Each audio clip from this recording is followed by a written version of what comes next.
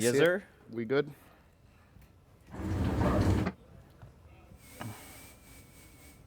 Sort them 1 to 4. 4 wildcard teams.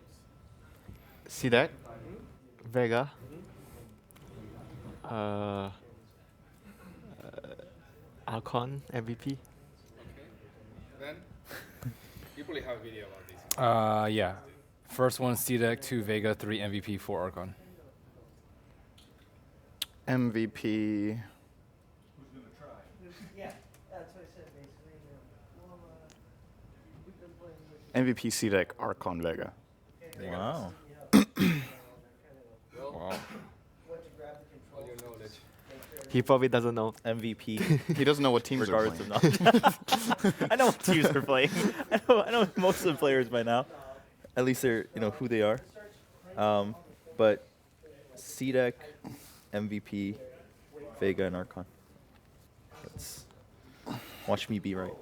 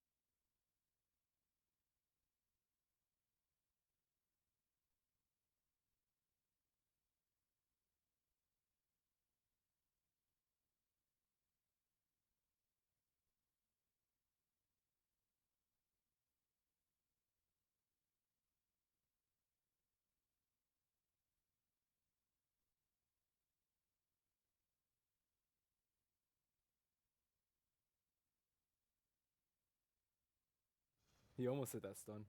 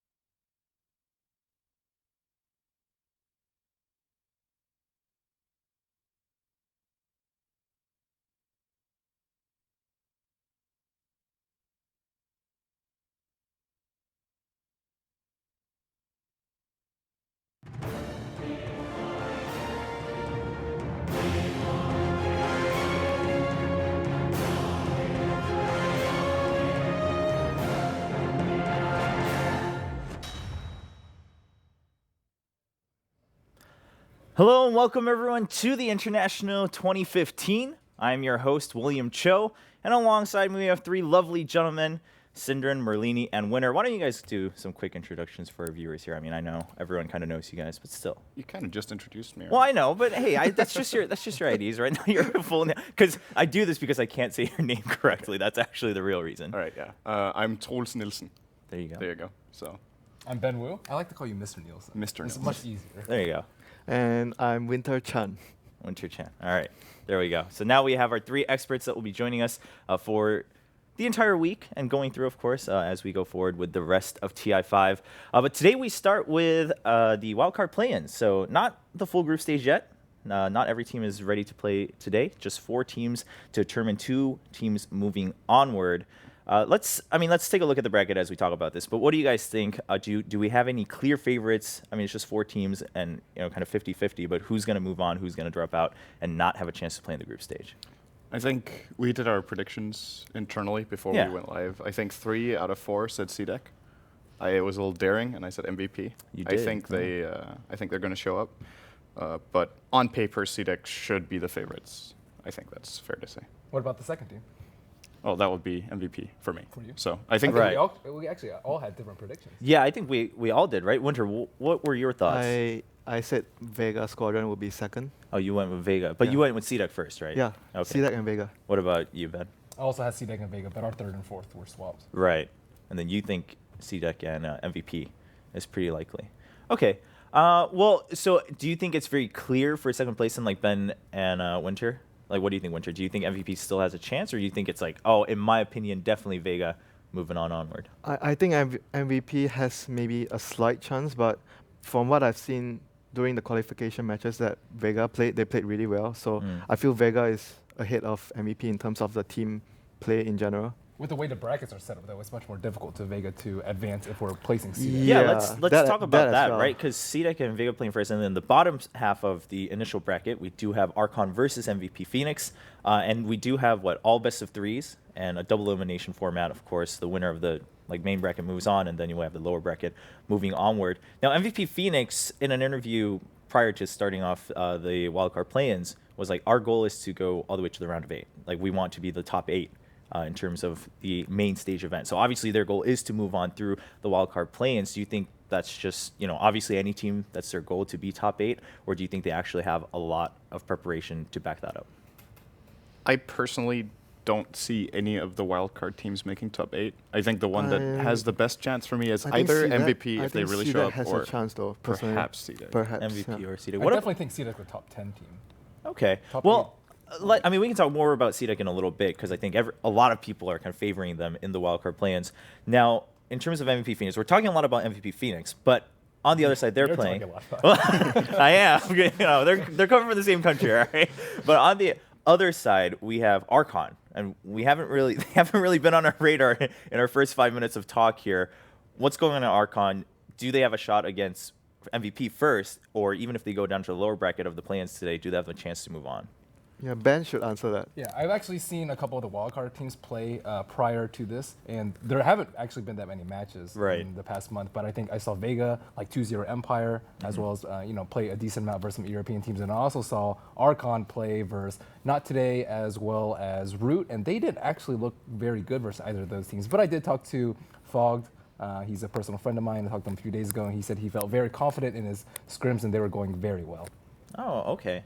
What are your thoughts, Cinder? Do you think still that, no matter how confident you are, no matter what your preparations are, obviously given the history, you still favor MVP a little bit? Or do you think momentum is going to matter a lot today? That's the big question. It always does. But I think by being best of 3s, I think that lowers the chances of a team like Archon a bit, because I think they could really shine in best of 1 formats, but you need to be consistent over these series. Right. And I think a team like MVP with more experience, or not, their individual players don't have more experience, but as a team, they've played together longer than this Archon team that's been together. I think they said 2 months or something. He said 4 months. since March. Yeah, since March. 4 months. Okay. So relatively new team. MVP has some international experience. They also played here last year. I can't remember if it was all of the players or Don't think 3 out of I think 5 or two. only 2 out of 5. QO and March. Yeah. Q on March. I mean, Archon was kind of here last year, too. Yeah. Right. So the players have been here. Yeah. So that was individually. it. Yeah, it doesn't really matter too much, but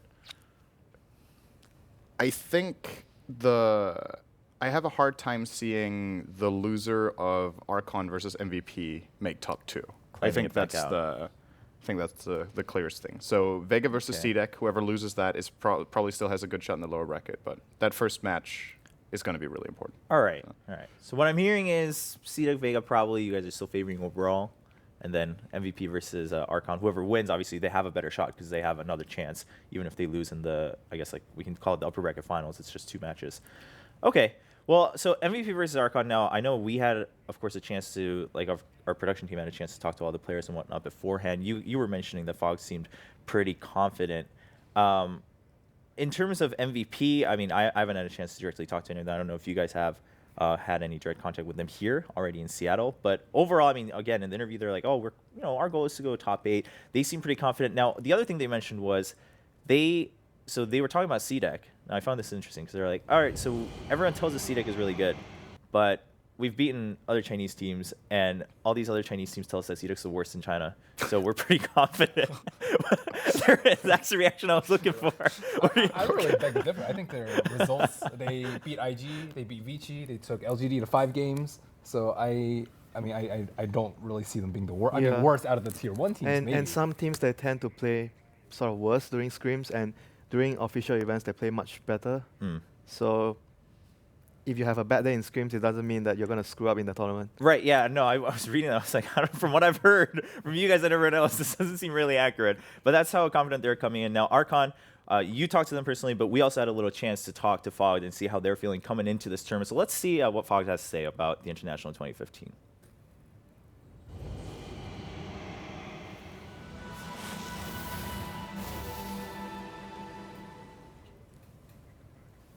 So I've been reading up a lot on you and your teams, and so the first question I have is just some clarification. Are you in the tournament as North American Rejects or Archon? Archon. Archon, okay. So why the switch in name? Well, we were looking for sponsors and everything to come into the tournament. They were the ones basically that we ended up finding, just ending up helping us out with everything. We really needed it, and it was like very last minute, and it just ended up being perfect. So how long has this particular team that you're on now, how long have you been together? We've only been together about, I would say, like 4 months. I think it was in March when we finally decided, talking to each other, we were like, let's give it another shot, That seems to be a strategy of yours just in the past couple of years. Why do that as opposed to stick to one team and continually play together? I mean, people say, the North American scene and everything is very flip-floppy. People always, school and whatnot, and people just aren't really full committed. But it ends up just being that it's really hard to find a select 5 that want to continue playing with each other. Is it hard to train specifically for the international when you're coming together so quickly before the qualifiers? I mean, people always say the international has its own meta game, so it switches as soon as you get here. And like everything that we've been looking up for the past few months on the teams that we've been like getting used to, like understanding how they play and blah and whatnot, everything changes last minute. So it's like, uh-oh, we just practiced all this and now we have no information basically. So we just kind of, when we get here, you play versus the teams and see what people are doing and try to get used to it. That's got to be a tough mentality, though. I mean, the international is a very long event. It's not like you can just come here, expend all your energy once, and walk away. How are you planning to deal with that moving forward? For us, we're just taking it, baby steps, because we're still wild card, so we have to play versus Vega, CDEC, and MVP. Of course, if we beat MVP first, then whichever one happens after that. But it's really just baby steps. We have notes on all the teams, but we have like a separate notebook for the teams that after the wild card, and then it's just step-by-step basis, hoping for the best. So you have an extra step standing between you and the international. Does that fuel you? Do you think that kind of makes you even more competitive? Could that be a good thing if you win and get to continue in the tournament? Yeah, definitely. I'm pretty sure most of the teams and everybody around here looks at us as the underdogs. So, that just gives you more power to go into it. Our fate is in 4 games. So how do you manage that? What's the leadership on your team like, and who are you looking to carry you through that? We all kind of do it together, but it's mostly Chad, our captain guy. He just like guides us for the most part. But we all everybody speaks up, which is really, really important, I think, because a lot of teams it ends up being where there's not really a full captain.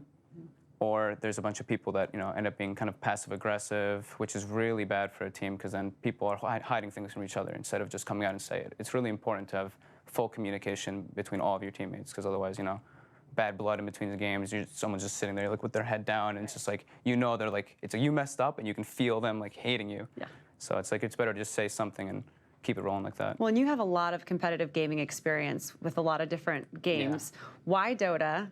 And how does the competitive experience in general help you?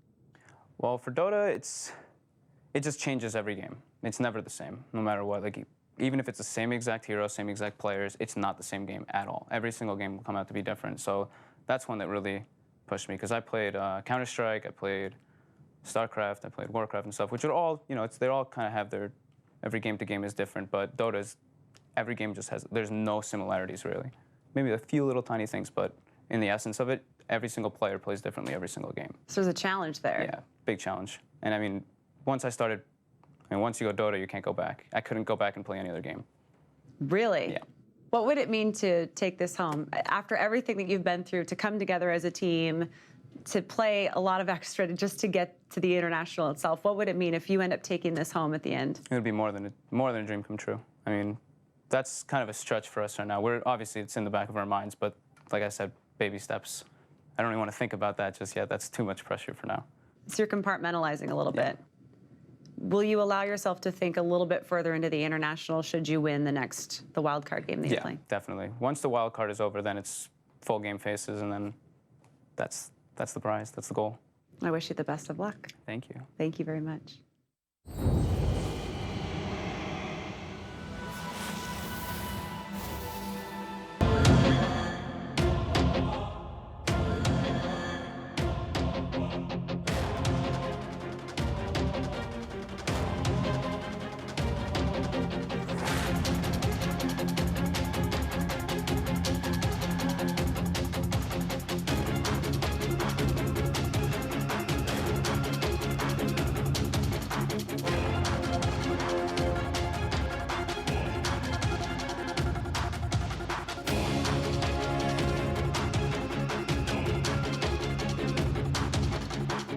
And there we have it, Archon in their first match against MVP in the wildcard play-ins. You can see all the 5 players here. And, we have a little bit about how they play their characteristics a little bit, we should say. If you're not familiar with Archon, which I assume, a lot of our viewers may not be familiar, especially with this lineup. Again, they mentioned themselves they've only been together for 4 months, but of course some of the players you might know from before. We discussed already a little bit. Nothing too new from the interview. Of course, they're talking about how they just want to take baby steps. They don't want to look too far forward, which I think is fair. And then how team chemistry matters a lot. Just stuff that it's important to every team. They said they were drawing their energy from Chad. I actually thought he said chat. I was like, what? You draw your energy from Twitch chat? That would be impressive. Like, whoa. that would take a whole nother level of play. But no, Chad. They draw their energy from Chad, their captain guy, as you mentioned. Now, Archon going up against MVP. Anything else we want to talk about in terms of this matchup? Because for our viewers, we do want to mention we do have 2 streams today. Of course, going forward tomorrow, we have so many games, so we will have 3 streams. But today we have 2 streams, so if you want to catch MVP versus Archon, that will be on our B stream for the very first match. So you can go over to Dota2.com. You can catch all the streams there. But before we move on to the match we'll have on the main stream, anything you guys want to mention to wrap up for Archon versus MVP? I think it's pretty good for Archon that they're matched up versus MVP in the first round because they have time to prepare. And I think MVP Phoenix is a team that takes special preparation just because they play strategies that aren't always like mainstream. And you like I say of the 3 other teams, you'd want to just do your homework on them and be like, okay, we might play them tomorrow, and you might not be prepared. Right. Okay, I think that's a fair point. So again, if that's kind of the match you want to follow more closely to kick things off today, you can catch that on our stream B, and that's all, again, on Dota2.com. Now going on to the match we'll have here on the main stream. It is going to be CDEC versus Vega. This one a little bit, do you think it's a little bit closer? Some maybe things to look at a little bit closer, or do you think still it's just all the wildcard teams, the results are just all we can talk about? I'm just wondering how the how the playstyles match up. Because I think Vega is a team that plays like really, really aggressively, and you're running into a Chinese team in CDEC that like to play aggressive dual lanes, for example, in the off lane. Spirit Breaker, Undying, for example. So I think we can have some really explosive early games where the games could get really, really snowbally very fast. Right. And I think that's the number one thing to watch out for, actually. It's been one of the most successful things for CDEC have been those aggressive dual lanes, and I'm assuming Vega go in prepared for that, and then we'll see if they play 2-1-2 themselves or even tri-lane for that. Okay. Ben, do you think Vega, their best bet in that case, since CDEC is well known for that, it's to just try to match that aggression, or take it a step back? I don't think that they should go to like some of their jungle strategies that we've seen them run occasionally. I don't know. Some of those dual lanes are just terribly difficult to lane against. Like even Undying alone is really difficult, and Undying +1 is just so incredibly good because that hero is so good at levels 1 and 2. So I just hope they have a solution, or you can like dodge it with the Queen of Pain or something like that.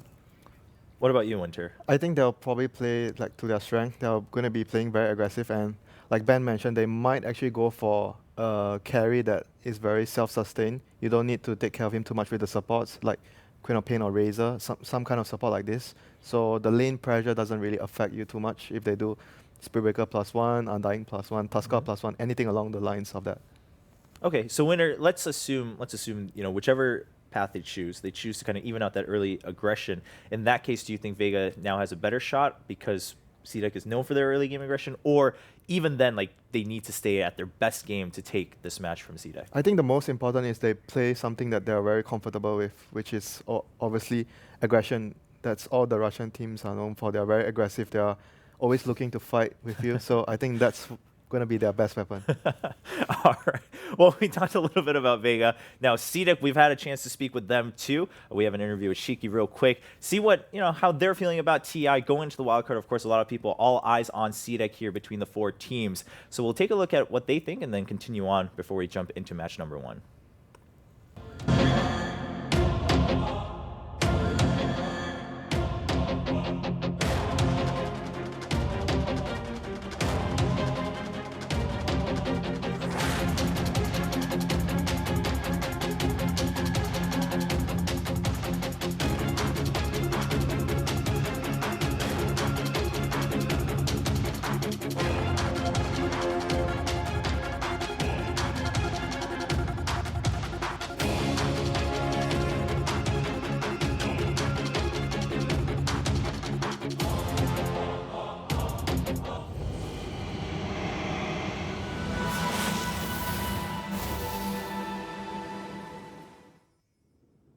好，那你现在是效力于 CDEC 战队，那这次是在什么样一个状况下加入到 CDEC 的？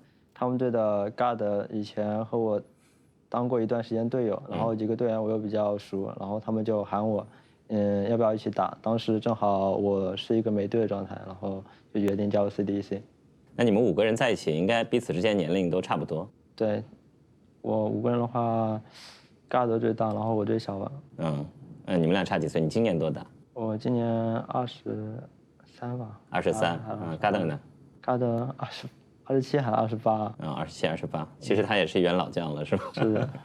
好的，那我们知道接下来你马上要参加的是这个外卡赛。那对于这个外卡赛，你们是怎么样来准备的？最近因为我知道你们训练得很刻苦，别的队也告诉我了。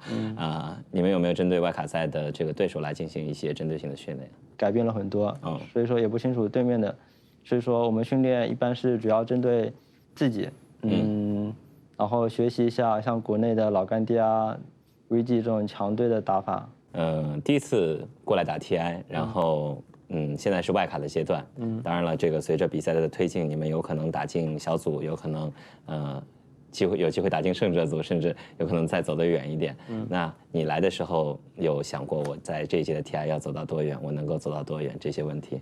来的时候肯定是先想着外卡赛出现啊，这个是最关键的。外卡赛不出现，我们已经说好第2天就坐飞机回去了。不看了是吧？不看了。会很伤心是吗？对。其实我觉得年轻第一次过来，我觉得可以把心态放得更平一点。但是我们自己对自己的期望还是比较高嘛。反正就是横下一条心，一定要先打进正赛。对，然后打进正赛的话，肯定是争取进入胜者组啊。在这边会考虑放松一下吗？还是在比赛之前一直都会处在一个比较紧张的状态？不会啊，肯定要等到外卡赛打完，外卡赛打完之后，紧接着又是小组赛了。对啊，紧接着就是小组赛，然后肯定会一直等到被淘汰之后才会出去玩一下什么的。反正这次也是我第一次出国，肯定要放松的话，肯定也会放松的。应该也是在比赛之后是吧？对，淘汰之后。那你从打职业到现在有机会来打 TI， 中间经过了多久？1年吧，就是我去年 TI 之前打的职业。那你还是这个时间其实是非常短的了，对你来说。还行吧，1年时间。你觉得是你实力强还是运气好？运气好吧。运气好。好的，非常感谢你接受我们的采访。然后我相信所有人应该都期待着你们能够在小组赛出现。好，谢谢。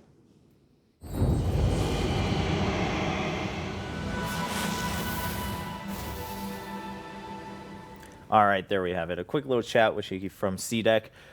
Now, with them as a team here, excuse me, their first time, and Shiki kind of saying, oh, maybe a little bit lucky getting into the international. That's the spirit. I got lucky. Well, the question was pretty rhetorical, right? It's like, do you think you're that good or lucky? I mean, if you sit there, you're like, I think I'm really that good. Like that's also not the greatest of answers.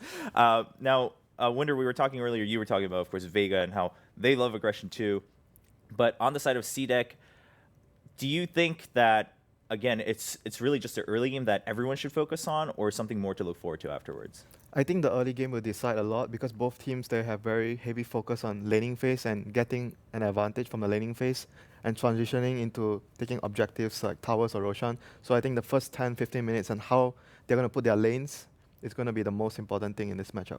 All right, Synderen, do you think it's true for both teams, really? Just early game, this whole best of 3, early game's kind of the spotlight? Yeah, I think for all the matches we'll see today, I think this is the most early game heavy one we'll have. Ooh.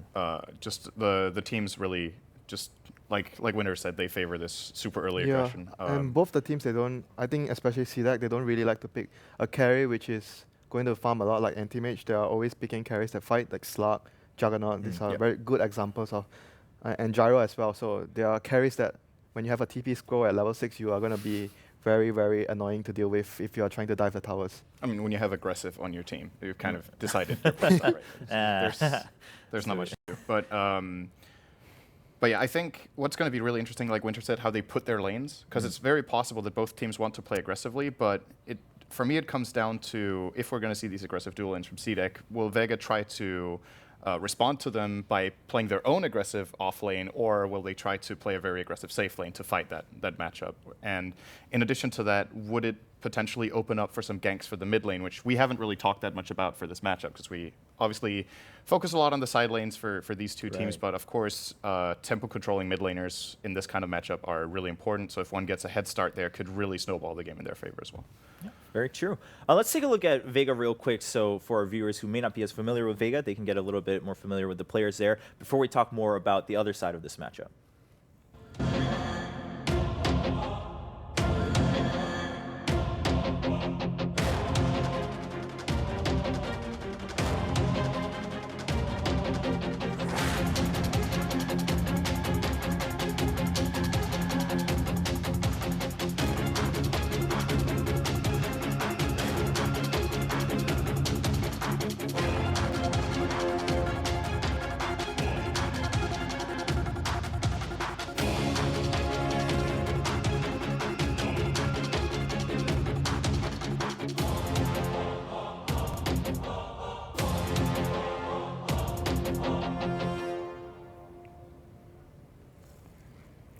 So yeah, so as you guys were mentioning, you just brought it up, Cinder, and how we didn't talk too much about the mid lane here. Of course, we're seeing here for Vega, so to kind of prioritize the mid lane, maybe they'll have to swap that out if they're up against CDEC.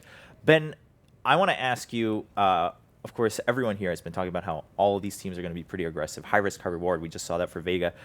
Is that a result also of like less experience, right? Because in a lot of, whether it's sports or any games, we often relate to high risk, high reward kind of just going all out plays to being, we're not as confident, so we're going to put everything on the table, go all in the very beginning. Do you agree with that? I don't necessarily think it's an all out play. If you saw their game from the qualifiers, a lot of times they were behind in the first 10 or 15, and then they would actually just group up as 5 and try and use their excellent teamwork and chemistry. I think it's just it's something that's more comfortable to them. They're just used to it. And even in like play styles from the pubs that they probably play a lot, it's just very aggressive from the get-go. And you'll see like offensive dual lanes like very often, and just like Tusk, Undying, like these sort of heroes that you're very used to fighting. And I think it's more of a comfort than anything else. Okay, Winder, would you agree that that's just what you're more used to, the team fighting and whatnot, the mechanics there involved rather than the other parts of the game? I think the other point that I feel that's going to affect this is because they're mostly younger players, and younger players tend to be more willing to take a chance. And compared, if you just look at the older Chinese players, like for example, Burning as a carry player, he's always very safe and he doesn't try to do stuff that's crazy or over the board. But if you look at another carry player like Arteezy, he's younger, so he tends to be the player that takes more chances. For example, when he's farming, and he likes to draw the attention towards him, so his team can actually have more space on the map. And that's something that usually generally the carry players from China, they don't really do that. This is not as analytical, but this is something I always like bringing up in any game, right? Winner, you mentioned age. Yeah, I think now, age. I was looking at the ages of the players here, and it's always funny how we're like, oh, like this player's pretty old, and they're like 23, and we're like, oh man, they're going past their prime. Maybe more experience. Well, right, but do you think that matters a lot in Dota 2 specifically? Oh, definitely. I think the younger players, they have like more reflexes, and they can, they don't necessarily rely on their experience to carry them through, like their late game decision making, their mid game decision making. They can just outmaneuver opponents in the laning phase and kind of exert their dominance there. Fair enough. I think with that in mind, I think just looking at the ages, I'm pretty sure no one is the youngest player at TI apart from Sumail. He was 17, right? I think he's got to be like 95th percentile young. Yeah, if not tied. I think there's right? another few players that's 17 or 18. Right. So but at best tied. He is at 17. I would say he has to be the youngest player in the wildcard round at least. I don't think there's anyone else who's 17 here. I'm gonna be proven wrong with the next think team, so. Because in MVP sure. Phoenix, I think QO is probably the youngest. He's 21. Yeah, MVP Phoenix is on the older Archon side is for sure. Ush. They were 19. 19, yeah, right? 19. Yeah, and CDEC is mostly 21, 22. Yeah. Right around the same age. So he's very young. They have Mag to as the very experienced player there, as well as Solo for Vega Squadron though. So I think whatever inexperience could become a problem for no one, they have the team mentality to carry it through. And a player like Mag, who's played at multiple internationals, knows the pressure, and hopefully for them he can help carry them through. Especially, I think a lot of teams with younger players, if you go into a really important tournament like this, if you come off on the wrong foot in the beginning of the tournament, you might crumble really quickly. But if you have experienced players like that, they can help you refocus and keep the morale high. So I think him and Solo will be absolutely crucial for the team. All right. Now, something else that I want to bring up before we go into match number 1 is earlier in the interview with Fogged, they were kind of joking around about, the meta always is very specific for the international, right? It always kind of come back around to its own little meta. What do you think about kind of where we are in terms of the meta and what we can expect winter? Do you think, in fact, we can make any predictions, even as you guys as experts, like, we'll probably see this play or whatnot? Or do you think, hey, whatever the team's prepared, they could just bring out secrets from their pockets? Let's wreck. Okay. I think, Leshrac, of course, is obviously going to be something that everyone is going to be fighting for because he's very suitable for the current meta. A lot of fighting and a lot of late game power because of thanks to Octarine Core. He used to not be so strong in late game, but with that item, he's just as strong as any other carry. And the other heroes that are probably, I think Bounty Hunter or Spirit Breaker could be something that both of the teams might want to go for because they are very good at fighting and very good at catching heroes alone early, good at roaming, and obviously Bounty Hunter rewards constant trading of heroes, constant fighting. So Bounty Hunter could be something that you might want to look out for in this series. Yeah, he's right here. We'll see him. We'll see him all match. There he is, getting all ready.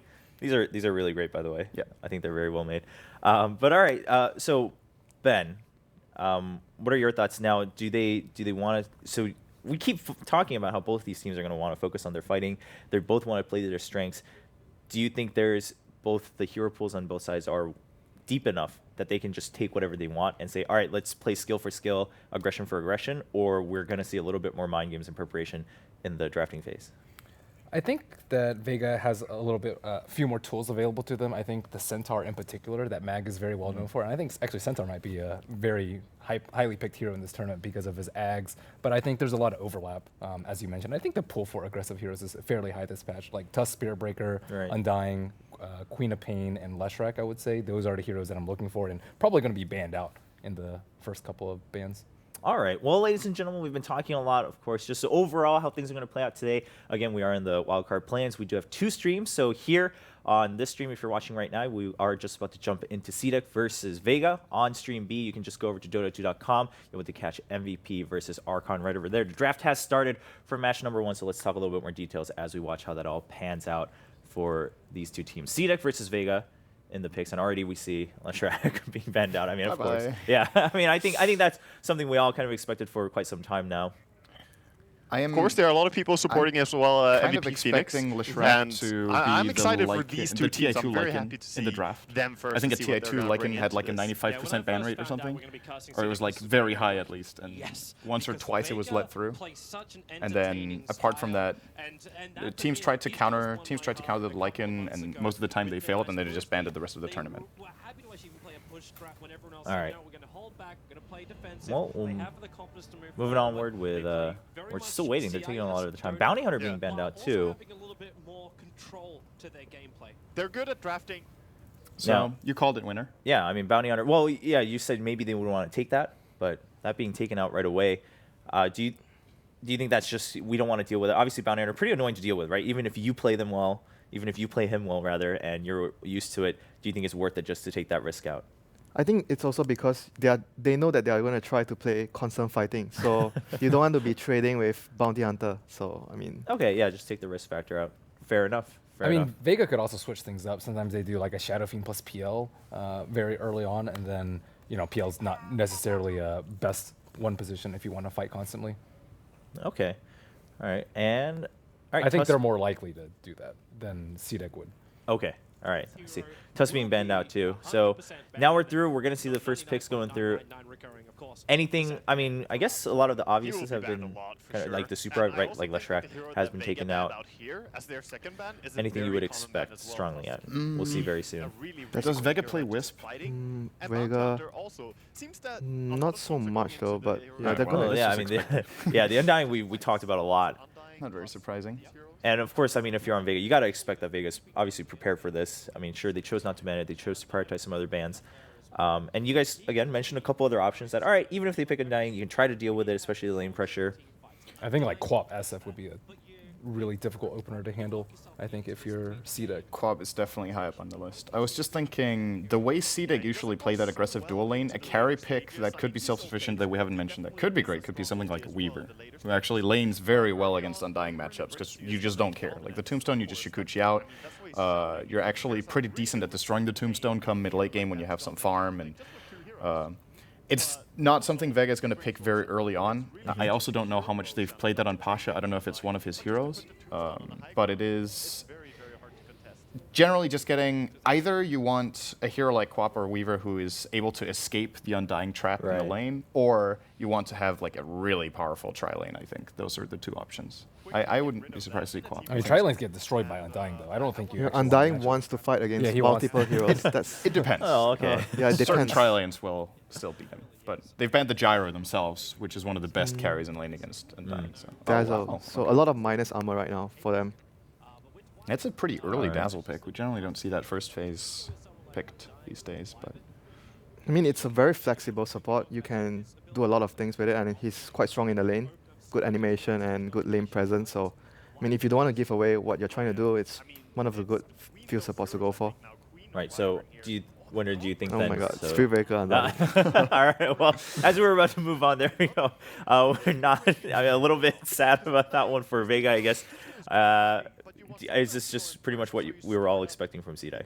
Yeah, it's something that's very popular as well in China, in the pubs, especially Undying plus 3 breaker.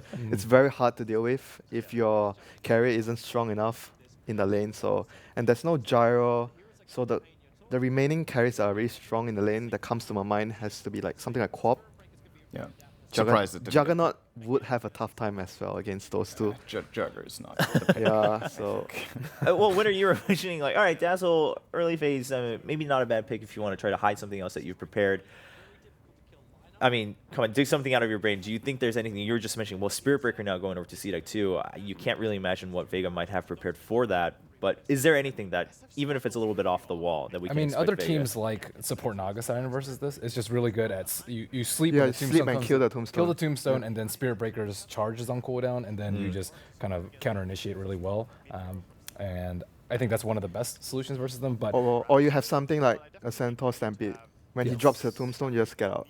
Okay. And another nice thing about Naga support here is that one of the weaknesses of Naga support is that you don't really get that much damage output. Sure, you have Riptide, but Ensnare is a 0 damage just root, right? But if you're playing it with a Dazzle and you skill Mirror Image, you actually have the heal bomb damage in the early laning Oh stage, yeah, which can be nice. that's actually a really good point. I mean, it is a possibility for them to run the Naga. I was thinking Naga when I saw the Dazzle early as a way of solving this safe lane problem that they probably will have.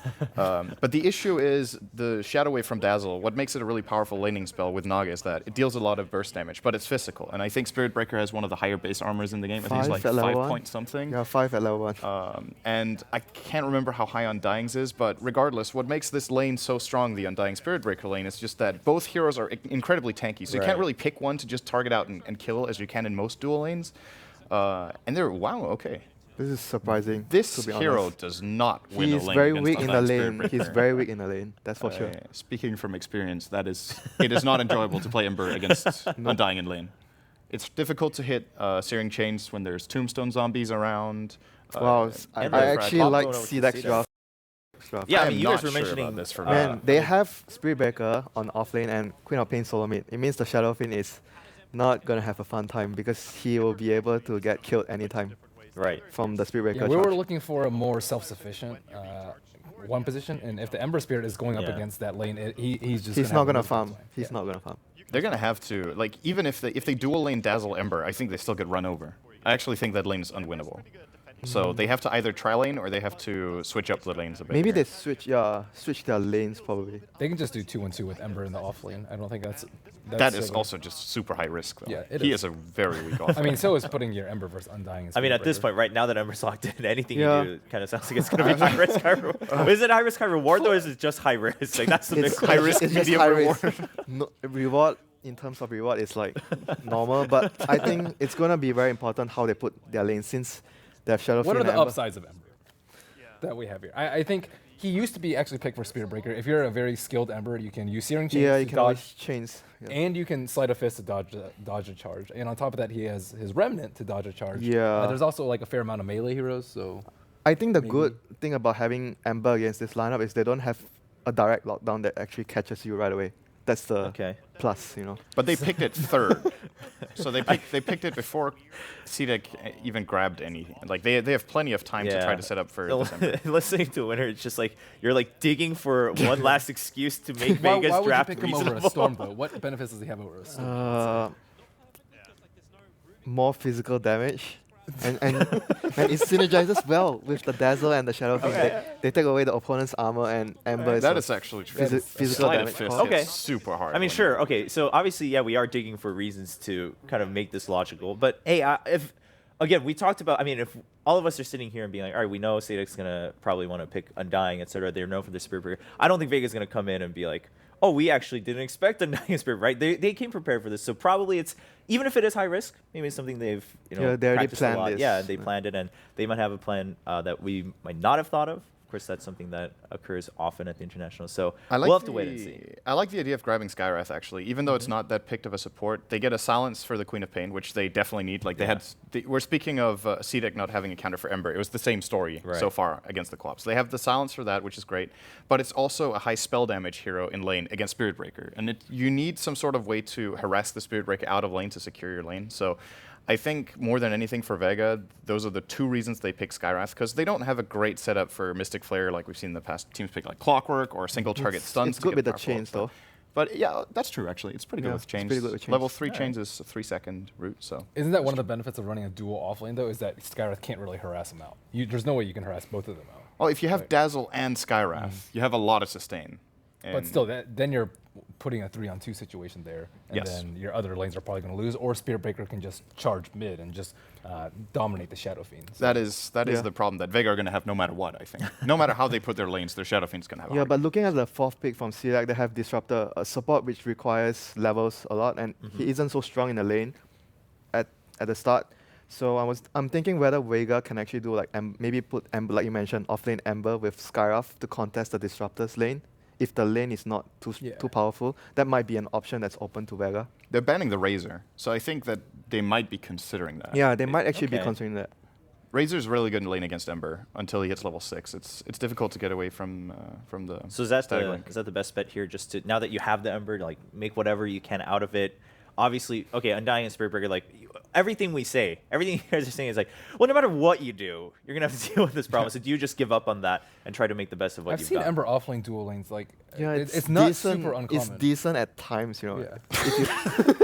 If you, every time, I love how Wonder's like, well, let's try to make this sound logical. And he starts, but he's like, it's all right at best. That's where it stops. okay, sometimes it works. in the Okay, right yeah, no, situation. okay, no, we know what you're saying. It's a fair point. I think Vega simply I think they have to play the Ember safe lane. I think if they run the offlane Ember, it's not even high risk, high reward. It's like mega risk, low reward almost. Like if that offlane doesn't work, they lose this game super quickly. Yep. Like an Ember that falls behind is just an absolute liability mid game. So if they safe lane the Ember, I think what they're looking for is a space creating offlane hero that can set up. I think Clockwork is really good. I think the Centaur is actually an absolute possibility in this game. Okay.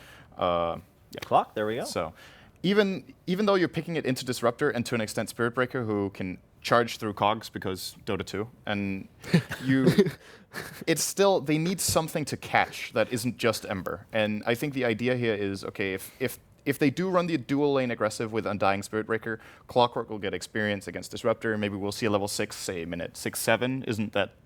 It's not out of the question. So then maybe he can set something up for them in the mid game. I think they're going to need it. Yeah, I mean, it sounds like it. So, Wow. oh, there we go, and we wrap it up That is with unusual. Drain. I mean, what are you thinking, Winner? They are But- going to go. It's very obvious they want to just get an advantage from the lane with the Undying, and you have a call that pushes, so you can always utilize the Tombstone. Because like when you have Undying, when you reach level 7, that's your peak. You want to just go towers, Right. objective, and Dragon Knight is a good partner. Yeah, And that's another true. nice benefit of this is that they probably put Dragon Knight mid and then the Quap safe lane. And then the They Clock can will roam. actually have a super hard time. Okay. And it will give Shadow Fiend a little more space. Right. But I still think that might be the best It might choice be here. worth it just Yeah. to really shut down everything that Vega has Yes. prepared. All right, well, we're about to find out, of course, the very first game of TI5. It is going to be CDEC versus Vega in a best of 3. For now, we'll jump into game with Toby and Waga. We'll be back after game number 1. They have the Dazzle, they have the Ember, they have the Shadow Fiend. That minus armor combination and also bonus armor for themselves, they have really strong late game options. Yeah, we'll look forward to it. All right, let's get ourselves into it. So we'll start our official game, our first semi-final for the wild card for the International 2015. Welcome to everyone who is tuning in as well on the main live stream, as well as Dota TV, YouTube, the stream platform, anywhere around the world. Welcome to the International 5. Yeah, warm welcome to everyone. This is so amazing to be part of starting the TI cast here. And by the looks of it right now, we just see 3-4 actually, as Ember is running ahead a little bit here of Vega moving top, as a ward was placed bottom by Clockwork. Yeah, this is Just defensive movements. Yeah, this is more of a let's just get control of the earlier vision of the lane by the looks of it. When you run 4 players down to the bot lane for CDEC, you are, of course, running an Undying, so you're leaning towards running an aggro, right? Yeah. Whenever you got the Undying. Oh, definitely. Yeah. Whenever you draft Undying, you're extremely likely to try and take over control on the enemy lane. And that is pretty much the purpose of this hero, is to make it difficult for the enemy to lane. That is... So what happens then when Vega are doing what they're currently doing, which is the dodge? You put the Clockwork on the bottom and you run an aggro tri-lane top. Yeah, Clock is extremely hard to dive as well, so it is a good defensive hero to have, and he has plenty of regen with him. I believe they should have realized this now, as they didn't run into anyone. That is some form of defensive lane they're going up against. Or, I mean, aggressive lane and putting a solo safe lane. And this is when you have the option to do a switch. They do see Shadow Fiend taking top rune, DK gets the bottom. But you gotta keep in mind that switching means a lot of running, or buying a TP scroll, which also is pretty expensive early on. Yeah, it doesn't look like they'll switch. Just let Garda do the block in mid, set up for Shiki, and they'll leave the Spirit Breaker to run the off lane. So it will be a Spirit Breaker off lane played by XZ. He'll be going up against Mag's Clockwork. Mag's gonna really enjoy this lane. As long as Spirit Breaker doesn't get 70% chance to win the lane, Yeah. he's gonna have a really good time there. And the SF actually left alone to do his own thing in the lane. Yeah, and there's also a little bit of running around the mid lane with both the Undying, and Disruptor was there earlier, but he's gonna be pretty fine against the DK solo mid. Whenever you're playing Shadow Fiend versus DK, I think you're pretty comfortable. Yeah. I also want to keep my eyes on bottom lane. Watching Mag's movement against XZ, Like, it's just a small little thing, but he gets in it behind the Spirit Breaker, just making it feel like he can just cog burn him out. And there's not really a lot of mana for the SP to work on, even though he went for Bash. But top lane, they're coming in pretty close. And Seema, with the creep wave being pulled over, they're seeing the CDEC supports coming in from the trees, but nothing's going to happen from here. This is now the battle for lane dominance. Yeah, and that pull is a little bit of a farm trade as well, because that means that Dire can actually try and farm the neutral creeps here as well as the Radiant creeps. But, of course, you get safe lane farm under a tower for the Ember. So he's protected there. So at this point, I'd say it's just been nibbling lanes. No one's trying to go for anything, which is probably, like you say, it's almost not favoring CDEC to have this happen, because they've got themselves an Undying. Like, you want to be adding early game pressure to this. Yeah. You've got a Queen of Pain, who at this point doesn't even have a level in amp thing, doesn't really find the point, like, do you need to save that blink to get she away? might get In fact, it. yep, there you go. Saving the point, gets the blink, and escapes to safety. Yeah, she had to there as well. The Searing Chains have pretty good range, so she was close to get into that. Bottom lane, though, is going really, really well for Vega as well. So CDEC are not doing too hot on these two lanes, but mid, they have a 9 CS on their DK already, so did a good job last hitting in there in the beginning. Lane is going to get harder, though, against Shadow Fiend. When he stacks up some damage, it gets progressively harder for DK. Yeah, and the SF also, like, you're obviously realizing he's not going to have stacks because you're running an aggro tri lane on top. But it doesn't take long to move back, do a couple of stacks, and have the SF flash farm. So even if he's behind by just a couple of CS, it's not a victory for the DK. It's kind of like one of these weird things with when Vega run their DK, they put the 4 points up and breathe fire by level 7. They want to have that nuke power, so then you can roam in and get the gank off. But in this scenario, like, you're not going to roam in. Like, you could roam in the SB. He could leave from bottom lane. It's curious that he actually puts those 2 points just for extra regen and armor against him, putting 2 points into Dragon Blood. But I suppose it can be worth just to feel a little bit more safe in the early laning here. He knows that people aren't going to gang him from top, or at least now that one person is attempting to do so, he should be aware of this, because someone is missing and they have a very good ward on top lane. So he's fully aware of this game. I need to hit the concussive shot. That's the only way this will really work. And, well, here it comes. There goes your concussive with the orbs, but it's only going to chip the DK down. And with 2 bottle charges up his sleeve, there's no real problem coming from this. And, in fact, it now gives CDEC more confidence for Garda as well as Q to get closer on both Seema as well as Pasha here, because he didn't realize the support is gone. Exactly, and that means that there's free farm going on for the Queen of Pain, and she's a dangerous hero to go up against on the lane for Ember. If she starts getting some items, if she gets the power treads, she can do so much work in the early skirmishes.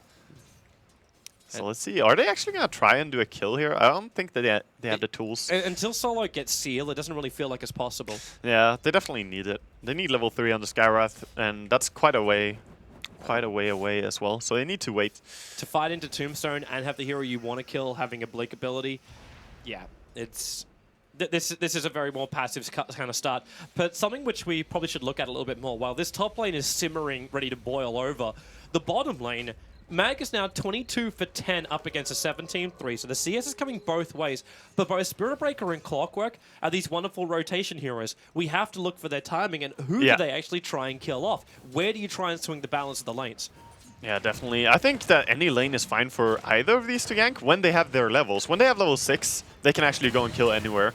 So they are the ones to set the pace. Just in a few more minutes here when we actually see Spirit Breaker is just now about to hit level 5, but top lane, they found their opening. It's Disruptor with the heal bomb.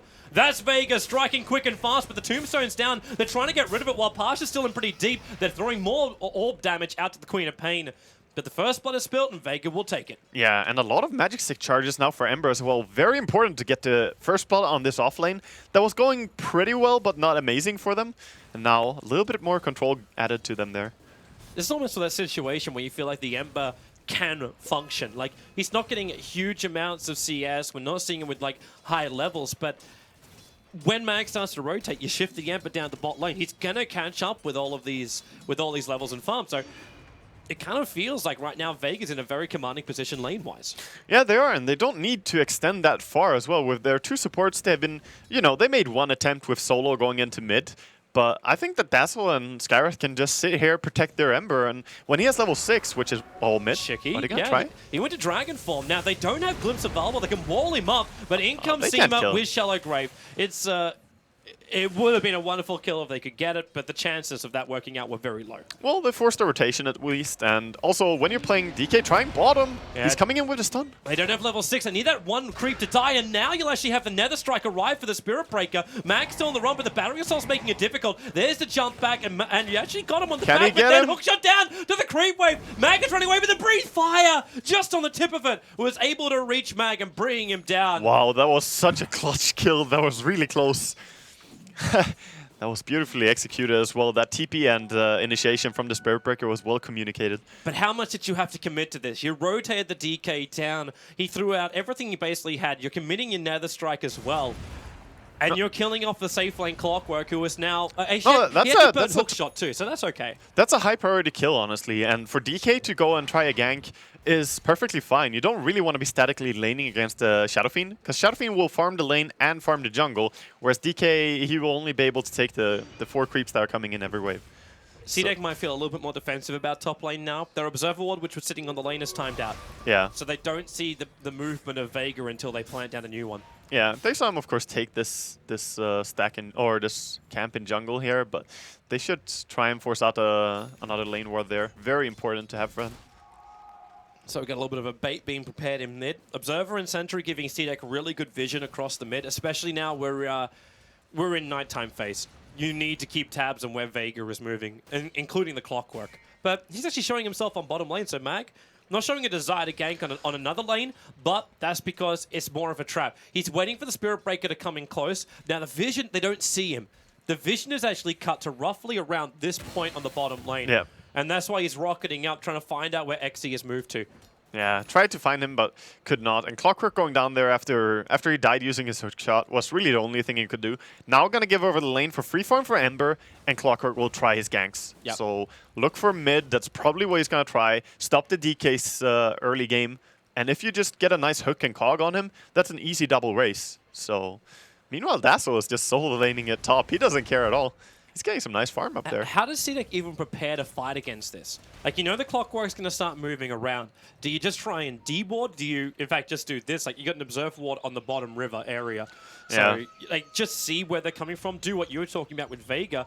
Keep vision up against Spirit Breaker. This time it's against the Clockwork. Yep, and DK actually forfeiting the top bounty rune. As he saw the Clockwork kind of stalking him there, he's like, okay, you take that.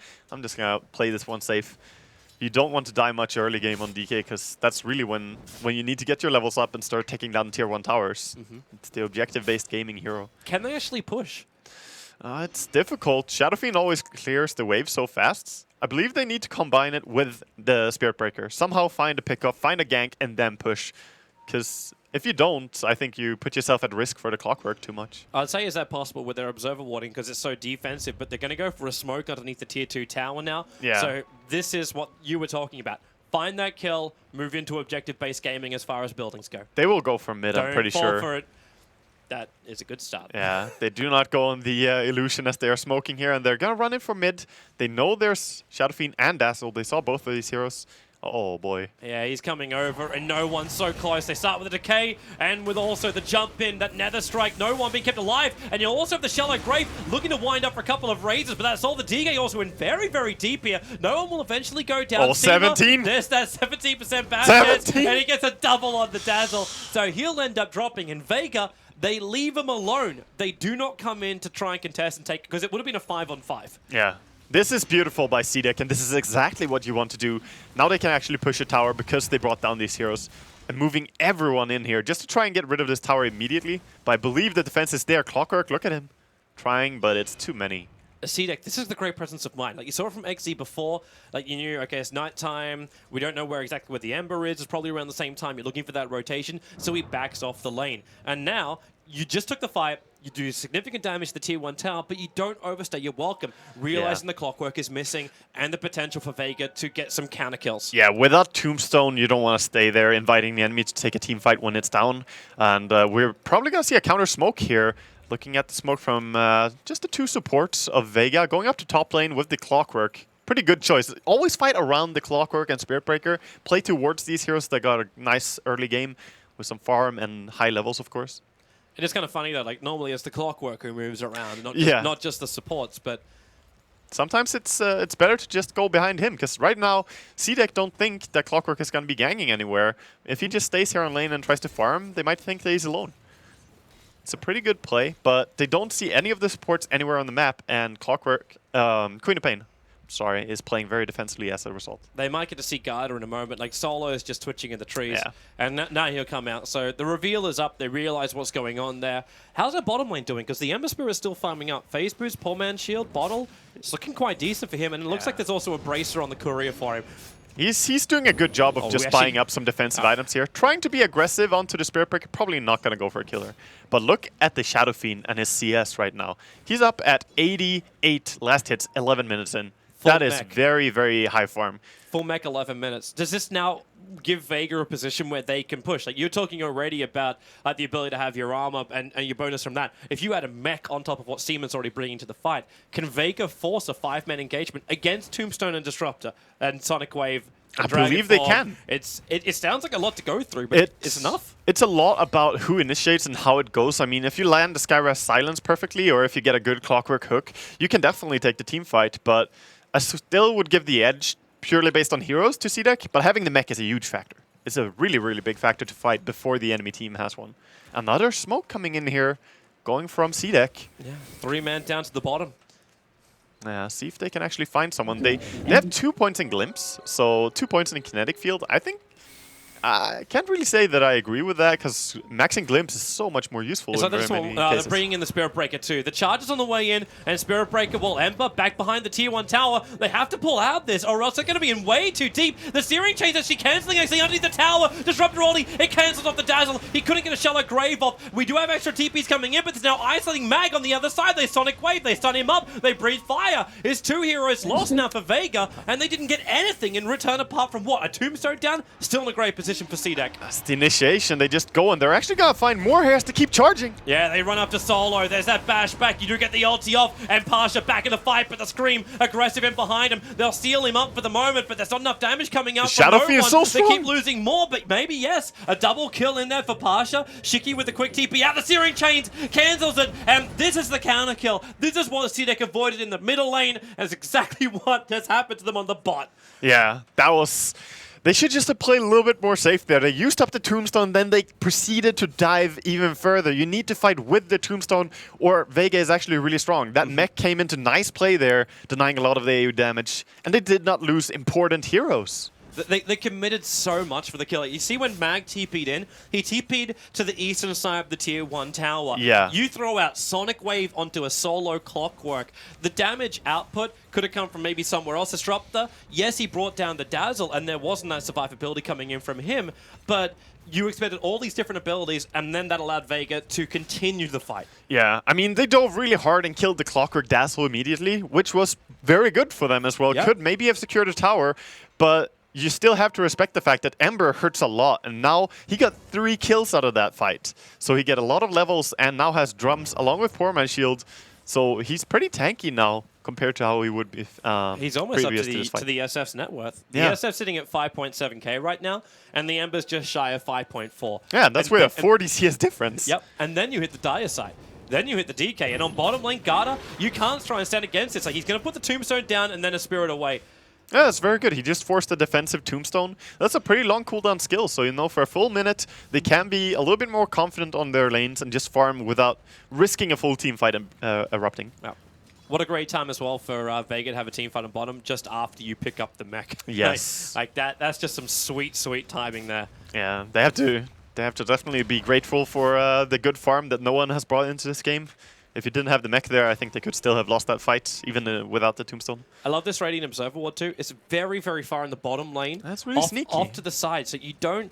Like, I know we were looking a lot at Vega's warding positions, and the big box is this guy right here. Yeah. They ward so much around this area. Even into the later portion of the game, they still ward this area. Honestly, I think that they know that everyone has seen this as well, because, you know, it's open, every team has seen it, and they just like, okay, we want that vision, but we don't want to get dewarded. What can we do?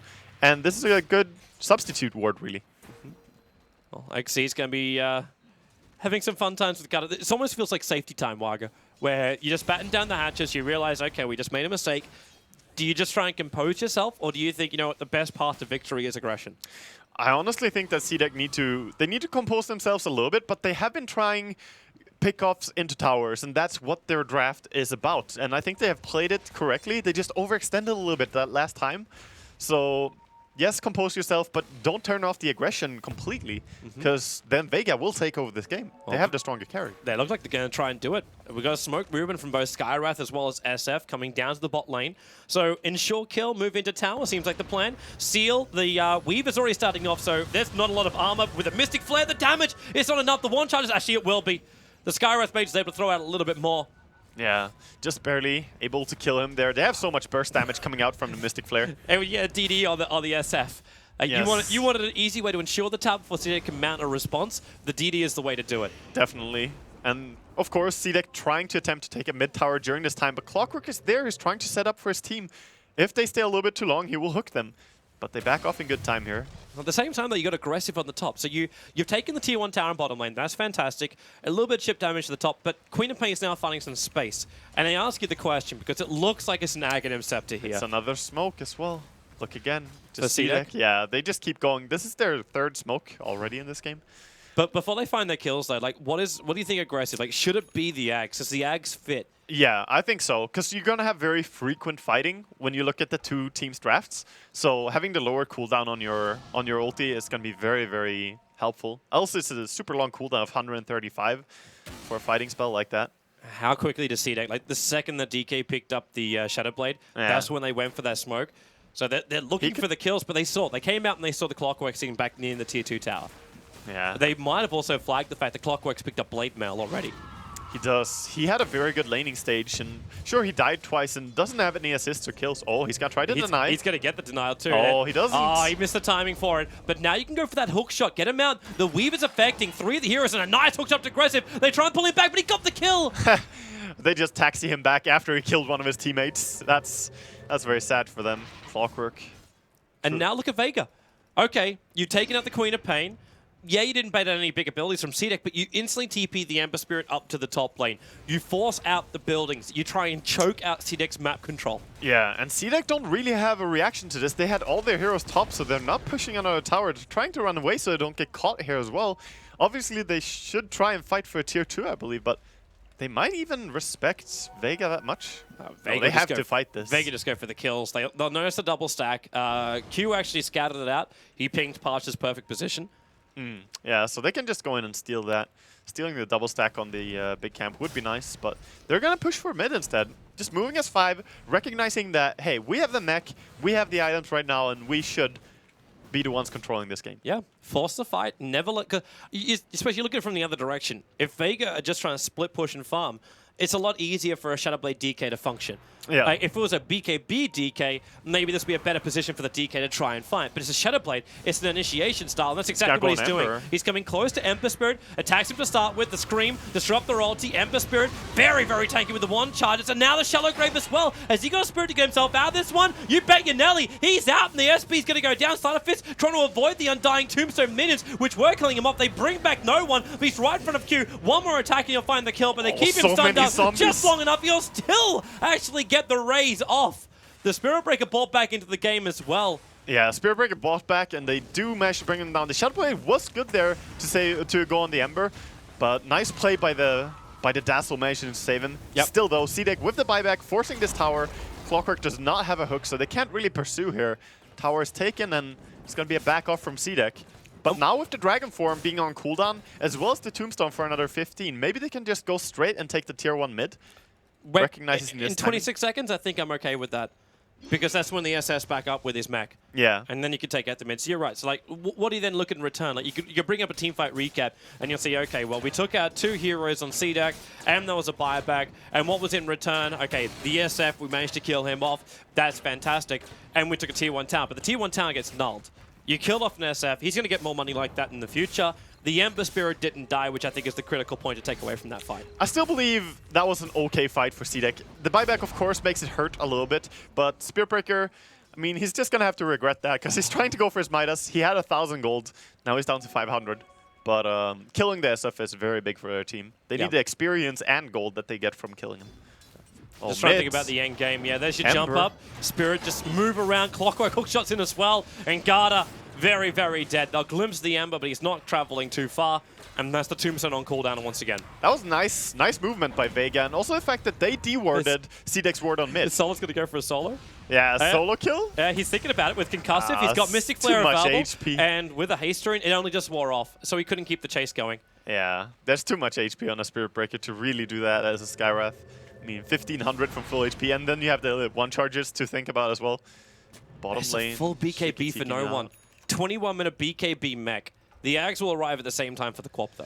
Yeah, but that's her first item, and she has an Ags at 21. That's, you know, by no means a fast Ags timing. So they're definitely struggling, but now with the Ags, they can fight more frequently. 40-second cooldown is really good.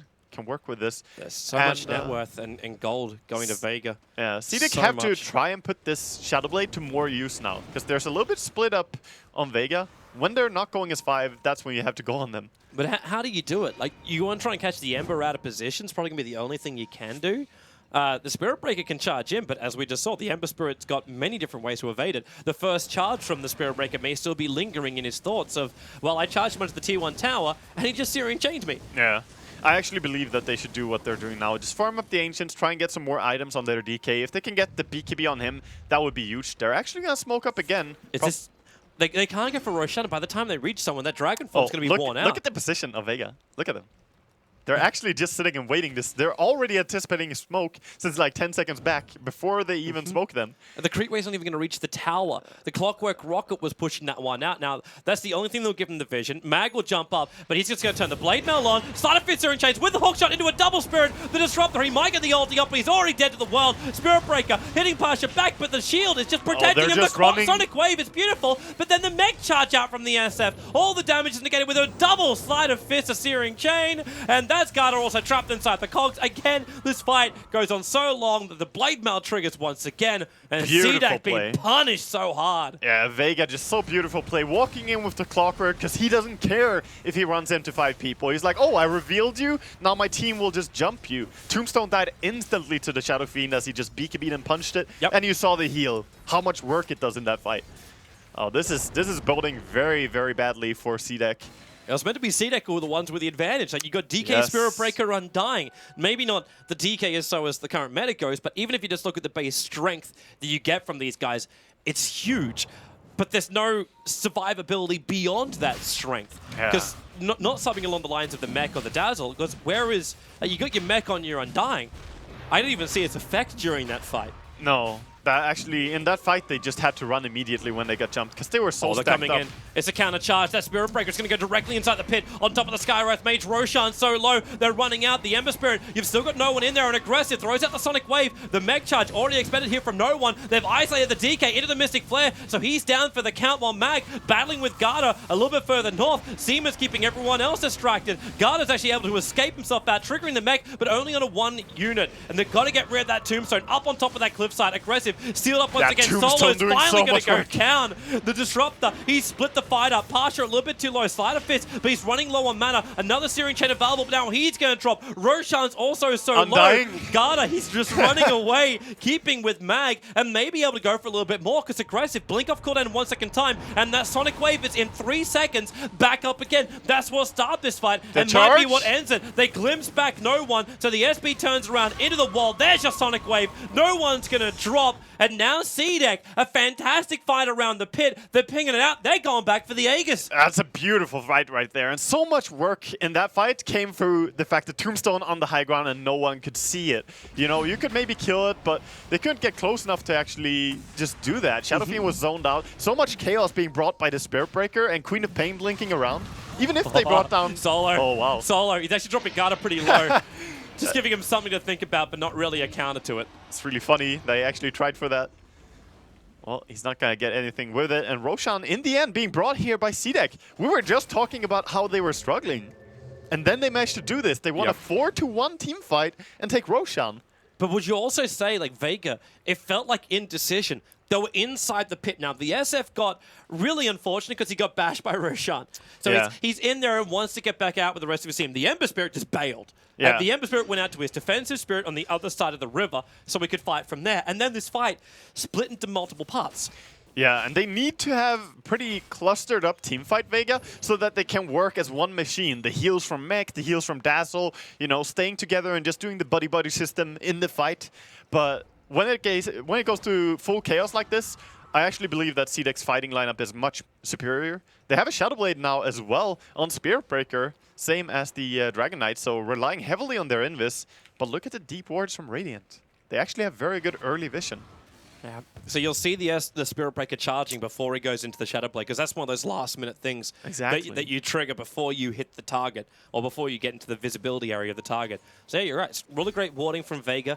Most of us watching the bottom, but at the same time, that's a very big angle. If you're moving anywhere inside your own jungle, or pushing mid or bot lane, then you're going to see the SB coming from a mile away. Yeah, I mean, it was good preparational wards for the Roshan, because they actually saw a lot of the enemies coming very early, as Clockwork was on top of them with his Invis. I was surprised Vega didn't win that harder. Yep, I'm surprised they didn't just finish Roshan and then fight them.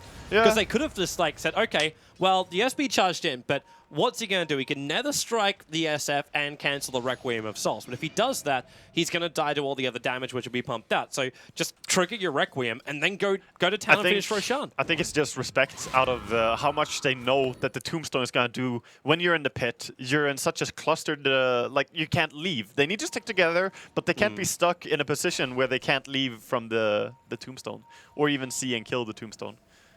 Because that's the dangerous part. When you can put it in a spot where you don't have vision on it, I believe they might have had a ward that saw the Tombstone there. That's one of those times where you almost wish that Mag found that perfect positioning just on the stairwell, looking over Roshan, and get like that perfect cog position, keeping everyone out. He so then had a chance to do that. He did? He definitely did. He walked up those stairs himself. So I'm surprised that they didn't just take the fight right there, but block hog it and then just take out the Tombstone. The decision making has to be very, very quick when you try for something like this, and the pressure is higher than ever.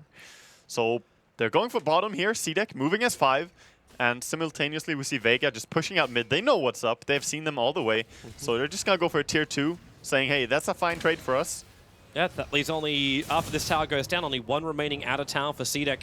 Once they get rid of it. And in return, like you knew this tier 1 tower was going to drop eventually. The DK is going to finish it off. They fortify just because it's going to come back off cooldown anyway.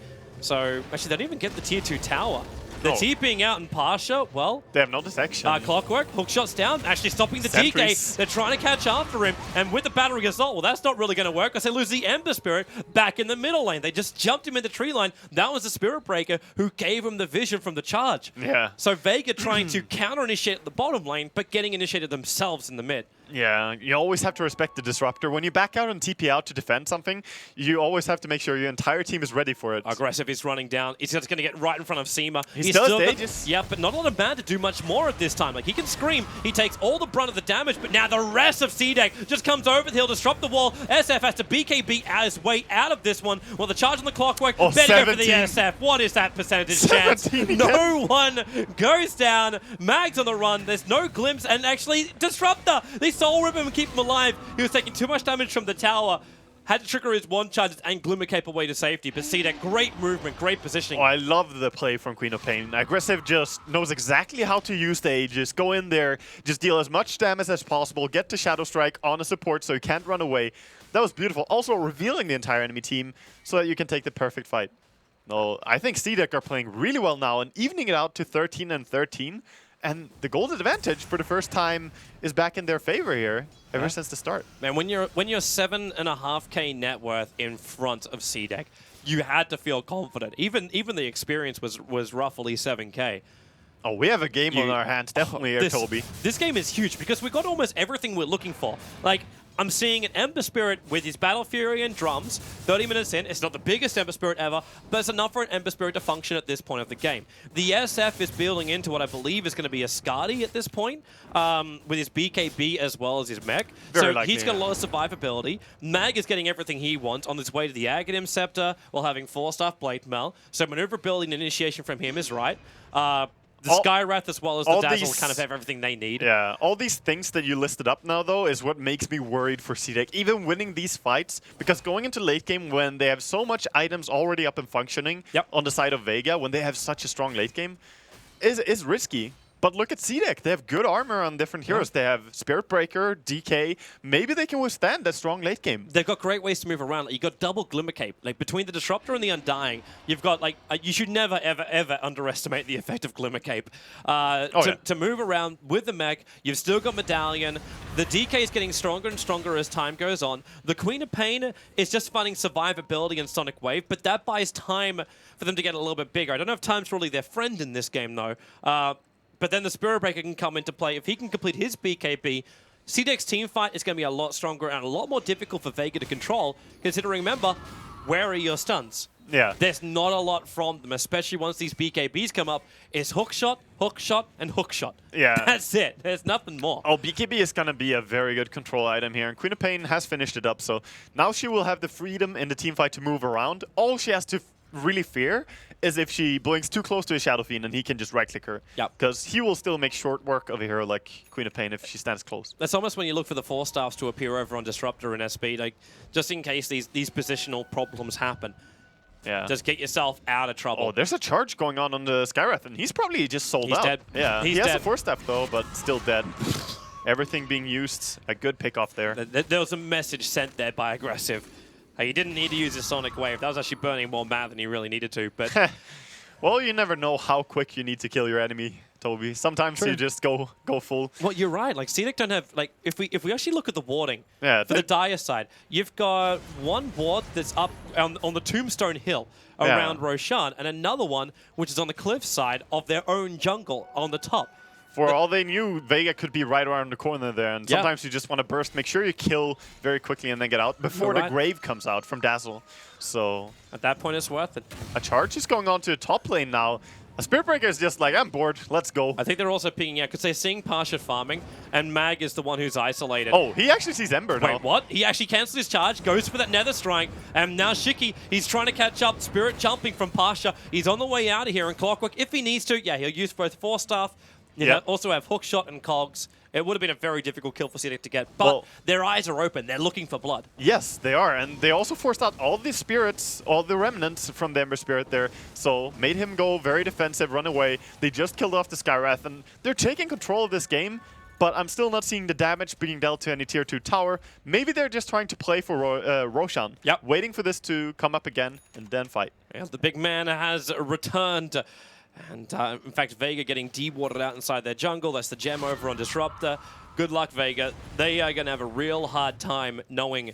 Actually, then again, CDEC don't even want to go and take Roshan, right? They don't have damage to do Roshan. I mean, they have the medallion, but as you say, the damage is really lacking. If they're going to kill Roshan, it has to be either that all enemies are on the other side of the map with no way to get there, or they're in a grave somewhere, you know? That's the options. Both positions are very difficult to get to, Waga. Yes, it's hard to achieve, but we'll see. CDEC are ready for the fighting coming up soon, though. Are they going to fight, or are they going to smoke? They're fighting. They're fighting. They're they walking their way up. This is so dangerous. They're going to use a tree line to catch up the Spirit Breaker. Now, Mag does have Hookshot, but no, the whole creep wave. It arrived with the 4-staff up. He'll Cogburn out too, but he didn't manage to get entrapment. The Tombstone is down. Mag is isolated. The SP's charging in, just trying to make space creative. And with the Breeze Fight's a little bit too far away, but the Sonic Wave, it arrives. Clockwork's down. The SF will get his ulti off, but there's no real reward from it. The quick TP out to safety. The gem might be on the deck as well. And they bring Solo back in. It is a 3-for-0 trade-off. Oh, that was so terrible for them there. Very, very unfortunate. I mean, the timing was just not right to go for that mid-gank as the creeps come in and block. That's MVP creeps just blocking there, dude. They just saved the lives of CDEC. They also managed to steal the gem. Yeah. So that was Vega's gem. That was Vega's positional, like vision battle. Yeah, vision is extremely important now as well when Tier 2 towers and Roshan are at stake. And they're going to go for the pressure first. A little bit surprised. I thought it would take Roche after that fight, but they realized we can probably get a Tier 2 tower first, and then maybe we can get control over the map again and do the same thing. Well, it kind of comes back to what we were talking about before. Like, you think about it, is time really CDEC's friend? Exactly. Like SF as well as Ember, the split push is real. The ability to defend on the high ground is very real for Vega. So what's an Aegis the Immortal really going to give you that map control like a tier 2 tower in the middle lane won't? Exactly. I mean, maybe if you took the Aegis, you could have gone and forced a 5v5 fight, but then you have to win a fight again. You just want a fight. You want your objectives now, and getting the towers down is extremely crucial against a late game draft like Vegas. At least something now is arriving for Ember Spirit, so the BKB is up for him. Yeah, I'm but still look not at seeing... Shadow Fiend, though. He stopped. Yeah. Is this almost meant to be? Because if you're going to go for a Skadi, you would have picked up your second ultimate orb by now, right? I mean, think about his timings. He had a 11-minute mech, 21-minute BKB, and now he's at 35 minutes. Okay, you there know, it is. Skadi, but that's still a very long time to finish up the Skadi for Shadow Fiend to flash farm so hard. Yeah. I think a lot of it just comes through the 5-manning. They've Yep. been going together so much. They need to find more money into him. I mean, he's still farmed, but he's on the same level of farm as a DK. Yeah. And DK with the same farm as Shadow Fiend is much stronger, by far. Okay, are we hitting the wall now with the DK's item selection? We're getting Assault Cuirass. So the wall is definitely difficult to kill. But can the wall kill itself? Well, I don't mean like suicide. You I'm mean if talking he can like, actually, like, if the DK can actually deal damage? Yes. You'd be surprised how much he will be able to do with this. He has very fast attack speed. The wall's down. There's smoke up. There's only Solo being revealed at the moment. And Cluckles is also just like chilling on the hill. And then a smoke from CDEC. They're going to run down. And Vega, they're in position to fight. Seema's on the back line. So is Mag. SF, got to get that BKB. Winding up in the Requiem himself. Nothing to cancel it. A nice good area of effect. And Mag, the disruptor ulti. It's against cleaning up the fight. There's the Ember Spirit. Saved by the shallow grave. The dazzle just doesn't work. The Spirit Breaker, though, isolated a little bit further down. Heal drop. SF finally down. His death ulti comes out, not helping him out. And Solo wants to try and actually take out the DK. He thinks he can do it by himself, but it's just not possible. They soul rip him up, and now Mag isolated. He can't go from one side to the other. Aggressive, hides as king of the hill on top of the hill, and Clockwork just runs away as quickly as he possibly can. Pasha still alive here. The dazzle, he's gonna actually, no, he cancels his TP. He's sticking around for a little bit more of the heal, thinking they can fight more, and aggressive, he doesn't want a bar of it. He's blinking himself away, and DK is away to safety. What a very, very even fight there, but still though, we saw Ember, he jumped back to base and then jumped back into the fight, so healing up and coming back, and they did lose the Shadow Fiend, so again, it's really a CDEC win with Queen and DK not going down. So, wow, CDEC are really prevailing here. I thought they would be more dominant in the really early stage of the game. Yep. But now, around the 30-minute is when they show their strength. It's funny because we're at the sweet spot. Like, this is happy hour for Vega and CDEC. This is when they win majority of their games in this 35 to 40-minute bracket. But because both teams have hit this sweet spot, their timing, it's creating a wonderful battle. But no one's coming out the victors from it, really fully at least. Yeah, exactly. This is when we normally see games finish. This is the average game timing for this patch in general over teams. But it's going to keep going, and they're trying for Roshan now, but they don't bring it down very fast. This is the damage. This is what we're talking about. It's the real problem. But at least Q is getting in here. They're getting rid of the Observer wards. The Clockwork Rocket, though, will still make up for this 9 times out of 10 with a rocket into the pit. Sees that's not happening. Sees Roshan's actually walking out. And they've still got their Observer ward on the high peak right behind the pit. Yeah, they have good vision in there. I think CDEC need to wrap around and try to get on Vega. At the same time, though, don't leave Roshan unattended for long, because Vega can definitely sneak Roshan. They could. They kill it really fast. But you got your own wards around there, so do actually what's happening here. I like this. Like, aggressive comes to the top lane. He adds the pressure, push the lane in. He can TP back, because they've still got that tier 2 tower in the mid. Yeah. They've still got a TP position, which isn't too far away from Roshan. Now, they're actually, charging in. again, this is exactly what happened when CDEC won their last fight. They might kill off Cluckles, but the SB, he's going to cancel his charge. That's where Queen of Pain needed to TP a little bit earlier to be there in time. Yeah, either that or TP later, actually. She could have kept pushing a little bit longer, because right now nothing is happening. They found the Disruptor, and then with the Mystic Flare, hook shot up, they got him down. He split the fight perfectly before, but now the BK beast, no one hasn't got his off yet, and he's still being stunned up. He can't get anything off! No now grave. he can, but the bash is there! there.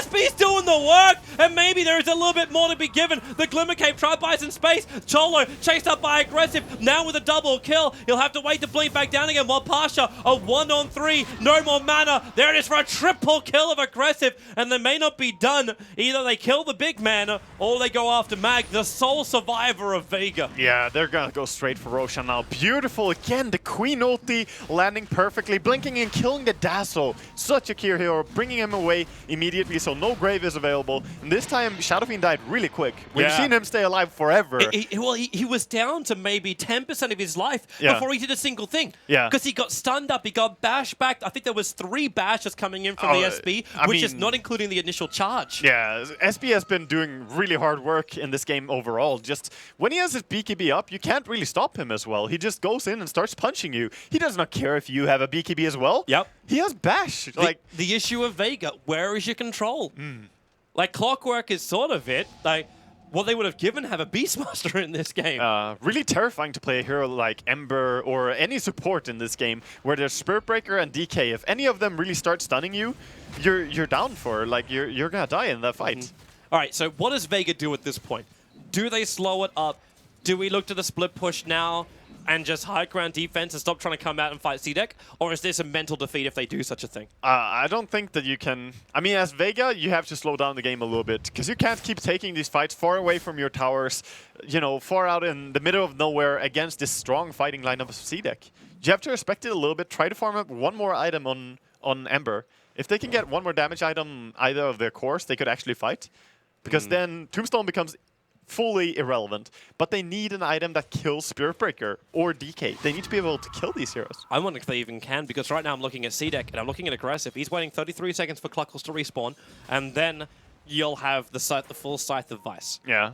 Yeah, he's recovering really strong, because early on in this game he was a little bit behind the other cores, but Queen has really taken over and played beautifully as well. It's just death to the Emperor in the SF. Yeah. Like, SF's getting bashed around, and SB can just focus one while Aggressive controls the other. It's also deleting heroes like Dazzle before they can even do anything, and same with top lane. They're glimpsing him back. Solo, he thought he was out of here, and he cannot do it. He has the Mystic Flare, might as well throw it out, but the Spirit Breaker just arrives and bashes him back. Yeah, trying to push a little bit too hard for top tier 2 tower. It doesn't really matter that much anyway. It's the least valuable towers are the ones on the top lane. It feels like space creation. Like, it almost feels like they're trying to get CDEC to run from one side of the map to the other, and just buy space for the SF to get... I don't even know what he's going to get next. Like, you could look for Daedalus, you could look for Monkey King Bar. On the Shadow Fiend, yeah, I believe you should honestly go just into the... Oh, it's so hard to say. I think it's fine to go Butterfly here. Honestly, they need a damage item. Considering DK is going in for a Chrysalis Daedalus, and you're not going to get a Monkey KingBar on the Queen of Pain. Or I'm on okay the Spirit Breaker, really. Like, all of these heroes are going to struggle to find an MKB. So I think it's a good option. And it gives you good DPS as well. Going for Daedalus would still attack very slow. Yep. Like, you only have power treads. Well, there's that D-warding out. So Q getting rid of all the vision of Vega, and they're almost ready to go. They triggered the double damage rune over on the Queen of Pain. They might have to wait out the weave duration, because it's on their 2 cores on the front lines, and that's not great to be -6 armor. I think they can poke. They can still poke, because the DK, look at his armor. He's solar crested. I mean, DK still has, you know, roughly 30 armor, even with the weave, so he doesn't care. Aggressive's not happy about it, though. The DK is fine, but Aggressive is not. Yeah, he had Aegis, and they have some earn charges for him, or at least one. Now we're gonna see if they can keep going. You have to respect when your DK ulti ends, because DK kind of turns into, you know, a useless little human when that happens. So gotta time this very well. A nice tombstone positioning there. Managed to bring down the tower. Side of Fistarian chain just is holding DK in position, but not much more than that. So now the attack starts on the Rax and Mag. He's got to move himself out to a side position so he can find a good hookshot line. In fact, they found it. Queen of Pain, locked in control. They got rid of the tombstone into the boundary assault. Cogsburn going to push him up the hill and away, however. Yeah. Could not control him, but it's an Aegis the Immortal kill if they got anything out of that. Exactly. And they don't have the best stunts. That's what it came down to there again, that he can't keep him there forever. So still, Aegis is going to be up for him. Queen of Pain going to be happy. Still a long time until it's reclaimed as well. Or a little bit. This is just that tense moment where I'm still like, CDEC are looking so good at the moment to win the game. Oh, yeah. But so many things can go wrong going high ground. At the same time, I think CDEC, Vega is probably sitting there in their minds going, if that fight didn't happen at Roshan, if that one fight in the middle lane also didn't go the way it went, imagine the position would be in now. Yeah. They cannot think like that. Oh, this can be pretty curious. Spirit Breaker, he's going for a Lotus Orb, I'm pretty sure. He has the Plate Mail, and they already have the Assault Cuirass. This is most definitely supposed to be a Lotus Orb. It's very rare that we see Lotus Orbs in high competitive Dota. It's just a luxury item. Like, it takes a long time until you can purchase it. So at this case, like when you're at this stage, it's fine for Spirit Breaker to pick it up. Yeah. But you can't really, as a support, rush it or anything like that. But what's he looking to really reflect? Like, what's the goal here? It's not just about reflecting, it's also about dispelling. So you can remove silence, for example, on a teammate if they get silenced by Skywrath. It gives you a lot of utility, but I don't believe that there's any good spell to reflect at all in this game. Yeah. It's like the silence, really. But to have something like that over something like you don't have a Shiva's Guard in your lineup yet, and maybe that's the better path to go for the Spirit Breaker, because I would actually prefer that a lot more. Yeah, he could go for that. We're probably gonna see either of those anyway, and Shadow Fiend, I'm looking at him right now with 3.4k gold, because he's the one who needs to pick up an item. Are we getting like double Shivas? Because we got double Plate Mouse. Yeah, maybe. Both aggressive as well as XZ are walking around with Plate Mails. Well, it can be very crucial in some games to just get the removed silence. If Skywrath silences a Disruptor, for example, before he gets a spell off, you can just remove that silence. Or even just a casual Plate Mail. Yeah.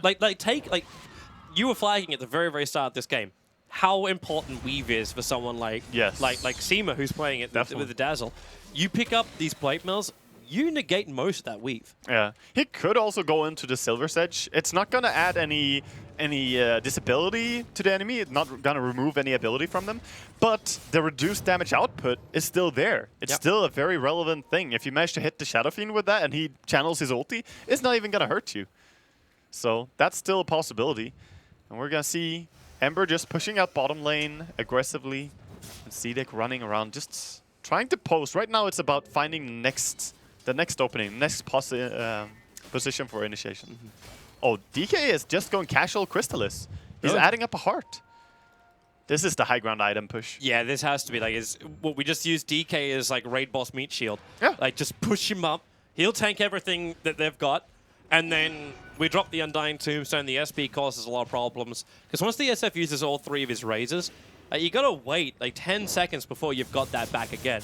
That may not seem like a long time, but it's enough for Spirit Breaker and Disruptor to really cause havoc. Yeah, I mean, it's very hard to kill this DK now. When they're gonna force high ground. Okay, SP. Yeah, he doesn't care anymore. No. He's just running around. Well, he has to go for the ulti, gonna push him back, but there's no one else near him. They have the Hex. Aggressive's getting there, and yet they achieve the Hex. Pot's in real trouble. Dear God, I can't believe I just witnessed that kill.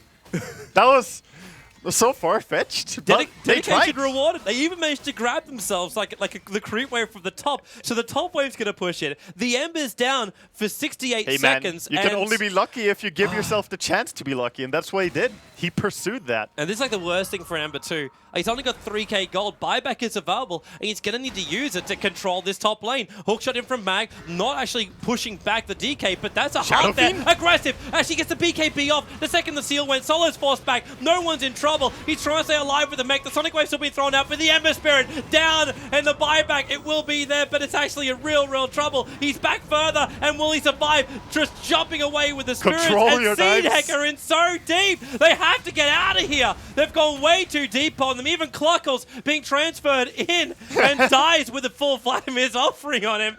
They hold their racks, they get rid of the Tombstone, and once you go for a buyback, it was both SF as well as Ember that had to do it. But you hold racks, you keep the dream alive. Yeah, you keep the dream alive. Vega are still in it, but that's a high blow. Like, that hurts so much.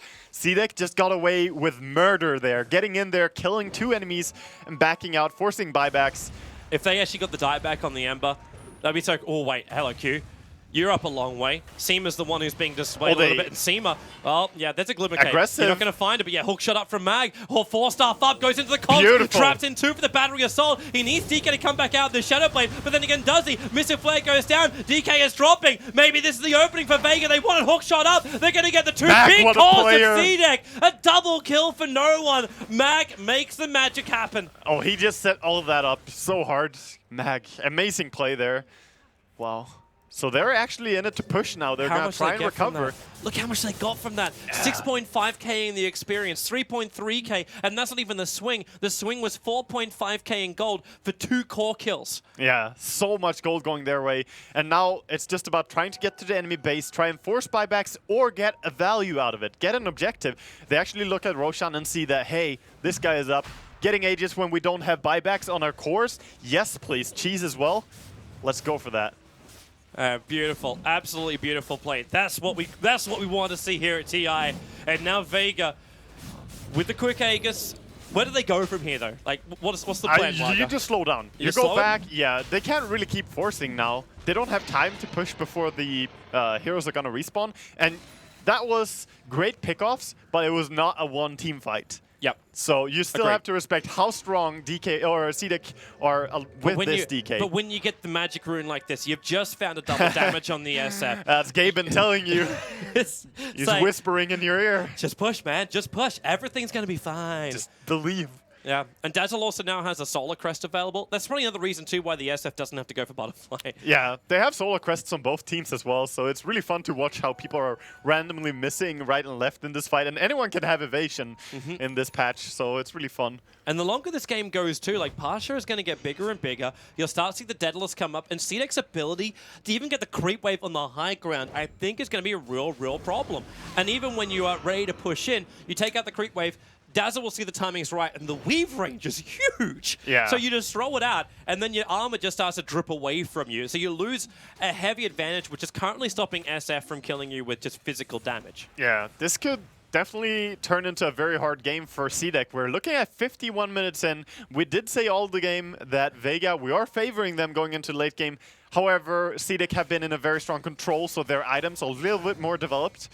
But, I mean, we saw a strong dip there after that pickoff. Yeah, that when you start looking at the experience and net worth, and you're like, okay, well, CDEC, money will win out. Like, they've made good choices in the stock market, and the rewards are rolling in. They have 5 houses, but all of a sudden they realize there's termites. Yeah. Things are going horribly wrong when you have fights like that. I like it. I like it. Well, that's as you say. If they push high ground one time and fail with it, they could just have thrown away all their advantage pretty much to Vega.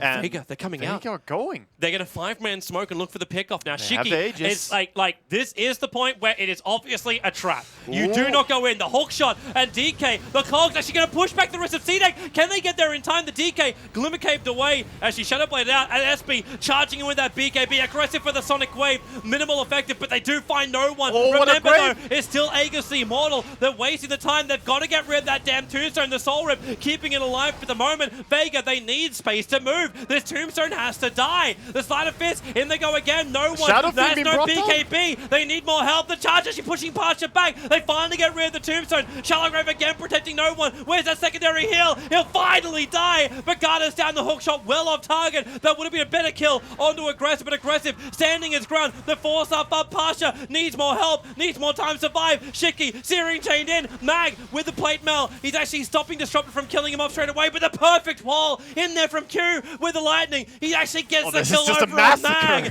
It is just an all-out fight. Solo, he's not done yet. They get another kill. Pain will buy back. TPing out to the tier 2 tower. Blink, Sonic Wave, Seema, the Shallow Grave to TP out. Where's your stun? You don't have one. He is away to safety. The runaway from Solo. Solo's the chase just is on, running for it. Aggressive. Where's he going to go? Does he chase it? Blink up through the trees. If might. he goes, no, Pasha's away. Oh, he didn't try. Woo! He didn't try for it. What a crazy fight. I can't believe they kept that Tombstone alive there. Yeah, it was like Soul Rip that was pushing him down. The SF died when the Aegis popped. Yeah. It was like, I think the rest of Vega thought, yeah, you know, SF's going to get this, and then the Aegis will trigger, but it wasn't like that. Yeah. It was back to front. Vega were scared of clumping up, and that's when we said early on, they need to have 2 heroes that can deal with Tombstone, because else, at 52 minutes in, Tombstone was a relevant factor in the team fight. Like, it should just die instantly. But Ember, he cannot go in there. He cannot run in like that, and cannot help with this issue. You got your wish, man. There's a Lotus Orb over on the courier for Vega. They're going up to buy it right now at the secret shop. Oh, they're actually buying it on Vega, yeah. We might see it on... Clockwork. It's Clockworks. It is actually... Wait, hang on. No, sorry. It's Sky. Solar Skywrath Mage. Yeah, Skywrath, and he is very close to having it. He needs Seema. to... Oh, yes. Trouble in mid.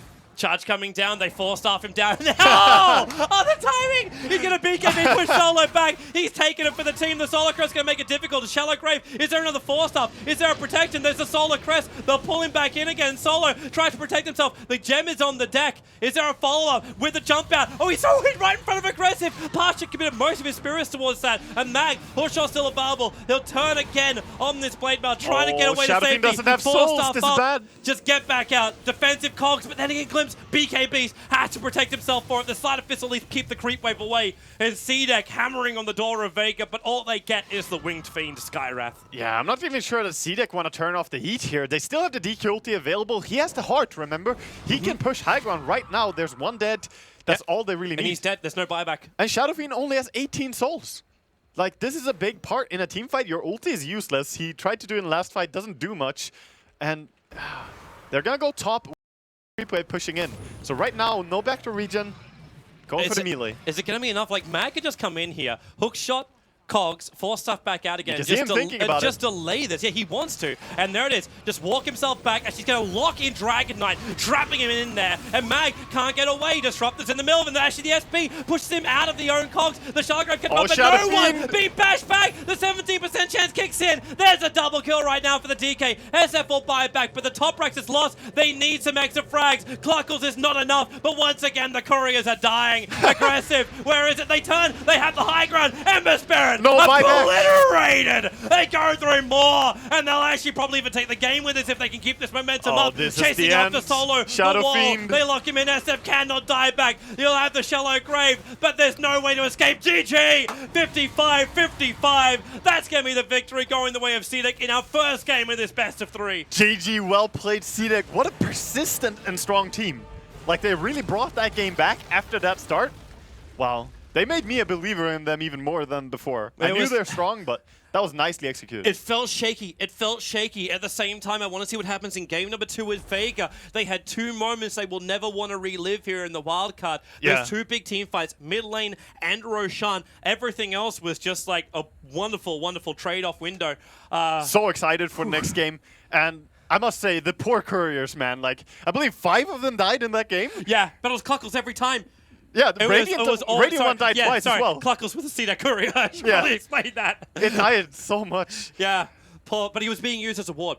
Like, around Roshan, he was being used to check Roshan every time. It's better the chicken dies. It was also like, hey, enemies, do you want a Vladimir's? No? Okay. It was wonderful. All right, we're going to have a break. Grab yourself a beverage. We'll see you back here for game number 2. CDEC up against Vega.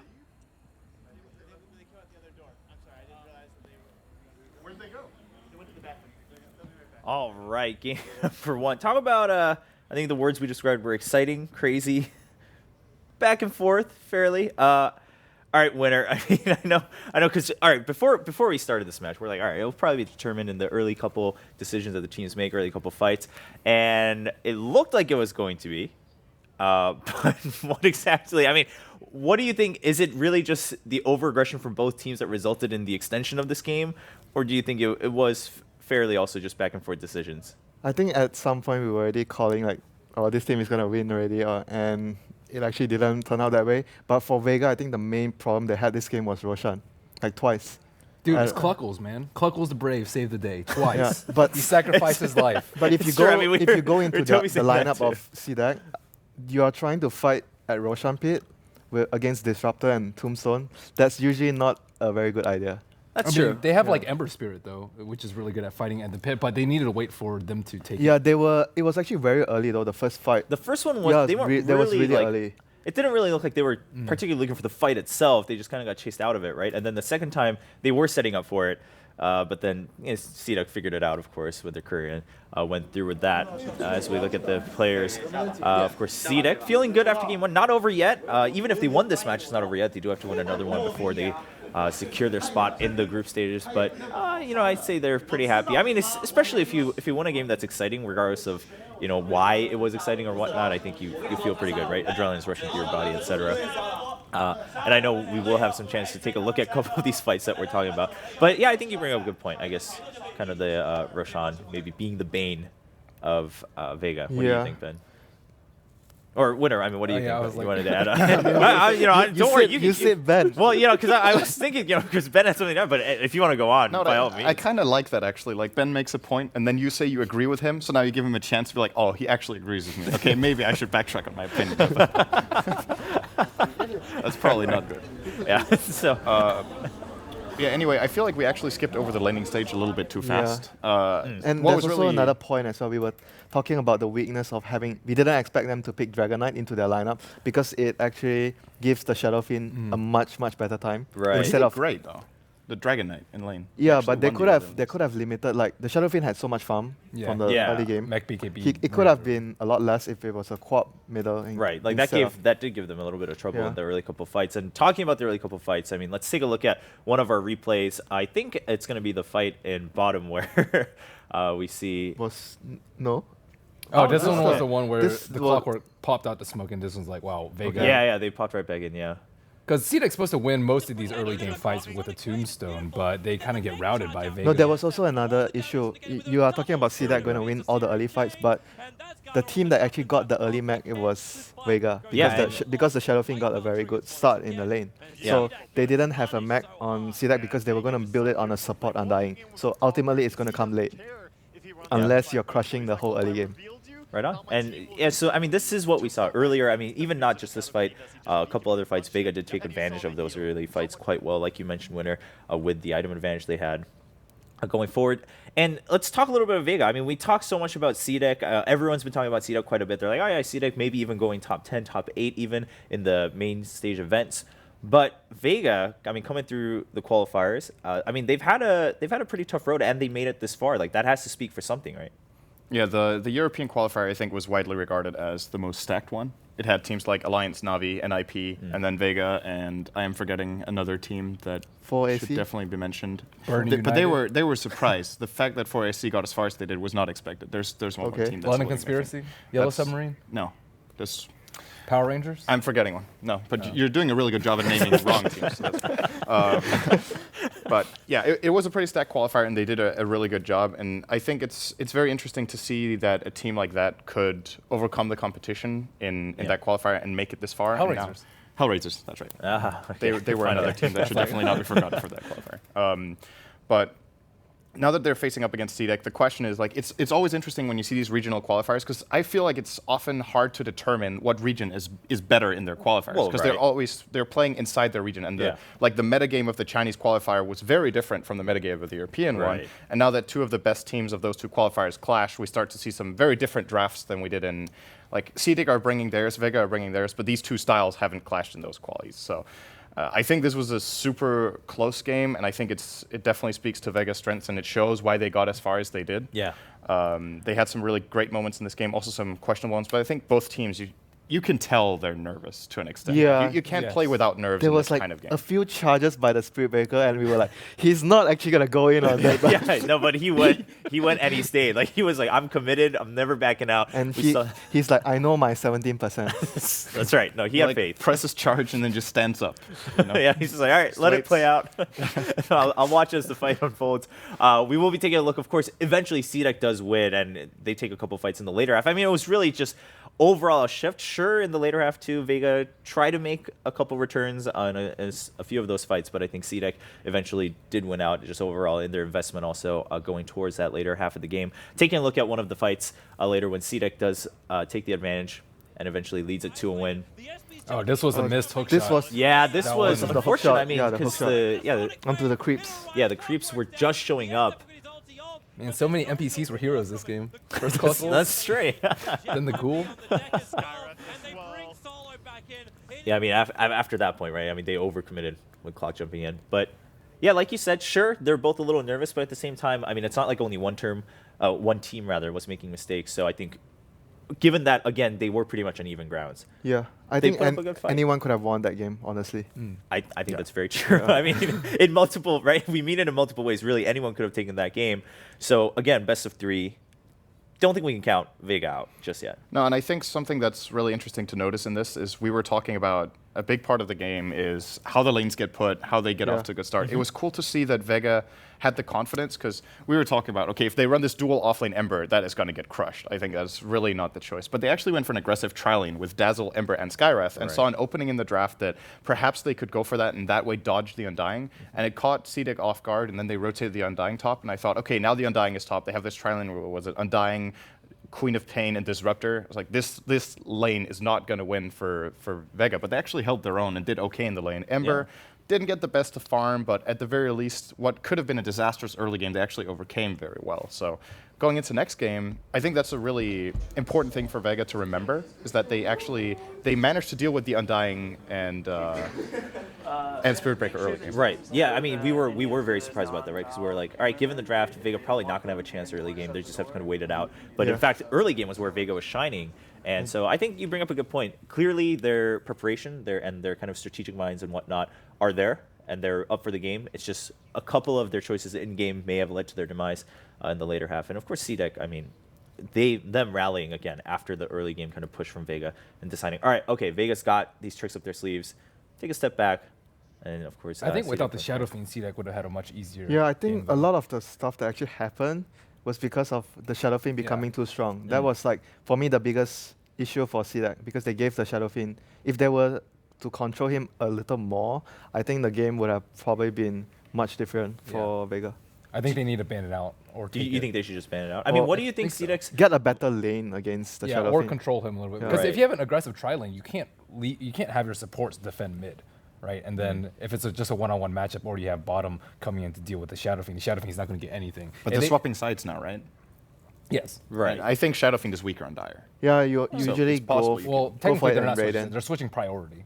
Okay, so they could pick the same again if they want. Okay, we'll see then. Yeah. So, but assuming, I mean, as we are about to go into the draft for Game 2, do you think that CDEC, it's just simply a mishap on where they want to prioritize, or do you think it just kind of slipped by their minds? I mean, what was, because it was a choice they made, right? Yeah, to give for Shadow me, Fiend it's that like they went room. for a very one-dimensional draft, because Dragon Knight plus Undying and Quap, they are all early game heroes. So they had to do well, but do well in the early game for them to actually snowball. They don't have much coming back into the late game. I think it looked one-dimensional, but if you look at the way they executed the team fights, they blew up those BKB heroes like really quickly every single time, even with the grid. A few times the Shadow Fiend popped he got controlled before he got his BKB off. So And it those was, were the times I think that- it was more of Vega didn't utilize their BKBs well enough. I mean, even Ember Spirit, he had BKB, he just got wrecked. He didn't have any armor. Yeah, I mean, obviously, if some of those BKBs had gone off, the fights would have been pretty different. But draft for game number 2 is going on. We just kicked into it, so let's jump over. See, if we see any adjustments, or maybe if they just want to try to go for something similar, believe in their matchups again. Electric Band. All right, well, not a big surprise there. Bounty Hunter band too, so let's jump into the draft and go on from there. So, I mean, early bans though, right? I mean, we're going to expect kind of the similar I think stuff in the going EU forward. qualifiers, like one of the rules versus Vega was like you should ban no one's Shadow Fiend, or have at least his Radiant Shadow Fiend, and he was, I think, one of the strongest players on that hero throughout the entire tournament. Yeah, and they're so they got the same. Wait, so what was their priority in game 1? I think Vega First pick Shadow Fiend. Did Vega have overall first pick? Because then it's the same again. No, CDEC had. No, CDEC had had- first. yeah. They first pick. Yeah, so they swapped picks, but they kept sides. Yeah, they Right. picked first pick Undying, then they respond with Shadow Fiend plus Dazzle. Yes, yeah, and we were a little The thrown Dazzle off by was that early super Dazzle. clutch. Yeah, He by the way, played yeah, really, we well. should mention that. I mean, the Dazzle, at some point, it looked like Dazzle was simply keeping the game alive on his own, right, with his Graves and whatnot. It is actually possible that CDEC might consider just banning the Yeah, Dazzle because he was annoying. they're using a lot of time, so they're probably going to Yeah. consider... They usually ban out Undying though, if they aren't first pick. Yeah, Because they don't want to deal with I think Undying is also very suitable for Vega's playstyle. So I feel both of the teams I would... think Undying's a bigger deal. Yeah, both of the teams would want to get that hero on their lineup. Yeah, I mean, at this point for CDEC, right, it's a question of how confident are we that Vega would jump on that if we left it open, right? Whichever one you Yeah, it's choose not mind to games, ban. whether you yeah, get it's like, what you want. do I... Because chances are you're not going to first pick Dazzle, like when you only have that one pick. What was So- the remaining ban from game 1? These are the same bans, but there's one missing. Gyro. Gyro, Yeah. and that was from... That's They why might be that's why considering they that one picked too. the Undying so quickly, because there was no gyro in the pool as well. Yeah. Fair. They might be Yeah, I think it's between Shadow Fiend or Gyro. probably they're thinking about Shadow Fiend more, I guess. Can't they leave Undying in the pool and just take Gyro? Oh, Dazzle. They actually do ban Dazzle. They do ban the Dazzle, huh? In the early phases. Okay. I mean, I think, Sin, what you said was probably right. It's just like overall annoying, regardless of how strong the hero is or whatnot. You just don't want to deal with it. You're already up 1 game too, so that's something to consider. Yeah. They get there on. But there you go. I mean, wow, what a surprise! So Vega can actually get Shadow Fiend again, and this time they have a better safe lane hero against Spirit Breaker and Dying. So I think they got a pretty good trade out of this. Gyro is definitely much better against this lineup. His laning phase is quite strong, and he's very good at dealing with Tombstone. They have to be careful about taking fights where they can't actually see the Tombstone. I think so many of those fights, as Tombstones were placed in an excellent position in the forest or up a cliff, and they just couldn't kill it with the Ember as the melee core. Yeah, I mean, as Winter was mentioning, especially around those Roshan fights, just up on the cliff. Like, no one was even paying attention to it. Like, you couldn't. So you can't see it. Yeah. So, I mean, at that point, what can you do? You just got to back out. Looking at the supports, during this phase in the last game, Vega picked like Dazzle, a support that doesn't reveal anything. And at this point, I think there are a few supports that are really good against, in my opinion, against Spirit Breaker as Earthshaker. But they're going to go for their core right away, Queen of Pain. So their laning phase, at this point, their laning phase is really strong. Gyro and Queen of Pain are both very good at the laning phase. So their lanes are, at this point, I think would be much better against what CDEC have. Yeah, and CDEC, just like last game, going for that Earthshaker ban now that it wasn't picked out early. Getting rid of any of those chances. Earthshaker's really good at isolating the Spirit Breaker. Yeah, it's very annoying for Spirit Breaker to charge in against Fissure.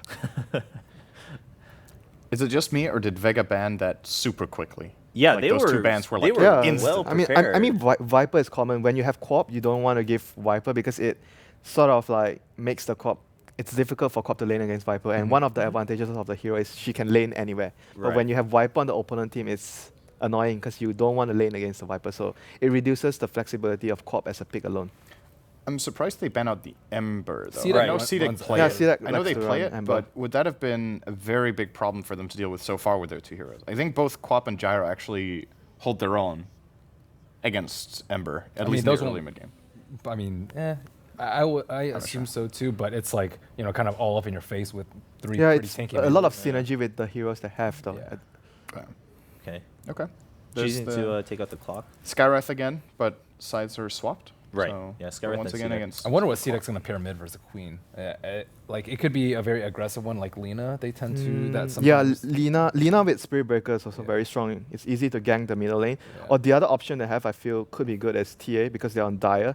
And the traps work really well with the Tombstone. So that's another plus of the hero with their lineup. All right. Okay, so it's going to be what you mentioned, ban in the first game. The sleep to kill the Tombstone with their lineup. And it's also good setup for cooldown. They don't have the best heroes to destroy the Tombstone yet, though.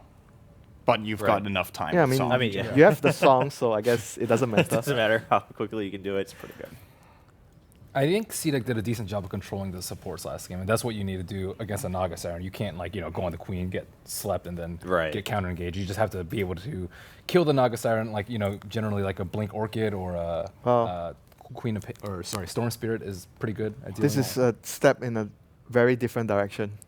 It's going more like split push and a lot of. Obviously, PL can be used as a fighter as well, but I mean, he's more like you want to try to farm as much as you can before you start joining fights. I'm surprised they're picking PL into Gyro and Quap. I feel like there's 2 heroes that actually do very well against him, at least in the first I think the main reason of this reaction is because how they opened the draft, they picked Undying, Spirit Breaker, and Sky, and opponent responded with 3 heroes that deal very well with the Tombstone. So at that point, do you still really want a lineup that goes 5-man and fight around the Tombstone?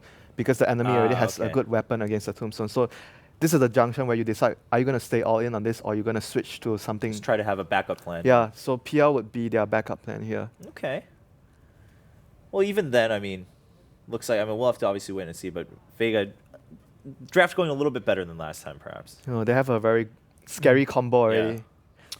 Disruptor, Song, and Cooldown, and Sonic Wave. Yeah, like if they get the teamfight wombo combo, the fight is actually just over. If they get a good Song, the enemy team can't win the fight. I actually think late game, if you reach to a point where late game, there's Aghanims on the Disruptor, there's no way you can deal with it. Song into the Aghanims ultimate that is very scary. of Disruptor. There's no way you can deal with it. The one weakness, however, of this for Vega is that I think this support duo is actually pretty. Yeah, very weak, and they don't have any direct lockdown. So a hero like NPL can dodge the glimpse. Yeah. So They don't roam very well. They don't Kill put the that PL. much don't put that much pressure in the lanes. So it's pretty unlikely that this PL won't free farm. And then the question is if CDEC can manage to draft a mid laner that can challenge Quap, and then they can charge. And then if they can also win that lane, then it actually maybe doesn't even matter that Gyro is free farming if they. Fair. they Now, manage to- Vega, as you guys were mentioning, I mean, they banned out the Lina. You guys were mentioning possibly that's one to pick up for mid against that Quap. But now taking that out, I mean, what are CDEC's choices left here? I still think TA could be a good choice here for them. It's good synergy with the heroes, and There's a lot that breaks refraction though. yeah. I think they need a more aggressive one though, just because I think they can't let Disruptor and Naga get easy 6. Wow, that Oh, is okay. this is It's been a while since I've seen the 5th pick Shadow Fiend. that is like very very greedy. It's a for long the- time ago. I think the two cores alone will take up a lot of space. PR and Shadow Fiend will take up a lot from the map itself, and yeah, the Spirit Breaker has to do a lot of space making this game for his team. Yeah, a little bit of a different position, right? I mean, last time it was just everyone jumping in after the Spirit Breaker for the fights. It's going to be... Do you think CDEC might aggro and try and limit the support? Like, if the Yeah. supports are allowed to play jungle, I don't really think that getting free from on the PL I is think worth they it. would probably do maybe standard dual lanes, and the Skyroth would be like freestyle. He would do whatever he want and just Freestyle. I like it. yeah, just roam and go wherever he wants. And if the PL needs some help, he'll be there. And maybe he can look for an opening to gank the Quap, which is a little difficult. But yeah, I think he'll be all over the place. All right. Well, I'm wondering if they run that aggressive trial lane, what matchup would Spirit Breaker get in the safe lane? I'm assuming you mean Undying Skywrath PL aggressive, right? So what matchup will Spirit Breaker have? I think the Undying last is a pick? I Yeah, think the just Undying the is last a pick is his support though. matchup. I think the Undying is a support because that's how the Chinese teams usually play him. Yeah. So Oh yeah, it had- absolutely. But it was about whether they would put the Spirit Breaker or the PL in that Oh, trial. okay. 'Cause they could technically safe lane the PL, but I think that's very risky depending. I on think the it will probably be with the PL because if you compare PL and Spirit Breaker, PL needs the protection a lot more than Yeah. the Spirit Breaker. So it'll probably be with the PL. okay. The weakness of putting an aggressive trial lane is you can't help Shadow Fiend as much most And you likely. can't stack as much for the Shadow Fiend as No. well. That's also another issue. So I that's why I feel Well- the Skyroth will be doing his own thing. I He'll think be 2-1-2 is best. Yeah, stacking and just roaming. Oh, so the TA will Oh, be TA on on the Vega other side. Squadron. So it's an offlane Quap for Mag. Okay. That's Maybe actually dual lanes pretty with good Naga, here. Quap with Naga. Yeah, actually a pretty strong It's a duel. very strong lane. It's pretty strong. Well, I mean, all right. Given how things have panned out, again, nothing's really determined just yet. It is a best of 3 and double elimination. But Vega trying to fight back. Are we looking at a game where Vega has probably a better chance, where it's not going to be like 50-50, just depending on each fight? I think their early game is weaker than last time. Right, well, and yeah. last time they managed to overcome the early game very well. If they can do that again, I think their mid game is really strong. All right. I personally like their draft more in last game, actually. But Well, we will find out. I mean, of course, last game they almost won it too, so Yeah. we can see maybe if they can pull it out. This game, it is game number 2 in a best of 3 between Vega and CDEC. CDEC leading 1-0. We'll jump over to Toby and Waga to find out how the game pans out. Vega versus CDEC, game number 2 here in our best of 3, where CDEC currently leading by 1. Yeah, and that was a very tough game. They had to work for that win, so really looking forward to see what Vega can put up and what CDEC can put up. This game, not really as clear-cut who's going to be stronger late game, but hey, last game, the ones that we were calling out for being weaker late game, they won at 55 minutes roughly, so we still could see anything going into this. This is absolutely hilarious. Like the amount, like you read into these teams and you think, okay, how many aggro trial lanes are we probably going to get from these teams? Like, Yeah. You don't really thinking much about it, especially when you're considering like the international. There's almost $18 million on the line for this competition. If you get through the qualifiers, you already win $50,000. That is so insane. Like $50,000 sounds so so minuscule when you compare it to the entire prize pool. But when you think about it, that's a massive amount of money already there, and it quickly increases. 2 best of 3s to make $50,000. Yeah, Not a bad day at the office. I'll definitely say that. that's an okay deal, Vav. But we keep getting aggro trial lanes in these 2 games here. Like, it's like these teams understand that just playing passive, just playing against their style is not going to win them this game. Go with what these 2 teams are the best at. It's good team fight execution, great control of the lanes, and then, in a way, CDEC love their split push and Vega love their 5-man push. Look at mid. TA is actually the one to get a little bit of help here. This is the helping hand that you sometimes give to a mid laner just on the first creep wave. All you need to do is show that little presence as a support, and this is a great thing. This makes it so difficult for Shadowfiend. Yeah, especially a Shadowfiend that went Necromastery level 1. This is almost one of these positions where you think, like, you want to get raises at the start, but then again, can you raise up against a Refraction, Templar, or Assassin? You can, but you need to skill the raise for sure, because else, if you have the Necromastery, you struggle a lot to claim last hits on the first wave. But now he has Undying, who reactively has to be here and help as well, while Disruptor is trying to make his way down bottom. I hate to be Wepas right now, who's our wonderful cameraman for today. This is going to be one of the hardest first kills to look out for, because you got Solo getting up in the face of both aggressive and Q, and then Pasha, he actually went with Flat Cannon. Flat Cannon was his first ability. Not even going for the Rocket Barrage, which means if you're going for any kind of glimpse or harassment back, it's not going to work. Seema's now arrived on bottom, so they should be able to zone this lane out. But Templar Assassin is so easy as well for that burst damage to come when a Refraction's down. And then you look towards the top lane. Mag as this Queen of Pain up against the SB. 17% is the way to run to victory, but there's also so many ways where that Queen of Pain can just chip down the SB and get him out of position. Yeah, they actually TP down now with the Spirit Breaker to bottom lane. Maybe they want to try something here, but I believe it's really hard to burst into this lane. They're lane switching. They're just switching the lane straight up because they realize. Is the Skywrath Mage really going to be stable enough to go one-on-one with the Queen of Pain? No, definitely not. Like this, they're trying to bring the Peel and Sky up to top lane, but it is a heavy process. You see already a TP is going down to the Peel, but you know it's very costly to move lanes like this. Yeah, it's going to take him. If you got a kill on bottom lane and then rotate it, then you could justify the lack of experience being gained. Oh, mid.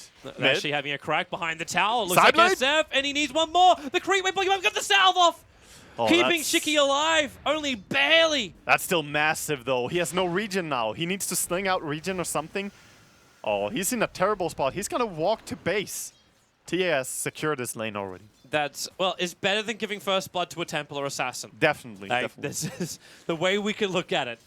But you're right, that's not the start the SF wanted. Now he's going to fall behind, and giving a Templar Assassin momentum, if anyone's going to know just how much you can do with that, I'm fairly certain it's you, Waga. Yeah, I've played a few games of her.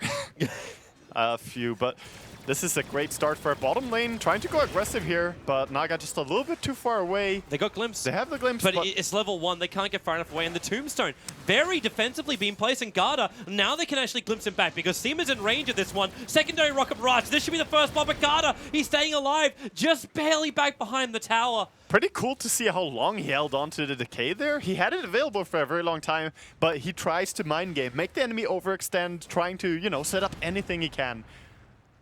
Just a lot of action on every lane here, as we see top lane as well. Queen playing aggressive against the Sky, but this is a hard laning phase for CDEC. Yeah, there was actually a moment there where Mag could have committed to get the kill. Yeah. But he would have died, and the kill percentage chance was maybe like 75%. Yeah, you do not want to die to the PL as well. It's not worth it. Even for a first blood, the experience you give away and the solo kill to PL. SF's life's about to become a lot harder. Like this prep in the mid, there's no glimpse available, but just Thunderstrike, Ensnare, and Riptide means they've got the SF. So there's your Ensnare, and now Meld Strike, SF. This should be your first blood. It goes the way of actually everyone. Disruptor it was that takes the kill. Yeah. And Solo's in trouble. Yeah, Solo has to run here and juke a little bit. He's almost deny himself is going to be another option he can go for. Middle lane, SB charged after no one. Oh, he's trying to die to creeps. Yeah, he's got to go out to the Wild Wings. He's pulling the aggro. He's actually waiting it out. The Decay's already been used, so the aggro is switching over the other side, and they're rotating up, and there's your Decay. It'll get the last hit. So Garda walked in there and attacked the Naga Siren, and that pulls the aggro of the neutral creeps onto the Undying, so he could not deny himself. And besides, Naga has 6 armor and a Stout Shield. She doesn't really die to neutrals that quickly. Yep. But she dies to Decay. Yeah, she definitely does. The HP is not very high on her. But so now, what's really happened to these lanes? Garda went off, yeah, you got a solo kill in the jungle, but a lot of time is being spent elsewhere. Spirit Breaker approaching level 5, but the Gyrocopter's getting more space, building into phase boots, so he's having a great time on bottom. The Templar Assassin's about to crack level 6 to the level 4 and just over a half of the SF. Ooh, when that, oh no, he's actually in trouble. He can actually seal him up right now. No refraction charge, got the refraction off first, and now getting very aggressive with the glimpse back. They want this SF kill with the Meld Strike. They've actually got him, but can no one get out scot-free? No refraction, and the Skywrath Mage will take the kill with that Arcane Orb. 516 gold for the Skywrath for 1 kill there, so that's a very worth trade, even though your poor Shadow Fiend died again. But he's level 4, I mean, that's gonna hurt top lane. Okay. Queen ulti just securing that. The PL was just like looking at Mag, and I'm like, I went up there and I'm like, wait, he's actually level 6. Yeah. And then Sonic Wave. Now bottom lane, Garda's just going to get done. The Golden Rock is popping on him, and with the Riptide, they need more damage. There's another Rocket Charge moment. Garda, okay, the attack range of Pasha is just enough to reach him. Yeah, very beautiful maneuvering there. Well done with his little gyro plane. Okay, so that was really good by Mag, because he attacked the PL just barely enough so that he could attack him, or so that he could kill him with the Sonic Wave. And PL didn't have time to react. I think he had Doppelganger ready as well. There was a distance, though. Yeah. Okay, it hits you at a weird time. Yeah, if you look at the tier 1 tower on top lane, like the PL was here, and the Queen of Pain was here. Yeah. So the Sonic Wave came out in this arc. Yeah. It was. You have to be very fast, but it's still a very telegraphed spell, though. Yeah. But aggressive did go down there. Nice play by Mag. And good start to the offlane for Queen. Charge is coming in. Yeah, it's coming towards the Quap on the top, and then the Observer Ward very aggressively placed by Vega. Blinks back. If CDEC also did their homework on Vega's warding position, this Observer Ward they planned just watching that top river entrance. They play this so often. Yeah. Like they play that ward more than they play the Observer Ward on top of the Roshan Cliff. Yeah. Oh, trying to go in aggressive here. Pasha just diving and pushing off the Undying. No experience for him. Good way to proactively make your game easier is to keep the Undying low experience. If you can keep him from getting level 7 by anything like this, just go in and poke him away, make sure he doesn't freely lane up. That is good proactive play here by Pasha. It's also another way where Seema can help out Pasha so easily. He put the second point up in the glimpse before going for the kinetic field. So he wants to have that range so Pasha can get not 1 but 2, potentially 3 rocket barrages off, and that will be enough to burn through the Undying. Oh yeah, there's some really good synergy between Gyrocopter and Disruptor for sure. And top lane again, this ward saved his life twice now, so I mean CDEC have to be 100% convinced that there is a ward seeing the Spirit Breaker charge in, because as soon as he gets close, the Queen blinks back. But that doesn't really matter. If they know about it, they need to remove it if they want to kill this Queen. Else she's just going to pester this top lane a lot.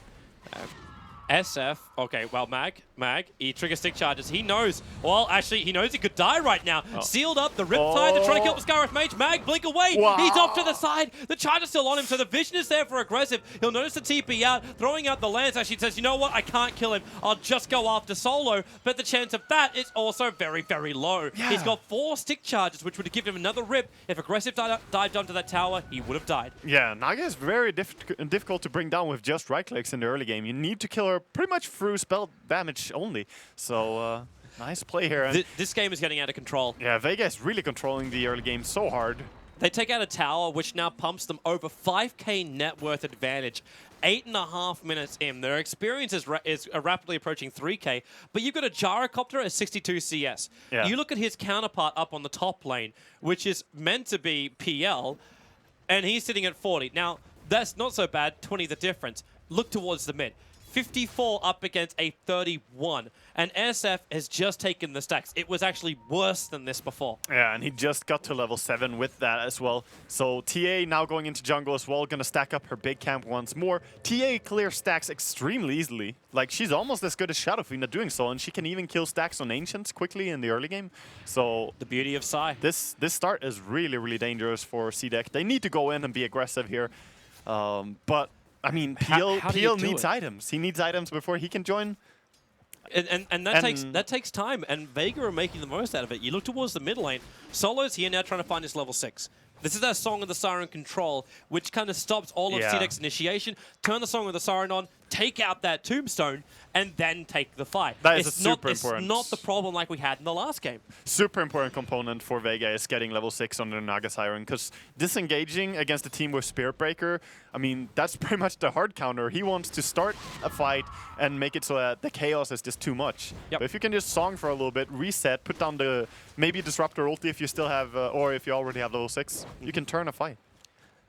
Mag needs a little bit of freedom here. Man, that PL illusion chases him a long way. Yeah, PL can really spam so many lances before he runs out of mana. He's been throwing so many at the Queen. And what's Queen really going to do? Like, what, you want to blink to disjoint? Yeah. I highly doubt it. Yeah, sometimes you don't want to do that because then you can't run up and not have blink when Spirit Breaker is around. You just get forced into a defensive mode. How's Disruptor looking? He's It's smoke time. We've actually got like decent levels on every single support as well, so that's looking good. It's Yeah. a smoke for Dire. Yeah, we've got a 4-man smoke from CDEC. I believe it's the right move. They need to go and find something. Interestingly, the SF skilled ulti before skilling 4 points in Necromastery. Never saw really? this, really. Solo, trouble. He actually tried to break free, but the seal, that's the death. But you 4-man smoke ganked to kill off. Actually, with the glimpse into the cooldown, they may even get a revenge. Spirit Breaker jumping up the Mystic Flare. In comes your Sonic Wave. Partial survive with the one charge. They pick up the SB, and now Queen of Pain up very, very high. Where's the help? Mag sealed up. He can't get himself away. The one charge and the Urn charge is doing the work, and now no one looking to mop up the rest. The cleaning lady has arrived. Actually, no, she's running away now. Refraction up. Now they can turn again. They can turn. Just redo it, and there's no glimpse, but wall is up for Seema, and they jump in. It is actually the blink in, going for Garda. Soul will keep him alive for the moment, and then again, how long is that moment going to be? The Shadow Strike bringing him down. There's your Scream. The SB charging in they jump again, aggressive. Actually managed to get the pick off from the TA. That's huge for him, and may repair a lot of the damage down this battle. 800 gold for that TA kill. But he is going to go down. Yeah, the Urn will actually kill him here. Not even a Riptide from Solo required, but he's going to do it. The SB charge, since Song of the Siren is available here for Solo, he can stop this if he wants to, and they can try and turn around. Mag doesn't have the ulti available. Soon to the charge. wall comes up, and Gyro. they lock in two with the call down. The scream from Mag, the TP out. They don't get out in time. Pasha will take a double kill, and CDEC punished so hard, thinking Vega were not there. Yeah, Pasha was in that fight in the beginning, ran back to base, then TP'd out to top lane and joined the fight again. That's how long that skirmish was going. And wow, 800 gold for the PL to solo kill the TA there was huge for them, but they're still struggling so hard. There's just not enough items. They don't have enough tools to deal with Vega.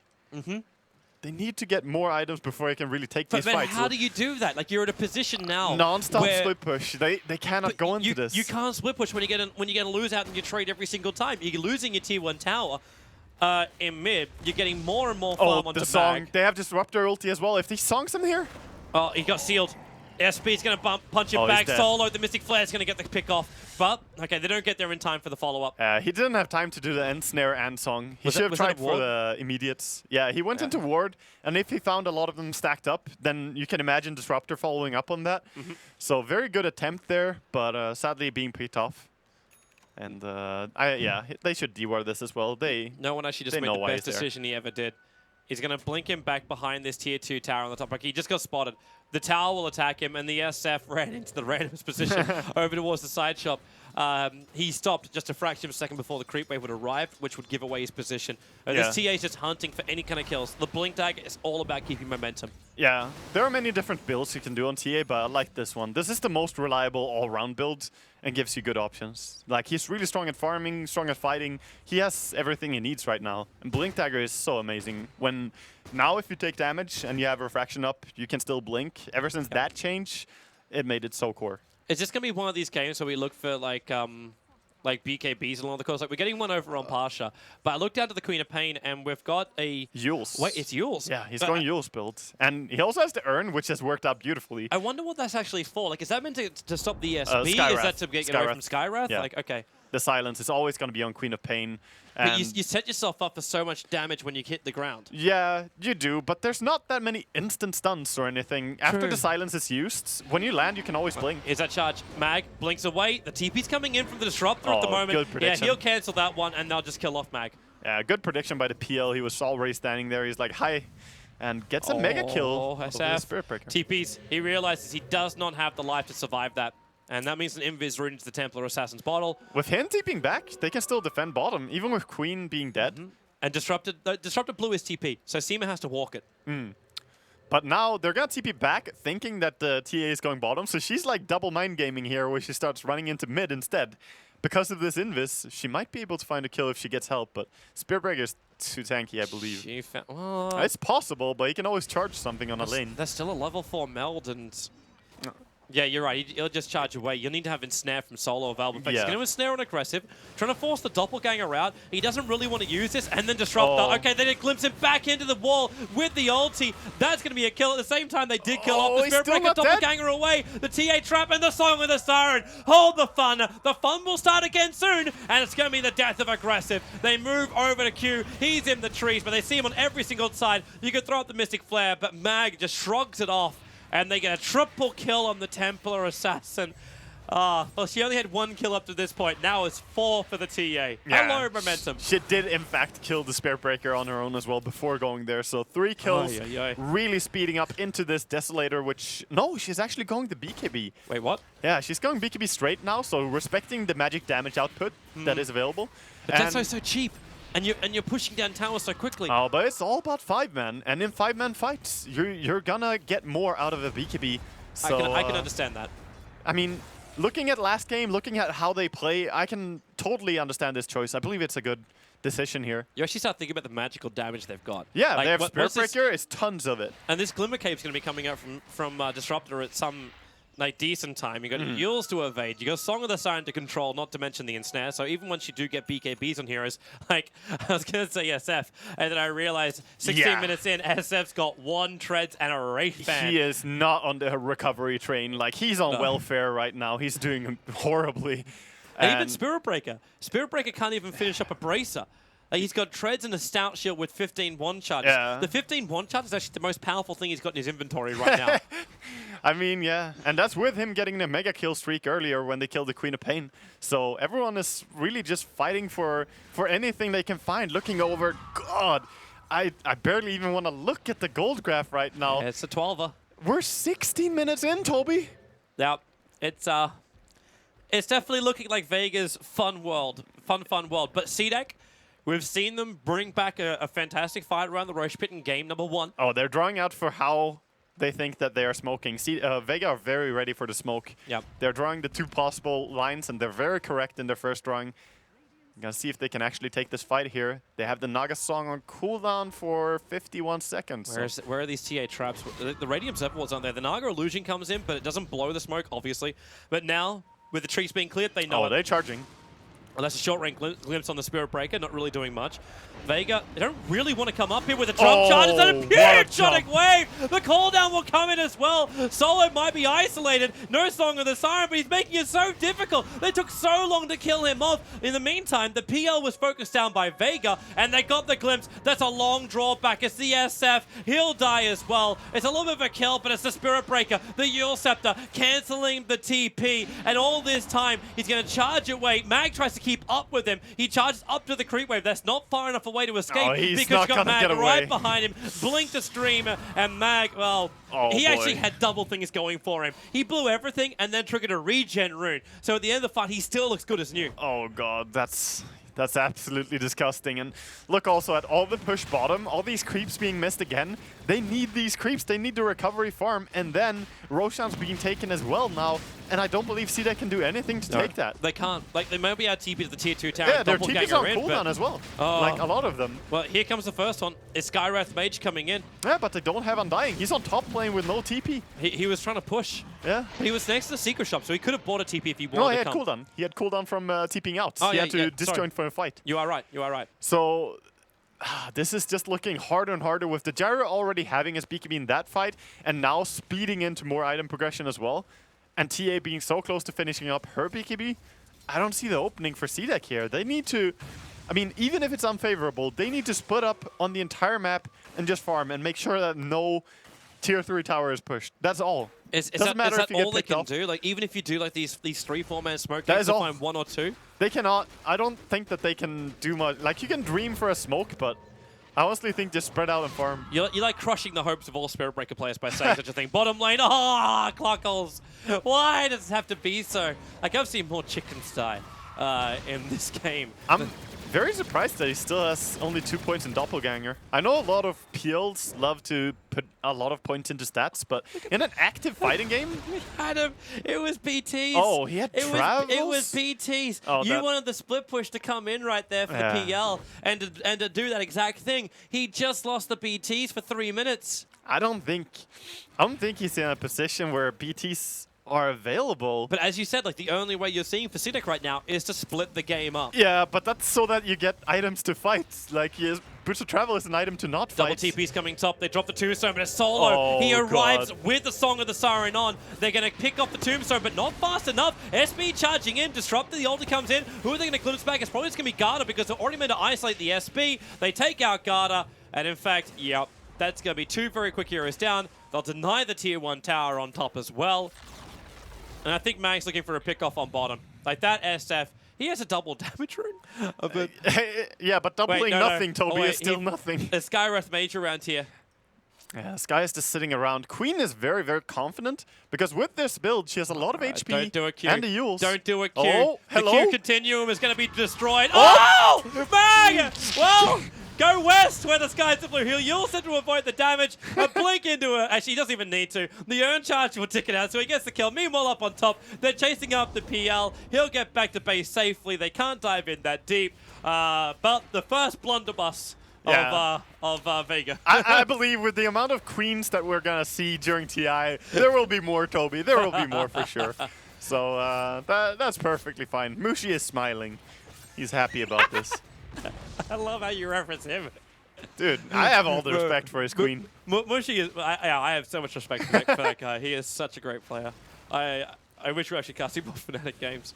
But yeah, 22-7 now. Sanjiasha Vega's so far ahead. Sanjiasha complete now on the gyrocopter as well, going for more movement speed. As mentioned earlier during the draft, movement speed against Undying and heroes like this, when you want to chase them down, hunt them down and kill them, that's the mentality they have here. And they're actually going into a Yasha as well on the TA. So they're all about being able to chase down and kill. I'm wondering, is it worthwhile going for, like, is it going to be SNY? Is it worthwhile getting, like, a Manta style to break free the Skywrath? I think the SNY is more worth it, honestly. I'm not a big fan of Manta. No, Q! 1, 2, 3. That's all it takes. That's basically the triple peak right there. And now they get SF. Dragged back, wants the TP out. Oh, no! That was so close. He's away in time, and then we have, like, our UFO traveling over back to base. He does have a BKB now, though. He does? Well, okay. He has an item. There is a chance for CDEC here. Vega pushing high ground. You get a fresh BKB over on the SF. You have strength to fight.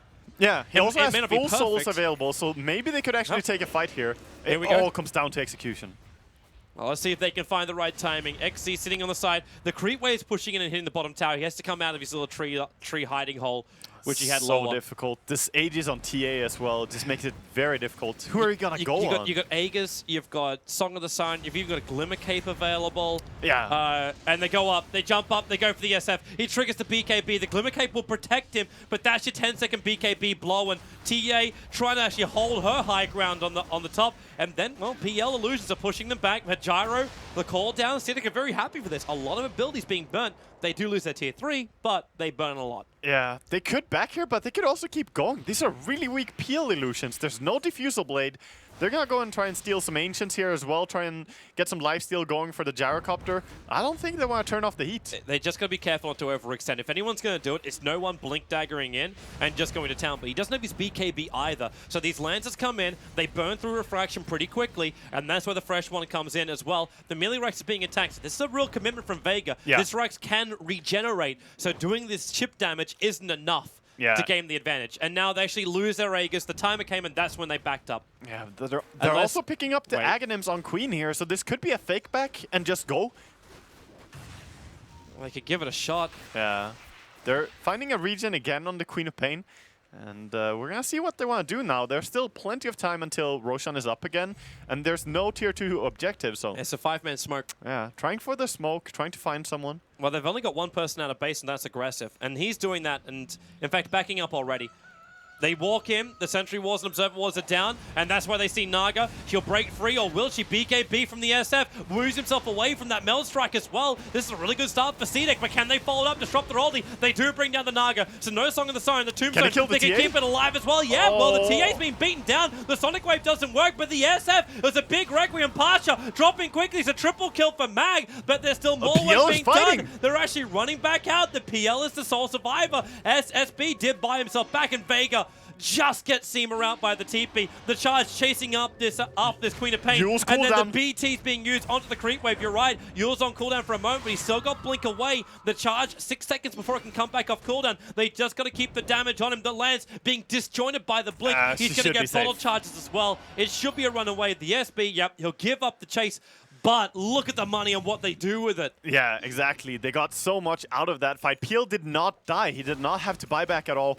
And now he has the Diffusal Blade. The PL himself took 2.5k experience. He took the major and chunk he took there. 1.6k gold just for himself in that fight. Yeah. Oh, he's actually being pursued here by Queen. She turned around, went in with He's the dead. regen and just kills him. He's dead. Yeah. that escalated quickly. He was feeling a little bit too brave there, just fighting up against her. If he TP'd immediately, he could easily have gone... Well, actually, she would have had the Yules ready. Yeah, this build is very good for dealing with the PL. Having the Aghanims, having a Disable as well if he TP's out. It works really well for him. Oh, wow. That's a heavy blow to the PL. However, he's going to respawn before any real important objective is being pressured. Like, they can't go high ground before he respawns. They can't take Roshan, so it's a death that doesn't hurt them so much. We're going to gem timing now, 25 minutes in, so we're going to have Naga Illusions with True Sight Scouting. I mean, she's so happy. Look at her. Medallion and Glimmer Cape and a gem now on the Illusions. This Naga is just in heaven right now. Well, we saw how long it took CDEC to actually kill off that Naga. Oh, yeah. Like, if we remember the fight back in the Radiant Jungle, Solo had them basically playing Ring a Rosie with just his illusions. There wasn't even a Maypole. Yeah, definitely. I feel really... Like, last fight was beautifully taken by CDEC, but I feel worried about the damage that's going to be brought into the fight now by Gyrocopter. He did not have this Demon Edge before. Now he does. He's going to be packing more of a punch with his flak. If he actually finishes the full... MKB? I'm wondering, like, the whole... Because the funny thing is for CDEC, I kind of felt like in the last couple of fights, Garda's Tombstone stayed alive a long, long time. It did. But surprisingly, yeah. Which is because they nailed the Naga at one point, and the Gyro couldn't get close enough the other time. Yeah. But if Vega take care of that Tombstone nice and early, then you're dealing with only PL illusions and not undying minions as well as the PL illusions. Yeah. That's true. Maybe that's another way to look at the fight. It is. That is a way to look at it. But I think you can't rely on the Tombstone in this game because it is most of the time going to be killed very quickly. It somehow miraculously was alive for a long time. But looking over at TA now, she's going for a Desolator build after the BKB and Yasha and Blink. And Desolator is extremely core on TA, and it's very good at killing Tombstone. It brings down the HP or the armor on it so that even a support helping you right-click it is going to bring a lot of damage. Well, it's just safety first with no one's build. Yeah, definitely. You can't really bypass a Desolator. It's so good. I mean, in the ultra late game you can, but it's super valuable in the stage that they're in right now. So finishing this up is really good, especially ever since it was made cheaper. I mean, it doesn't bring as much damage, making its super late game worse. But the mid game, it's still a superior item. That BKB is almost done for the Quap. Like just 100 or so gold away from she's gonna completing. BKB and Jules. And I'm still looking at this SF with 3k gold, BKB, and that's really all to write home about. Yeah. These are some strong timings now for Vega as well. They pick up Deso, pick up BKB, and Gyro trying to work for the MKB. It's still, you know, some 1700 gold away. But with the next Roshan, this is... CDEC cannot give this Roshan up. They have to contest it. Because no way they can hold high ground otherwise. That's a really nice new Obs War that was just placed down. It's watching the SF farming up the Ancients. So they're keeping tabs on where CDEC are moving. However, at the same time, it looks like CDEC are grouping up for a smoke. There's a smoke over on the Skywrath Mage, and they're going a long way back where they know their security. Like, they bring dust and sentries as well. The mid wave needs to be killed first. Every time you smoke, you want to try and push out waves so it's not super obvious. Yep. And yeah, that's definitely their objective now, is to try and get the smoke wrap around, maybe find a good initiation point. I'm wondering if it's even worth it, because look at Vega, they already smoked themselves. Yeah. Like, they're coming up, they're dewarding at the moment, that's Seema going to work. It took very long for them to push out the lanes, and now they might just not smoke. Yeah, just a simple high ground defense. Like, Aggressive's doing the right thing, push, push, push, push, push. Make sure the top lane's got as much momentum as you possibly could make it, and then the high ground defense, you've got Tombstone, Razors, Lancers, Orbs, that's just throw everything you've got to make sure that damage doesn't happen into the towers anymore, and especially the Raxes. Yeah, some chip damage by Queen again here, poking the tier 3 tower. She knows she's very hard to bring down. And now Roshan being contested here, or not being contested rather, just being challenged by TA and Jan. I'm actually wondering, like, I'm trying to look at this game 10, 15 minutes ahead of time. Yes. And right now, if CDEC can defend the next push, I actually think they've got this game. And I know that's really stupid to say when they're 20k net worth in front, but they're starting to flatline. The momentum's falling behind, and just the PL himself is getting finally to the point where he's going to do something in the defense. He's hit level 17, and really Vega, they've got nice ways to clean off the illusions, but they can just recreate themselves very, very quickly. I'm going to object, actually. Because I'm okay with even that. if they win the next team fight, they still run into one problem. Shadow Fiend dies instantly to Gyrocopter or TA if he fights them. Okay. And the PL, while he starts dealing a lot of damage right now, he needs so much items to compensate for all the AoE on the side of Vega. So they're still in such a tough spot. But how do Vega deal with the split push? Yeah. That's the real issue, right? PL running around. Like, if we're looking like an Aoi 2000 Naga, you'd be looking at a Radiance build instead. We've got Glimmer Cape, Medallion. It's Naga Siren going in for this more team fight oriented. Oh, the courier. Oh, no. Not again. No. Cluckles. He turns around. He can see it. You can see it. They got a sentry ward in the lane, so they can see the obs on the high ground. He's like, no, I'm not flying there. These are not safe conditions. Oh, the push is coming again from Vega. Yeah. Down the mid. So this is defense time. Uses Doppelganger straight away, throwing out these lances. Look at Pasha. He's already down to half of his life. Yeah, he took tons of damage, actually. He copped a raise. He got hit by the illusion straight away. And remember, he's burning up, but he's got the Aegis Immortal, something else to remember. Tombstone has not been baited out yet for Pasha. He's at a point where his mana is going to get so bloody low that, well, I suppose he's got nothing to trigger with it apart from his ultis and stuff. Yeah. But you're going to basically burn the Aegis for no real reward. You're soaking up illusion damage. PL is fine with this. Like, he's actually going back to get more mana. Skywrath just picked up a Ghost Scepter right now, so he has a defensive item here. Oh, they're going in. It's the call down. It's trying to buy space behind the racks.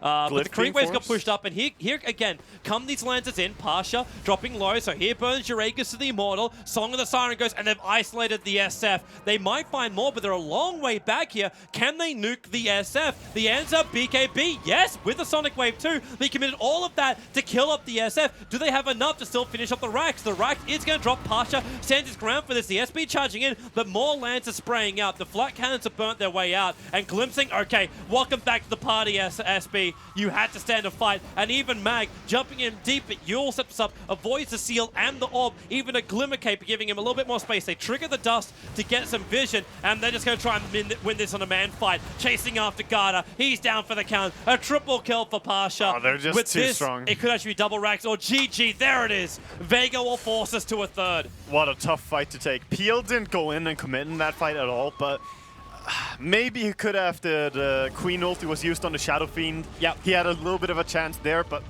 they were 20,000 gold behind. That's when you really should not win fights. So extremely well played by Vega in this game, and they take it back. This is why I became a big fan of Vega.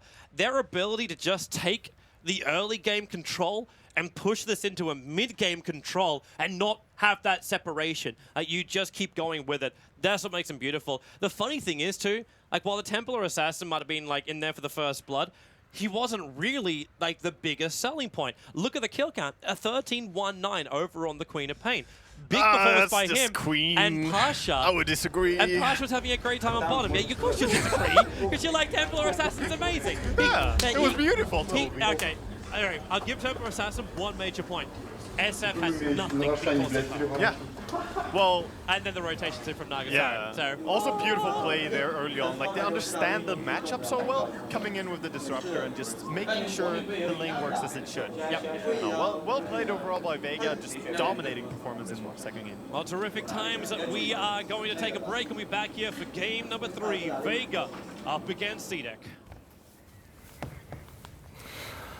All right. Well, CDEC not, you know, it's pretty drastic changes from CDEC in terms of their reaction after game 1. You see them like, oh yeah, like smiling and having like a party, and then game 2 they're like head in their hands and whatnot. But Vega coming back. I mean, we talked about how they were, they have to be a strong team if they got through the qualifiers to get here to the wildcard play-ins, and here we go, showing us what they were really made of. And the fact that they almost took game 1 was not a fluke. I mean, they took game 2 in a pretty dominating fashion, I would say. It looked like they just woke up for this game. Like, they don't look like they just woke up. Okay, let me try that. Let me try that again. Let me try that again. All right, they showed up for game 2. Let's put it that way. So I said going into the game, I like their draft in this game less than the first one, but they made the early game work super well with what they had. Like, we were talking about, okay, their roaming support potential early on with the Naga and Disruptor isn't that good, but they managed to find just the couple of kills that they needed. Both the Gyro and especially the Queen of Pain in the offlane got so much work done in this game. I think Mag was 2-0 fairly early. I seem to remember, just 6 minutes in, maybe it was, or 7. I think he had a 2-0 score in that offlane. Sounds about right. And if a Queen of Pain gets that kind of start in the offlane, and you have an impactful mid laner at the same time, the game it can very quickly get out of control. Yeah, I know. I mean, Winter and I left, and we came back, and we're like, all right, Vega's pretty much going to win this. And then Winter left again, came back 3 minutes later, and he's like, okay, the game's really over now. Every time I leave the room, the game has just snowballed out of control. How do you feel about that? I still think that the Shadow Fiend pick with the PR together is very greedy, because I mentioned before during the draft that the Spirit Breaker has to get so much work done to make enough space for both of them, and it was evident that in this game they were both struggling to have enough farm to actually have a good impact in the game, and they just lost map control. And if you have Shadow Fiend PL against what Vega have, they want to 5-man and push down your base very fast. You want to be able to split push, but because they were so far behind, they couldn't even split push. So you're screwed if that actually happens to your lineup. Right on. Yeah, I mean, we do have a couple of highlights. We'll be taking a look at one right now. Of course, most of the big plays in that game pretty Vega focused. I mean, they did dominate it straightforward. This one, yeah, right around the 14-minute mark. I remember we were all here for this one, and it just goes right back. I believe TA has a solo kill up top before coming down, right? So Spirit Breaker is already dead. And the thing about the Radiant lineup that's really beautiful is the moment they get ahead in a fight, it's actually really difficult to escape this kind of team. So there's Homing Missile. I don't know if Gyro, I don't remember actually seeing it. He might not have skilled it at all. No. But they have the Song of the Siren. If you get ahead, you could just run them down with that.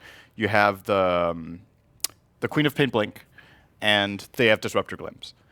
And traps. TA traps. So if the moment you find the first key kill, there's no disengage potential for the enemy team apart from trying to TP out, but you generally don't get away with that in the middle of nowhere. So I think that was really opener. I think the Undying Spirit Breaker, it worked in game 1. I mean, they won in game 1, but I wouldn't necessarily say it worked really well for them. I think that Vega was very well prepared for that sort of strategy because CDEC's been running it a lot, and they just need to switch it up a little bit more. And I think that, for example, the Queen of Pain, they thought it was going to be a Queen of Pain versus SF matchup. They switched the Queen of Pain to top, and then SF gets wrecked all game because of the flexibility in the draft. And they just last pick the TA. It's like, okay, well, we have no counters. We can't put anyone else mid, and we're just, good luck in the matchup. It's just kind of tossed into. Now, it was pretty one-sided. But of course, later in the game, as we take a look at a highlight here, CDEC fought back in the way as basically they kind of delayed, of course, their doom. But when we take a look at the replay here, do you think this was near the mid-racks? CDEC, if they had repeated this, how many of these fights does CDEC need to win the game? 3 or 4? 13. I was going to say 3 or 4. Yeah, 3 probably. If they get 2 fights like this, if they're lucky with the Roche spawn, then obviously it's going to be a big deal. Right. Because they're on the dire side. But I think this was even a miracle fight. We were talking about, wow, how are they actually winning this? And they gained 1,300 gold because they had to buy. They bought back their Spirit Breaker, and all the gold went on PL, which is great. But it means other heroes don't progress. So I actually think three times this fight wouldn't even have cut it. They needed more than that. Yeah, it sounds 3 actually sounds a bit low. I think 13 sounds a bit more accurate. I mean, 13 you can secure the game at that point, right? But yeah, so yeah, sure. Now that's what we saw in game 1, right? When you're on even footing, both of these teams, anyone can take a fight, and then they get a little bit of an advantage back and forth. Obviously, this one Vega, pretty strong forward. Now game 3, it's pretty much a best of 1 now. We're back to square 1. Do you think anyone has an edge? I mean, Vega obviously are now on the up and up momentum. They feel a lot better after. All right, we learned some things game 1. We did well game 2. But do you think we're going to see any big changes from CDEC? I think they have to. I think if they do the same opener again, they're going to get destroyed. So do they have to give up on their I think you just change your plan. No he's Spirit looking at me, he's Breaker like, no, the nightmares. Like this is where you show that you're not one-dimensional in your draft. Like you can't do the same thing 3 times in a row. It's good if it works game 1. I think it was PPD from EG who has said it a couple of times that if you're playing longer series like best of 3s and best of 5s, you can't open the same way every time because the opponent learns from game 1. And if you try to play the same game again, in a lot of ways you just lower your win chance by just going for the same because they know what they're up against then. And trying it a 3rd time over after losing the second, definitely not recommend. I think one of those 2 heroes is fine. Yeah, I was just about to ask Ben and Winter. I mean, Winter, what do you think? Do you think prioritizing one is fine, but then not giving away that exact one dimension? Or? Yeah, I think they probably wouldn't prioritize the Undying anymore. I feel Undying is very, very one dimension. But Spirit Breaker is much more flexible. You can fit it into multiple types of strategies. The last game, it was like 3 picks, and then okay, the Undying Tombstone is not going to be useful this game, and they start to go for the PL.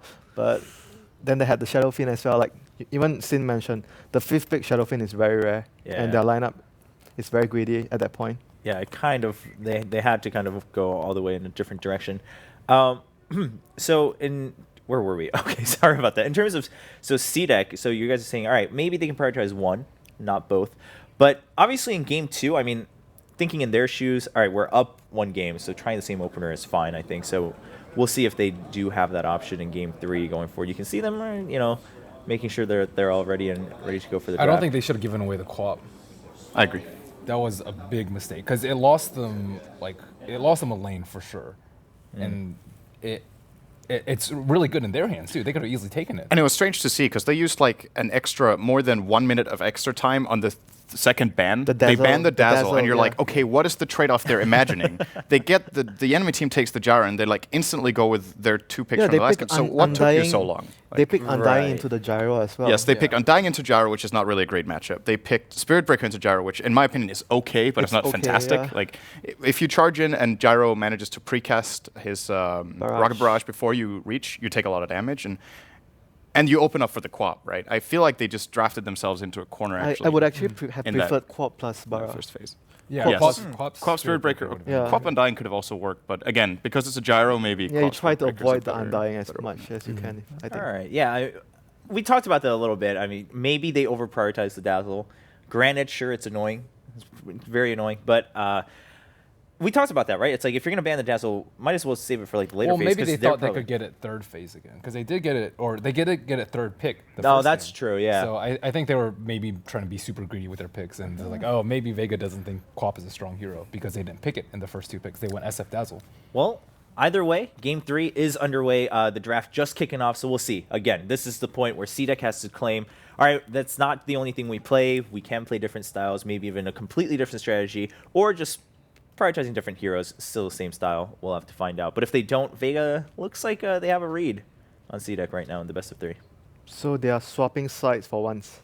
Yeah, first time. I mean, both game 1 and 2, we had Vega on Radiant, but we will have CDEC now on Radiant. So all right, we ban out the Leshrac. Oh no. Oh yes, that's okay. Not a big surprise. Get used to this. So if Vega took out Gyro, so Undying might be on the cards again. Maybe they're just trying to bait them into the Undying Spirit Breaker game. Be like, hey, I know you want to pick it again.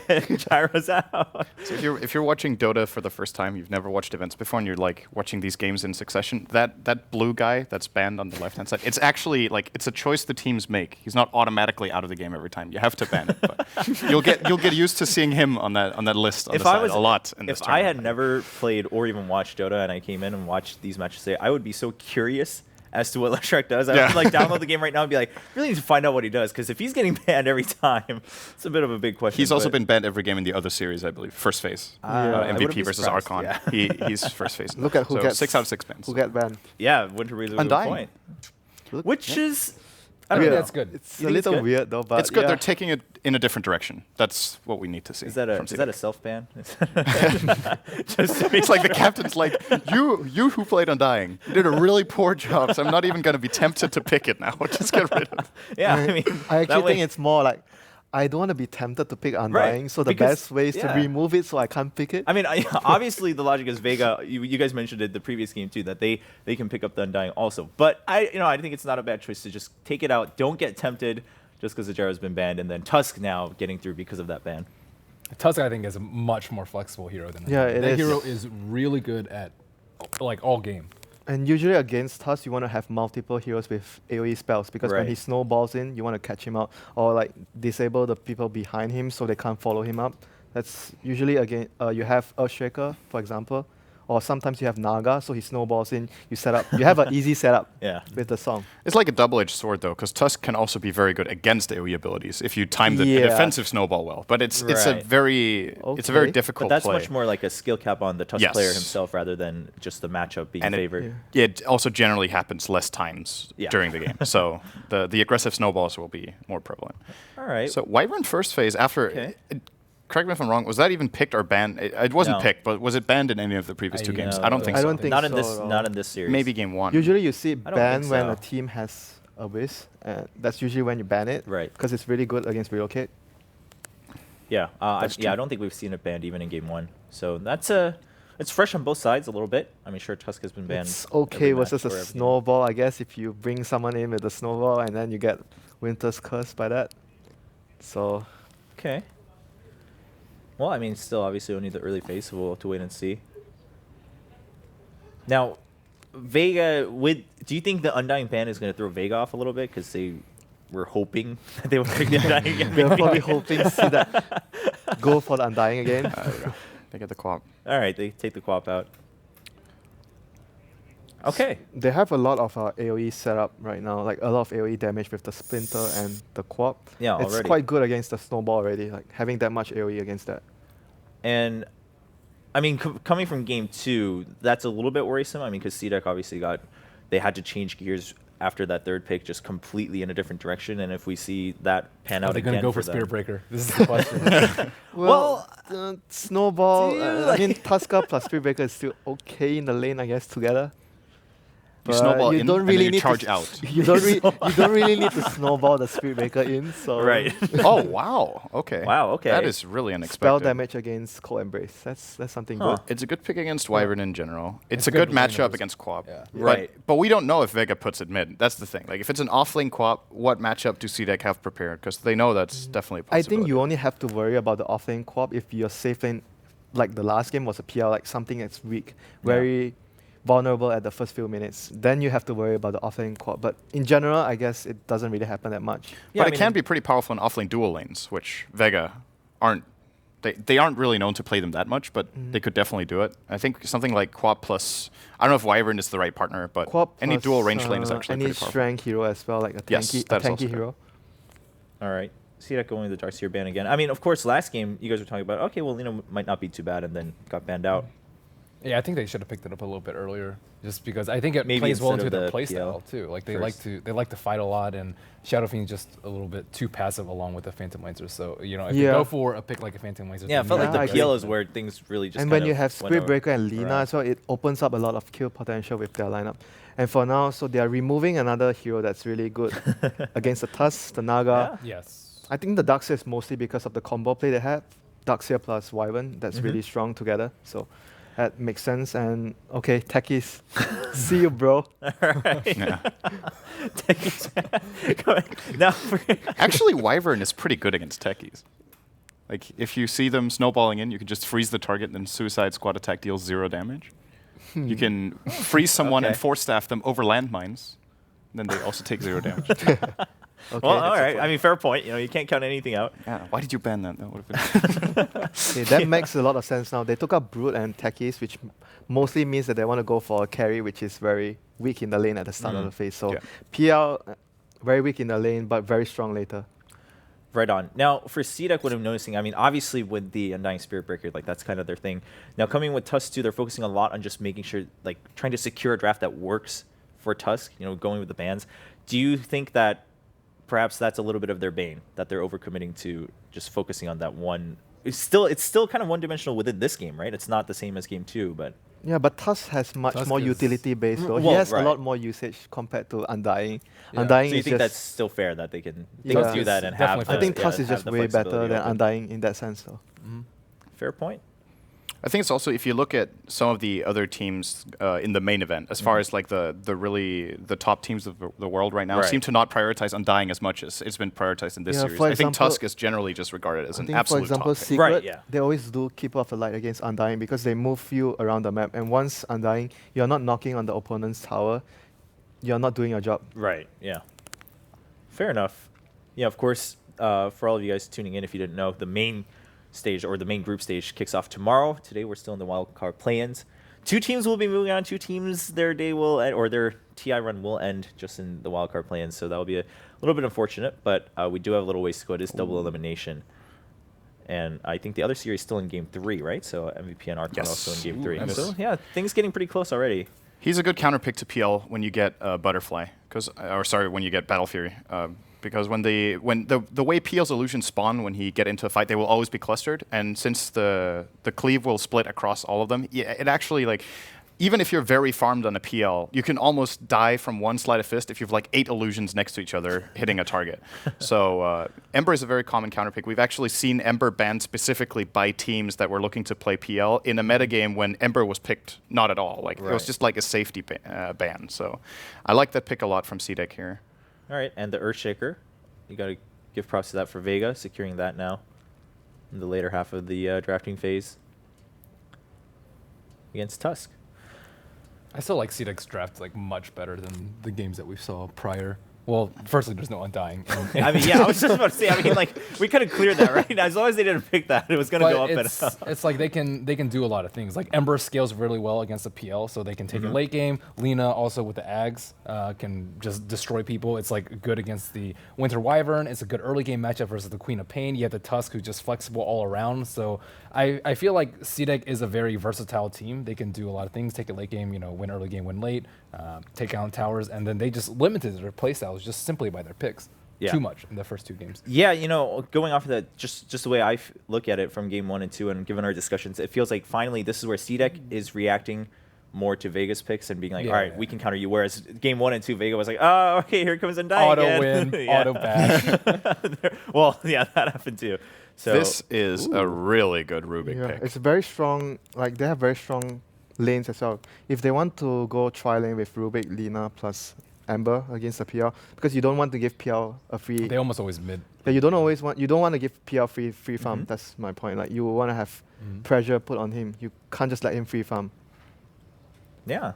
Well, so what can Rubik steal in this game? That's awesome. He can steal Fissure. That's incredible. He can steal Blink. That's very nice.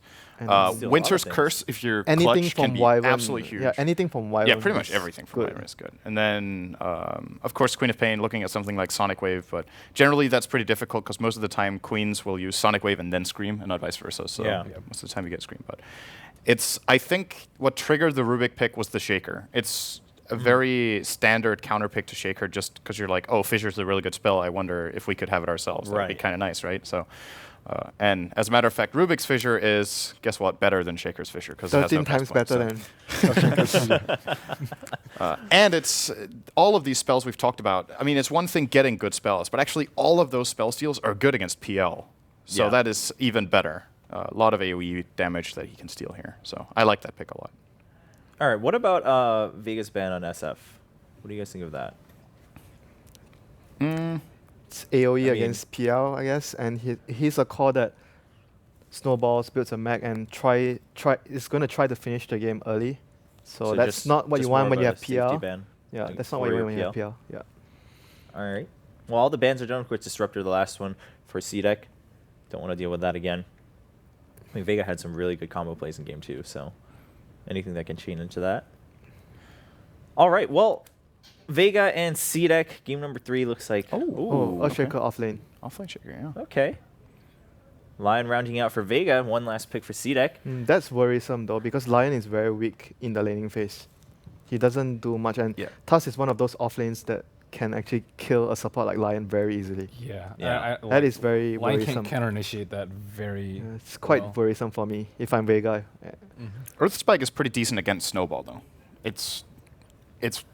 It's wider than it looks like, and it's pretty easy to land it when you see the snowballs. Yeah, but my main issue is like early. They just kill. Yeah, early super game early. you get Super killed. early. Early game you get killed way too easily by Tusk. Right, so I mean, it's on him to just survive that early phase. And I think Vega just felt they needed more against Ember.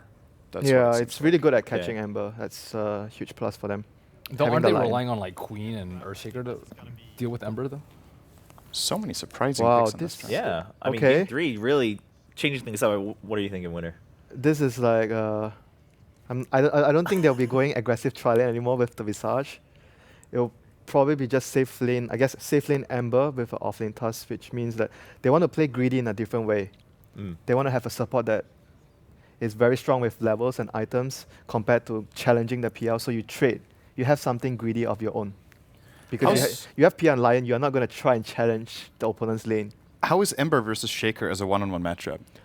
I think his Shaker does fairly well though because of if you go for the enchant max. Yeah, but does he win the lane? Because else I they could haven't run an aggressive tri lane with I've not Tusk. tried That's that actually matchup. super powerful. I think you can kill him. Yeah, actually. I think you can. I'm not sure though because I think not Ember tried. can kill Shaker. That I've not I tried think that so matchup. too. And looking at their possibility of running an aggro try with Rubik, Tusk, Visage, Yeah, it it's might still be it's possible. tempting It's still at least to possible. consider the option. All right. Well, game 3 just started. Again, this is the last game of a best-of-3 series. Whoever wins this will move on to the final. They will only have to win one more match to secure their spot in the group stage. Back into the game with Toby and Waga. He's probably their best go-to hero because he can get long range. Well, let's see if they can take care of business. We're going to get ourselves into our game, our third deciding matchup. CDEC versus Vega. Winner will play up against the winner of Archon versus MVP. All series for the first rounds going to a full 3 games. Love TI. Yeah, this is such an amazing start to see all these teams being evenly matched up in the first games that they're playing here in this morning at TI. We see Shaker trying to go in and drop a ward here, but Garter was on top of it. He had boots himself on Yep. Rubik. Very, very normal to go boots first. It also flags to the fact that one Rubik can just keep his distance up against the Earthshaker, Yeah. but when he's ready to rotate, he's going to move quick and fast in behind that tower, and that's where Quap has to be very much aware of this. Seema, well, okay, they're going to say a low to the Tusker to start with. He's not actually going to crack the Arctic Burn for the moment, just happy to move the Tusker away from the rune, and this means rune security. He's just doing some punches, and actually the rest of CDEC are like, hey, can we punish? But I was actually waiting for the shard. Actually, they're coming in. he can fly over it, though. That's the downside. He can just use his Arctic Burn after. It's true. Now, Light Striker Ray. They're Oh, going they to steal contest it. for both runes. There's a double stun here, and they've already managed to crack it. Lion? There's your shards. Lion so low. Soul Assumption damage. There it is. CDEC take the first kill. They will lose their Lina for this, however. Yeah, but they But they still back it up. they got the first blood and they got both bounty runes, so that's a big win for them already. And look at Seema, he's in no man's land right now. Just chasing it away. Look at the Rubik. He has What boots as well. Yep. So there's no way for the Wyvern. Oh, he jukes it. He actually come through the tree. He ran the other way. Garda. Did you see him in the end? I don't think he did. He'll have to well. let him go. Yeah, he made a little nice play there, runs around, and gotta make it back to top lane safely. Mid lane, Lina going up against the Queen of Pain. This is actually a very even matchup, but Lina slightly wins it if everything is even. However, she did die first there in the first skirmish. So still, Wyvern just running around here, looking at mid lane. I don't think it's that bad for Lina. Okay, yeah, she died, but the regeneration of Queen of Pain is burnt out. So if you can just get that Light Strike array or some level of setup, like would you believe a telekinesis, which Rubik is trying to do, you're going to get the advantage. Now, blink away, that's a long time, like 15 seconds every time you get a blink to just be really, really worried about the rotation. Rubik is making this lane very painful for no one because he can't come that close and he can't contest the last hits just due to a massive amount of damage. Pick up. He's too far away. They can't get the Light Strike array in time. Yeah, nice try though, and they just keep him away from farming. Garter says, hey, I don't have anything better to do, so I'm gonna be here and enjoy your lane. And bottom lane, I mean, Shaker is trying to get as much as he can during this, but he still doesn't want to push too far. Look at Ember and Visage. They could kill him, maybe. It's that Observe Ward on the other side of the tree line that can just do some work. Yeah. Also, Visage is he can dead? wait. I think he's actually he's too far up. And this could just be a simple steering chain to Soul Assumption. Yeah, he's dead. He was way too far out there. He kept fighting against the Visage, but he underestimated his slow. It's going to have a harder time. The booties have been picked up by Visage, so he's got the speed there. Now the rune battle starts again, and it's a double damage rune that Rubik is going to steal. And that just leaves the bounty on bottom. Yeah. But there's no bottles being run just yet, so it's just going to be picked up by Visage, Visage. yeah. So now this is 4 for 4. I know we'll start counting runes, but Yeah. but Vega's not getting any extra advantage in this game apart from the fact that PL's finding farm on top. Exactly. Rune control is very important as well, especially when you can get extra experience onto a hero like Visage who needs his level 6 quickly so that he can get the birds online. We should probably keep our eyes on mid. Yeah. Because there's a smoked up Rubik at the moment with the double damage rune. But he's not finding the gap. No one is playing a very safe position here. It's the hardest position to gank. It's like right where he was standing there. And I doubt that he's going to go too far out of position here. We'll see. Top lane? Are they trying? It's just, okay. Oh, yeah. he blinked into a jungle. He actually blinked over the top of Garda because he's coming up to do the stack. Yeah. So this is the first part of the stack. If he's realizing he can't stay in the lane, it's the only other choice he's got. Yeah. Still doing a very good job, though, is No One. He's 10-2 against 11-2 on Lina, despite all this bullying from the Rubik. They found Solo. Or Solo found Garda, so the first Earth Spike, but Garda's got the boots. He's pinging out, saying, can we go for this? With a snowball into the shards, they lock him in, but then again, the Embrace is cold on top of the Lion, locking him on the high ground as Lina moving up. That's a level 2 slave. She can get the nuke. She's not in range, but when they turn for the stun, maybe then it is. Why did he back? I don't know. Oh, man. Shiki, he could have gotten that nuke for sure. He might have felt like, okay. Yeah, he doesn't have boots, so... The Lion wouldn't have turned unless Shiki turned. Yeah, and that was the only thing that would have brought him in range for the slave. So I can understand the reason why he's like, I'm not going to go on a wild goose chase. I need to keep control over the Queen of Pain. Yeah. If you look over to the cast range of the Dragon Slave, though, that's very deceptive because it actually reaches further than the cast range of it. So you can nuke very far away. I believe you could have secured that, but either way, Lion gets away there. Haste Rune being secured for Queen of Pain on top. Mag, he's not going to get on that cliff top. No matter how much Rubik would love it. I'm actually a little concerned now if I was Rubik. One, because there's a hasted Queen of Pain chasing after you. Yeah. And two, because he's not finding any levels. So he's level 1. Visage will move over. Grave Chill on a hasted target. Well, that's just going to give movement speed. And there's your fissure block. So Rubik is dead. Soul Assumption damage, though. No one's taking a lot of hits here. And is there any kind of rotation? Nope. Everyone's staying in the lanes exactly where they are. Yeah, I mean, they let them do whatever they want to. The Hasted Queen, the support, no one cares about them. Lina wants to get her items, and Ember wants to get his levels. He wants to keep getting as much as possible. Tusk, we haven't really talked about him much, but on top lane, he's now finally starting to get some experience out. The fight that he was part of there on the Lion was, very close to being a kill. But I like the Mango build on the PL. Mango bottle. How much life can you possibly get out of this guy? The shards don't do enough, and XZ actually dropping really low. There's another lens. He can actually go for this. Doppelganger down into the secondary lands. Tusker back to the shop, buys a TP stall, and is dead. While in middle lane, they're killing off the Lina, and Garda doesn't have enough for a revenge kill. He doesn't actually have Fable available, and now Solo can turn it around, and they get a kill on Garda too. 3 quick kills in very quick succession. You know what worries me for CDEC? I mean, Garda running around and bothering the lanes, that's fine. That's something that he's been trying to win the lane for Lina, who died early on. But in compensation to that, they only have a level just now for Visage. He hasn't been getting that much by his pulse. I mean, Lion is level 4. He's actually higher. He's almost 5. So normally you do this, you try and get as much as possible in your Visage. Yep. But with him going down there earlier as well, Lion's even finding money. Actually, he's finished up his Tranquil periods, which means Solo never has to go back to base. The beauty of mana drain and the passive regeneration you get when, obviously, the time is off for your Tranquils. So he's really happy and can afford a Blink Dagger. What's Visage? Like, Visage is so much more item dependent. And Negative Scepter's a lot more expensive. I think they give the lane to Visage now and just farm up jungle, because they have been, doing some pulls and so on. They have stacks in the big camp, but Ember farms really quickly in jungle with the Flame Guard. Oh, look at this deep ward by Vega. They're wanting a kill. Like, that Observer Ward will at least tell them if anyone's in a TP in. Yeah. And you'll notice, too, when XD is going to move back from the top lane, which it is now doing so. But at the same time, like, CDEC have no vision on the top, and they only actually have one person visible, and that's Pasha on top lane.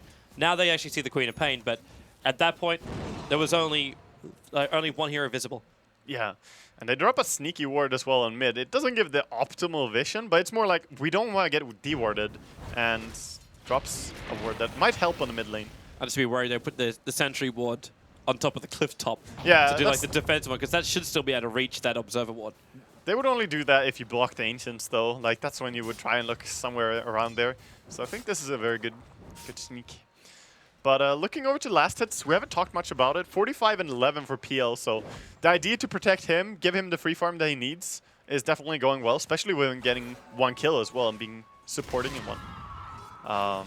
And Ember still farming up. None of them really being contested. Yeah, it's just free times to farm. That's it. But this is also what we knew was going to happen in this game. Like, it's this delay until you hit that sweet timing. Pasha doesn't want to fight. Ember Spirit doesn't want to fight. This is the last game of the series as well, so it all comes down to this. Just get the space. Rubik needed more. Like, he's managed to find almost 4 levels despite leeching the mid. And it actually looks like they're going to go for a kill on Wyvern. But the Observer Ward from the Dire side will scout this one out. I mean, normally we see even teams that come out swinging, you know, in first game, we saw a craziest game, will very often start to play a little bit safer, trying not to risk too much when they're in that deciding game, the third game in a bow 3. The standoff on the haste runes, very awkward. Are you gonna, or should I? He's protecting it for the Lina, because Lina has Laguna Blade and Level 4 Slave. Like, this is a kill waiting to happen on Shiki. Yeah, it's a very good haste one rune. person be slightly too far out. Yeah, very good to have that haste rune available. It should actually be a guaranteed kill on Seema or Bag. Like, all they need to do is get the initial stun, and Tuskar can take care of that. It's just don't dive underneath tier 1 towers to get it. Yeah, it's about positioning, really. I mean, if they go a little bit too far out, they will be punished by the haste rune. Right now, plenty of pressure on top tower. This tower is gonna go to the PL. Nice last hit by him. He's going to get such quick items. Like, we're already looking at, like, what's that coming out in the curry? He's got the full drums. You know, so far I really like the build that he's going as well. He still keeps the brown boots, but he has the drums, he has the Aquila. He's just prepared to fight. He even has the bottle. Something Envy liked to do as well back in when PL was a little bit more popular before the Illusion nerf. Man, the PL and Terrorblade days. I do not miss them. This movement from CDEC is really weird. They moved almost all of their team into the mid while leaving the Visage on bottom to find levels. Now, that I can understand. But they smoked Shiki for a kill and couldn't find it. Yep, Shiki is dead. Finger and Sonic Wave. The cast range on Finger, just like, yeah, I don't need to stun you. I'll just kill you. That's perfect. Good rotation there. I think he was a little bit surprised when he saw Queen jump him, and then out of Fog of War, out of smoke, in fact, comes the Finger. It's going to be really problematic for CDEC. They're losing control of this game. Yeah, rather quickly as well. I mean, I understand they needed time to get the Visage birds up, but normally you want to get experience on Visage through either just pulling and having your carry farm, or by going in non-stop fighting. You will be strong in the fights just by soul assumption. Yep. So I feel like they have slowed down the game unnecessarily much. And against the Peel, it's so risky to do so. Oh, they got a nice little thing here from Pasha. A double damage rune to run in They saw him all the way. the Tuskar. Can they control him? If they can get the Light Strike array, then they might be good. In fact, yep, there's your opening, Laguna Blade. And this is Pasha being massively punished. Yeah, that ward, you have to give a lot of credit to the ward that spotted the PL running around there. They were like, yeah, we know what you're up to. Lina was already coming there. So, very good play. Heads up play by CDEC. And that's going to buy him a lot more space. Yeah. So now you're actually looking at, well, Aggressive getting closer and closer towards completing his full drums. Then we look towards the Battle Fury, so at least he can fight at the start if he's really required to. And the Tuskar, like, what do we want from him? Is it a Blink Dagger build? Is it just more utility based? I think it's always pretty open what you want to go on Tuskar. I don't really see. You don't have to go for anything specific. You can go into the Glimmer Cape if you want to. Medallion I don't think is great this game, but it would allow for Roshan kills later. Blink Dagger is always a very good item, but it's so expensive. I'm actually watching just so much space being given to the Visage on bot. Because I think he knows he can solo kill the Earthshaker. Yeah. Because he's obviously never alone. He's got his children with him. Yeah. With his birds, he can definitely do it, especially as he, you know, if he waits just 1.5 minutes or 75 seconds now, he will be able to resummon. That's when you really have to fear the Visage, because he can go in behind with the birds first, stun you, and then summon new birds, hit you, and then stun you again. That is the true terrifying fight of the Visage. All the mana in the world, all the fun in the world, and Mag. But Mag is not doing terrible though. He's farming down here. He's getting stuff done, and the smoke gang is on now. They have the lanes fairly pushed out. Pretty good timing to smoke. This failed last time. Yeah. So they have to try and succeed this time. The Dire don't can't actually have vision of the ward. So, they got of the rune. unsmoked, but there's no ward. Rubik, they should know that he's farming this camp. Yep. Just Rubik unsmoked. But they're not quite sure if that's the real Pasha. They're coming close. Okay, now they know. The smoke actually broke, and he'll doppelganger up. So they slide a fist and realize where he is. And the Spirit, there we go. Laguna Blade, they find the PL again. That's 2 in a row. Aggressive. His shield's going to protect him for a little bit. That was Queen of Pain throwing out the Sonic Wave. The Hex's guard's just TPing out. Aggressive cannot blink in time. And now it's actually Shiki in a lot of trouble. One charges, buys some space. He got Light Striker ready to buy himself some time against no one. He's and even bottling. more bottle charges. He needs more running time. One more blink into a Scream. There's no mana for a Scream. Now he does, and it's just there in time. So however, barely. the Visage is not. That was so barely they died.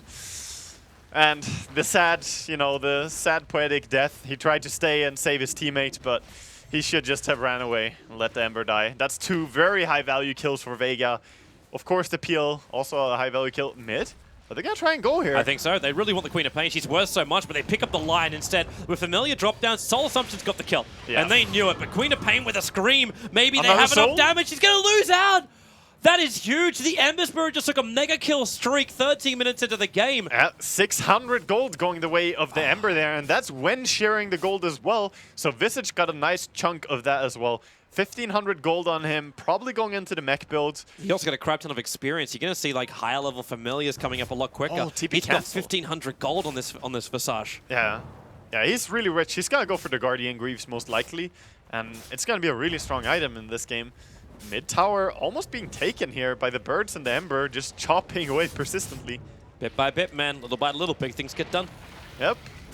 And seems they will actually get it. Winter Wyvern now here, but a little bit too late. The spam is not available anymore.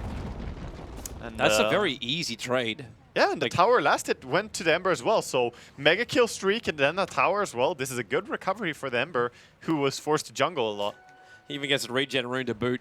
Yeah. So he can battle up whenever he wants to. And got to keep your eyes as well on bottom lane. So PL took the top tower very early on. The defense wasn't really there once Tuskar started to move around. But you're losing your tier 1 towers very quickly. Both of the remaining tier 1 towers from Vega are below 50%. And this bottom tower, I think, is going to be at 0% in a fraction of a time. Yeah, CDEC are really forcing And Mag, onto you his don't want to be towers. here. You do not want to be here. These Familiars are ready to go. Guard just needs 1 telekinesis, and then Familiars drop number 1, drop number 2. And he very, has very Fissure simple as kill. well. Level 4 Fissure on Rubik. That's one of the best spells he could steal. You got to get away from this Vega. Like, with Fissure and Laguna Blade up, you're looking at death. Yeah. Honestly, like, in this game, between all spells that you could possibly steal, this is one of the best that you could run around with. Especially for initiating. Yeah, this is... Their advantage is gone. Yeah. Like, this just over 1k experience and almost 3k gold advantage has now just swung around exactly the opposite direction towards CDEC. And it's going to get worse. This Visage has picked up a mech. So Yeah. Q's already got the money for a mech. He doesn't have the TP. He's got a TP available right now, so he can come to bottom lane. Yeah, he needs to pick up the TP on his hero and then he's ready. This is not a tower that you can force Vega. I don't think so. He's just going to TP down with the mech. They take the fight, and Vega will be in trouble. But they can't see this coming. We can see it. Of course. But there's The no bird's detection eye. for Vega to know this. Yeah. All they knew is that a lot of people seem to be at that tower and defending. And of course, they saw the Visage farming top with the components for the mech. So just respecting it, backing off, going up for a farm again. Winter Wyvern has level 7 now. And he TP'd top though, so maybe they can get some chance to push bottom. One of the Familiars is just... Oh, look at the HP. PL. They're watching. They see him. They're watching. And with the stun, they've got him controlled long enough. Where is the support? Oh, well, the Fissure is just out of range. Rubik trying to get close enough. I think Ember's looking for another jump. But yeah, PL, like, Pasha knows it. He knows he's being watched so closely. Yeah, definitely. But look at top. Okay, so if you're Vega, let's ignore all other heroes but Visage. How do you actually kill Q right now when he's got Gravekeeper's Cloak and the mech like this? Seems to be what they're doing. They're ignoring everyone else because they're going on this, but TP's coming in. They Eulceptor actually made it so he threw out the Shadow Strike, and now we're in trouble. The Echo Slam, they may have enough damage, but they Q. He's still alive. He got the mech charge up, so eventually they'll die. But you just traded a Queen of Pain for a Visage, and you have to put the Winter Wyvern under. He's dead. Light Strike and Radiant Slave will finish the job. Oh, dear God. How is this worth it? And the fact the Queen of Pain came in with a Eulceptor, he threw the Shadow Strike and Eul's the same target, so the Shadow Strike never connected. Yeah, that was Unfortunate, really, for him. I mean, not a lot of damage on the Shadow Strike, and I agree It's with the just a Yules control there. time, that's all maybe. Yeah. Very hard to dive mid, though. Going in for a kill on solo by aggressive. Nice magic stick, but he's still suffering. Oh, he's gonna go down. Yeah. He tried, and then Ember's like, well, I have one more of these. I think Vega hit that that fart moment where they're just like, like there's a little bit too much hot air in this room. We need to just chill it out a little bit more. Yeah. Get your timings right. Like, okay, so what they've done now is put themselves in a horrible position where CDEC can move around and gank wherever they want to.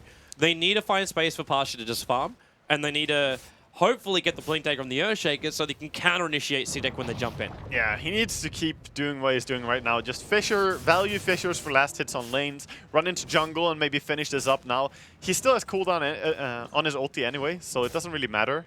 But getting this timing up is important. Rubik, however, look at him. He's going for a straight-up Aghanims, it seems like. Or maybe just a point booster into a Blink, maybe. Some value, HP, and mana. But yeah, point booster it is, dude. It's definitely not going to be a Skadi.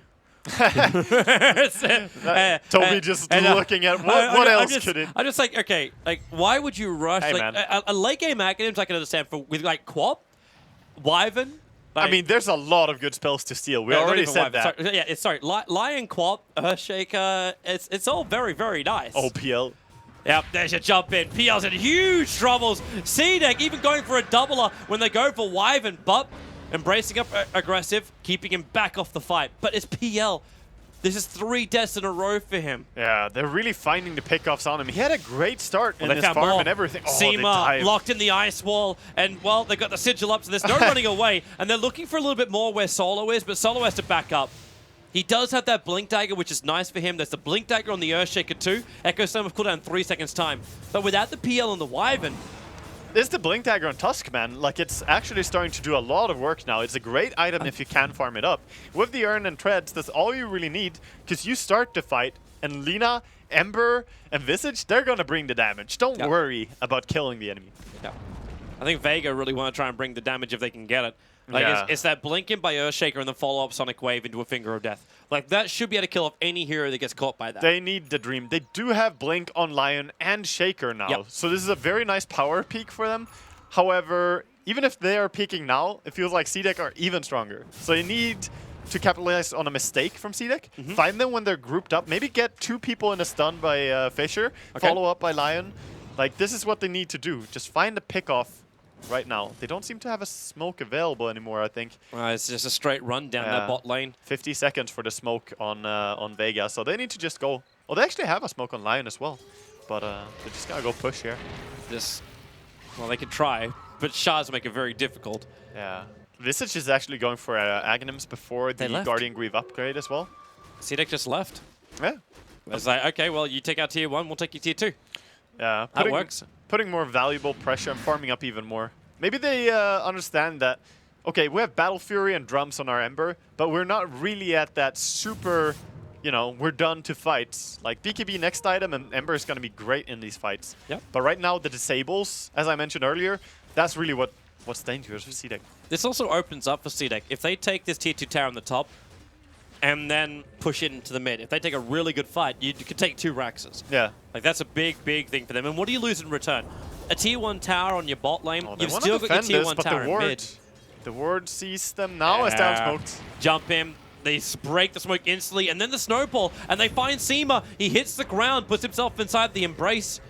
The tower is still not dead yet. So Shiki's going to finish the job. Oh, Tusk. But he's in a real bad position. He's locked in here. They blink away, but the Familiars will buy more space with the Sleight of Fist Searing Chains. Soul Assumption damage. Wyvern still alive thanks to 1 charge, but Solo not in a better position. Getting Sleight of Fisted down. Now the Snowball. They go again after Seema. Both supports down now for Vega. Oh. You still got the Blink Echo Slam, but CDEC is so nicely spread out. Yeah, CDEC are playing beautiful in this fight. The way they spread out, so that Winter Wyvern ulti is useless, Earthshaker ulti is useless, Lion Stun can max hit 1. Like, just very good position there. We said Tusk was in a bad spot, but he still has powerful friends behind him, so you don't really want to go on a Tusk that hard.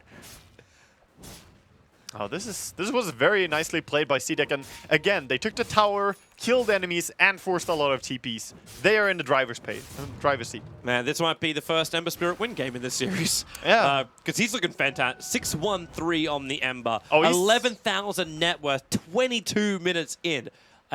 He's had beautiful impact as well in the game. I mean, he's 6-1-3 and played a crucial role in a lot of finding these kills. It's not just sit back and farming. It's, yeah, it's he got actually solo kills. Like, yeah, he's been playing really well. I'm interested to see where he goes for his next item, if he goes for that BKB. Or, because he could buy a Chrysalis now. Oh, look at Rubik. He's sitting on the high ground. He sees them coming. He's going to get away. He's going to get away. The Earth Spike on two. The Telekinesis on the other. Garda, he stole Fissure. He can return this aggressive coming in. The Echo Slam thrown out by Mag. The damage is minimal. In comes Tusker. They lock down Mag. It was the cold embrace from Seema which kept him there into a Yule Scepter. They're going to trade the Rubik for 3. Yeah, And they may even just take Roshan. Yeah, they got Medallion up. Hey, why not? Sigil Roshan. I don't see how they're going to stop it. There's nothing they can do. Shaker's dead. Like, he used his ulti as well, so even if they were alive, I have no idea how they can contest this. Medallion is up on Tuskar. Got it in nice time for this Roshan. Everything just playing out as CDEC won it. What a swing. Yeah. What a swing right now. Is that a from full CDEC. Aghanims on the Visage? No, it is not. Yeah, I was worried because he was delivering. I would look at Rubik, where he's got a Staff of Wizardry and the Point Booster. They're both as close to Aghanims as each other. Yeah, he's getting there. Rubik is ambitious and he's going for it. It's a very nice item. It I lowers... still see it fully paying off. Dude, it makes him so tanky. They had to finger him to kill him there. Like, they had to burst so much into killing a Rubik, and then they just got slaughtered by the Ember. It didn't help, though. Like, he Telekinesis grabbed 1, Earth Spike 2. And almost and he stole the Fissure and almost fissured them, but got fissured first. Yeah, he was close to making the play of the game here, or play of the series, if he got that Fissure off. Hey, what are we pretty next level, man?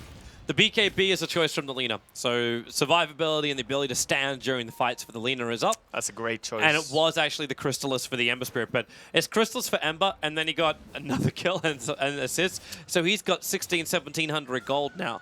Yeah. Do you, do you complete the full Daedalus, or do you go for something else after the Aegis? With the fact that you got the Aegis here, this definitely plays into your itemization. Because right now you have a moment of safety. You have immortality for a while. And you can also pick up the double damage rune from bottom lane. Okay, Lena's going to take it. What a greedy woman. Greedy woman. But yeah, I think Daedalus is fine here. And then go into the BKB. But if he decides to go BKB first, no, Daedalus it is. Either would have been a good choice, I think. At least that Ag is up for Queen of Pain. So Vega has some good defense nature.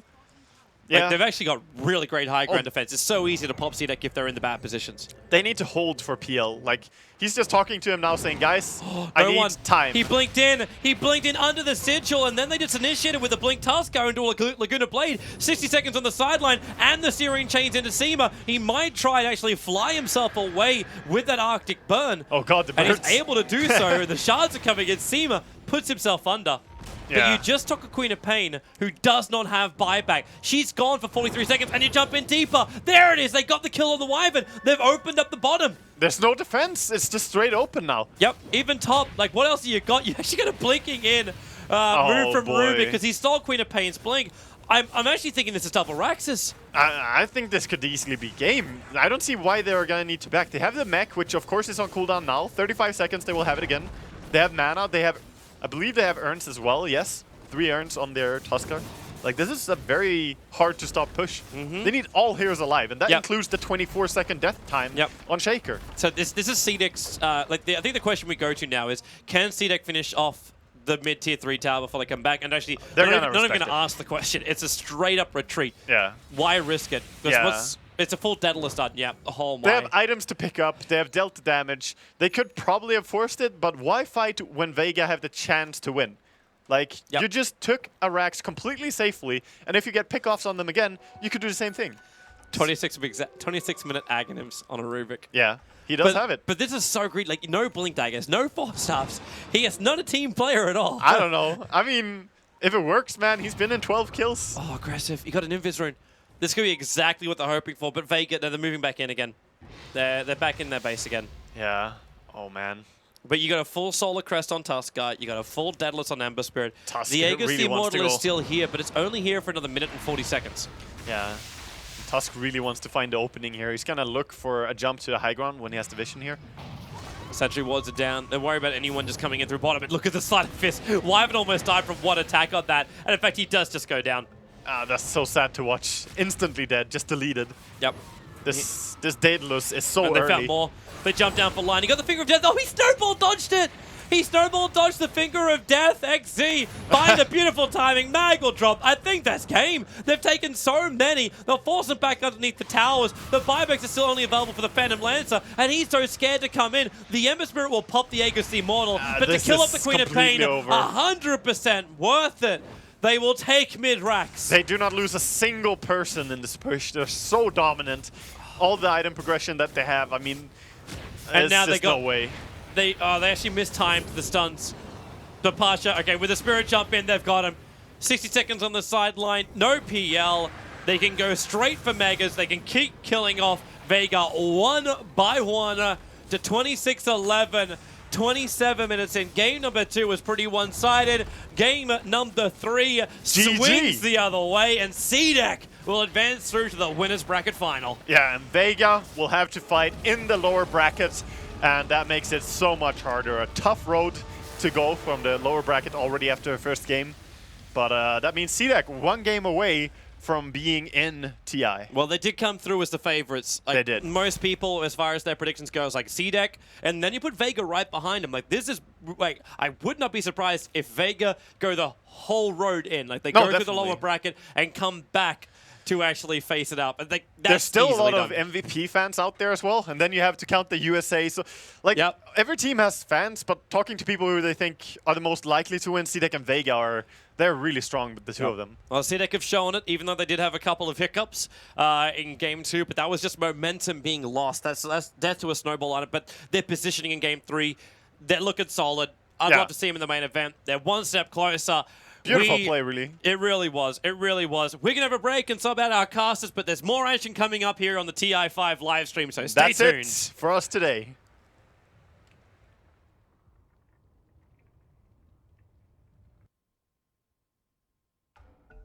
Going on 2-1. So eventually we got to the result that most of us, I think, predicted for this first match, right? Did anyone? Definitely didn't get there the way that I expected. Well, yeah, it was quite a journey, I think, for both teams. But finally getting through. Vega, I mean, that last game, it was kind of just 180 flip. I mean, Game 2, Vega just completely steamrolls through CDEC. Then CDEC shows up Game 3, and they're like, no, actually, it's about time that this game is over. We want to move on to that upper bracket match. Winner, I mean, what do you think about CDEC coming back into it? I think this game in particular, Vega had they didn't really have a good early game. Earthshaker and Lion. Yeah. Earthshaker, he gave away first blood. It was very uncharacteristic, the way he gave away the first blood. He was trying to fight the Visage, and he didn't really deal too much damage. For me, I was telling you guys, it was a sign where a player, when he's not comfortable with the particular hero, he'll be more he would tend to make all this type of you miscalculate how much you can actually do, and you just give away a free first blood. And because Mag usually he plays Beastmaster a lot and Clockwork, and he doesn't play often Earthshaker maybe Empire's Yoki as much as Yoki. Right. Yeah. It's something I would do. I would pick up a hero. I'm like, don't know what my health pool is. Just gonna start fighting whoever I see. And obviously, a little different level, but yeah, it was a little bit odd. Eventually, it turned into a quick 2-1, and then. Of course, we just saw we got a quick update during that game. The other match ended 2, MVP moving on 2-1. So it is going to be CDEC versus MVP in the upper bracket match to determine who our first team will be in the main event. So that's pretty exciting. Obviously, we haven't really watched all of the MVP versus Archon game. It sounds like that was a little bit back and forth too. Obviously, 2-1. Game 2, I hear, was pretty exciting. It was pretty intense. Hopefully, we'll have a little bit of a highlight of that. But let's talk a little bit of a Vega, because no one's out yet, right? They have the lower bracket. Vega will have to battle through Archon first, and then possibly a rematch versus CDEC. Maybe they'll play MVP. Do you think Vega still kind of holds that chance of being that second team to move on? Absolutely. Yeah. I think judging from, I mean, when both series end 2-1, you know it's a tournament where everyone can win, right? The moment you win one game in a best of 3 and you don't get completely stomped in the others, it's a pretty close field. And even the third game of Archon versus MVP was actually pretty close. I think Archon held a pretty big lead, and then they ended up losing the game. They were 10,000 gold ahead. Yeah, but it was against a Naga, so you have to be very deceptive. You have to be very careful against a Naga. But regardless, they weren't they didn't get destroyed, right? So they had a pretty close series against MVP. They lost. I want to say Vega had a pretty close series against CDEC that they Yeah. lost. So Vega versus Archon for me is not a given as far as the outcome goes. I think it's going to be a 2-1. I don't know who I think is going to win. For me, it's like 50-50. I mean, same with CDEC and MVP. And CDEC MVP, again, like it really depends on who shows up. Because for me, the best 10 or 15 minutes played of this series, or of today that we've seen, were the last 10 to 15 minutes of this game. I think CDEC played incredibly. The last part of this game, I believe the score was 10-6 in favor of Vega, and after that, CDEC went 18-1. Yeah. Like played pretty much flawlessly. They got their key items. They knew exactly how to position, how to engage. That's the kind of play you're looking for a team to qualify. You know what, GTI, Sin? That was the point, very well started, was the point where Visage got his level 6. That was when everything started to roll for CDEC. Yeah. Right on. Yeah, I mean, even in that last fight, right, we saw CDEC. It wasn't just the fact that they were positioning well. All of their personal mechanical levels seemed to be just at the top. They seemed to really be in their groove. They were dodging all the skills they needed to, hitting everything right on the same time. And like you said, I mean, that led to a complete flip in the kill scores. And CDEC going through. And they looked pretty happy with it afterwards. They looked like they're getting ready for their next match. We do have some highlights, I believe, going forward. I think we also have a highlight from the other match because we didn't get to see it on the main stream. So for our viewers who were watching our stream here, now we saw a little bit of it. Game 2, Archon versus MVP. The ending, I don't think it was one ending that most of us expected. We'll take a look right now as we go through it with MVP versus Archon. Okay, they're going to jump Febby. The base, I kind of want to look at the base at the same time. I mean, they're going for the fight here, but look, there's an anti-mage on your base, ladies and gentlemen. Karot getting himself out, but they're sticking around here. Archon continues to fight. KP's just going to take the total set of racks here. They do manage to get 2 kills here. Maybe it doesn't matter if Archon can go aggressive enough to take a set of racks themselves. 2 buybacks coming out from the Cold, from the Clockwork. Shadow Demon is down, and now they're going to look for a set of racks. They have don't to throw. care. But look at this. Look at this. KP's just continuing to go for the base. He's going to look for a second set of racks. Archon, they might not even find one. There's 4 heroes up on the side of MVP ready to defend. They continue to fight as much as they can. They take down Febby as a triple kill here for Croc, and now they look for QO. But look at the base. KP, what's he going to do next? He could go for the bottom set. Look for Megas. It's going to be Archon. They're looking to finish the game here. They're going for the finish. QO's back. He buys back. He pops the BKB. He's got to be very careful about losing his life here. This is an incredibly tense part of the game. MSS getting low. They're taking down 1 tier 4. They're looking for the second, but at the same time, the damage from KP. He's going for the second tier 4 here in the mid lane. The buyback comes out from Tosto. He's going to look for the defense. Maybe look to stop KP. He needs to stop this anti-base, but KP just continues. The throne's Tier 4's going to go down, but on the other side, the throne's exposed as well. They're going to pop the Guardian Angel, continue to hit it. But Ush, he's been hexed up. He can't get the damage out onto the throne. Queen KP ulti. is going to kill himself, and he needs to get himself back to base. He commits suicide. Buys back. Goes for the storm spray. He's going to kill him.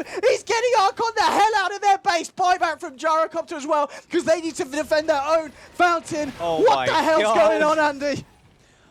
Okay. All right. Let me find my words. Just give me a second. Okay, Let me just open my energy drink. KP goes in, right? He assumes that they're going to defend, so he goes for the second set of racks. If he just went for Throne right away, they would have just won the game. Like, they actually would have just won the game if they went for Throne. Like, it's crazy to say that, right? But the other thing, too, is Archon, they had to buy back as well. Like, the Gyrocopter bought back. That was godlike. AM had to buy back as well. They're going to get Korok Roshan. died. Like, they're going to get Roshan now, so MVP obviously in the better position, even though both thrones are exposed. Like, the throne for MVP is actually at half, and they don't have Glyph. What if they just YOLO this? What if they just walk in and hit the throne? They could end this. They just need to go straight They can for just the base. run straight in. They know there's no fortification. They need to go. They see Roshan die. They have to run it right now. They haven't got GA. They haven't got it, but it doesn't matter. Krogan goes in. Oh my with a God, did repel. they just lose? Is this it? Did they just Of lose the MVP game? last March. Go forward for the hook shot, but Ush pops the BKB. Oh they my hit God. the front. It's over. Archon, they take the second game of the series. Oh my We're going God. to game 3. Oh my God. With What? no Glyph. Oh, man. Casual walk up and kill throne. They're like, what if they just all of this? And they're just like, yeah, just going to go ahead and march in, tap, tap, tap. I had fun of like, the first part. It's just like this word game where you have to say, look at the base, like every 3 sentences. He's like, look at the base. And then we go and look at anti-mage, and then we go back and look at the base again. And it was pretty close. But yeah, I mean, MVP was leading the match 1-0. And then Archon wins in that fashion, completely flips the game over on its head, ties it up, but MVP do climb back in game 3, so now MVP will be moving onward. So far, I mean, I think that's probably the highlight of the day so far in our first 2 matches. As we take a look at the brackets, just to remind you guys, again, best of 3, double elimination for the wildcard play-ins. So we are determining two of the last teams to join the main event for the top 16 teams of TI5. So right now it's going to be CDEC versus MVP Phoenix going on forward here on this stream. Now on stream B, we will have the lower bracket also playing at the same time. It will be Vega versus Archon. One team, their journey will end there at TI. A little bit sad, but you know, they still got all the way up to here through the qualifiers. And for the other 3 teams, they still have another chance, even if they lose. They in the upper bracket, obviously, they have one more match in the lower bracket. And we'll be having that on the main stream, too. So you'll be able to catch all the games here. Now, for Vega, going down, we talked a little bit about it earlier. You guys said, all right, well, they probably still have a chance. It seems like 2-1. I mean, were you guys expecting it to be this close, or did we expect a little bit more differences? I did not expect it to be this close. And it's really difficult to predict these matches just because none of the regions have actually played each other. Like, these teams have never played officials against each other, and it's just so extremely difficult to predict. All right, well, for Vega, obviously, they just lost on this stream, but they do have another shot. Let's hear what their thoughts were before coming in to start the day here at the Wildcard Play-ins. Maybe. No one?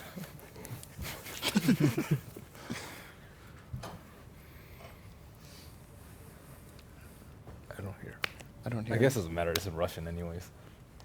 Ты единственный в своей команде, у кого есть опыт игры на интернешнале. Как ты считаешь, поможет ли тебе этот опыт принести что-то новое для своего коллектива? Я уже, да, сталкивался со многими ситуациями, которые могут помешать на самом интернешнале. Как бы я с ребятами как бы некоторые моменты стараюсь обсуждать, рассказываю, как у нас было в предыдущих командах. Пока что как бы все ребята, со стороны кажется, то, что они достаточно себя уверенно чувствуют. Подготовка к этому интернешналу с командой Вега, как она отличалась от всего твоего предыдущего опыта? То, что запомнилось очень, это буткемп, как бы был очень классный. Такой гейминг-хаус, там, где мы играли, лаунж-зона, нас там очень классно кормили. То есть все было просто нереально круто организовано. И в плане тимбилдинга, то, что мы, в принципе, как бы со многими ребятами впервые виделись, мы очень весело провели время вместе, при этом как бы еще и много тренировались. Расскажи нам немножечко про своих тиммейтов. И как ты считаешь, кто из твоих тиммейтов, или, может быть, ты, удивит мир на этом интернешнале? Мне кажется, то, что каждый из моих тиммейтов может удивить. Ну, давай по порядку начнем, как бы в целом возьмем Семен. Он очень достаточно как бы спокойный, с ним приятно общаться, приятно играть. Он достаточно как бы умный парень, то есть хорошо принимает как бы решения по игре. Алексей, как бы Леха, соло, он очень позитивный парень, то есть он добавляет как бы в команде вот все время как бы такая атмосфера, даже когда у нас как бы вот что-то, начинает не получаться, как бы вот он старается там как бы как-то подбодрить там, так, чтобы мы вместе как бы все собрались, что-то там правильно сделали. Паша, Кэрри наш, как бы очень хорошо играет. У него очень огромный потенциал. И мне как бы кажется, что еще спустя время, как бы вот он на эту роль не так давно перешел. То есть он до этого играл на оффлейне. Но как он рассказывал, то, что он когда-то давно еще как бы на Кэрри тоже играл. Вова, как бы мне кажется, наверное, в нашей команде он очень часто и так уже вот выделялся где-то своей игрой там на SF, на Шторме, то есть у него тоже огромный потенциал, и как бы мне кажется, то, что вот если мы будем играть в свою игру, и нам ничего не будет мешать, там, ни нервы, то, мне кажется, как бы каждый может удивить, вот в особенности, да, Вова тоже. Кого ты считаешь основными фаворитами этого турнира, и вот откровенно, с кем бы не хотелось играть, например, в матче за вылет с турнира? Все-таки, как ни крути, секреты, наверное, больше всего выделяются. То есть там, если посмотреть их результаты и винрейт, то есть на ланах, у них он просто как бы огромный в этом патче, и вот на данный момент они очень сильны. Тоже выделил бы команду ЕГЭ. Мне кажется, эти ребята тоже очень сильны. Но конкретно вот предсказать, да, как бы тяжело. Если взять даже предыдущий год, мне кажется, как бы и Нюби, и Вичи удивили всех. И как бы в этом году, мне кажется, тоже может быть все очень непредсказуемо. Теоретически, если бы выиграли $6 миллионов, вот куда, в первую очередь, куда бы вы потратили там хотя бы первую часть этих денег? Не знаю, это все, знаешь, мечты. То есть, на самом деле, у нас были совсем, обсуждения совсем другие. То есть, у нас все-таки сейчас цель попасть на мейн-ивент, и дальше, как бы, мы хотели бы попасть как бы в топ-8, допустим. Для нас, мне кажется, это уже как бы будет очень хороший результат, если учитывать то, что мы собрались всего лишь за 2 месяца до квалификации. Многие команды как бы целый год шли к этому. У нас как бы лан результатов, ну, опыта маловато в целом, если взять как команды. Мы по поводу первого места даже не обсуждали, то есть так конкретно. Но вот Паша я точно знаю, он в любом случае, какое бы место мы ни заняли, он себе новый компьютер купит. Я бы хотел, наверное, на отдых куда-то съездить. Я уже, наверное, лет 9-10, я вот даже не могу уже вспомнить, когда последний раз просто был на море. То есть, если оно пошло, в этом году на пляже всего один раз был.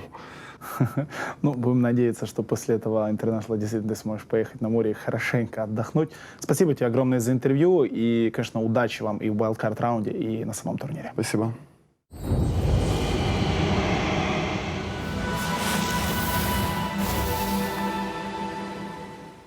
All right, so a little bit more about Vega. Now, they are going to be playing against Archon, but both teams are already in the lower bracket, right? So this is the last best of 3 for one of the 2 teams. So, I mean, obviously, it's hard to make predictions. We already talked about our predictions a little bit. It's going to be pretty close. But I mean, what do you think for Vega or even Archon? I mean, obviously, both teams, every team who comes here, your goal is to go to the main event, to go to top 8 even. But for Vega and Archon, do you think either of them have a little bit more motivation going into that match or something more on the line? In a way, I think Vega have invested more time into their team, more effort, right? They've built the team for longer. They've participated in more tournaments.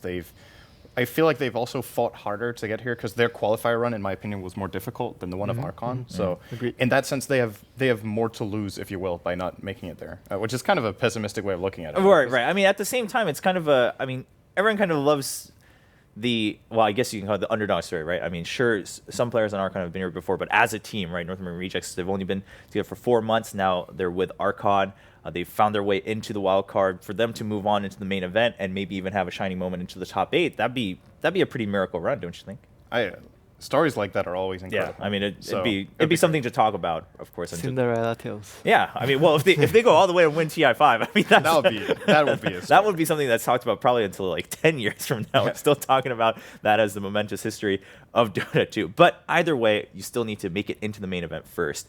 So for those of you, I mean, if you guys really want to follow Vega or Archon, definitely go over, check out Stream B, and find out who's moving on for one more chance. Again, that win does not determine that they go to the main event. That's just securing another chance for them to fight against whoever loses in the next match coming up here, which will be between CDEC and MVP Phoenix. So here, this is also, it decides one team's fate, right? One team can play here. They'll be done for the day. They can rest until tomorrow, where the main event kicks off with day 1 of the group stage.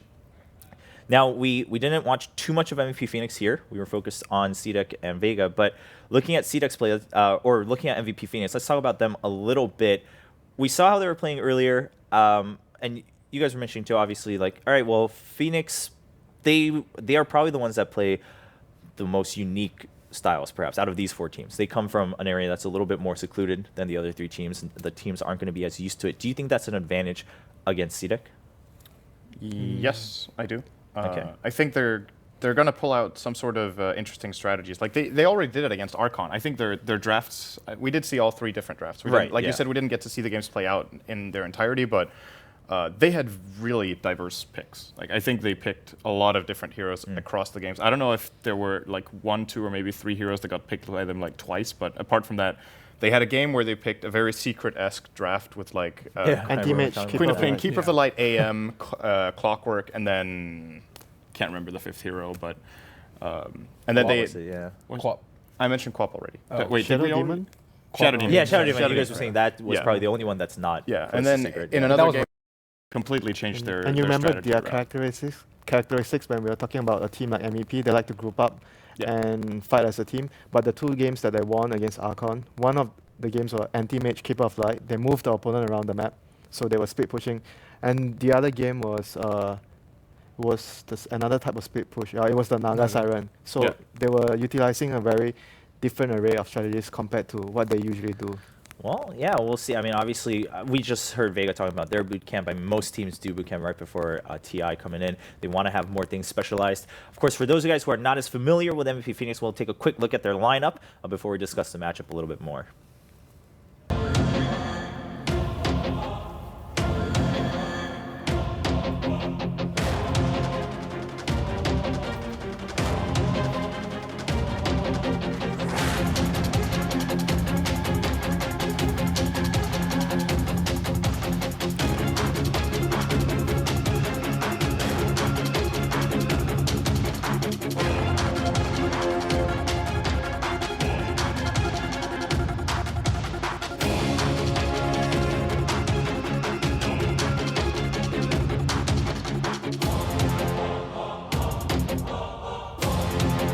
All right, so we already talked a little bit about, you mentioned Winter. They used to be known to group as 5, but that's not what we saw in the earlier match.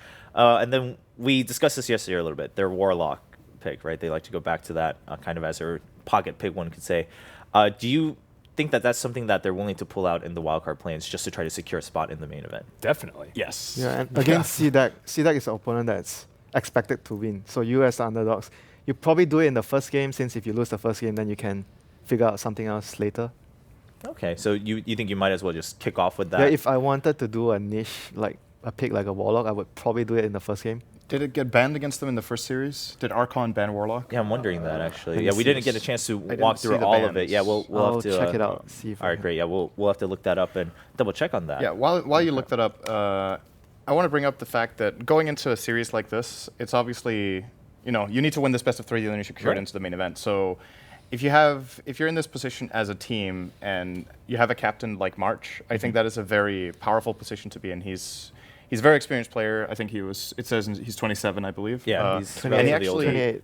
He's 28. 28, So the graphic was wrong. Okay, so he's 28, and he actually goes really far back. Like, he used to play competitive in Dota 1. Yeah.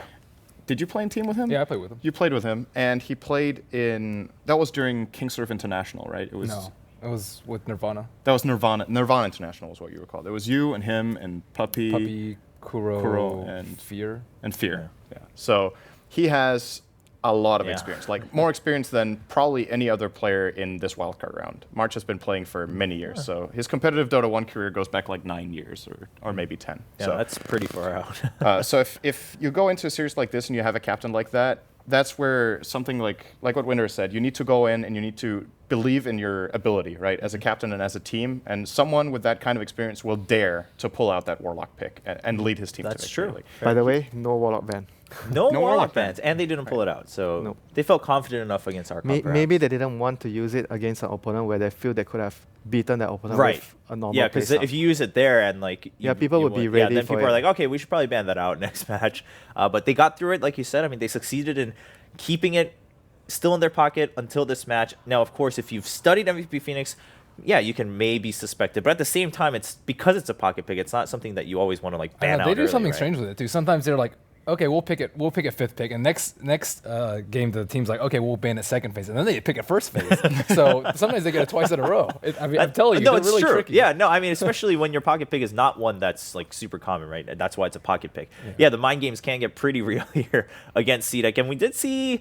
I mean, obviously we're talking in hindsight, but CDEC, they're drafting perhaps not the most active in the first 2 games of the best of 3. I think that's the best way to put they it. struggled versus Vega because Vega was very prepared. Like a lot of times they were just like waiting for CDEC to come to them. Like I think they studied their movements a lot, and I'm not sure if CDEC has adequately prepared for MVP Phoenix.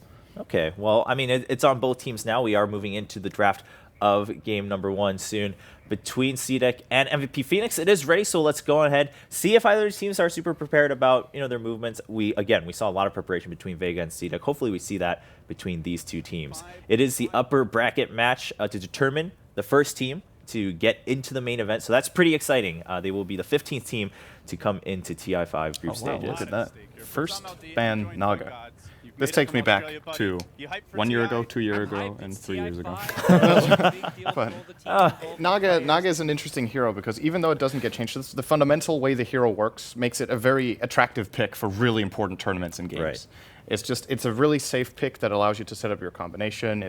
It's one of those it's really annoying mentally to play against a core Naga who has a good start. You always feel like you're playing against the clock, and that's something you really don't want to. Like, that extra level of stress is really annoying. And MVP Phoenix pulled it out last game against Archon, so CDEC, in the very short time span they did the homework they could. And on top of it, it's just a very flexible pick. You can pick it first without really any worries. Support we saw earlier in our CDEC Vega series, and then we saw carry one played by MVP Phoenix. Exactly. Yes. Yeah, and it's also one of those heroes that's a flavor of the Southeast Asian teams.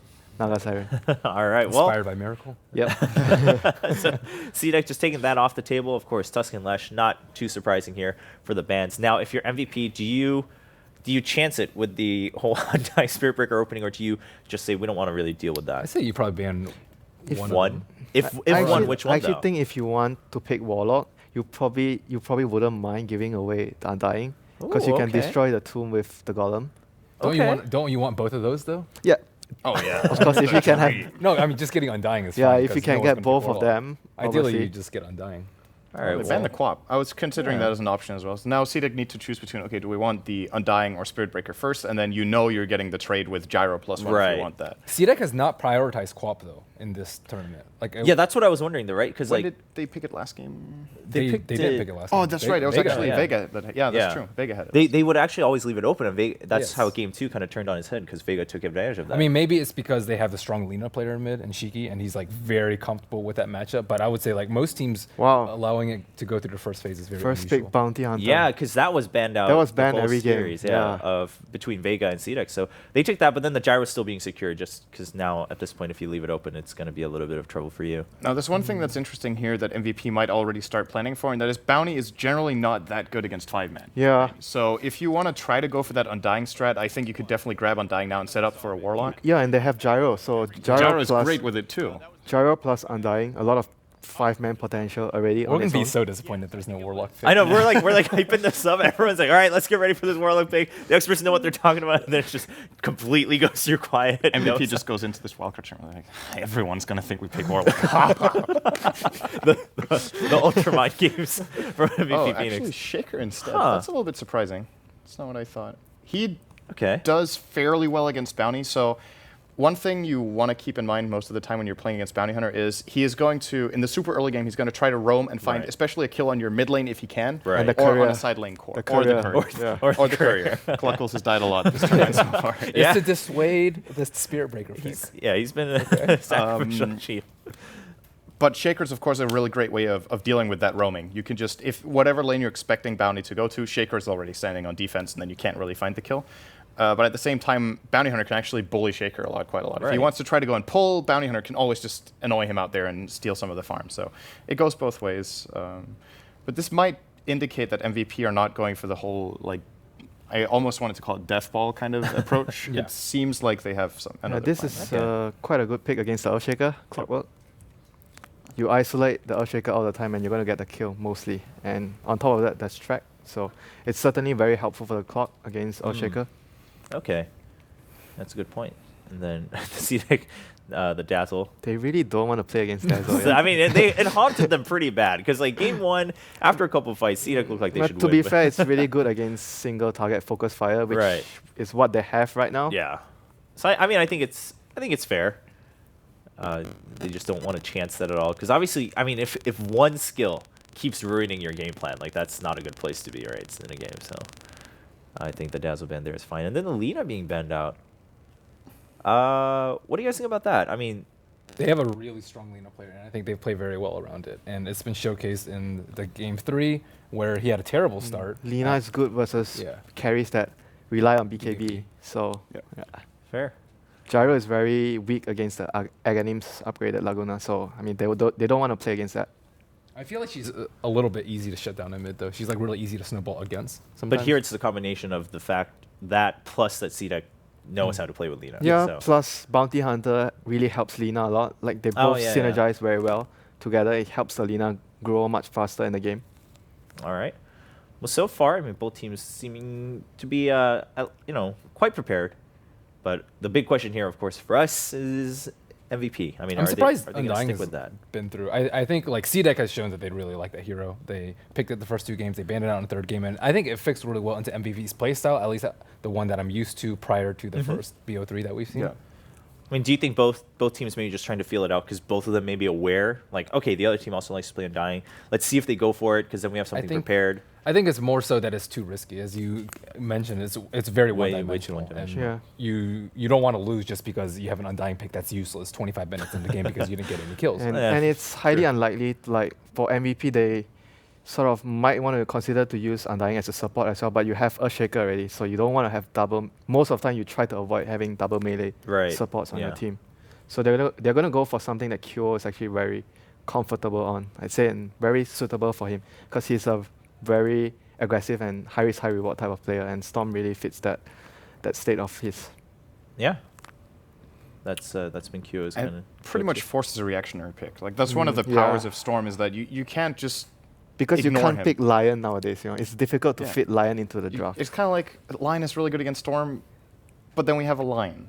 And so I actually personally think Lion is underrated, but like in the meta game right now, I would agree a lot of the time he just seems like a liability. He needs levels. His early ganking potential is very weak because Earth Spike level 1 is pretty weak. Hex doesn't deal damage. And he's just really weak versus a lot of the and you're pairing it with Bounty Hunter, right? So if this is your support duo, which it kind of has to be because you have a clock, like you've shown your entire hand to CDEC already now. You need a mid laner and you need a safe laner. There's like no alternative. So showing your hand like this can be very very dangerous. Easily be brooded right now. Like for example, Brood is still in. Yeah, you can be brooded with a Lion. Oh yeah, Brood is actually just really easy good. loss, right? And that's one of the big weaknesses of like Lion and Skywrath, the heroes that were very popular in 6.83, but not so much anymore. Yeah, but I think MVP doesn't, if I'm not mistaken, they don't really play Brood that much or at all. So they should. Well, if ever, now's the time to start, right?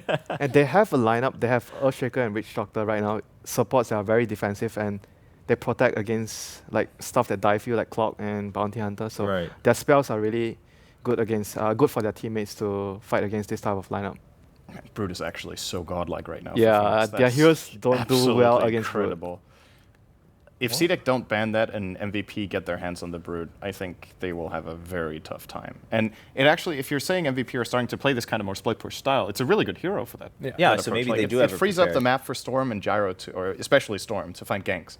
Because if Lion has to help out in lane against the Brood, which first of all, he really doesn't want to. Really he's pretty do bad much. at it. But he might be forced to because the other heroes are also bad against Brood. So you're kind of stuck in that really bad position. I think the big question here is they have to ban that. Yeah, like CDEC has to ban it, right? Regardless of whether you've seen MVP play it or not, you don't want to chance it. I mean, we were just unless you think they are not gonna pick it, they don't play it. Well, they they took the chance. Oh boy.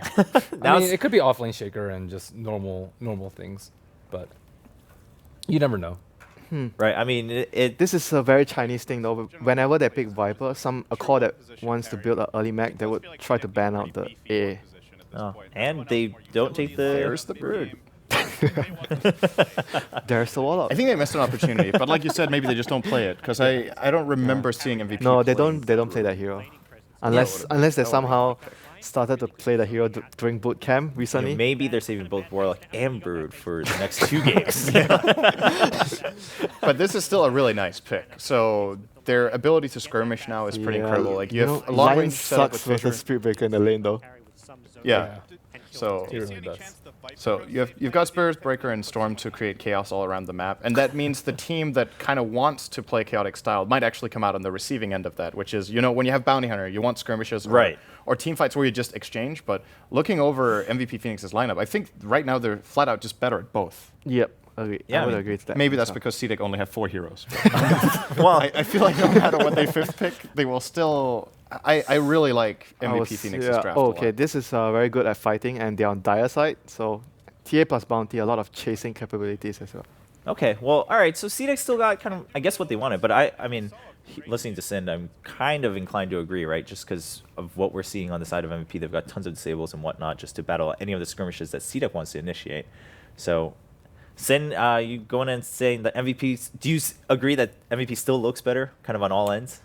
with the TA Yeah, running things I out? think the TA pick is going to have a very hard time because with TA you have to come in close, and you're coming in close against Death Ward, Shaker, Gyrocopter, who is incredible against TA until she gets BKB. Like Rocket Barrage just gets rid of Refraction immediately, and even Spirit Breaker is nice too. So I think they had to pick something that does well in lane so they don't get run over. But to me, this is CDEC's weakest draft today against the opponent. It's good with the Bounty Hunter and the If fact they that get they're the on fix. Dire as well. Yes. So I guess it sort of evens things up if he is able to get like the early Deso and transition into the Roche early. So that will probably help them out a lot.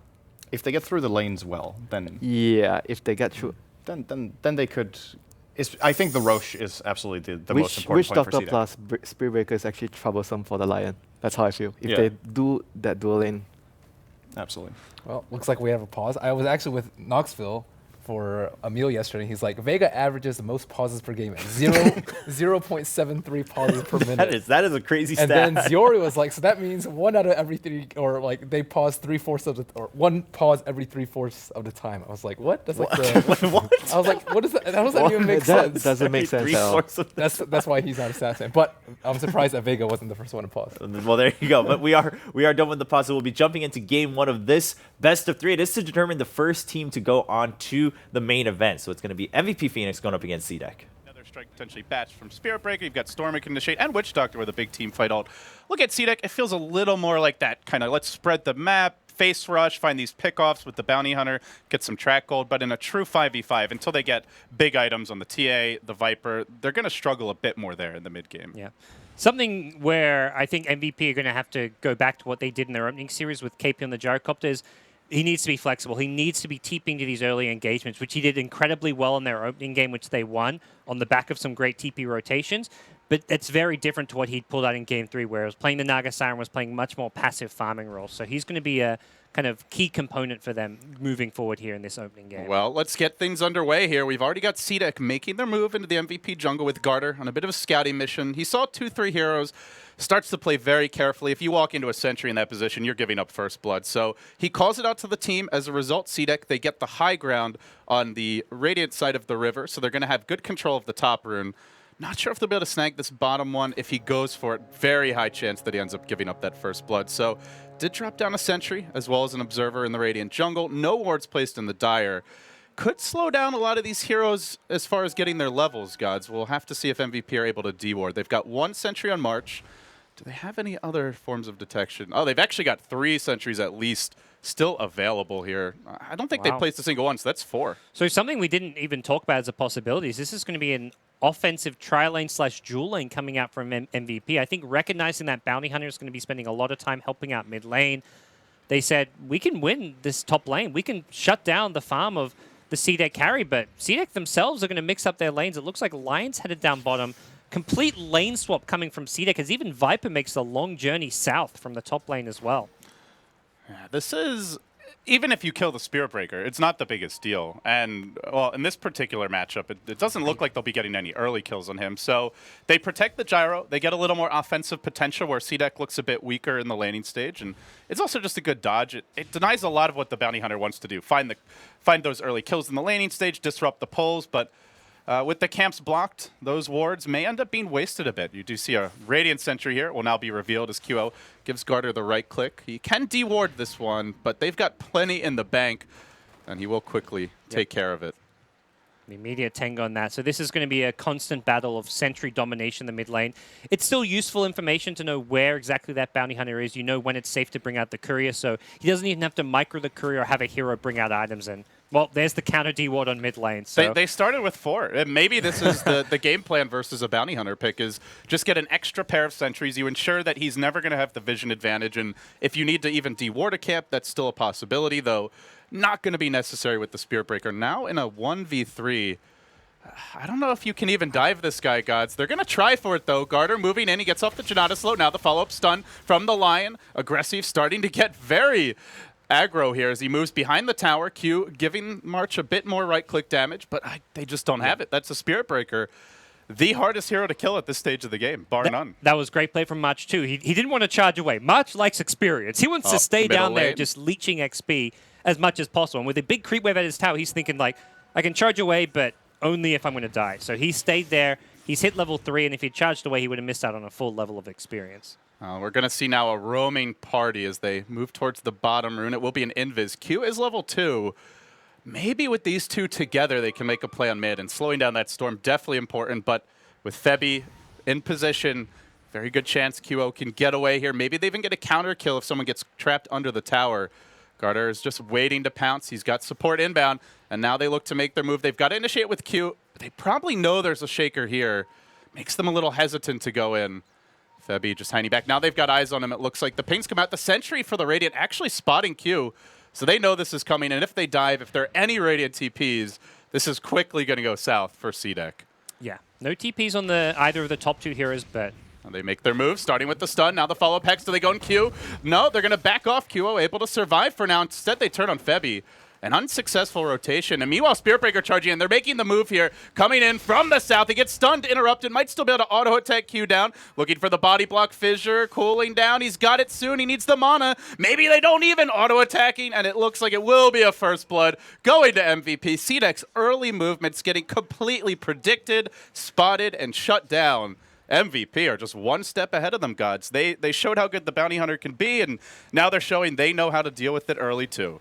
It's just scary when you're versing MVP because there is no way to shut down QO. You have an Earthshaker camping mid and a Spirit Breaker who's going to charge in whenever he's needed there. And that's exactly where this Spirit Breaker pick works out so nicely for MVP. They're securing the game for QO every single time. They don't really put that much emphasis on getting KP farm, but teams still try to shut down QO. Game after game, I'm watching these teams like, okay, let's just try and win the mid lane. Doesn't work. MVP put so many resources there, and I think teams just need to start accepting the fact that you can't stop QO from getting farm mid lane. It's kind of scary this game as well if he doesn't get shut down, because all they have to deal with him is what looks to be a 5-position Lion. Maybe he ends up getting a little more farm than Bounty, but he's not getting farm priority. Clockwork doesn't really deal with Storm. Viper most certainly does not. And TA, barring a lucky haste turn, is never going to be able to lock him down on her own. So if he has a good start, it's a very good game for Storm to snowball. It is worth mentioning, we haven't talked too much about farm, but there is a nice early creep advantage here for CDEC overall, as they're getting a little more farm on their cores. The main hero who's not is the Spirit Breaker, but again, he's involved in the first blood, and he's getting his levels. Already 4. I think they're happy with the trade, and with the first blood, it makes it what must be a very close to dead even game. Yeah, and they're not killing QO, but yeah, they are winning the CS battle there. And now Garda going to come in, not detected by a Sentry Ward. It's actually expired, but... Oh, Shaker's not home, but he's going to die! QO with the solo kill. 1v2. He didn't even have the backup. That auto attack from the creep getting the final last hit. That is not what you're looking for out of your early Bounty Hunter roam. Okay, QO is not behind. I mean, he's like, I haven't got enough. I haven't got the same amount of CS as the TA, but I've got 2 kills now, including a first blood. So he's actually doing just fine. As you can see here, QO very often getting first bloods for this team, and just anecdotally, having watched this guy dominate with his Ember Spirit, especially back when the hero was a bit stronger, he can single-handedly carry the team. So it's got to be a concern for CDEC. And it's not like they're farming cores that can just take over the game. The Viper, more of a hero that supports what the team wants to do as a whole, can't really walk around the map finding solo kills. He is farming very well here bottom, but it's hard to see him having the kind of impact that someone like a Storm can with a nice start. Yeah, and there's a lot of experience across the board on MVP. Like March hitting a fast level 6 as a Spirit Breaker is going to be able to get a lot done. He just suddenly has... That's where it doesn't matter if he doesn't have a lot of CS on the Spirit Breaker. Once he gets 6, his kill potential skyrockets, and CDEC going to have to be very careful. They just don't really have that same threat. Clockwork does have a lot of kill potential when he hits level 6, but it's just across the board. You've got a Storm Spirit with Ball Lightning, you've got Gyrocopter.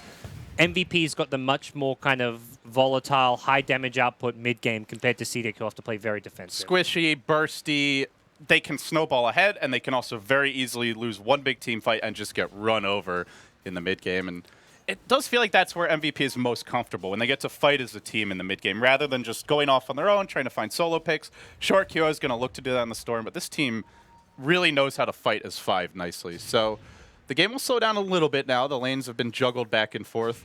Seems like everybody's pretty much getting their levels on the Radiant side, as the Earthshaker a bit behind, but that's to be expected. And the Lion, to me, the big playmaker for CDEC. Q only level 3 right now, but as you head towards the mid-game, this is the hero that has to get a blink, needs ideally at least the basic boots, if not tranquils, and without that, you're just not going to shut down a Storm. Yeah. It's hard for CDEC here. They're going to spot out that KP has a TP on Gyrocopter, so if you go on any heroes in mid or bottom lane near a tower, he's TPing in and joining these fights. And with a cooldown and level 3 Rocket Barrage, soon to be level 7 and max out that Rocket Barrage, this is a Gyrocopter who'll quickly get a lot of kills and get a lot done for his team. So I think and he's already moving. He's heading bottom now. They may even go for a kill here. They've got the level 6 on Spirit Breaker, and anyone who's caught is in a lot of trouble. And another strike coming through to start it off a little bit early. He jumped the gun, but they're going to go anyway. Call down, may get 2, may get nothing. It does clip both once. Not the second time they'll isolate Q. They will bring him down, but the 2-hero stun comes through. He survives. QO cuts him off at the pass. But that's a Gyrocopter TP just to kill a support. Pretty big investment, and it may open Nuts up to a counterplay here as they move in. XC, though, out of mana. He can't do anything on that clockwork. Yeah, I looked like March went a little bit too early before the Gyrocopter was there with the cooldown, unfortunately. But good idea. Like as soon as Spirit Breaker hit level 6, they TP in the Gyrocopter, and that's a 2-hero combo that can kill anyone in the game. They just didn't quite execute it correctly, but they still got a kill out of it. It doesn't really hurt the Gyrocopter that much because he can still farm in the bottom lane. Yeah, it means Spirit Breaker has to kind of go somewhere else, but Spirit Breaker, a hero who's not going to need a lot of farm this game. He wants to get involved, get kills for his team. You know, we saw in the previous series versus Archon that they're very quick to move the Gyrocopter around. KP just, the second there's a dive, he TPs in, he drops the call down, no hesitation. And now we're seeing the other side of the coin. This is one of the big reasons why teams are just loving Gyro, and he's often even banned first phases. Once he hits 6, he does so much even before it. He brings a lot to the early game engagements. No, this is a hero that's going to keep looking to get active. He's already picked up another TP scroll, so he's going to be anywhere there's fights going on, he wants to be there. If anything, it's the Storm who's going to be less active on the map going for kills. They may look to bring the Spirit Breaker and the Gyrocopter to the Storm for fights, but... Oh, they had a hook, but he hooks the Raged Creep. XZ, not the start he was hoping for, and there's really no way to stop a charge out. In fact, March has other plans. He charges in, gets the initial stun. He doesn't have mana for the Nether Strike. He's trapped himself in the trees. That's unfortunate, but QO arrives. Call down coming through. The fissures there as well. XZ just on the boundary of the call down. Won't get hit by it, but Aggressive will take a pounding. Cheeky tries to run in. Quickly realizes that's not happening. Now on the retreat, another charge from March. He gets cogged back, but he keeps on running in regardless. KP's there to clean up the refraction charges. Does Cheeky even have a point in meld yet? He does. He may need to use it here to survive. Refraction still cooling down. Rocket Barrage. There's the meld, but now he's trapped. A big ball from Storm. QO ends him, and now it's 5-1. MVP. They are really coming out of the gate swinging here in game number 1. Yeah, I mean, this MVP showing they can play amazingly well with the Bounty Hunter and against it. This Bounty has gotten nothing done, despite it being one of Garda's most played heroes. They just shut him down. They had the Sentry Ward control in the mid lane. The way they laned it with Spirit Breaker in the safe lane, who was somewhat unkillable, and I think having the Bounty Hunter with a kind of weakish support in the form of Lion is the main problem here. Lion doesn't really have enough aggression and kill potential until he hits level 6, and you can really see here with the Viper and TA as your 2 carries, nowhere for the Bounty Hunter to really actually make plays happen, to go for those kills. On the MVP side, contrarily, you have a Gyrocopter who's got tons of kill potential, a Storm, a Spirit Breaker. It's complete polar opposite story, and that's where things are looking really good for MVP right now. Yeah, double damage is up on QO, and now he TPs towards top. There's no lane ward here. It is daytime. Garter could quickly be dealt with. There's the charge. A full ball in. Oh, there you go. Now he comes in. He'll take the last hit. Thank you very much, March. I'll collect that kill. And, well, gods, Fast Bloodstone appears to be in the works here for QO, despite what's supposed to be a slightly more difficult matchup early with the Bounty Hunter pressure, even the Lion roaming into the lane, and the TA with a lot of last hitting potential. He's the most farmed hero. He got the first blood. That's his 3rd kill of the game, I do believe. Or maybe it's even his 4th. Oh, no, he's got 5 kills. He's been collecting all the last hits. And he can just go back to farming if he wants. The Gyrocopter can really be the backbone of the team fights. And I don't see CDEC fighting into 4 of MVP's heroes, let alone the full 5-man squad. Yeah. Now, something to remember, LD, this is familiar territory for CDEC. They've started all 3 of their games from behind. They're normally good in the laning stage against the Chinese teams, but you're right. They've been playing from behind a lot today, and still they moved on against Vega, who coming into the qualifiers, the wild card, were looked at potential favorites to even finish 2nd, if not 1st place. As we move along now, we'll see rotation by Shiki towards the bottom rune, getting ready for the 12-minute spawn. And they do have track now. That's the other big thing. If there's an overextension by MVP, CDEC could collect a lot of additional gold here and swing the game back, but fighting in these larger scale engagements is just not really what they're looking for. Yeah. They want to find pickoffs and then just get back. Use the clockwork, hook shot, track, find a pickoff, and get out. Because a team fight against Gyrocopter, Spirit Breaker is just not going to look pretty for them right now. You've got all the ultimates coming to play. Nuts has hit level 7 on Witch Doctor. So even a level 4 paralyzing cast is going to dominate anytime CDEC are grouped up too much. Garter will find Nuts here at the bottom side of the map. Quickly charge, and then the Death Ward coming out. They're going to go for this one. He survives for now. The Maledict will tick him low. Ball in. QO looking for his 6th kill of the game. Oh, March takes it. But QO able to be involved in that one. Still the leader in net worth, despite getting heavily out-CS'd in the laning stage by the Templar Assassin on the side of CDEC. It's just QO. And he's catching up now. This is QO. He doesn't need it last hit. He's 4th as He far last as hits last heroes. hits goes. Yeah, this is a player who will go for kills over farm a lot of the time. But we're seeing here Bloodstone quickly approaching, and that's going to be a problem. If he keeps getting kills once he finds that Bloodstone, starts racking up charges, it's not going to look good for CDEC. And that's where they really have to find a way to slow down MVP. For now, it's kind of like, okay, we're still farming okay. We're actually not that far behind. The team net worth difference is not actually that much. So CDEC is still in an okay position right now. They're not finding kills, but they're still farming all their cores. No one's really that far behind. The Bounty Hunters achieved nothing, but the cores are still looking good. Here comes the charge. Up just on the creeps. March going to prevent the push for now. So what is CDEC waiting for here? I guess the big item is going to be Aggressive's mech, which is in the works. He's got 2 of the components. Doesn't have the recipe just yet. Bit on the slower side for a mech, considering he got close to free farm in the laning stage, but didn't really find any kills early. But once he gets that, that's where maybe CDEC can look to start actually contesting MVP head-on in a larger clash. Yeah, I think TA looking to rush a Blink Dagger perhaps has saved up close to enough money for it. Oh, XC, it looked like he had an amazing hook on 2 supports, but instead he gets charged. Then the Nether Strike attempted, double damager and getting stolen by the Lion. Nice retreat. The cooldown doesn't really accomplish a whole lot. First kill of the fight is against the Earthshaker. Got caught a bit out of position, but the clock's the trade. This actually looks pretty decent for CDEC here. They go in with the finger. A second kill coming out. QO's going to have to retreat. They charge the Spirit Breaker away. Even the Witch Doctor ends up falling. It's 3 heroes down.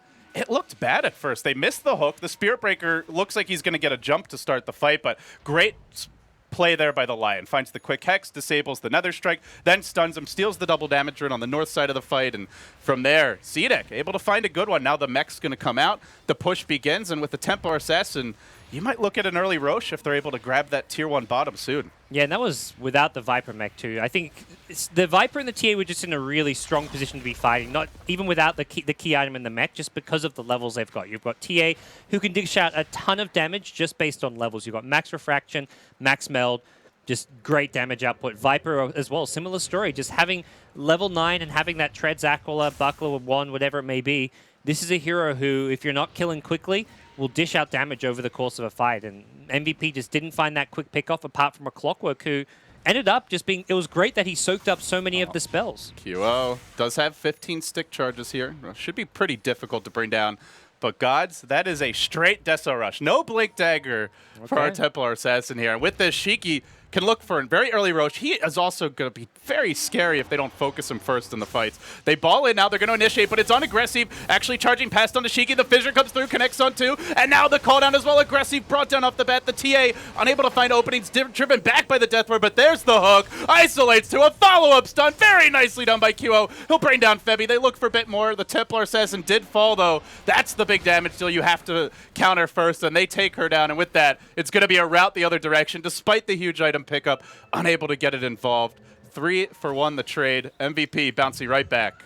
Yeah, the difference this fight compared to the last one is that Gyrocopter was just in a much better position to dish out a lot of damage, constant rocket barrages. Last fight he got kind of isolated alone, brought down by the TA, as well as the Bounty Hunter who got a nice Janata slow with the Shuriken. This time around, KP was ignored. Oh, they're going to fight this, though, Gods. They're coming in from the rear. XE, battery assault to start. He cogs Nuts in, and then he pushes March back. Can they find 2?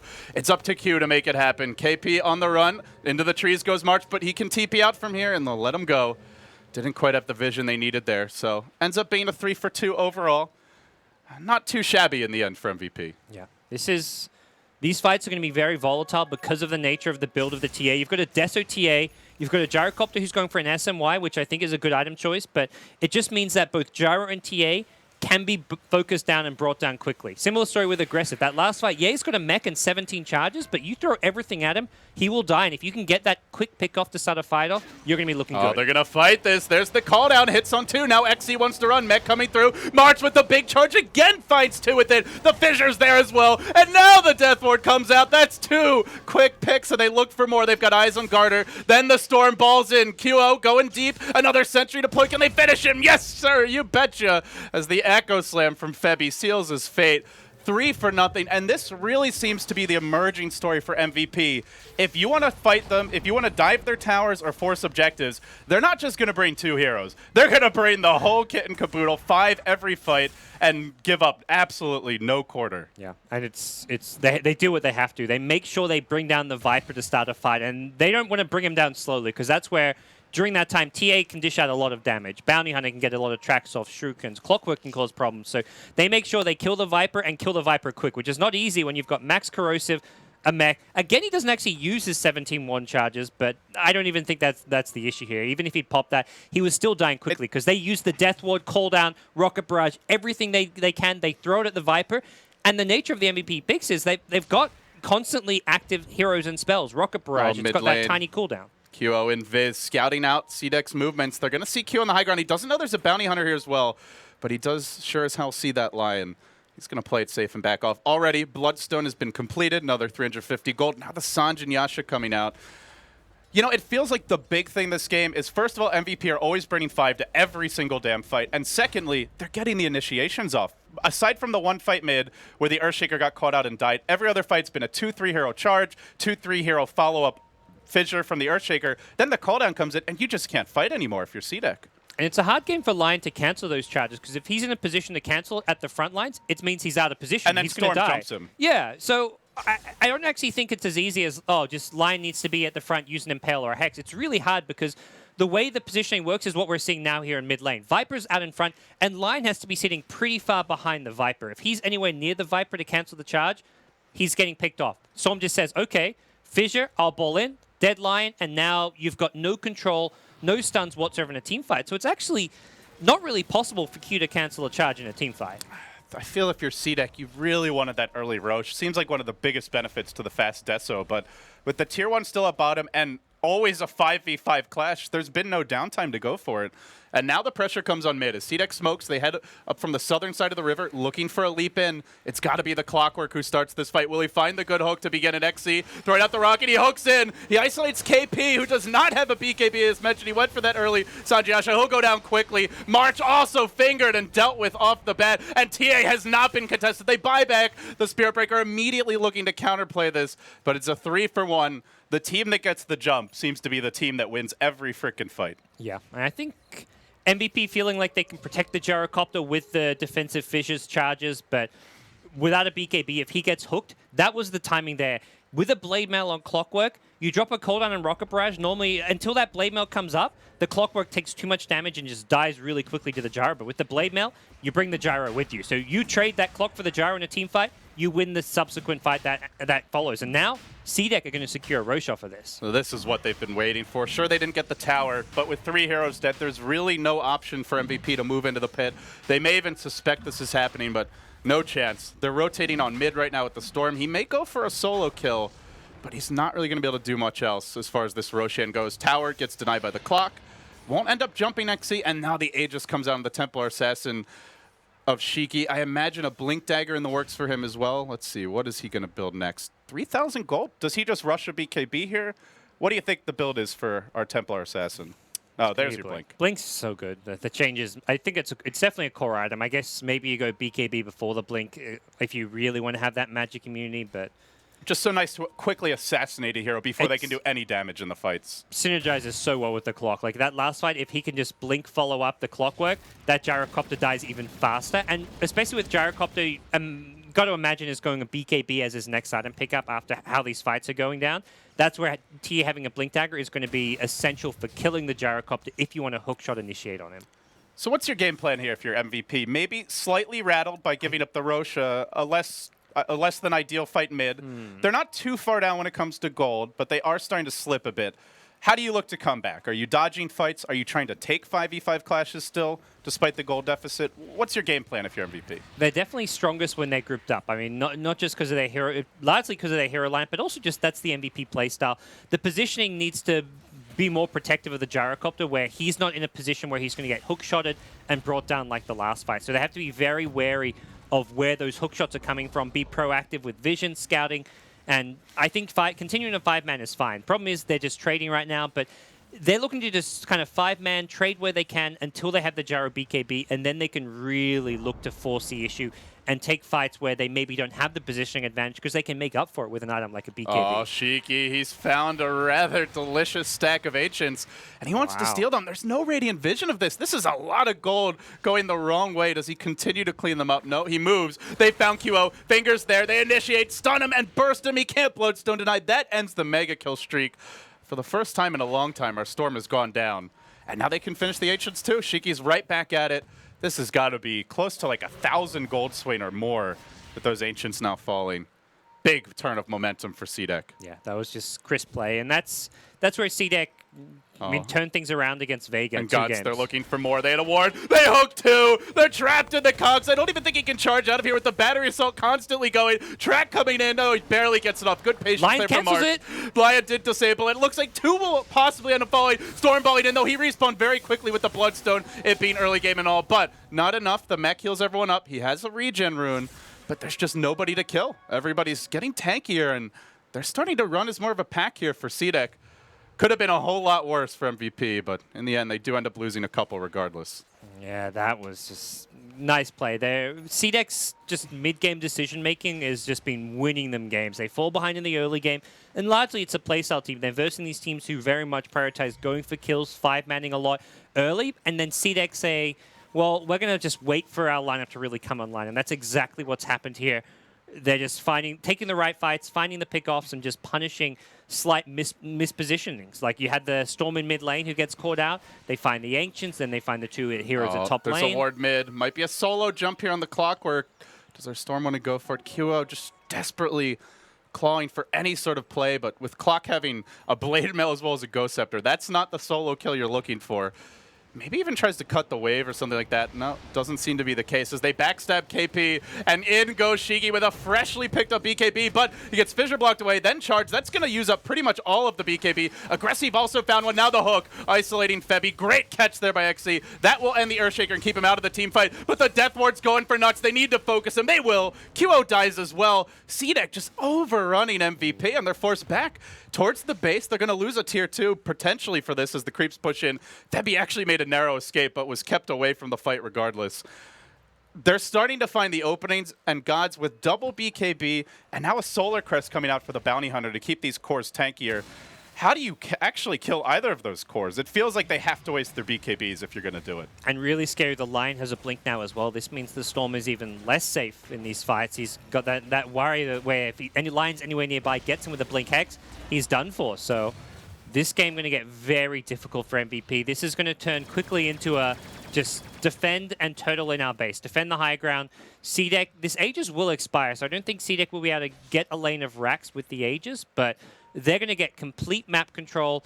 They're going to have all the farm they want. They can take the Radiant jungle, take their own jungle, farm all 3 lanes, and MVP, their map is going to quickly tighten up and shrink as to where they can actually go. And they're going to be forced whenever they move somewhere to just move as a unit of 5 and just not have the same efficiency that CDEC have with what they can farm. XC is hunting. Oh, he tried to hook him mid-charge, but that's okay. Q's here for backup. Gets off the Hex, the follow-up stun coming through. Even a TA trap deployed to try and slow March down a bit further. He nether strikes his way out of this. No, he can't. He gets chain stunned by the battery stall and will end up falling.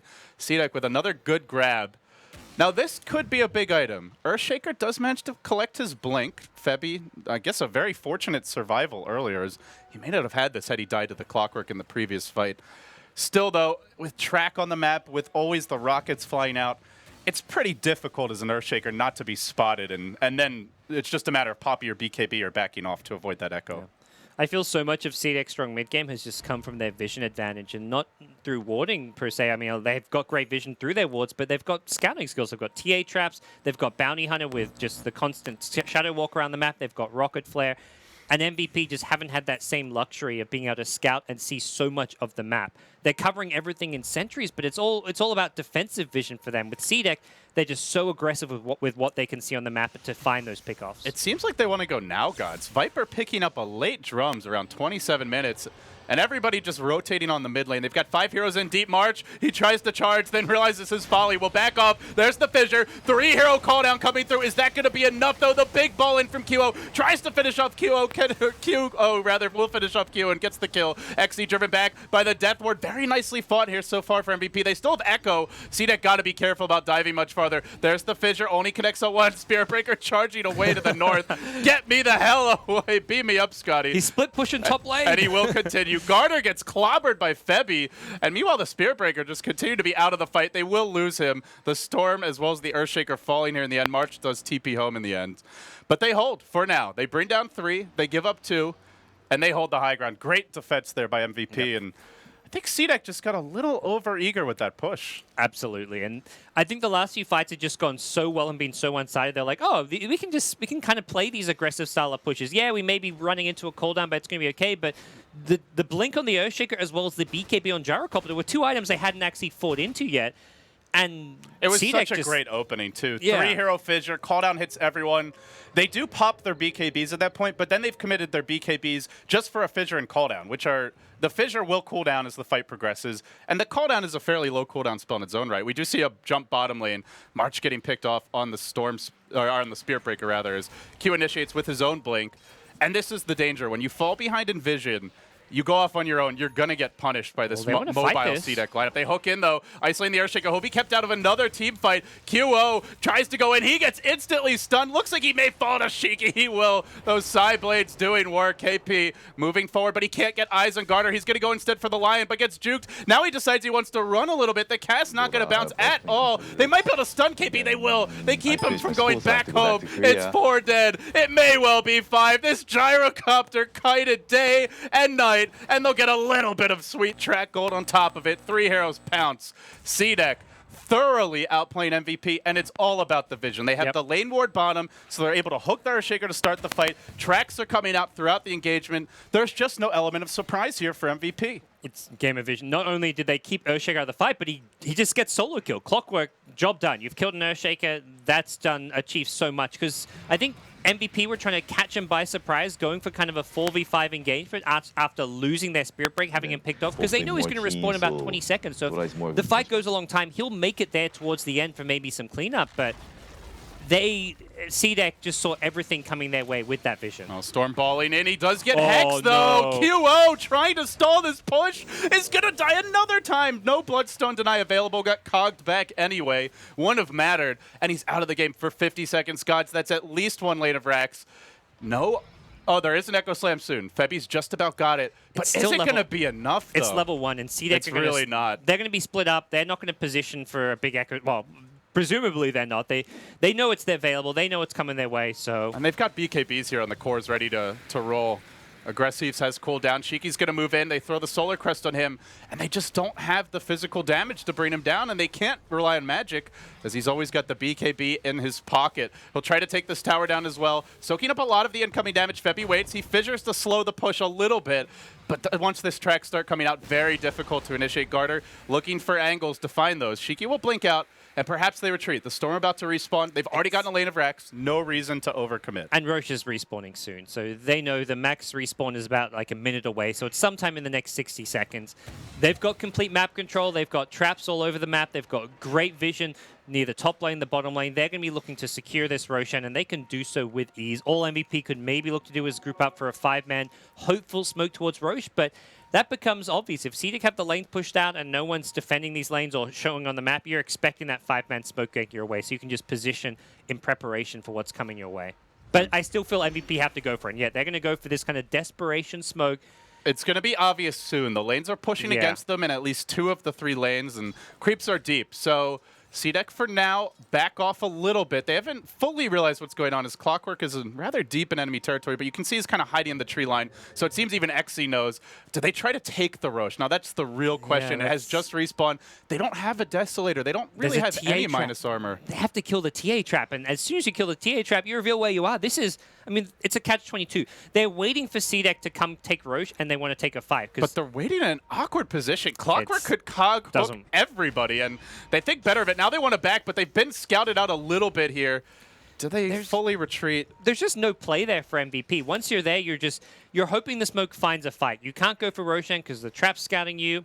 You can't, and you can't even really do much else. You can't go any deeper because you're just running in blind and you're running from low ground to high ground, and that's where CDEC will see you coming and take that high ground advantage. And then as soon as you show on the map, CDEC say, okay, we'll take Roche. CDEC don't have to go for Roshan the second it respawns.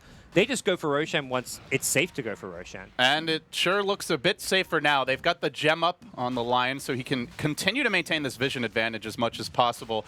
Aggressive down in the river, just begging them to go on him. He's not the hero you want to jump first, even if you end up getting the kill. And MVP, give up a freebie. Do they look to contest anyway? Shiki moving in. By the way, don't think we mentioned it, although it has been shown. He's got a completed Daedalus on his Templar Assassin. Just all kinds of damage now available for him. And there was a charge towards mid. In pursuit was Viper, but no way to cancel that one. So March will just continue heading towards top. Here comes Shiki. He's running in versus 4, and he baits out a call down. It's time to go down mid. There's the call from your Viper. CDEC are going to push this. Yeah, short cooldown on that, 40 seconds, but that's still going to be a small little window where there's no cooldown when they first breach the high ground. At least chip away. Get a couple of Deso auto techs on the tower. Clear the creep wave out instantly. Here we go. Yeah, March's top lane, he's not even there for this. He may look to TP back and sell some items to buy a BKB. He's only 500 gold away. Yeah, he's going to sell his wand and stick, just have a BKB. That's a necessary purchase at this point, but it may be too late anyways. They've already lost the range racks. Clockwork has an egg, so he can just jump in all day and night with the hook shots. He's being patient here, though. No reason for XC to go in until MVP give him one. They're going to forfeit the mid lane of Rex before they even consider a jump, and now they still don't go in. They drop a homie missile onto Aggressive, who can BKB this if he's actually worried, but he's not. He'll just soak up the damage. MVP now down to just one lane of racks. CDEC, once again, drop behind in the laning stage and then still find a way to just turn the game right on its head. They were never really that far behind anyway. And all of a sudden, they're looking for megas here. They do isolate Shiki with a very nice fissure, but is that going to be enough? Call down comes through as well. It connects on 4. This is the perfect fight if MVP are going to ever find one. They commit deep onto XZ. They may bring him down. Shiki's already used his BKB, but look at the damage on Q. Almost finishes him off instantly. Can't quite do it. Aggressive isolated. Just an amazing hold here by MVP. They'll pop the Aegis. They bring down 3 more. They might even get the TA again. Now she will retreat to the right. MVP.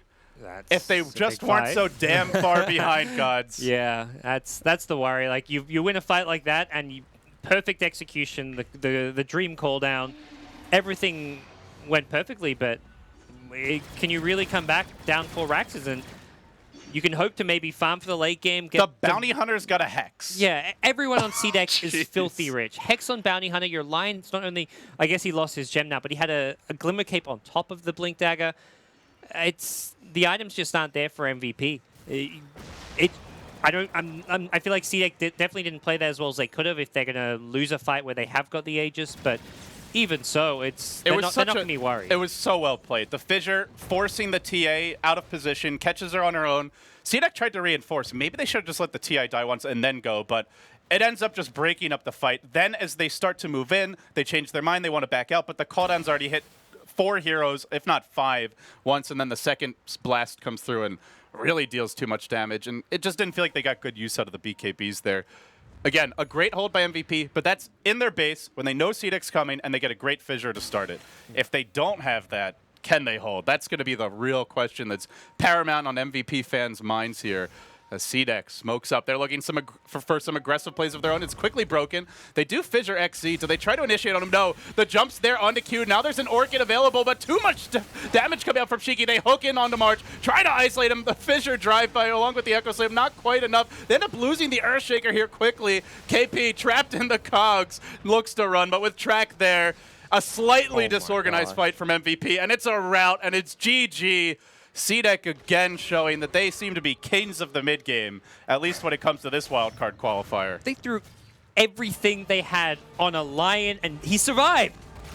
That was incredible. That was a great hookshot canceling the Spirit Breaker BKB charge, and they just, I mean, at that point, you're in a desperate position. You're trying to go for that big play. You scout out the smoke ring. You had the high ground advantage. You say, okay, we saw them, but then they gave away their high ground advantage by chasing across river, and then it was essentially CDEC who had the positional advantage. And from there, I mean, things are already in such a desperate position. That's the kind of play you have to go for at some point and just hope maybe CDEC weren't grouped as 5. Maybe it's just 2 or 3 man smoke gank, but CDEC were ready. They played a solid game from start to finish, and even more polished than their opening series against Vega, where they really fell behind. This to me was just, yeah, you got some kills on the MVP side. They really put a lot of attention, especially into that mid lane with the Earthshaker, protecting QO, and not just protecting him, but finding kills with the help of the Spirit Breaker. And I think CDEC will kind of learn from that going into Game 2 that, okay, these early rotations on mid lane aren't going to work. And that's where MVP really needed a plan B. And you really see the potential of a bounty hunter. This was a bounty hunter that did nothing in the laning stage, and he still has a huge impact later on through vision, additional bonus gold for the team, and just the threat of his presence, keeping MVP on a defensive posture through the mid game. So with that, CDEC up 1-0, one more win here, and they move into the International 5, into the main event. We'll see if MVP can come back and force a deciding Game 3, but before we do, we hand it off to the analysts and see what they have to say about the game. Thank you very much, guys. It feels a little familiar, right? CDEC's opponents were winning until they weren't anymore, and then they started losing in Game 1. CDEC up 1-0. That's kind of how things panned out against Vega in their first match, but they are now only 1 game away from securing a spot in the main event. I mean, that's a pretty big deal. Now, that's not how it started, though. MVP, I mean, they looked like they were going to dominate in the beginning of this game. There are a few things I would like to highlight about this game. I think going in, one of the characteristics we had set for MVP Phoenix is that we've said they're like, I think literally what we wrote was feast or famine mid laner. Yes. And when in the start of the game, it looked like this was going to be a feast, right? That was looking really, really good. So they get the rotations they need. QO, I think, gets 2 kills in lane. One of them he gets solo against the Bounty Hunter gank, which completely backfires. And they had the successful rotation from Shaker early. So it was actually setting up to be a really good game. And in my opinion, they had the superior draft, and they were in a pretty good position. And then they start playing maybe a little bit too aggressive for what they should in the situation, and they allow. There was that one. It was in the mid lane, I think, the one big fight where Clockwork gets a good hook shot, and all of a sudden the whole thing turns on its head. And then you can't afford to have that happen if the enemy team gets like 4 track kills all of this. Then the game is just back to even, right? And I was harping on it quite a lot when we were talking during the game. I think Storm should have gone for Orchid first, because going for the Bloodstone, there's 2 ways of looking at it. If you go Bloodstone first, it's a very greedy build-up where it's like, okay, I feel like we're so far ahead and we're doing so well that I can really greed and get Bloodstone charges. Whereas the Orchid will give you way more kill potential, gives you more damage. It counters out the only hero that's countering you in the game, Lion. You can just jump on him, Orchid him, and kill him every single time. And instead you go for the Bloodstone, and then QO, he goes for 2 or 3 plays, he jumps in, gets hexed, dies.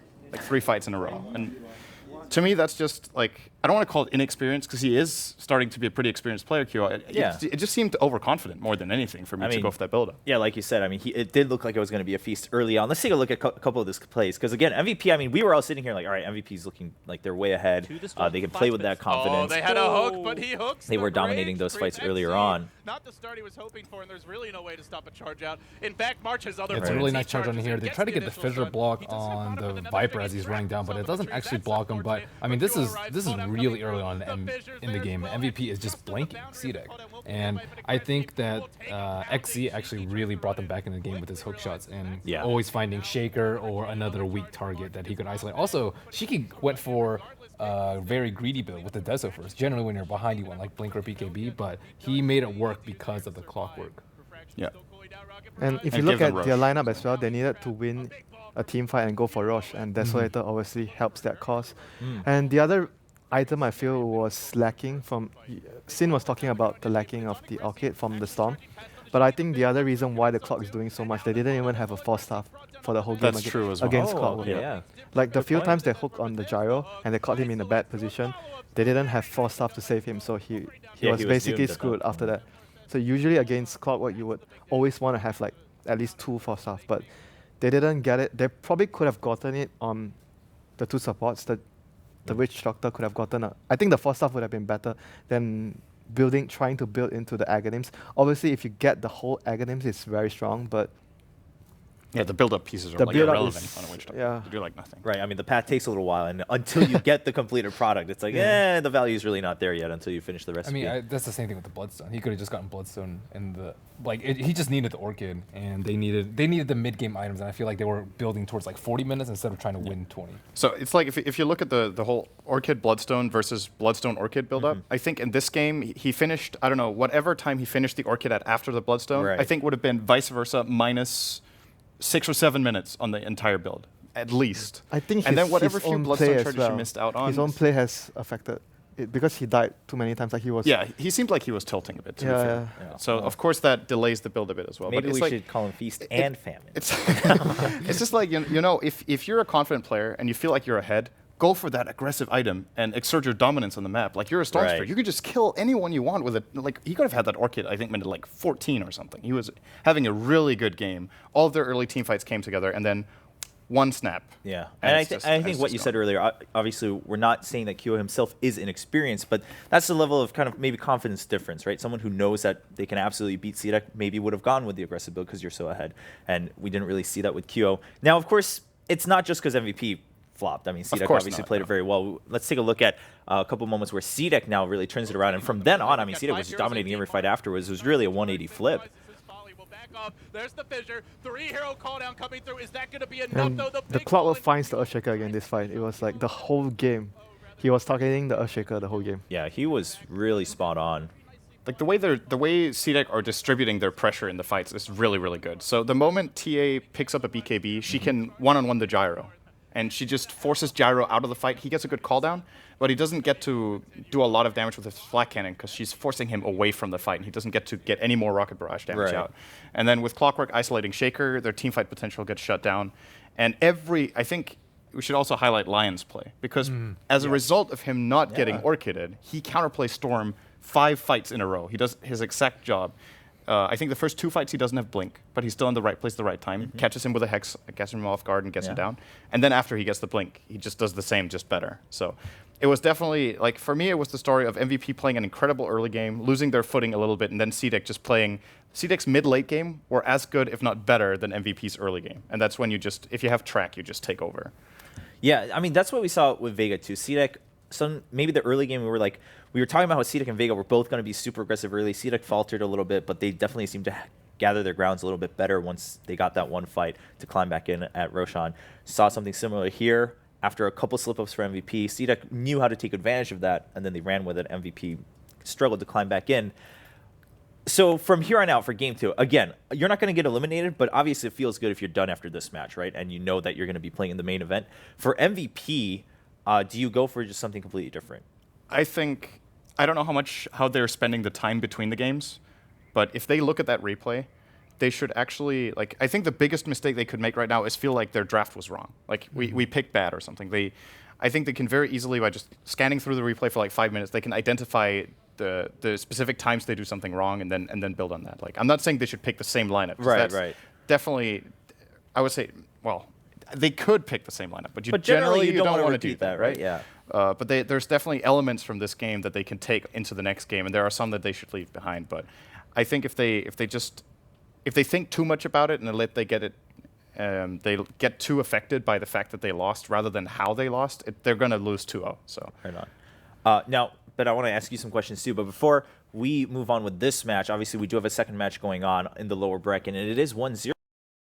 Archon down 0-1, and so if they lose here, they're out. They're out of TI5. They're going to be out of the international. So this is kind of do or die time for Archon. We're going to take a quick look at the Archon lineup, get to know the team a little bit better. And again, if you guys want to support them, I mean, this is a chance to go watch Stream B and see if they can climb back in this best of 3. So let's check out Archon.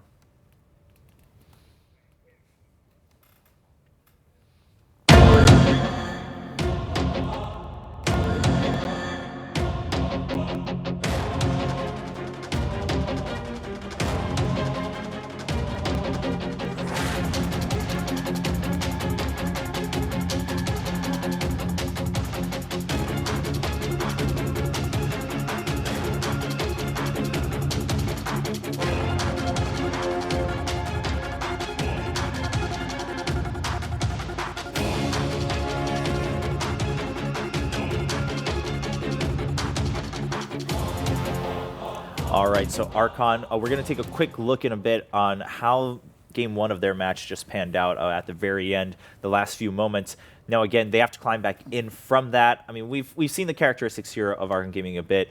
We didn't get a chance to watch their first match either. So, I mean, if they leave, we won't have a chance to really break their games down in the next match.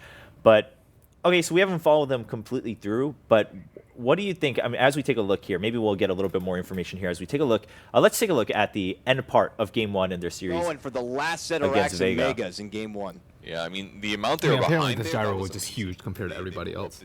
Winter and I were watching close toward the end of the game, and everyone else was pretty even in net worth, but just gyro is just massively ahead. And it's 30 minutes in, and no one can stand toe-to-toe with him at all. Yeah, I mean, just looking at his items already, you can kind of tell that. And I can only assume how this goes forward from here. It's not going to look too good. Yeah, there's just GG. I mean, I think that's, this is probably a great focus on that. I mean, Winter, you were telling us, yeah, the gyro was just too ahead. I think that was like the only kind of bottom line issue against Archon. Now, if you're Archon, again, it's do or die time. So regardless of meta and anything, just because gyro was the biggest problem, do you just go ahead and straight out ban that? Wait, you asked Winter, right? Well, yeah, I mean, I was asking Winter. So yeah, Winter, Cinder, yeah, like, stepping in all the time. Like, we're just trying to have a nice conversation I think here. the most important is like they play whatever they feel confident. They can't just like go into a meta where everyone else is doing this and we should try to maybe ban this instead of like banning something that what they usually do. I feel having your own plan and playing your own game is very important. That's true. I mean, especially if it's do or die, right? You might as well go out fighting in your comfort zone rather than instead of trying risky, to do because then you'll be filled with regret. And then you do something else, then you're like, man, we probably shouldn't have done that. Yeah, but if you play with what you're comfortable, you can be like, all right, well, that was the best we could have done. We tried our best. Yeah, there you go. That's the consolation prize you can have. But of course, you don't want to end it there. So, I mean, for all the fans who just want more games, or maybe you're a fan of Archon Gaming, obviously you would want Archon to at least tie it up, go for another shot against Vega. So feel free to go to Dota2.com, check out Stream B, and you'll be able to catch that match. But now we're returning here. It's going to be CDEC versus MVP. CDEC is up 1-0. Similar scenario here, but it's going to be, I mean, if CDEC wins here, they're done. 2-1, 2-0, and then they can rest until tomorrow. They can prepare for the main event as we jump into draft of game number 2. MVP, we talked a little bit. You said probably don't want to repeat the same lineup generally. That's a general rule of thumb. I think they shouldn't go on tilt. I think CDEC has shown that they're, like, when they're down like 5,000-10,000 gold, they still like play really, really well. And MVP Phoenix, even when they were ahead, they're like, oh, maybe we can take a few risks here and there or get sloppy with our positioning. And CDEC is always like really consistent, eyes on objective, sweep Roshan really quickly, and you give them a little bit of opportunity and they just run away with it. Yeah, so we already have, as you can see, a couple of those bans going through. The Bounty Hunter is going to get banned out.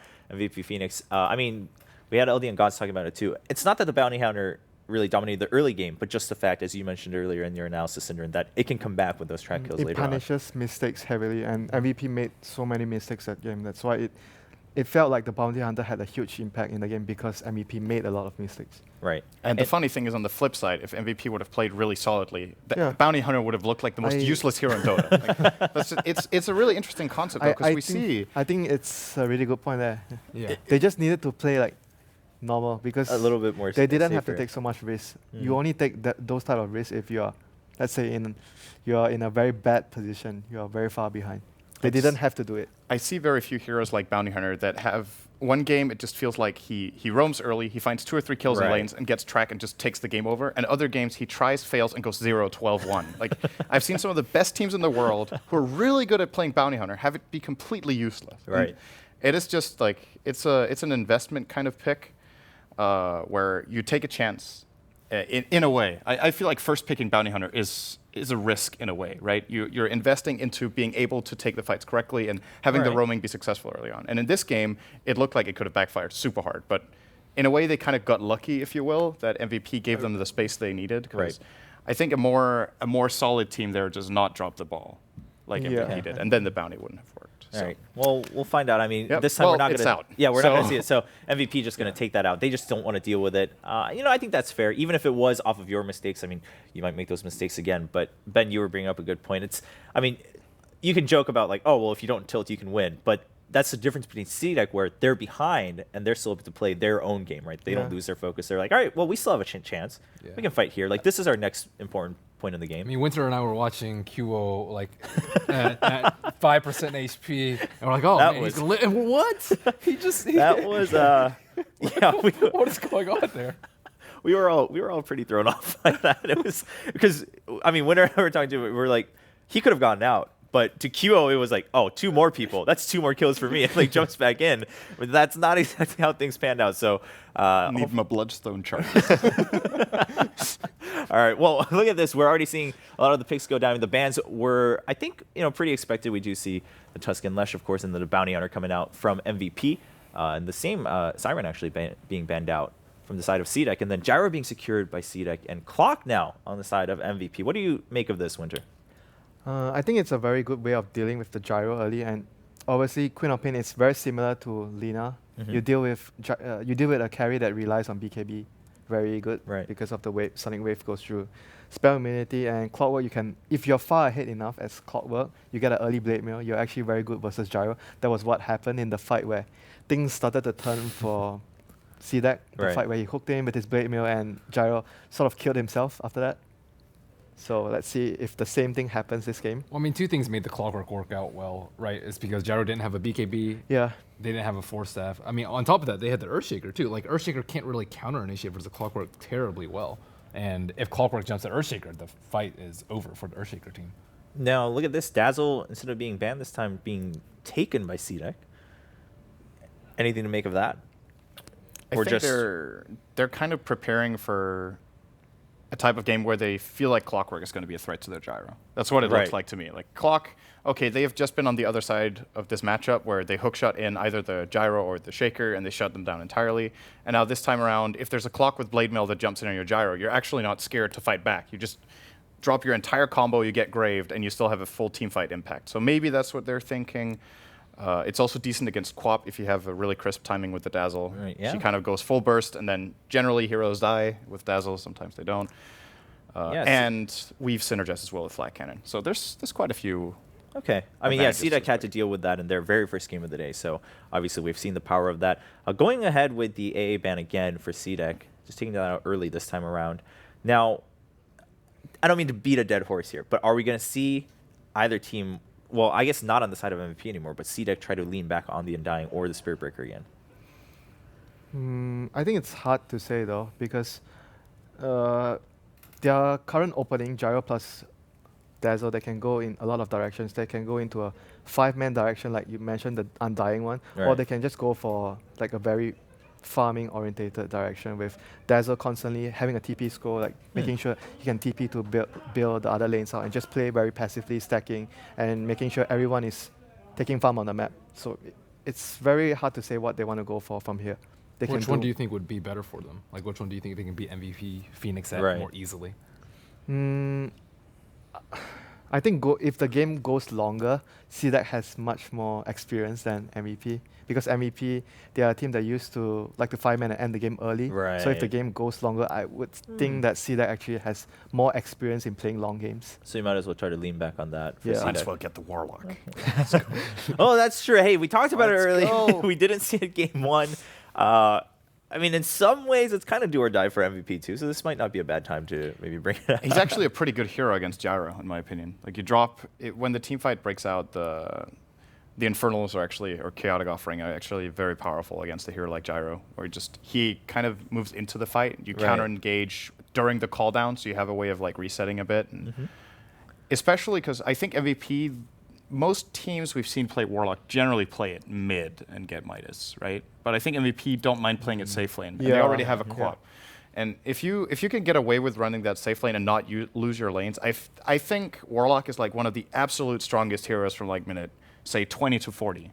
In that interval, the golems are just incredible. Fatal Bonds is ridiculous. And we keep talking about it, but that's only because it's MVP Phoenix. Because any other team wouldn't even mention the hero. But it's just like, it's do or die, or not do or die situation. They have lower bracket, but of course they want to bring it back to even, right? So this is the type of game where I would say go back to your roots and get a really solid pick for your team. I think it makes sense.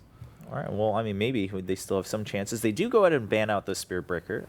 Personally, kind of liking that, just not taking any chances, as CDEC has been reliant on that hero quite a few times earlier in the day, and then taking the Witch Doctor for themselves.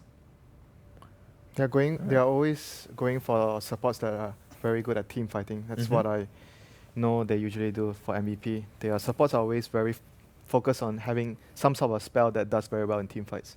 Like Witch Doctor and Earthshaker the last game. Right. It's just like the itemization wasn't optimal the last game. Yeah, well, I'm sure they're prepared to kind of step in for that. I think now it's more eyes on CDEC for a lot of fans on whether they can kind of close this one out. And going with the Lion again. Now, Sin, I mean, you were joking about Lion status last game, but and then you gave them credit for it. I mean, you said they made it really work well. Of course, partly due to the itemization that there wasn't anything to stop him, but he still took full advantage of that. Do you see that happening again this time around? I think we could have a similar. It's not the same as last game because this time the Bounty Hunter is a Dazzle. Well, but yeah. Like in the last game, it was like both Bounty and Lion could have been really, really weak, and then they both ended up playing a very key role because of the way things developed. And in this game, I'm looking at it kind of the same way. Where this is interesting. Where like Dazzle and Lion as a support duo is. It's nice that they're both ranged, but neither of them has extremely good damage output early on in the lane. So coupling them with Gyro makes a lot of sense for a tri lane because he can do the damage that they can't, and they can sustain him. So that's very good. Okay, that's new. Ooh. All right, I think we've got something else to talk about. Yeah, I mean, we've got quite a few things to talk about, right? Yeah, really, really interesting. We've got Wisp coming out and then Broodmother coming out for CDEC. This is a very good. And they have really bad supports at dealing with Brood, honestly. Yeah. They need what, like Bristle or something like that to deal with them? Yeah, at this point? they might have to pick.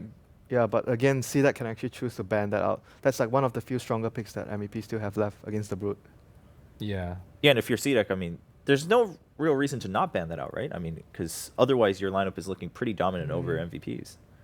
I mean, is there anything else that you would strongly prioritize? I mean, you can always do Wisp Tiny. Yeah, Wisp Tiny is still It's not okay. bad. But if you're talking about something that deals, there we go, yeah. that deals with the Broodmother is Bristleback. Right. Yeah, I mean, I think CDEC, that was kind of their, all right, here's our play. How are you going to deal with it? We take away the other chance. I mean, sure, MVP might have their own plans, but at the very least, it's not going to be like a direct counter to what CDEC just showed. Interestingly, the Bloodseeker they banned could have actually worked. In favor of MVP. Yes. Actually, we saw that from Secret, right? They Exactly. used- They played Bloodseeker versus Brood. Bloodseeker versus Brood. And what kind of allows it to shine is, okay, this is another way of dealing with it. Now they have the Great Cleave too. Yeah, but Sven can't really handle Brood like early. I would say. He's with a Wisp. I He's think they're going to be okay, I guess, with Wisp, yeah. He should be fine, but it's not as effective as a Bristle, but as he gets his levels, and it depends on how he skills the hero as well. I think you go maybe one level in the stun, and you go max Cleave first. Yeah, so you Just can play, to deal with that. Yeah, you can play as greedy as you want with farming as well. I mean, they could also just put Sven IO in mid and then use Queen safe. I don't think Queen wins that matchup, but she shouldn't die. She should do okay. Yeah, she definitely shouldn't die. But is that where you want to be though as MVP? Like, all right. I mean, well, I think broke Sven's even. like early game is really, really weak versus Broodmother. Like, yeah, sure you can cleave, but you're like cleaving Yeah, for 50% the early game of is like 50 damage. It's like, All right, fair point. it's like when you get level 1 crit on Wraith King, you're like, yeah, I crit 60. Nice. All right, well, CDEC, is there... What are we looking at here? I mean, only 20 seconds left to round out their lineup. Oh, interesting. There's a lot of new picks in this game. Yeah, I mean, generally we... The last 4 picks we haven't seen today. Yes. Yeah, you are correct. I mean, even in the first series, we've seen quite a few changes going into Game 3. Both teams seeming to be pretty prepared. I mean, Winner, do you still stand by the fact that, I mean, sure, Sven's okay at it, but probably CDEC taking the But draft the other here. issue I have right now is if you look at their lineup, what MVP has, they don't have anything that can actually stun the puck easily. Look at their heroes. Phase Shift is going to own everything. Ooh. All right. Well, we'll find out. I mean, CDEC looking like they have the upper hand here. They are only 1 game away from securing a spot in the main event. We'll jump into the game with LD and Goss to find out if they can actually close it out. Be able to track the Brood down, and even if they do, will XC create enough space for the rest of the team? That seems to be the big question. Is we'll start with the Quelling Blade. They're going to give him an Observer Ward, and they trot towards bottom. I was wondering if they'd maybe even dual lane. The heal bomb with the spider lanes can be really dirty, but if it's up against a potential tri-lane, may not be the way they want to go. As we see the trees already getting cut down by the Wisp, is going to set up for some potential stacking here for the Sven. Febby, certainly known for playing this here quite a bit as far as the Korean scene goes. And they will clear out all the trees pretty much. So with that, rushing the bottle, we'll want this first bounty rune to get the game underway. Once again, CDEC leading 1-0 in the best of 3. One more win, they're into TI, but should MVP take it, we go to that deciding and ever so exciting game number 3. And what a world we live in where carry players have to pull tangos. KP has pulled 2 of his tangos to teammates. They're actually going to find the Brood here at the bottom river, and he can't actually use the pathing. Oh, no, the easiest first blood ever. XZ. Who's taking it? Who's taking it? Someone take it. They want the spend. I think they wanted the Quap to have it for the early bottle, but right. in the end, KP says, fine, I'll take it. No problem for me. And they also secure the bottom bounty rune. So Febby will have his early bottle. The Queen of Pain off to a good start in her own right. Maybe he doesn't even go for one if Febby's going to dual lane. Maybe just rush something like the Treads here. We'll just have to wait and see. But the game gets underway with, once again, CDEC starting from behind. Every game this tournament, I believe, they've started at a deficit. Still, they're 3-1 so far, so it's only enough to keep them on the back foot at the start, it seems. Yeah, last game, I think maybe the smallest deficit, they were only ever behind by like maybe 1,500 net worth at most, but even so, it's just early game, they don't really seem to care about giving up a few kills here or there, so similar story. Kind of a dual lane mid. I think Febby's going to be much more prioritizing stacking than helping out mid lane. This is just going to be a classic Quap versus Puck matchup. Very even 50-50 matchup. Not much you should see coming out of it. It's going to be much more about what these heroes can get done in the mid game. We will see a dual lane for now. It is the Dazzle Brood. Got to be careful of your positioning here. Now, you do have the War Cry to mitigate some of the incoming damage from that heal, but it is still going to hurt. And early on, we'll see if KP even skills it up. For now, holding his skill point, it seems. Already the stacking has begun as Febby rotates back onto mid. And they will actually move on to Shiki. Not the best kill potential with this dual lane, but they're more looking just to get ahead in terms of economy. Stack the jungle, constantly pressure Shiki, slow down that Blink Dagger, and he really is the big tempo controller for this team. So far off to a great start despite that. With the Wisp off in the jungle, already 7-1. Will phase shift that initial scream. Very nicely played, and he's just trading auto attacks with both heroes and coming out on top. Kind of coming out on top, but MVP are only trading poorly because they've got a bottle Wisp. So they can like take 500 damage and only do 200 damage, and they come at it's better for them because they've got this Aya with a tether bottle, and it's almost 2 minutes. Oh, they're going in. QO blinks forward to cancel the salve. Very nicely done.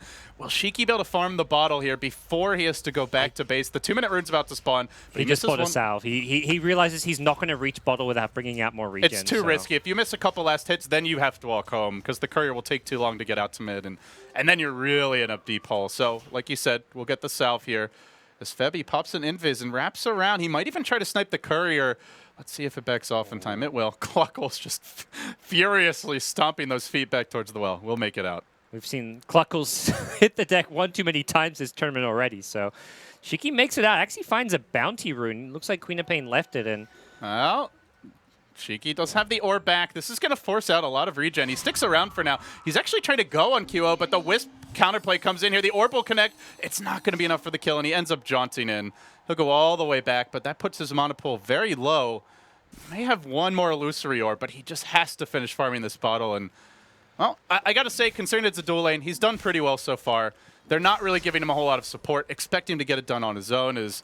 Let's take a look at the other lanes here. Looking at our Radiant off-lane March, it's getting his early levels.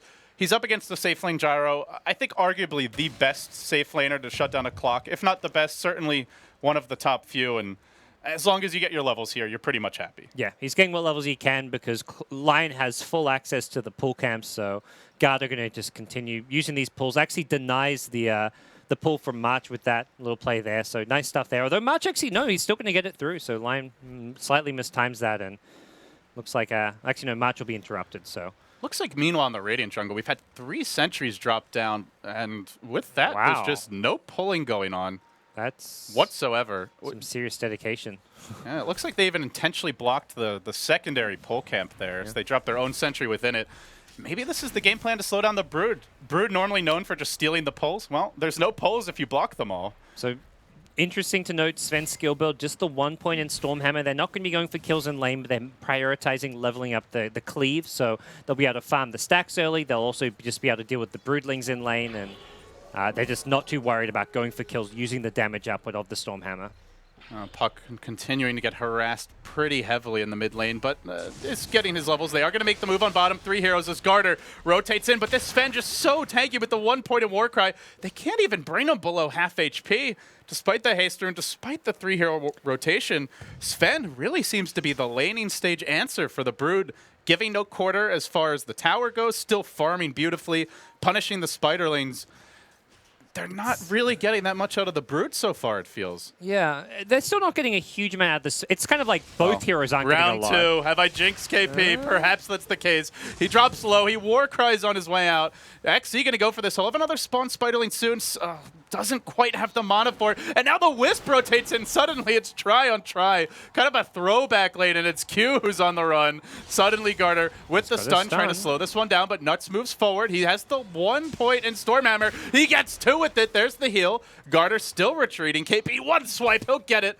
2-0 the score. MVP again finding the early kills. Meanwhile, in the top lane, a dive onto the Clockwork. Run down by the Rocket Barrage. Beautiful pick there by Aggressive.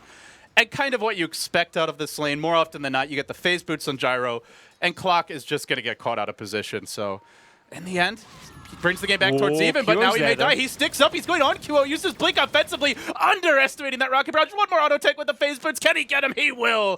Aggressive, finding 2 kills. Historically, for me, he's been the playmaker on this team, Gods, and he's doing it here. The team might be struggling elsewhere, but he makes something big happen on the top side of the map. Yeah, 2 solo kills coming out of your gyrocopter in the safe lane. That is value. I mean, this is the kind of hero that can make those plays happen, but that's why CDEC pick him these heroes. And that's where I was surprised going back to the opening game that they put him on a Viper, because he normally is that playmaker. And CDEC had that kind of slow early start where they weren't getting too many kills. Even in the mid game, they weren't finding kills because Aggressive, their player who normally sets up the kills or finds them, was on a Viper. This time around, though, a much more classic hero for him, and well, getting a lot done in the early game. And you talked about it in Game 1, and I think it's really worth highlighting again here that the game plan of MVP is almost always to get QO off to a hot start, but we'll talk about it in a second. Nuts taking a lot of damage here. Won't quite die to the spawn Spiderlings. I think it might only be level 2. Didn't really do a whole heck of a lot there. Yeah, he still hasn't hit level 5 because he is in this dual lane. But despite the investment in QO, giving up a kill, it really hurts when you're committing the Wisp to it. Now, there are some stacks to maybe catch up with, but guess who's already hit level 6 and is rushing into the MVP jungle? Well, it's Aggressive, finds his 3rd kill of the game. Your roaming gyrocopter rotates from a safe lane. He's just been a one-man wrecking crew wherever he goes, and he might even find the stacks now, Gods. Yeah. If not 2 kills mid. Let's see. What's the play going to be here for Aggressive and Garter? They're waiting. I feel like you know there's stacks there because you're versing a Wisp, and like he spends a lot of time in the jungle stacking. The question is, do you want to risk going for them? You put yourself in such a vulnerable position. They're going to go for kills and say Q on the mid lane. Kill number 3, QO. He can't even blink. Aggressive again. 4 kills for your safe laner. Out of control and really pulling the team back into this game. That is, with CDEC, it's not the safe lane farmer. It's a completely different role that you see coming out from Aggressive. He lives up to the name. That's for damn sure. Yeah.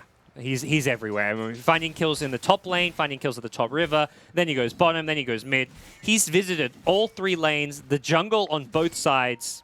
This is just impressive play coming out from him. And they also got some aggressive wards down as we see the dive by the Spiderlings. Sven forced to commit a Stormbolt and then the Cleave just to deal with these pesky little buggers. In good news for MVP, I don't think the neutral stack was scouted. It wasn't warded, and it is available for MVP to clean up en route to trying to catch up here in terms of farm. So they have that in reserve. Yeah, they're just in a tough spot right now. It's going to be very much a sit back, passively farm for quite a while, it feels like. I don't think they can actually get much done here. They can try find a pick-off here or there, like whenever they have Sonic Wave. Maybe that's all they can really do as far as aggression goes and finding kills on the map. But outside of using QO Sonic Wave for kills, they've got very few options apart from sit back and play defensively, get their farm in their own jungle, and just deal with wherever CDEC move around the map. And CDEC on the move again. It's Aggressive, smoked up with the Lion. These two just going everywhere. Sven's found a double damager, and the Spiderlings were trying to drive Nuts back, and they are going to have the high ground advantage. The call-down's there. Connects on 2. The follow-up stun. 2 more kills. Aggressive on a mega kill streak. This game started 2-0, but you wouldn't know it from the current scoreboard. MVP, they've lost control of their jungle. The tier 1 bottom most likely next. With the ward that got placed down, every move seems to be getting scouted, and if this tower falls, gods, they're going to have a very tough time controlling the map from there. That's where Brood takes over. Even if she dies, she's always taking farm away from your team, preventing the stacks, and just being a nuisance. QO in danger mid. He is going to blink away as Shiki puts the pressure on him. Doesn't have to blink quite yet, but there's the tier 1 down. And now they'll begin to tighten the noose up a little bit as they try to choke out MVP. Yeah, I think the scary thing, rather than the Brood just pushing up the lane further with the tier 1 tower down, is just, that complete access to the Radiant jungle. Because not only the Brood at this bottom lane, but having the Gyrocopter, the Lion, the Dazzle, all these heroes constantly down here applying pressure just limits where MVP can farm. The Sven... Oh, QO gets scouted. Not lacking that kind of good initiation more with the Puck missing, but... But now they've got limited farm options here. Where's the Sven going to go? It looks like he rotates top. And the clock is 6. But who's he going to kill? Puck's a very tough kill. Brood you really can't go for. The gyro jumping on him is suicide. So you've got to isolate a support or maybe combo with your team. But on his own march, he just doesn't have the big playmaking potential based on the hero matchups here, it feels. He really wants to rush that Blade Mail, I imagine, as well, so he can fight Gyrocopter. Gyrocopter has picked up a fast drums, and, well, that suits what he's doing right now. That's such a great item to kind of synergize with his playstyle and just how things are going for his team to help him snowball. But MVP on the smoke. They're known for their 5-man Dota, and already, despite running the Wisp and the Queen of Pain, they're going 4 towards top, actually. The Wisp opted to sit around mid and just get experience. Febby, nowhere near level 6. Normally, if you're dual lane mid, you clear out that stack at the big camp, and you're pretty much there. But instead, CDEC not only getting the tier 1 bottom, now the tier 1 mid, they continue to push in, and they're going for a tier 2 mid with the Spiderlings here. This will drop quickly. This is not a good trade for MVP, but maybe it's all they've got. Already CDEC in the ultimate position to take huge chunks of map control. And they saw the stacks away too. from the Koreans. So they can take this tier 2 and then just go for these stacks as well if they want to do so. That's a gigantic swing of gold, of just presence around the map. And Roche is going to be next. You've got a Brood. They can certainly sustain themselves with the Dazzle there. So they'll clean up the stacks here, the call down coming out. And then I imagine CDEC going to be looking for something a little bit bigger than this. Yeah. With Medallion on Brood, Roshan should be pretty straightforward for them if they want to go for that. They've got Spiderlings to tank and deal some extra damage. They've got Dazzle who can Shadow Wave the Spiderlings as well. They've got more than enough damage to bring down Roshan. Question is, do they think it's too risky? Because you've got Rocket Flares constantly coming out. You maybe just feel like, we don't really need to go for Roshan right now. It's something that can wait. Also, maybe they want to wait till they're ready to push high ground before they go for Roshan and try and grab the Aegis. The great thing about this drums build, to go back to that for Gyrocopter, is it's also a small line. When you go for the SMY, like we saw last game from KP, it means that BKB comes really late. With the drums into BKB, he's going to have the BKB around when a Clockwork will have his Blade Mail, which means you're not worried about that Blade Mail blowing yourself up when you get initiated on by a Clockwork. Now, there is a lot of other damage here. The Queen of Pain pure damage coming from the ultimate. You've got the Death Ward from the Witch Doctor. But you have Weave, so you have a counter for the physical damage from the Sven, as we do see Febby getting picked off on the IO. Again, another death. I think that was the reveal of the Blink. No, he hasn't actually bought it yet. Just a solo kill for Shiki. The Wisp just hasn't had much of a presence in this game, gods. He did in the first, maybe 8 minutes or so, with all the pressure he applied, and then that one good rotation bottom lane, but since then, it's just been very little that Febby can get done. He's just hit level 6, though, so he does have Relocate available, but... Looks like he tried to use it to escape that gank, yeah, but ended up being unable to in the end. So it's on cooldown for a while here. And CDEC just walking into the pit. They've got vision everywhere. They certainly are going to win any team fight with the Gyrocopters farmed as this. And MVP, all they can do is split push and farm, but only for a few moments. The Roche will drop, and with that... Where do you reckon CDEC go? Do they just push in this bottom lane? Do they just barrel down mid and say we're far enough ahead? No, they're not going to barrel down mid. They haven't picked up a lot of their key items. Gyrocopter doesn't have BKB. Lion's about 600-700 away from a Blink Dagger. Brood's sitting on a good pile of gold. Hasn't actually bought anything apart from the basic Treads, Medallion, Soul Ring. So much more likely we see them try and take the tier 1 and tier 2 bottom lane with maybe 4 heroes while Brood stays bottom, because Brood can keep farming and controlling this Radiant jungle. So I don't think they want to fully 5-man, because it's just not really efficient when they're still missing a few key items, but they want to apply pressure. So they'll at least send Gyrocopter top to split push, probably look to join up with him when he reaches the tower so they can safely take a tier 1 and tier 2. They do have to be wary of these relocate ganks finding heroes if they are pushing alone, though, and that's where Brood especially has to be careful. On the other side of the fence, MVP Phoenix. What's the play now? You're very far behind. CDEC look like they are going to apply a lot of pressure. They lose another top. The Witch Doctor of Nuts getting picked off. What's the overall strategy here if you're MVP? Is it just split push? Is there a way they can take a fight? Find pickoffs. That's what pretty much it. That's the main thing they can achieve here. March has got Blade Mail now. It's so hard to find those kills on Brood. He goes, I mean, that was just a blind hook shot. That was not even close. He was just wishful with that one, but it's really hard to find pickoffs because CDEC are going to be grouped as 4 in the top lane, pushing with the Aegis, and then Brood's alone in the jungle. But unless you want to commit like to a gem or something, finding the Brood is very difficult. XZ is just using Spider Links to scout. He's sending off individual ones to make sure that he's safe. And beyond that, I think you just have to avoid the 4-man push, give up your towers, and you're going to fall further behind for now, but you're just going to make sure you're getting as much as you can. They're not going to let them push on mid, though. There's the coil. Almost kills off 2. KP able to armlet toggle, but you can't armlet toggle the rocket barrage. They lose the IO duo while still pressuring the top lane. CDEC just countering every play that MVP tried to make. You try to dodge fights, we won't let you do that. You try to come to fights, we'll wreck you there. CDEC just seemed to know every move MVP wants to make. Yeah. And a lot of it is coming down to the wards here once again, as we can see. Just excellent vision around the map. It kind of narrows down where MVP are, even if you don't directly have vision on them. And now they'll go for top without giving up even a single tower here so far, aside from that tier 1 top. But that's hardly an important tower with the way the lanes are always pushing. No, it's just perfect description what CDEC are doing. Like you say, they have an answer for everything.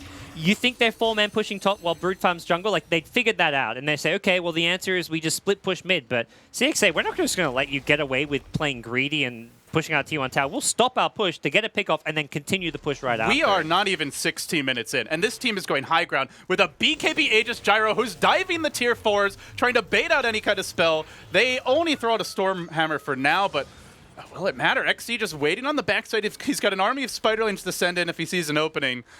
Broodmother will back off in the end. They're not quite ready to commit on that top lane. They'll swing on towards mid. Aggressive Q as well as XC. They leave just the Lion top. I think he may have... Oh, look at that. The Deso rush from the Brood. This is how you're going to deal with that Sven Warcry with this, and you also can look to take these towers very, very quickly.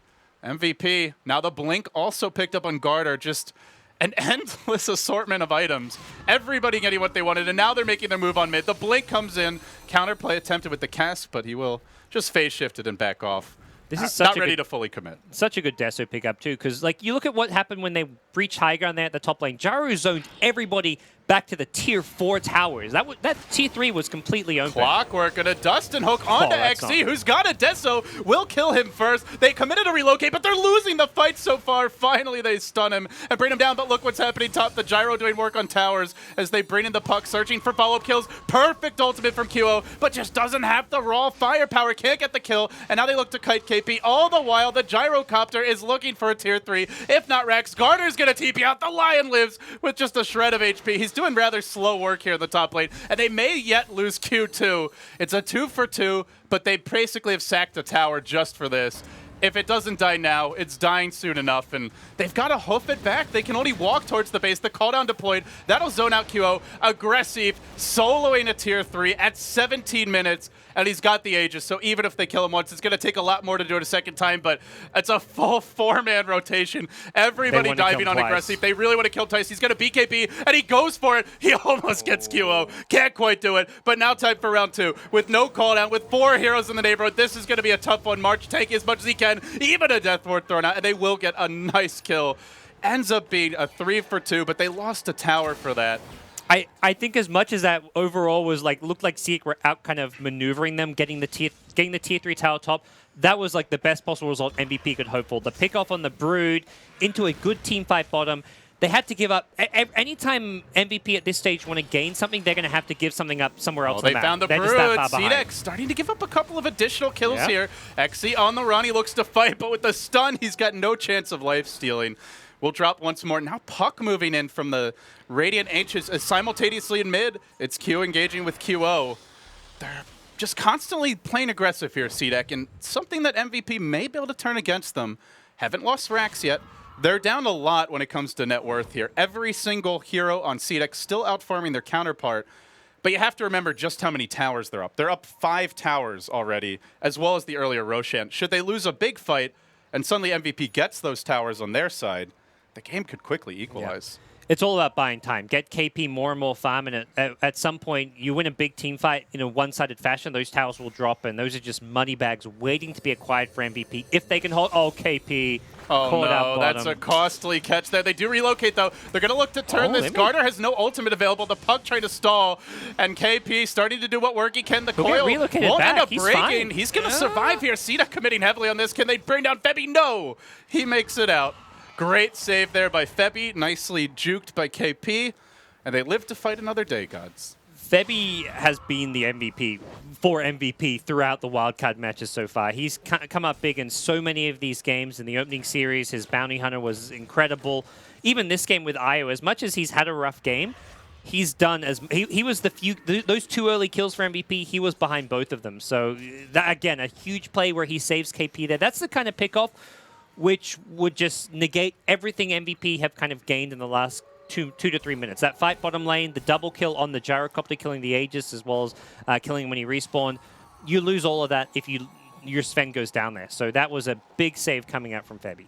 Well, it looks like KP saving a lot of gold here. Do you expect just to see a BKB? Oh, he's already purchased the component. So he's going to get a BKB, and on paper, CDEC have only a cooldown slow and incapacitating bite to try and really deal with this. But I believe our puck for CDEC is working on an Aghanim Scepter. No, he's gone back for the Dagon.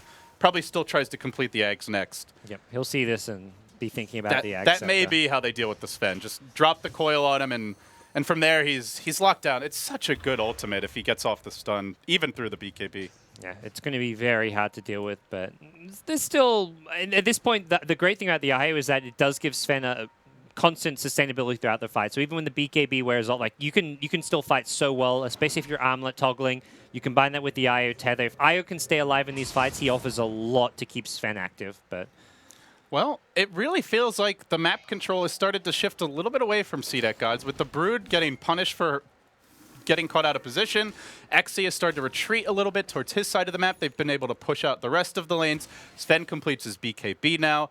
And they start to get more control over their own jungle. Still a fairly sizable CDEC lead, but it feels like MVP haven't tilted or completely lost their mental edge. They didn't lose Rax. They had that great hold earlier when Gyro tried to solo push the top lane. And it's just a matter of one good fight. If they get it, they could be right back in this. Yeah, one good fight and they take a lane of Rax or win the game. That's where the Brood Desolator could have been an incredible item for ending the game fast, but right now, it's an item that hasn't worked out just because of how well MVP found pickoffs on the Brood 2 in a row and then dealt with the Gyrocopter who was split pushing top lane. But still an item which could come into play if CDEC can win a fight. And they're still eyeing off that next Roshan. So while it hasn't worked out this game, the idea behind it really was sound for CDEC. Still a minute and change here before that Rosh will be active. But CDEC's still in good enough map control that they probably grab this one. MVP, we'll see if they even have an opportunity to contest. It's CDEC on the move. They smoked up, I think, just out of vision of that Radiant Ward near the top rune as they were up on the cliff. So not actually scouted here.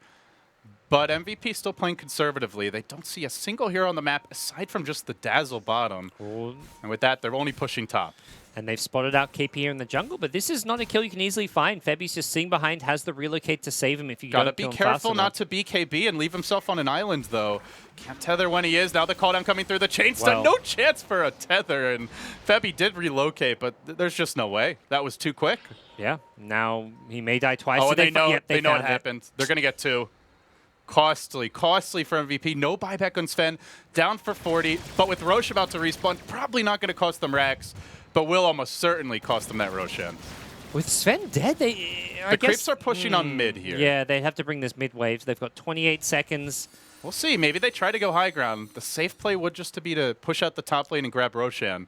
Maybe but just some CDEC are chip moving damage. on mid. Yeah, like you've got the Desolator. You can at least get a bit of damage into this tier 3 tower. You see the split push happening top, and the best way to do a split push is to say we're going to actually threaten your high ground, your racks, and they're actually not going to go for mid. They're going to go for top with the creep wave entering the base through mid. And the Desolator really coming into play here now. That Rax rather going to drop very quickly. Nuts throws out a cast, but against the spider lanes doesn't offer you a whole lot of control on the heroes. He starts to swing around. Queen of Pain leaping forward. They really want to force out a BKB if possible. And they don't quite grab the Rax. They focus the melee, which will slowly regenerate should they back. So in the end, looks like it's not really going to get a whole lot done here for CDEC. Yeah, it stopped the split push at top. Like that's you see the Queen of Pain split pushing top. That's how you kind of force him back. But that's true. It's still like no one really comes out on top. Queen of Pain doesn't get anything at top. They don't get the racks. But CDEC now can at least use this to reset, farm their side of the map, push out the top lane, and then take Roshan once they feel safe doing so.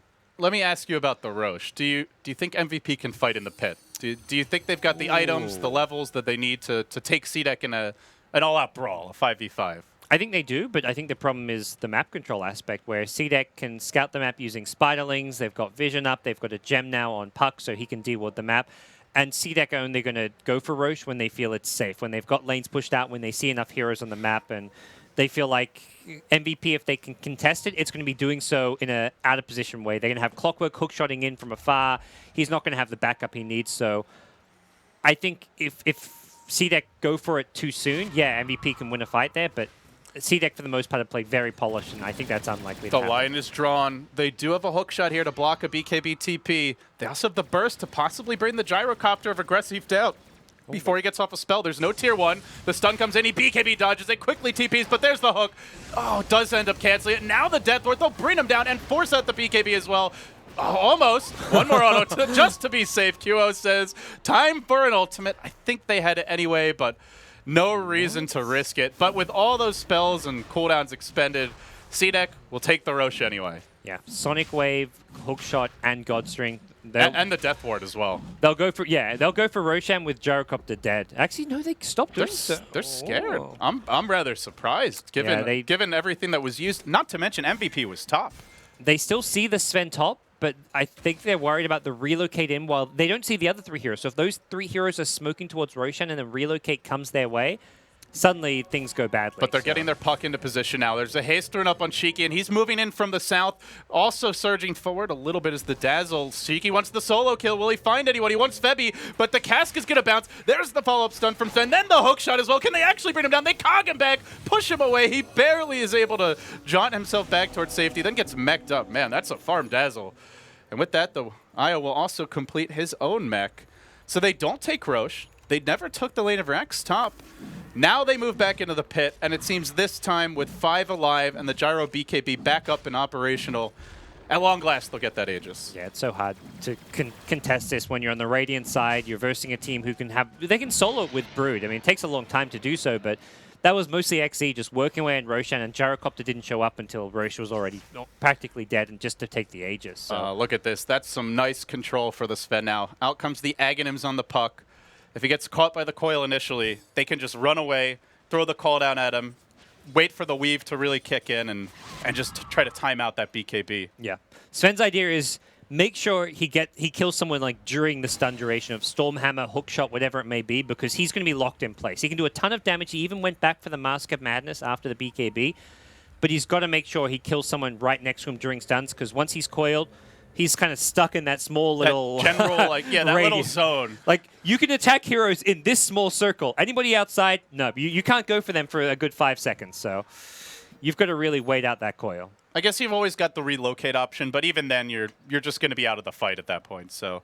Yeah. We'll see how they want to play it. They are going to smoke up again. That's 2 smokes in about as many minutes here from MVP. If they're not out, they've got to be low. And should they not get anything with this one, they may have to sit in the base for some time to come. Butterfly up now on your Gyrocopter.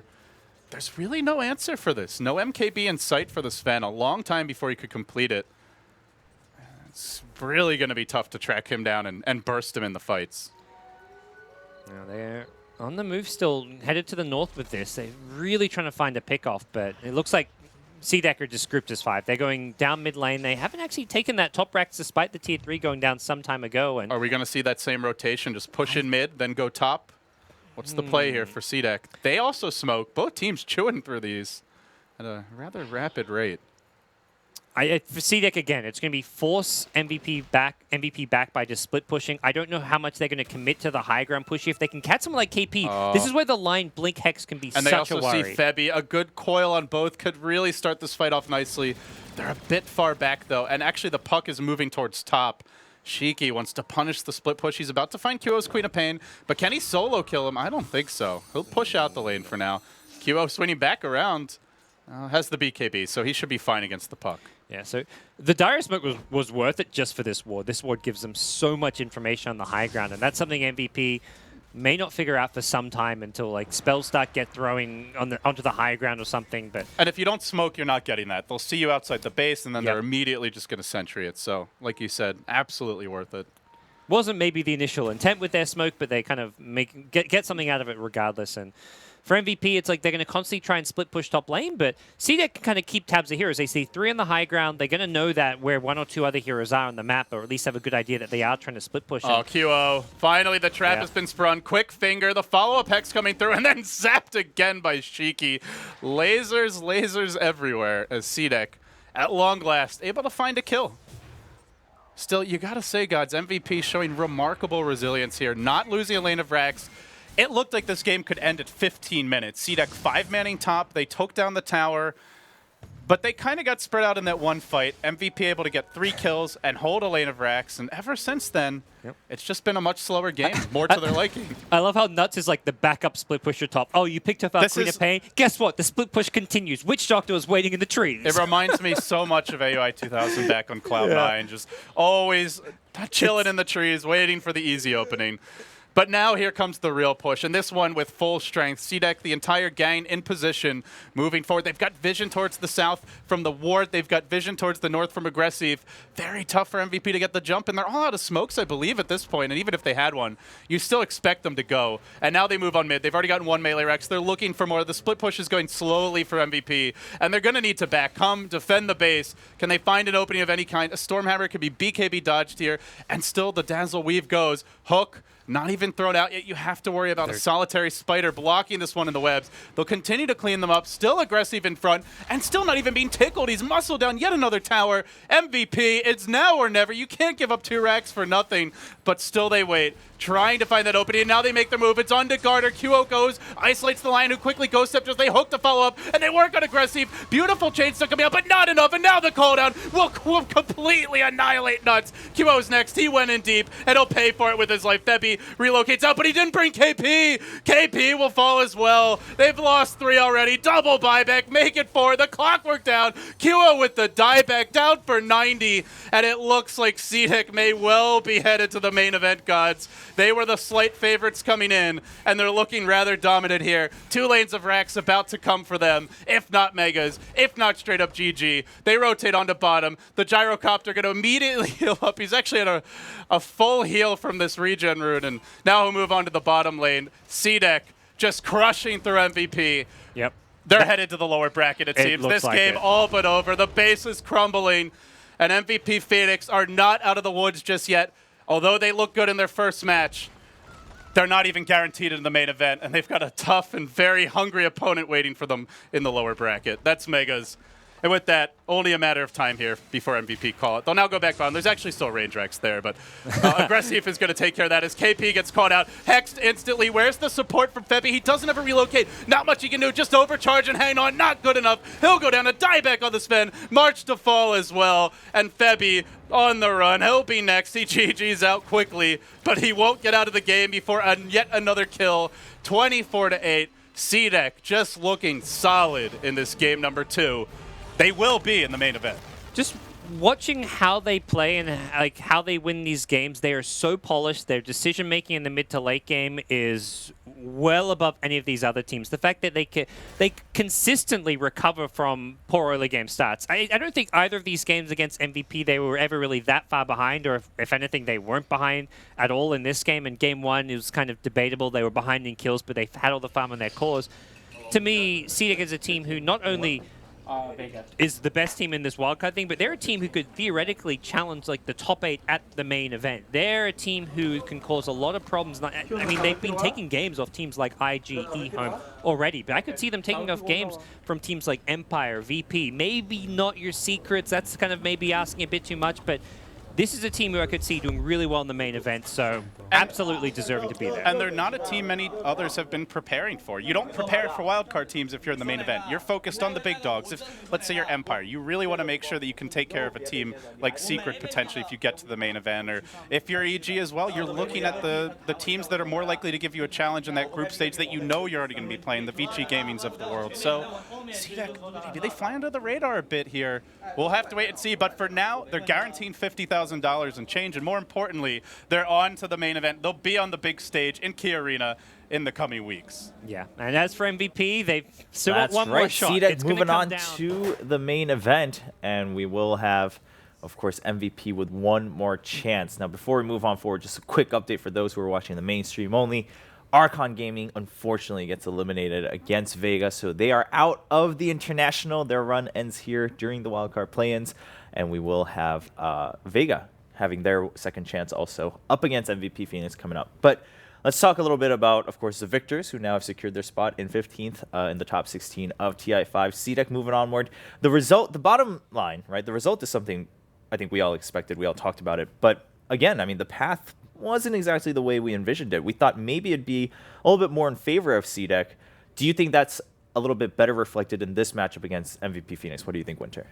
Well, I think this match again, they did a lot of damage in the early game. The Brute plus Dazzle, they slowed down, they slowed the Sven's farm a lot, and the Puck was also playing really well. He was against two heroes, the Wiz and the Queen of Pain. They were putting a lot of pressure on him, but at the end of the day, it wasn't worth it in my opinion, because they both, the Puck and the Co-op, had almost the same farm in the lane. So I felt it was a very good achievement by the Puck against two heroes. And after that, he roamed, and I like the Dagon pick up a lot as well. It makes sure that he can always pick off the Wiz if he finds him alone. Right on.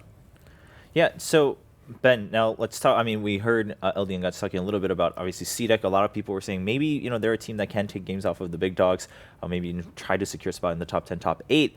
Now that we've seen them today, finally, we've seen them here before the main event gets started. Do you still think that that's a possibility here, CDEC entering maybe even top 8 in the main event? I think top 10's more realistic. Top 8's very ambitious, but they have beat a lot of the tier 1 Chinese teams, so that's certainly no small feat. I think the first series that we saw versus Vega, they were just a little bit shaky. I think the Undying Spirit Breaker put them in this sort of mentality that they just need to play overly aggressive, and then like third game and so on and so forth, they've just seem very normal, relaxed, just, cruising on through.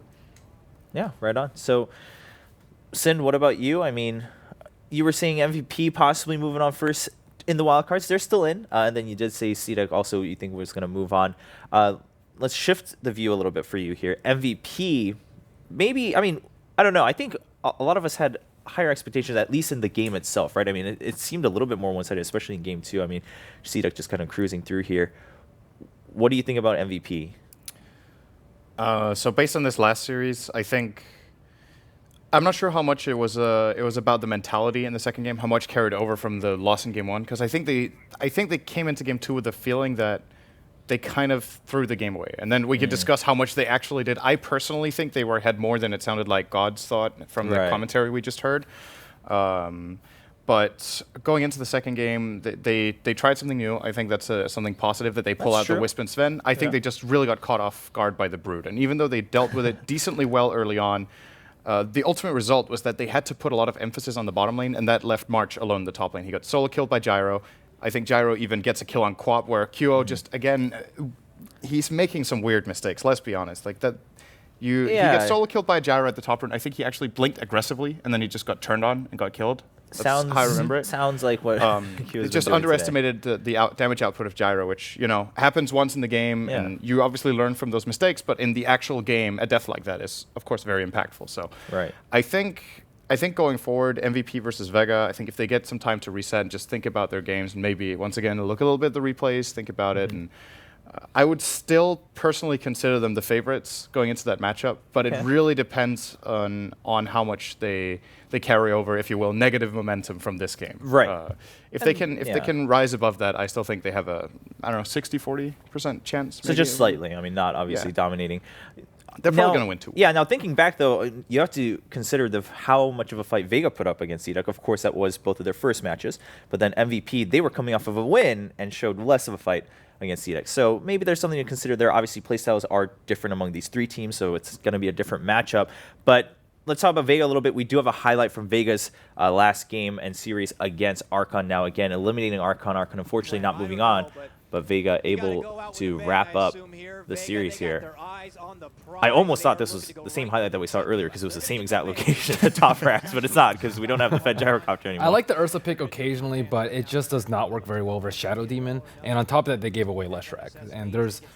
Support Leshrac. Support Leshrac. But I think that it's a very fitting hero for Korok because he really likes that hero, and he also dominated last qualifiers with it, but just unfortunately came up short. Yeah, it's just a bad matchup for Ursa. Like there's Shadow Demon, there's the Lightning Storm is actually super annoying in the mid game until you get your BKB, and then when you get your BKB, there's also Viper ult. Like, it's just, I feel like the cards are just stacked against Sand him. King also had like a very early blink. Yeah.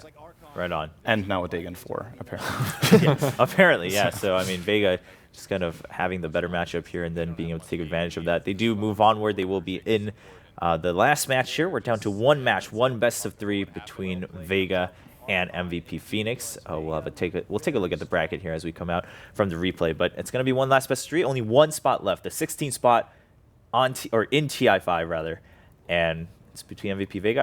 I mean, we were split, what, 50-50? Vega and MVP, right? Among us 4. I mean, not that that's like a huge We're on the Vega train. Yeah, you guys are on the Vega train.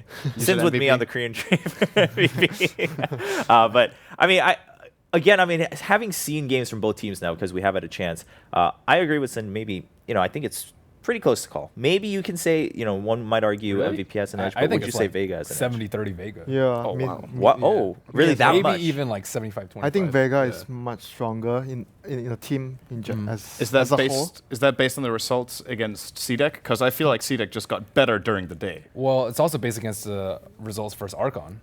Like MVP, I think, struggled, and I guess Archon maybe got pretty close with 1 game, but I think Vega's just much stronger from watching them. I think Archon is one of the weaker opponents in the 4 of them, so I feel like MVP should have, if they were to have a better chance against Vega, they probably, if they would have 2-0'd them, then I would say yes, but because they struggled against Archon, so I would feel that Vega has a much better chance of beating MVP. Well, that's a good point, yeah. I can't wait to be wrong together. I can't wait to be right together. I mean, I don't know. I'm always looking at the glass half full. I'm a little intimidated. These guys seem like they know what they're talking about. Well, compared to me, maybe just a little bit.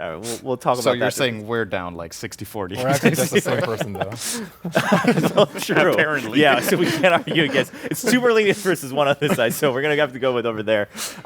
Okay, but you guys do bring up a good point. More so than the match against CDEC, the fact that MVP seemed to struggle a little bit, according to what the results we saw and how close that game 2 was, especially against Archon, and then Vega just kind of cruising through that 2-0. Yeah, that is a good point to bring up. Now, we will have a chance in a little bit to hear a little bit about MVP, them coming into TI, how they feel, of course. Some of those players, like we mentioned, March has been around just Dota in general for such a long time. Some of the players maybe a little bit newer, but overall, I'm sure they're very eager. Of course, MVP has an organization, 2 teams here, both through the SAA qualifiers, so that's pretty exciting. I mean, if they can get that 16th spot, I mean, they have a good chance of representing at least into that top 10, perhaps, out of those 2 teams. You disagree? No. No? Okay. I mean, you guys were giving me looks like that makes no sense. I just want to chant Warlock, so I see a Warlock. I'm really disappointed they didn't pick it at all.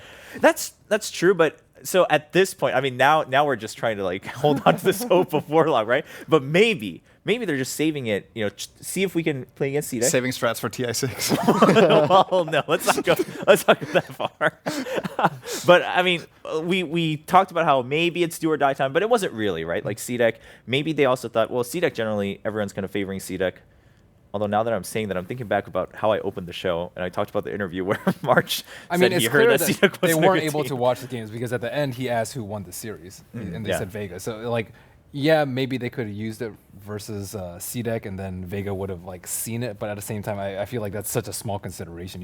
If you just win a winner's bracket, you don't have to play Vega. That's true. I think if they didn't use the Warlock in the last game, they're probably I don't think they're going to use it. Yeah, that seems much more probable. It seems like that's just not in their playbook It's like a do or die game. If you don't use something like a Warlock, it means maybe you're not confident or you have no plans of using that niche pick you have. You know how we lose all credit is that we go into game one and they just pick Warlock. We're like, all right, well, now we don't know what I'm talking about. But yeah, I think you guys are right. Probably their plan was just, if we make it to the main stage, maybe we pull it out once to try to make like one more round. But other than that, they're going to try to hold off on the Warlock here. And well, we did see some fresh picks from both teams. Obviously, CDEC had the upper hand, but Sin bringing up a good point. I mean, at least MVP also tried something new. It's not like they lost with the same lineup again, and it's like, oh, shoot, we're just not good enough. Like, that's not the idea that they have to come off with against CDEC. It's just that CDEC came a little bit more prepared. I think it's actually been like pretty impressive from all the teams we've seen. There's been a really big variety of picks. Yeah.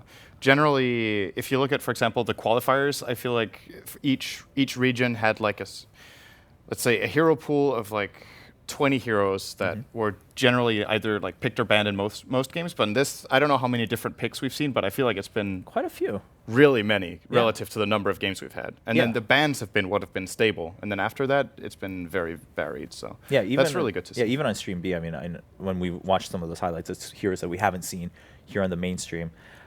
Now, going forward, of course, today it's just wildcard play-ins. But before we jump to the last match, keeping the suspense a little bit, we do have, of course, tomorrow, the main event kicks off, group stage, 16 teams going for TI5. Obviously, the prize pool is on the line for many. It's kind of the highlight for a lot of our viewers. But overall, I mean, this is the culmination every year, right? You come to the International. If you're a Dota 2 professional, this is where you want to shine, you want to win, and you want to say, I'm the TI champ this year. So do you think, I mean, which teams are we looking at? Let's preview a little bit. Obviously, Secret's kind of, everyone's talking about Team Secret coming in the entirety of 2015. But are there any other teams, particularly like LGD, a lot of people seem to be ranking high, but then the opposition in terms of the community feedback is like, well, why are you ranking them They're high? number 3 for me. I think if I had to rank top 3, I would say Secret, EG, and LGD as of right now. I think LGD is really, really strong, and I don't think the Western community knows too much about it. Right. Just because, I don't know, they don't really have that many personable players, but they are very strong and very, very talented. And, maybe and Director. Yeah, I mean, I think having a really strong captain, and Xiao 8, won last year, and I think newbie losing him was just such a big blow, and why they haven't had the best results as of late. Yeah, that's definitely been a big discussion point. What about you, Winter? I mean, would you agree that LGD in the top 3? I actually think that if VG can get their game plan and draft together, they're actually much stronger than LGD at their fullest potential. But as of their state right now, I would say that LGD is much stronger, but I believe VG has more potential if they can actually play their A game. Right, so if they both show up at their A game. Yeah, VG and if you has talk an about a team that can actually Secret, I think VG, if they play at their best, they have a better chance of beating Secret compared to LGD. Now, how valid is this whenever we talk about teams, it's always like, all right, so who has a better chance at possibly beating Secret? It's not like, oh, this team we can rank equally with Secret. It's always like, who can go like 80% versus 50% versus Secret? How valid is that? Well, it's difficult to speak against it when Secret come in with a 4-LAN winning streak, right? The last, I believe that's it, right? The last 4 LANs they've played, they won all of them. Yeah. And it wasn't like LANs with tier 2 teams they were playing against. It was like multiple LANs with the best in the world, right? So they're definitely looking really hot. I think if you look at the structure of this tournament, though, and like the duration of a group stage, and if you think back on, for example, DAC is going to be like, Team Secret went with the perfect group stage in DAC. They didn't drop a single game, and they finished 3rd because the teams obviously get a lot of tape on them. You get to analyze and figure out what you want to do, and I believe it was VG Gaming that placed 2nd and EG placing 1st in that tournament. So that can definitely, that kind of thing could easily happen at TI. We've also seen it at, I think it was TI2 with LGD with a flawless group stage, and they finished 3rd, I think there as well. It was IG 1st and Navi 2nd. So, going in as the favorite is obviously great for your confidence, but it also means everyone is looking at you, right? Yeah. I think there's no team that the other teams have prepared more for than Secret. And then the question is how many tricks they have up their sleeves, right? Yeah, of course. I mean, now it's kind of, the ball's in Secret's court. It's like, can you kind of fend off every single challenger, or eventually are you going to run out of fuel? Because like you said, Bullseye's on their back. Everyone is looking forward to it. And that's a good point you bring up. I mean, sure, we talk about their record in LANs, but weekend LANs versus a 2-week tournament where you're going to have time and time again to improve for every team and material to study, that is a pretty big difference. So, all right, well, that's a little bit of a preview. Most people, I think, would agree. I mean, in the community, that's been the buzz. Obviously, Secret being just dominant coming in, and then LGD maybe that team that people don't know too much about, but has the potential to be in the top 3. But right now, we don't have all 16 teams yet. We have one spot left. It's going to be between MVP Phoenix and Vega. We're going to have a quick chat with MVP Phoenix. I believe it's March. So just hear about his story coming into TI5, just how the team's feeling before they entered, and now they are down to that one last match.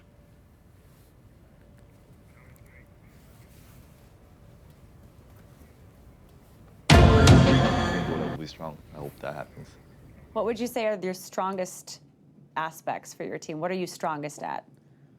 We are strongest at having kind of no fear. Like our team usually plays better at the tournament settings than the scrims. There will be teams that will never win against in scrims, but will actually beat them in tournaments and stuff like that. Oh, wow. Yeah, so I think that's was the strongest aspect of our team. What's it like when you know that you have an extra step ahead of you? A lot of the teams are here and they're getting settled in and they're setting their sights on the main stage already, but obviously you have one more playoff between you and the main stage.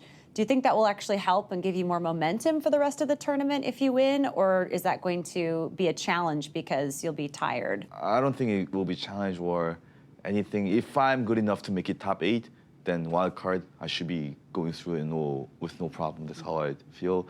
So I don't think it's an extra step. It's just that, well, it is an extra step, but like, I believe I can just go through it smoothly. Mm-hmm. Yeah, I'm retiring after this TI. Yeah. You are? Yeah. And what brought up that decision?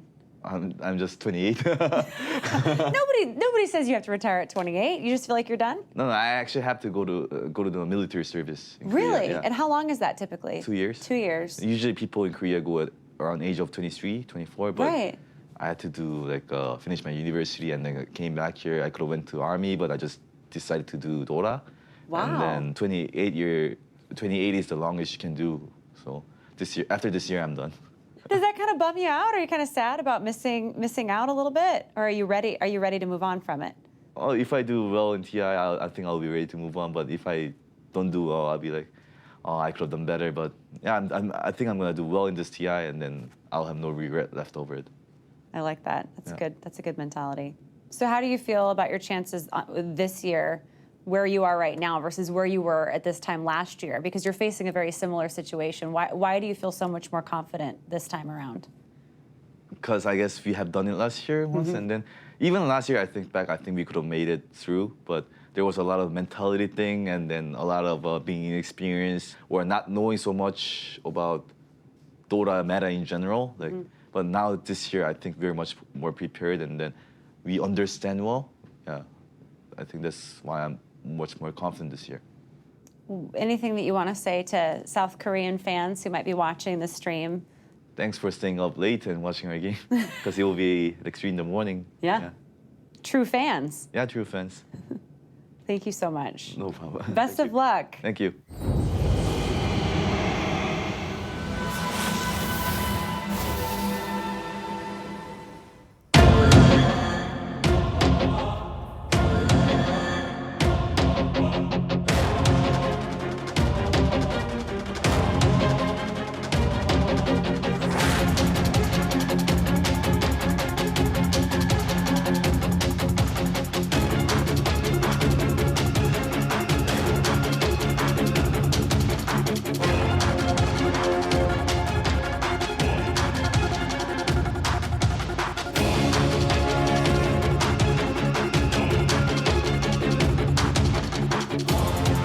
All right, so there's MVP Phoenix again. March talking a little bit. This is going to be his last shot at TI. Has to go to the military service in Korea afterwards. So, listen, is anyone on Vega?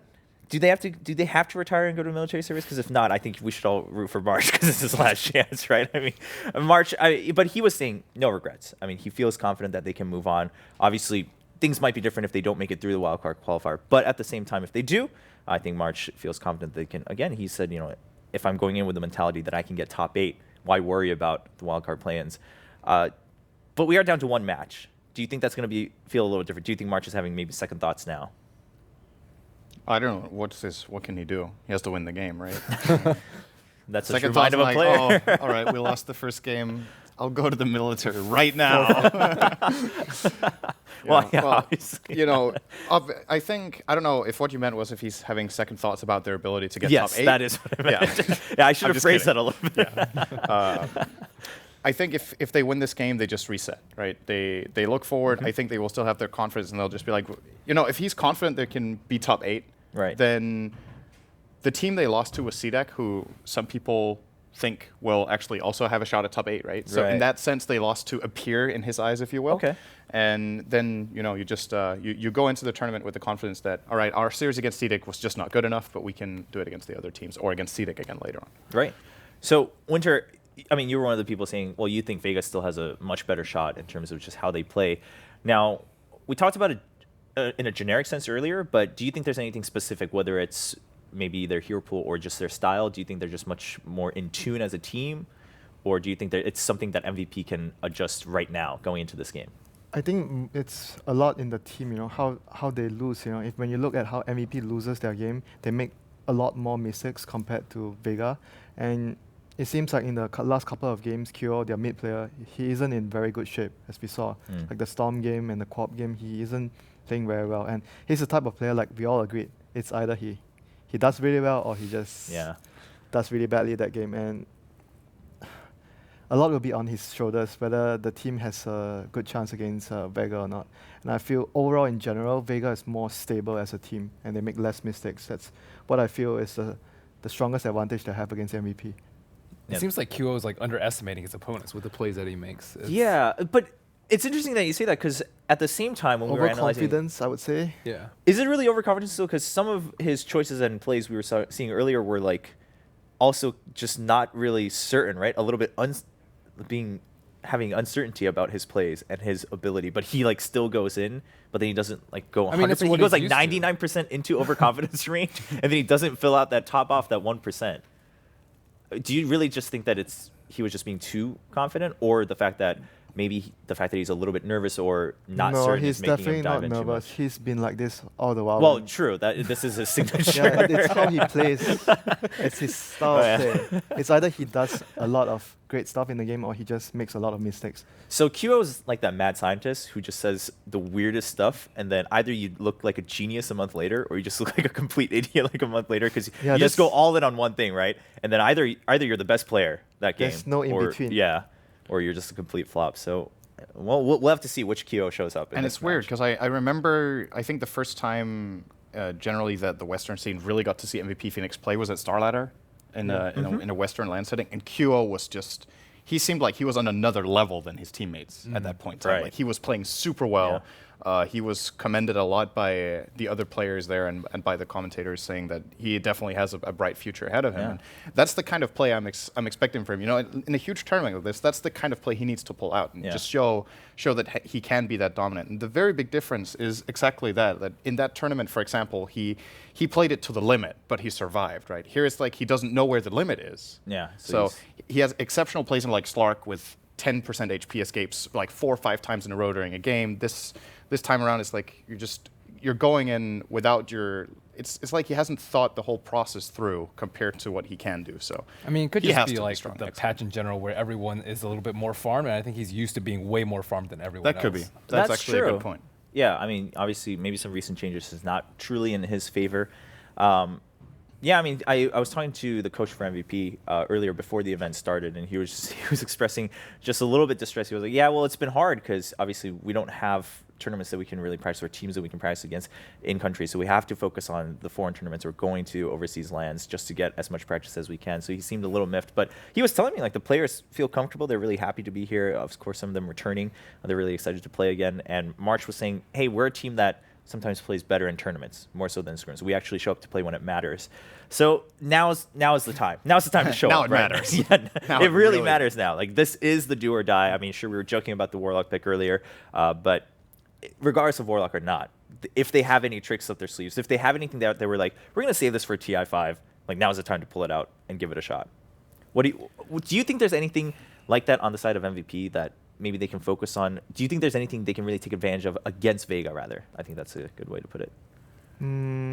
I think their biggest issue right now is themselves. Just if again, you ask just me, yeah. I wouldn't worry too much about if I'm MVP right now. I wouldn't worry too much about who I'm playing against. I'm just most worried whether I play what I'm what I'm used to playing, like in scrims, or what I'm comfortable with. That's my main concern for them. If you're able to bring out your best and make sure everyone is comfortable, especially QO, if he plays his best, then I think they can actually beat Vega. Yeah, we've been talking about how they've been deviating a little bit from their normal playstyle. And That's versus true, Archon was yeah. a split push, and we don't know MVP Phoenix is a split push team. Yeah. And yes, they won, but it's not their most comfortable. And that might be the reason they didn't look as impressive against Archon as well. And Right. now against So if CDEC they bring too. out So their original style. I'm really wondering what like prompted that change in playstyle for them. Like if they've just had bad experience with it in scrims against Hot Six, that Hot Six just figured them out and counterplay that. That doesn't mean it won't work against other teams. So patch.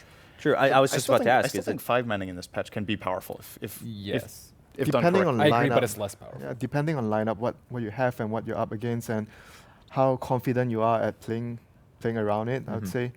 Yeah, so it's really interesting to see if whether they go back to their roots this time around rather than. I mean, there are a couple of changes that make 5-man push strats better. Like Yeah, Pipe the got buffed. glyph as well. Pipe got buffed. Yeah. Guardian Greaves. And the you know, glyph. I mean, the glyph as in if you're playing against 5-man. So 5-man is much weaker in that sense. Okay. Well, I mean, again, but there are changes, right? So either you're going to have to adjust the way you play that 5-man, or maybe you just don't feel as confident as Ben mentioned. Yeah, well, it's a little different. Let's shy away from it. Let's try to do what maybe is a little bit more fitting. Let's focus on the Vega side of things. Vega, obviously, they just beat Archon, and if they care about that at all, they beat them more convincingly than MVP did. Do you think it's the same for Vega, where like they don't need to worry about MVP, they just need to make sure they play their best because it's do or die time?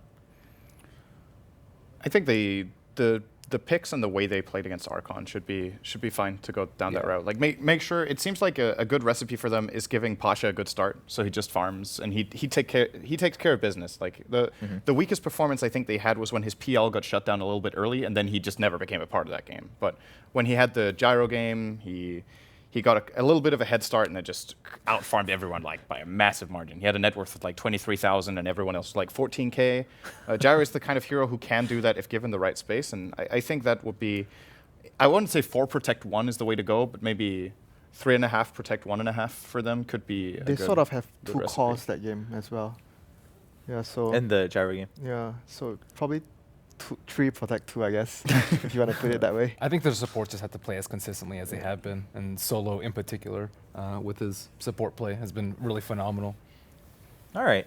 So Vega versus MVP Phoenix coming up. Again, it is the last best of 3 of the day, I guess. I guess we're done. Everyone's done after this today, and then we'll be waiting for the main event tomorrow. Of course, that is where the top 16 start dueling out in the group stages to decide where they're going to be seeded into the main stage event, where it's going to be, of course, whether you start in the top 8 or not and have to climb back in. So that's going to be pretty fun. Of course, I mean, every year, all the teams, all the fans are waiting for TI to kick off. Like, this is where everyone's like, oh, well, we have this land. Like, that's exciting. Like, Starliners coming, that's pretty cool. But then it's like TI time, and you know, like, so many people, I mean, that's why we have so many different streams too, right? Different levels of broadcast where it's like people who have never played Dota, this is when they show up because they hear so much about just how awesome the games are. And even for me, I feel like if I think back, all the highlights I remember watching Dota are always from TIs. Like that's the only memories I have engraved in my head. And now and then, if I was like there, for instance, recently at Frankfurt, sure, I'll have some memories of that land. But TI is the one that sticks with all fans around the world when they watch the international. So that's got to be pretty exciting. Of course, with one last spot left, MVP Phoenix or Vega. Are you guys sure? Are you guys still sticking with Vega? Are you Yes. pretty confident? Yes. Winner gives me this smile. He gives me this grin like, come on, man. You're really going to ask me that? But the more, I don't know about you, Sin, the more I listen to them, I feel like they're right. I'm about to jump ship right before the game starts. I think Vega's going to win too. But how do you feel about MVP? Obviously, we're just talking, right? I mean, we don't know. The players are getting ready, but. Honestly, all right, I'll go a little bit with you guys. So I'll say instead of 60, instead of 60-40 for MVP, I'll say 50-50. I'll say 50-50, okay? So I'll go a little bit in your direction, but not Vega favored. I still think MVP are gonna show better play in this series when it, like you said, when it really matters, right? Yeah. Maybe they thought of the last series as a scrim, and they just don't do so well in scrims, and now it matters because now it's an elimination game. Wow, that is some. There actually are. So in all seriousness, there are just teams that just flat out play better with their backs against the wall. That is true. Navi historically, for example, Yes. in previous TIs have had like mediocre group stages and then even drop to lower bracket of multiple tournaments. Yeah. And then when they really have to shine, they pull out their A game. And, you know, it's possible that MVP is that kind of team. At least it sounded like March had. I mean, I think same with Vega. They were up against it in the TI qualifiers to get here. They were started off in the bottom side of the bracket when 4ASC and Navi were on top. So I think that's true. And they were Maybe in a that's very right. tough group with Hellraisers. That's a good point. So it's like the same. So 50-50. Well, yeah, sounds like it's going to be an exciting match, guys, because both of them have their backs up against walls. Yeah. But that is a good point. I mean, that's what makes competition fun, is that the statistics aren't always right. Like, there's always going to be that outlier who just shows up just because it's TI. He's even. an outlier with his yeah, I don't know if we want to go there by far, but yeah, you know, maybe they just play better in Seattle. Like, maybe they just play better at TI because that's the tournament that matters the most. It's also maybe a mentality thing. When you know you have nothing to lose, you just. That's true. You know, well, he was kind of has. March was joking about it. Yeah, March. Yeah, I was like, I'm like, I don't know if that's true. Well, but March was he was saying, like, I think our biggest strong suit is that we have no fear. And, well, I don't know what that says about EG because they have fear. But for March, boo. Yeah. There's actually a European player that stood in for Vega called No Fear. Yeah. So but for March, I mean, they poached him. He was being very serious where he says, we're not afraid of anything. Obviously, we joke about, again, QO being kind of the prime example of that. But if it works, he's going to be that best player on the team. He's going to look like a shining star. So I think we can look forward to, at the very least, an exciting match because both teams, again, it is do or die time. Both of them had to come quite a long way to get to this spot. Ladies and gentlemen, we are going to take a quick break before we come back to the last match. Don't go anywhere. It's going to be one more best of 3 to determine who takes that last spot in TI5.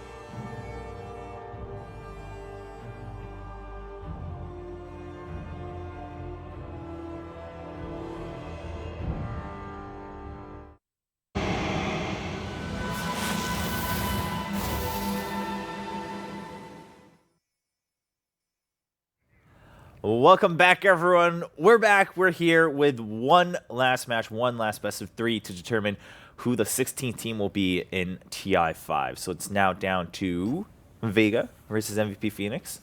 And only one team will move on. One team will end their TI journey here this year. So better luck next time if they're not able to make it through. But I mean, we discussed it briefly. We're going to jump right into the draft because we went through, I mean, what are their mindsets? What do they have to do? So now it's time to look at the draft, see, do they change anything? Is there anything that we didn't expect? Or are we just going to now just look at their play style going forward? So draft is going to kick off here in a little bit. Vega versus MVP Phoenix. We'll jump into it as soon as it's ready.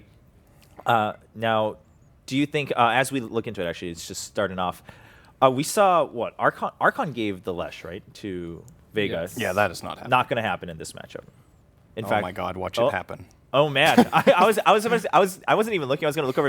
In fact, it's already banned, but then it wasn't. I was like, okay, well, all right. Well, so the Gyra Naga has been also, I mean, pretty high priority in terms of bans all day today. I feel across all matches.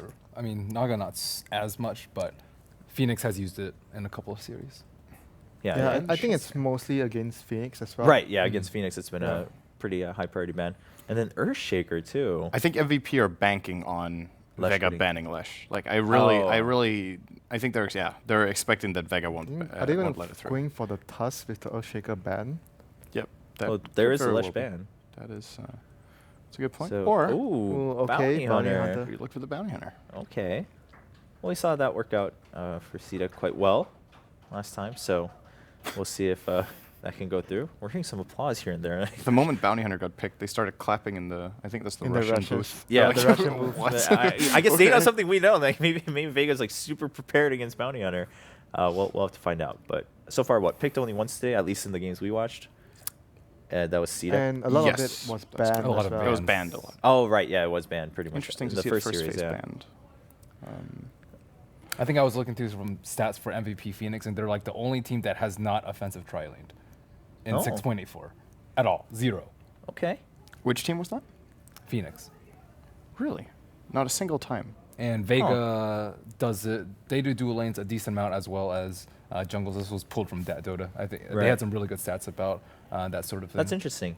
Oh, all right. Well, I mean, if we're gonna see maybe this is the time. Yeah, I mean, that's kind of been the theme. I mean, that is the theme for every TI, though, right? Like that's the time to change, especially with the new patch. You might as well try to switch it up. Yeah, I mean, it's more so that they don't like really go for these super aggressive sort of heroes. Like I think Tusk is one of the better offensive tri lanes, but as we mentioned before the game started, we think they have to pressure Vega's carry player, Nineposh. Like he gets out of control with farm very, very quickly, and he continues as opposed to like QO, who might get farmed and then might give up a kill. Like I think their carry's very consistent about carrying when he is given the opportunity. All right, so as you were mentioning, Tusk does get picked up by Vega, and the Undying comes in through for MVP Phoenix. And we discussed that option a little bit in the previous series. What do you think, Winter? I think it's more of something that they are very comfortable. It utilizes a lot of 5-manning of the team. Right. And they have Bounty Hunter, which is a really good partner with the Undying as well. You fight a lot, you get track kills here and there, movement speed, so you can keep chasing and keep killing. So the first 2 heroes, I think I like MVP's picks a lot more. So they're back in their comfort zone, trying to go for just something they know It's very rare you would say I like their picks more than a team that just got Quap Tusk. But it must be true. It's just personally because I feel... Because you feel like it's a 50-50 going into this game. So I feel they are going back to their comfort zone, and they haven't been doing like 5-man as much as we expected. So this could probably be the game that we see something that we see a lot from MVP Phoenix in the past. Yeah, I think that's a good point. So yeah, regardless of the other matchup, as you mentioned, it's not about what Vega does. MVP Phoenix has to focus on themselves. They are selecting heroes that we discussed before. I mean, they threw all of us off too. I mean, we were like, all right, this isn't something we've seen MVP do before, but here they are with Bounty Hunter and Undying. And we have the other bands going through now. It's back to Vega to try to round out their lineup before MVP gets another chance. PL. Oh, right. Okay.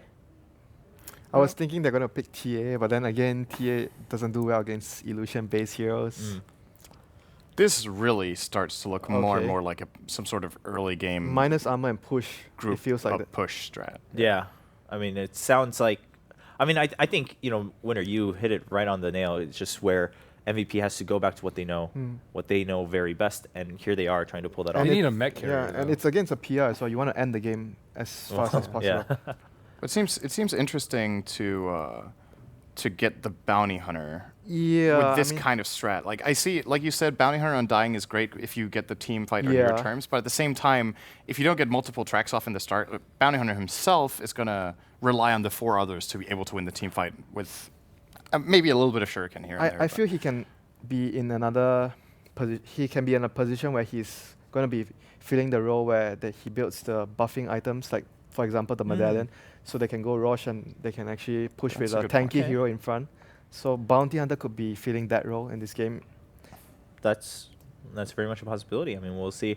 Now, if you're MVP Phoenix, since we're kind of focusing on them going back to their comfort zones and Vega still rounding out their lineup, is there any hero that you think definitely still like high priority? If they secure this, they can really go with their game plan and try to win? Warlock.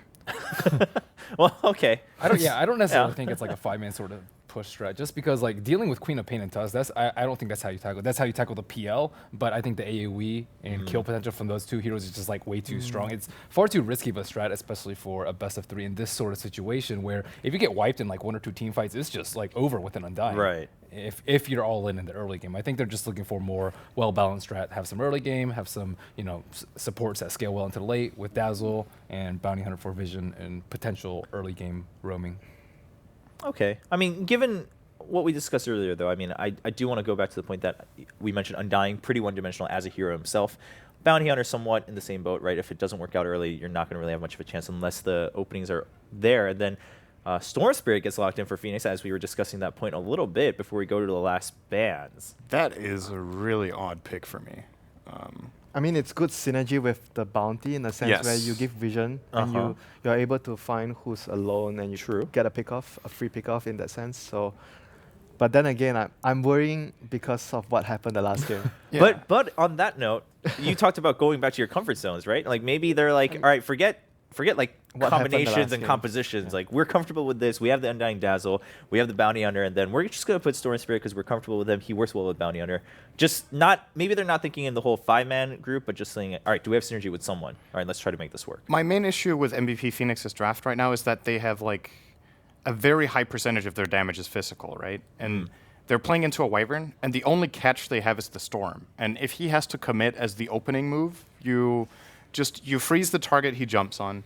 And you just buy time, and the counterplay potential is just massive because the other heroes of MVP are like need to come in like reasonably close, right? Bounty Hunter, Undying, Dazzle can kind of play back, but then he doesn't deal much damage, and then all of a sudden there's the potential for a good Winner's Curse or just a decent Sonic Wave, and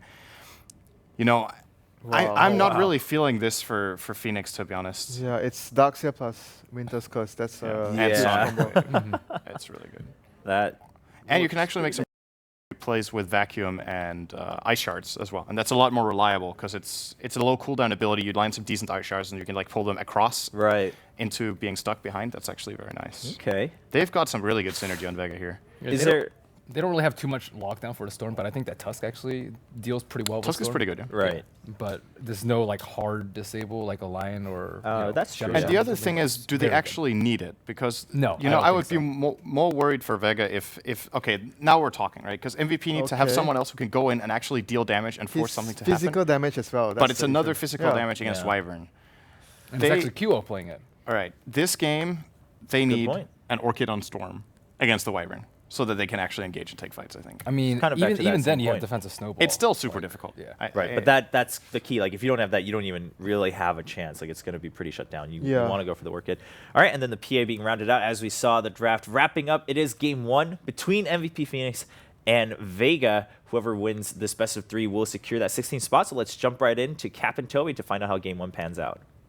The best counter to Phantom Lancer. Like, yes, you can initiate on him, but if you opt not to go for the Orchid, then, you can't really put out too much damage. And even if you do go for the Orchid, all the Phantom Lancer has to do is pick up a Diffusal at a decent timing, Diffusal himself, Doppel Walk out, and you've committed so much of your mana at that point that you die. Like, I've played against that as a Storm player. Playing against Phantom Lancer is actually miserable. And a big welcome to all of you just now joining us. We have MVP Phoenix facing up against Vega Squadron. The storyline here being the Vega Squadron for the last 5 months have grinded out a lot of smaller tournaments, never winning more than $5,000. And then this one best of 3, they have the opportunity to win at least 50 grand. This is a huge step for Vega Squadron, but it all comes down to this series for them. Yeah, I think ever since they picked up MAG, they've just been on a roll. And this has been one of my favorite teams to watch. I know you've actually got a chance to see them grow as a team, and just to see them take step after step, seeing how far they've come along. Now they're playing for their TI tournament lives. And I remember before the game, Febby said, the winner of this goes to TI, the loser of this gets to play matchmaking. And he's like, good luck. Yeah, we're going to see a bit of action already, centering up on that bounty rune. Now, both teams really wanted to be able to get that early first blood. The dust goes out, and they are going to try and catch out Febby here, slowing him down. But between the heals and the obvious aggression of the Undying, it's just too dangerous for Vega Squadron to pursue, and there will not be that coveted first blood. So bounty rune is picked up by both the Phantom Assassin as well as KP's Storm Spirit. A big win for MVP Phoenix. Yeah, no one's already got the Sentry ward. Febby is in this mid lane with a Sentry of his own and an Observer ward, and he's just trying to help out QO however he can, because this is a tough matchup for QO to be able to win. But with this early aggression and the amount of regen that no one has, this is actually going to be okay for the Phantom Assassin. And that's all you need, just that early start. Yeah, absolutely. I mean, the fact that no one had to blow through his early share tango and is still missing HP, he's still got a cooldown another 15 seconds before he can pick up a little bit more regen, and even that's not going to be enough to bring him up to full. So he's going to be very susceptible to the aggression of the Bounty Hunter and that constant Phantom Assassin dagger spam for the next few minutes. And I think you're right. This kind of ensures that our PA will be doing fine in lane anyway. I like this decision, too, by MVP Phoenix to send KP to the offlane with this Storm Spirit, because they realize they're probably going to get aggro tri-lane, because Storm doesn't really provide anything, and so they have to use a few TPs to rotate people down. But KP is going to struggle in this lane because, one, he's not going to do well against the help of the support, and he doesn't have too much regen to back him up. But I think they anticipated this, and how many times do you get to see an offlane Storm Spirit? Yeah, not too often. This is very rare, but of course, MVP Phoenix, if any time you're going to pull out a surprise strategy like this, now's the time. Vega Squadron did have their counter ward taken away from them. They actually, QO passed over his shared tango to Febby. He dropped his own sentry, immediately ate the sentry of Vega Squadron, and now this leaves no one very susceptible to that free harassment. As you can see, Febby's already going to go in, get a good 150, 200 damage, maybe even force out the blink. No one just cops the damage and holds on to his blink for now. But it's a big win. March E now coming in actually very fast. He's going to lay out the tombstone. He might be able to get the first blood here in the bottom lane. Going for solo. Here comes the last couple of right clicks from KP. They managed to get that cold embrace, but the magic damage is still going to be there. And solo will end up falling for the first blood. March takes that one. And they even push back both Pasha and Seumith Slayer. Yeah, and they've done a good job with the rotations. March realizes in that top lane he's not really needed. But at the same time, Vega, this is a pretty advantageous lane for them because the Darkseer has been relatively unopposed this entire time. He's got 11 CS to start the game. It's not as though a Dazzle is the best support at solo harassing anybody down. And so the laning phase is going to go pretty well for Vega as at bottom. Febby's going to be the target here as he goes down. Easily cleaned up. March now is going to be the next target of Vega Squadron. Look at that. Pasha trying to go for the body block, but March just proves to be too tanky of a target when he's able to steal multiple decays. So they will back themselves up, but Vega Squadron managing to even out the score here. But CS-wise, this is still looking pretty good for Vega Squadron. All of their lanes are actually winning in that regard. Yeah, the thing about the dual lane harassment mid is that the Queen of Pain does win that matchup. The Bounty Hunter comes to help out, but the Queen of Pain is under no pressure. It's no real pressure because you realize, okay, there's nobody that can gank me. Like MVP, what they lack a lot is stuns. They don't really have any sort of disables to open up on her. So yeah, Febby can be cute, harass her a little, but it's not going to actually put a dent into anything because once Febby has to leave this lane eventually, Kyo is going to struggle in this lane, and you're seeing that right now. And the problem with Dazzle as a solo support in this lane at top is that you're not really going to be able to accomplish too much against a hero like Darkseer, who's got 7 armor, a stout shield. He's already got a soul ring, and so you're going to see Mag come up huge in this lane. Now, correct me if I'm wrong, but Nuts is always... he's going to have to rotate to the middle lane eventually, right? I mean, once the Queen of Pain gets level 6, level 7, you have that extreme amount of burst damage, she can go on the PA almost at any time. I think you eventually will rotate him down, but he does need to get some levels, because if you're going to do this type of dual lane setup, you should focus on pulling, stacking wherever you can, because this lane isn't going very well. And so for both heroes to not be able to zone out the Darkseer, because a Storm or a Dazzle aren't going to be able to do it, you have to be getting something in return. So levels are going to be the correct response here. And so the proper thing to do is give KP as much solo experience as possible, and simply just let Warnuts continue to stack and pull as much as he can to try to pick up his own levels, because you have to be greedy to punish this. Now, Febby, he's been waiting here for the last 30 seconds, and he may just score up big time. There is double bottles coming in through this courier. Huge. This could actually just win them the laning phase straight up if Febby manages to snatch it. Leading with one, another right click will be able to get it. Meanwhile, QO actually went for no one. He's actually trapped out. QO trying to get up. Nice block with the ice shards. And they will be able to get some damage now onto QO. He needs to jump, but won't be able to get out. The cooldown was still there. And while they do take away that double bottle for 3 minutes, QO with the dive there onto no one gets a bit too aggressive and get caught out by the toss. Now the top lane, Mag is going to be the next target, but Surge level 2 being invested in means that the Darkseer will have enough haste time to get out of there. Yeah, even though Kyo died for that, that was just a good play by Vega to rotate the Tuskar over. He did a really good job trapping him with the Ice Shards. Kind of made Kyo say, okay, what do I do here? I'm kind of stuck. There's not a lot of options, and so unable to get out, but still, that double bottle snipe, that's absolutely massive right now for MVP.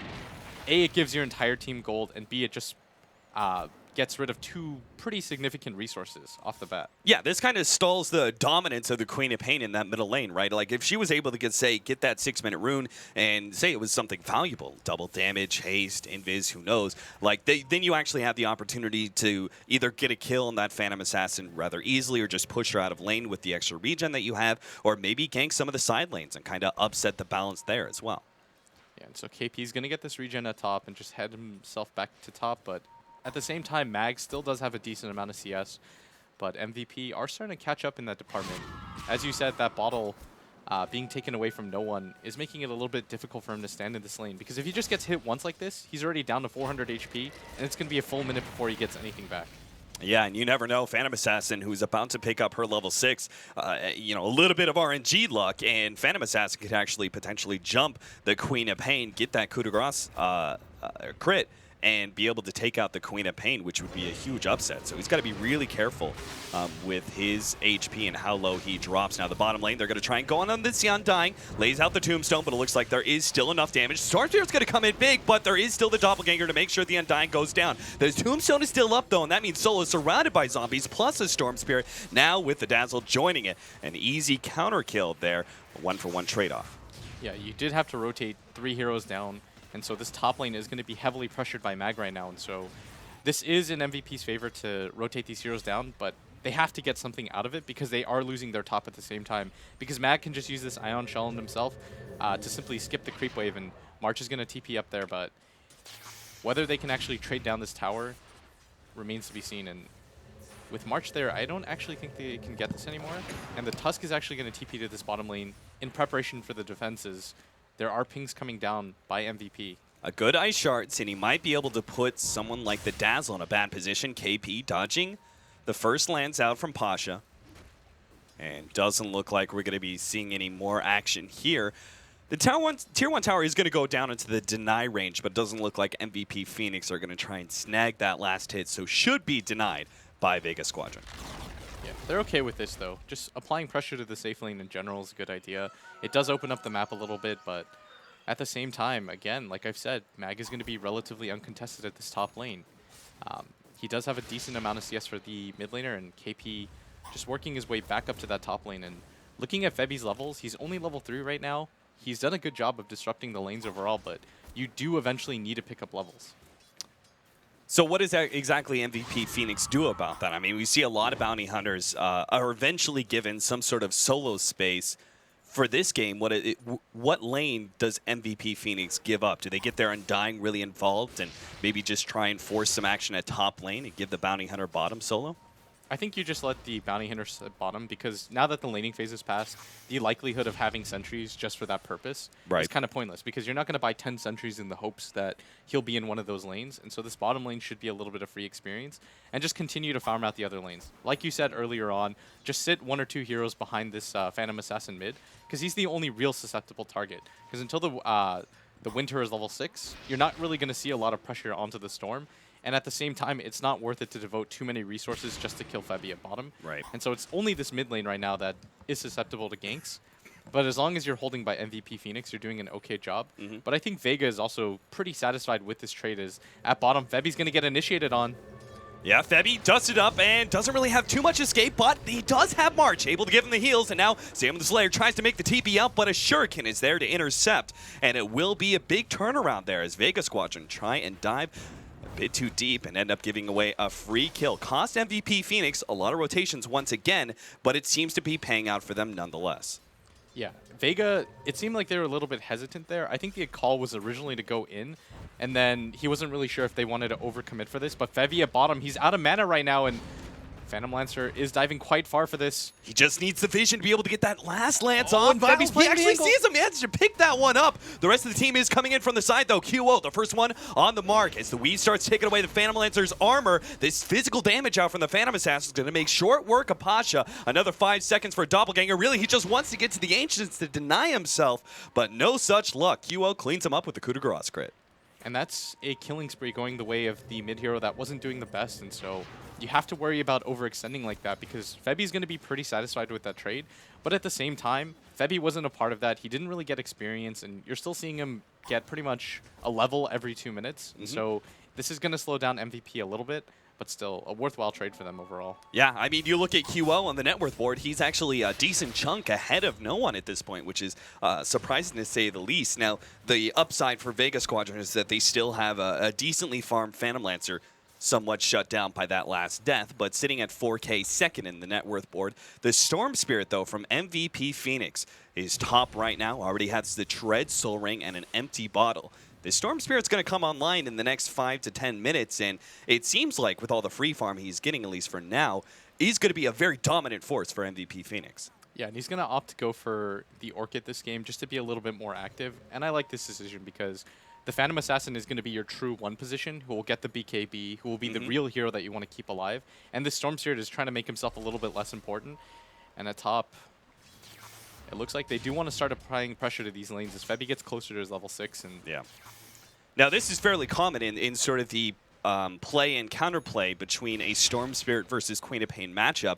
Both of them tend to go for Orchids in order to shut the other down, but when you put the Storm Spirit in the safe lane, essentially, for MVP Phoenix, and are able to grant him all the free farm he wants, not contested in any way, he's able to get that Orchid before the Queen of Pain, potentially. But Mass TP's coming up. Already the Tombstone laid out. They go for the back. Warnuts is able to get off the Shell of Grave, and now no one is going to be turned around on, but there's just not enough magic damage in the pool. No one doesn't have a blink quite yet. Another 5 seconds. KP, the last couple of right-click zombies chasing him down. They will be able to get the kill. The Tombstone finally dies. QO making the reintroduction as he tries to jump in and get some kills. Febby blocked out by beautiful Ice Shards will be the next casualty of MVP Phoenix. They try and make their way out of this one. Storm Spirit zipping through that one. QO realizing he's not going to be able to make his way out. No, he does. He actually jumps over the Storm Spirit, still being pursued out. The Lance comes in, finishes them off for a double kill on Pasha. And now KP, with very little mana left, is going to be run down by Pasha, who has the Ion Shell on top of him. TP rotations coming in, but it's just not going to be in time. A big win for Vega Squadron as they take control of the first team fight.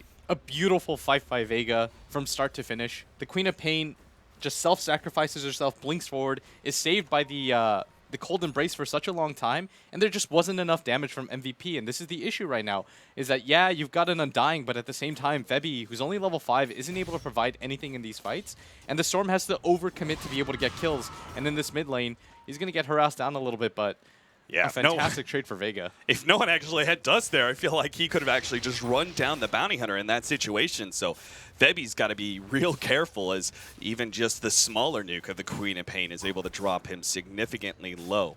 Does find himself a nice haste rune, is going to give that one up to QO, who has the bottle. So Febby will be fed some regen for his troubles. 8-5 right now, 13 minutes in, and a very even net worth and experience graphs, as this last team fight actually brought Vega Squadron back to dead even. Yeah, and if you're Vega Squadron, you're pretty happy with how this game is going, especially with how much net worth your Phantom Lancer has. Like, this is a hero that early on, he had to switch lanes. Yes. He overcommitted at that bottom dive, and he died, and now you see him skyrocket, and this is the issue right now for MVP Phoenix, because I think they anticipated being in a better situation right now with that Undying, being able to take fights early, but it hasn't been able to happen, and the Phantom Lancer is about to pick up a Diffusal Blade, and if he gets going, there's not a whole lot in this game that can stop him, and so MVP, I mean, they're going to look for a fight again soon because of the type of lineup that they have, but Vega, with this top gank at the same time, is going to slow them down even further. Yeah, March, he heals himself up, but it's not quite enough. And now they get the free Tombstone Gold on top of that, which is a pretty big factor. An extra 150 going to Mag, and they're also in a great position to be able to take this Tier 1 tower in the top lane. MVP Phoenix, though, reading that, is going to go for the push in the middle lane. Already the Phantom Lancer trying to slow them down. Looks like it. Tier 1 tower dropping low, but Vega Squadron do have the glyph already. The Winter Wyvern is here and does have the Winter's Curse available. Very dangerous fight if MVP Phoenix were to force it. And I really like this play right now from Vega. They're not giving up anything they have to. They're constantly going for the ganks to just slow down MVP Phoenix's eventual death ball that they want to shoot for. And they're doing a good job. They're like, okay, we're not even going to give up a Tier 1 tower if we can. Wow. What a beautiful snag. Managed to get the dust out, and Febby is trapped like a rat. He's going to try and go for the TP out, but no luck. 10-5 now in the favor of Vega Squadron. Vega's just saying, there's only so many times we're going to let you track from the high ground before we just go and kill you. And Febby shut down further as MVP now on the retreat. They realize this already isn't a fight that's going to happen. And meanwhile, at this top lane, Mag just continues to push it in, and MVP pressure on all their lanes right now as the Lance does go on top of March. I don't know if they can quite fight this yet. The Weave is on top, but I think they just wait it out and split up again. Yeah, there's a big push coming in from the bottom lane. Pasha makes the TP out, and it seems like perhaps even though they are ahead as Vega Squadron, it's perhaps a bit too dangerous to try and force a 5 versus 5 under the enemy's Tier 1 tower when you're dealing with an Undying, especially an Undying who got so much solo experience. This Tier 1 tower is now going to be threatened by MVP Phoenix, but farther up, QO with the double damage, trying to go for the Queen of Pain. Now looping his way around the side, but doesn't look like we're going to see a fight as the Tier 1 tower falls and MVP Phoenix back up to continue farming. Yeah, Vega right now is just doing a good job of not letting MVP Phoenix back into the game, but at the same time, MVP Phoenix, they do have the Medallion of Courage on the nuts right now. He had so many kills early on. He's got 2. He's been a part of 2 kills at the same time, and this is going to mean a quick Roshan, and whether or not Vega actually opt to go for this defense. Yeah, he's trying to scout it out, but it looks like Vega Squadron know exactly what's happening. They already smoke up and are ready for the defense. The question is, who's going to come out on top of this team fight? The Queen of Pain could get a really big entrance here. Already the dust getting laid out. There goes the Tombstone. Winter's Curse vacuum up and really controlling QO as he gets popped. Warnuts now gets off the Shell Grave the last half second, but it already seems to be a lost fight for MVP. The only hope is KP is able to pick up at least 1 kill. Gets it on the Winter Wyvern, but now trying to make his escape, but is completely out of mana, sort of trapped. 3 heroes go down from MVP Phoenix, and that Roshan is left with only 3k HP. It seems like Vega Squadron can actually take that for themselves. I really liked what MVP were going for. They were just saying, okay, let's try to go for the Roshan at this time, but it was a little bit too obvious. You saw the Dazzle who showed himself on the map with the Medallion, so that's the natural response that you're going to go for if you're behind in a game like this. And Vega continuing to show there's no real answer for them on the other side for this Phantom Lancer, who just goes to town in every single fight. He's already 7-1 right now, more kills combined. Like, he alone has more kills than every single person on MVP Phoenix combined right now. He's got the Diffusal, drums, and now that Aegis. That Diffusal is going to be particularly troublesome. You have multiple heroes on the side of MVP Phoenix who are very reliant on their mana, including their sort of carry of the group, QO's Phantom Assassin. I mean, this is a hero that wants to be able to bounce from hero to hero using that Phantom Strike, but if he's always pestered by these illusions, keeping his mana down, he's got no mobility whatsoever, and he's I feel like he's not going to be that much of a threat when he's completely out of mana. I mean, just the attack speed and being able to get that sort of jump is so key for the Phantom Assassin in preventing her from being kited around. Yeah, more than MVP playing poorly, I think this is just Vega being a little bit Like, they're one step ahead of them every single time. It's like MVP want a period of time where they just want to farm, and then they lose their bounty hunter, and then they lose their undying. And right now, you're seeing this payoff because, yeah, the gold lead that the bounty hunter can get you back into, I mean, it doesn't do that for experience right now. As you're seeing Febby, we talked about him being level 5 at 10 minutes. He's picked up 1 level in the 9 minutes since then. And you do need levels at some point to be able to fight this. Yeah, team fight after team fight going poorly for MVP.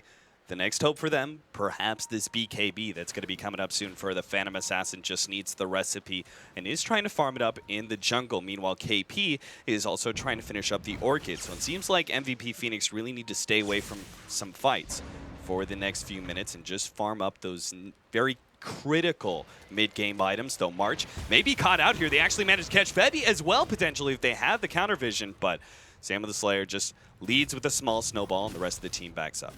Yeah, but the Tombstone has been dropped, and I think that's going to be Vega's signal to go down this mid lane. And MVP... An Aegis advantage, no Tombstone. It seems like a very prime opportunity for Vega Squadron to take that first Tier 2 tower. And they still got a lot of gold on the market. I mean, that bottom lane, the Tier 1 tower is still standing. It seems like Vega Squadron are going to be able to basically snowball their way through what was a neutral net worth lead by 15 minutes. Febby gets caught again by a blind Ice Shards. Beautiful. Sam of the Slayer just on the money right now with those dusts. And while they snag that kill, they also get the Tier 2 tower in middle lane. And now our Phantom Lancer, who already has the boots of travel, is quick to go to bottom to start pushing that one out. Yeah, and even though it does sound like we're giving heavy praise to Vega, and it does sound as if Vega does have control of the game, I mean, MVP, you've got a bounty hunter who can turn things around. You're about to pick up a BKB on your Phantom Assassin, and these are the items and things that you need to be able to come back into this game. Like, that first BKB that QO pops is going to be so huge. Like, that has to be a fight that you win with multiple tracks to be able to come back into this game and take back some map control. Is the difference in net worth, it's starting to climb. That second Oblivion staff is on the way for the Storm Spirit, but the Orchid's still not ready to go and may provide enough disincentive for MVP not to go in, but never mind. They already jump on a solo, trying to finish him off immediately. A couple of crits, and they might be able to get it, but no. The Winter's Curse gets laid out. Yes, the Winter Wyvern's down, but a really good snowball sets everything up with a Sonic Wave on top, and MVP Phoenix just crumble under the pressure of Vega Squadron as they go through 3 heroes and are now well set up to take that Tier 1 tower. They kept Pasha alive. They kept the Darkseer alive as well. It seems these heroes are just spiraling out of control as they now take this Tier 1 tower and maybe even put pressure on the Tier 2 as well. It was a really good idea by MVP Phoenix. What they were trying to do is immediately pop solo as fast as he can so he can't get that cold embrace or that Winter's Curse off. But they just didn't have enough damage. They don't really have any magical nuke damage if you look at their lineup. And so as soon as he got that cold embrace off, you just saw them kind of stand around. The BKB timer was wasted because he got the Winter's Curse off. And then that ultimate by that Queen of Pain, hitting 5 heroes directly in a line. Not a winnable fight for MVP by any stretch after that. And that's exactly the combination we were talking about during the draft. The Winter's Curse with the vacuum on top, you know, the mass AoE control offered by those 2 heroes, essentially setting up the Queen of Pain with a big Sonic Wave. It was a beautiful combination the Vega Squadron laid out and rather easily won them the fight, but we'll see. MVP Phoenix are not going to go down fighting here. They're actually going to go for a 4-man smoke up and see if they can find a pick for themselves and maybe get finally some control over this map. And this is going to be pretty significant because KP now has that Orchid, and so he's going to look for that Winter so that he can just knock him down as fast as he can. And now you've got options because if you can, in the air, mid-roll cast the Orchid before he can get the Cold Embrace off, then you can actually win a fight. Because that was a large portion of why that fight was lost, because he was able to get that Winter's Curse off. And Febby's looking for the track right now, and they are looking for the initiation. They've scattered him out, but can they actually catch him? Phantom Lancer known to be a very slippery hero to deal with. In fact, MVP Phoenix now being spotted out as the smoke fades, and they will be forced on the retreat as the Phantom Lancer illusions by themselves are enough to chase away the Storm Spirit. It seems like MVP Phoenix, they try and plant their feet, but there's just no ground to go on. Vega Squadron are just simply a little bit too far ahead for a straight-up fight. So At this point in time, MVP Phoenix, you just kind of repeat that process, continue to look for that kind of smoke opportunity and pick that one hero off and hope that changes your fortune? Yeah, definitely. I like the fact that they're still playing aggressively. Like, if you noticed on the side of MVP, they knew when the Roshan was going to go down, and so they counted it out and said, let's look for a fight, but at the same time... no one! He's actually jumped in. That leaves QO a perfect opportunity to be able to jump in, but no, the Cold Embrace is now going to stop it. Now the Cold and the Winter's Curse on QO controls him, and the blink away from our Queen of Pain is going to be able to get him out. KP trying to jump in, but rapidly running out of mana as the Diffusal Blade is just too much to handle. QO goes down, and Warnuts being pursued out by Pasha. Throws out that Purge and will be able to get the kill on the support quite easily. 2 down from MVP Phoenix as Vega Squadron march right uphill. Yeah, as I was saying, Vega, they knew the Aegis was about to expire, and Phoenix did too, and so they said, okay, we have to go for something right now. This is the timing. We have a BKB, we have an Orchid. There's not a whole lot else that we're going to get that's going to change the fortune of this game. Yep. But at the same time, Vega knew that it was coming. They're like, okay, the Aegis is about to expire. Let's just 5-man group because we know they're going to run into us. And so that fight, it doesn't go as planned, and Vega marching down. They're going to take the racks down as 2 heroes are still dead for MVP, and Vega just not allowing the Bounty Hunter track to make any sort of impact this game. Yeah, without a single one team fight here. Now they're actually going to be able to grab Sayo the Slayer, but again, the Cold Embrace is there, and KP is completely out of mana. The Tombstone is laid out. The zombies attempting to slow down the retreat of Vega Squadron. QO now jumping onto Sayo the Slayer. Needs a couple more, but the snowball goes off. That's going to delay his death significantly. He still is going to go down. But I think Vega Squadron just managed to keep their losses to only 1 hero, which is quite significant. Yeah, that's a pretty... I mean, I don't want to say it's a pretty decent trade. That's a fantastic trade. You take down a tier 3 tower and a Rax in exchange for your Tusk. You don't lose any of your cores. You're perfectly okay if you're Vega right now, because all you have to do now is play objective Dota. Wait for the next Roshan to come up, try to pick it off, be smart about it, don't blow your lead, because again, the Bounty Hunter is always a looming threat. Yeah, you can't exactly. really make mistakes against it. In a situation like that, once you are on the retreat after you've taken the objective, it's very common for the enemy team to be able to pursue, catch a few heroes, and especially with a Bounty Hunter, that actually can give you quite a lot. As you said, that track gold really building up, and obviously with Vega Squadron quite ahead in net worth, there's a lot to be gained for MVP Phoenix from every single pickoff they find. But Vega Squadron managed to keep it to a minimal 1 death, and MVP Phoenix now struggling to keep some control. I like the way that they're immediately going for a split push.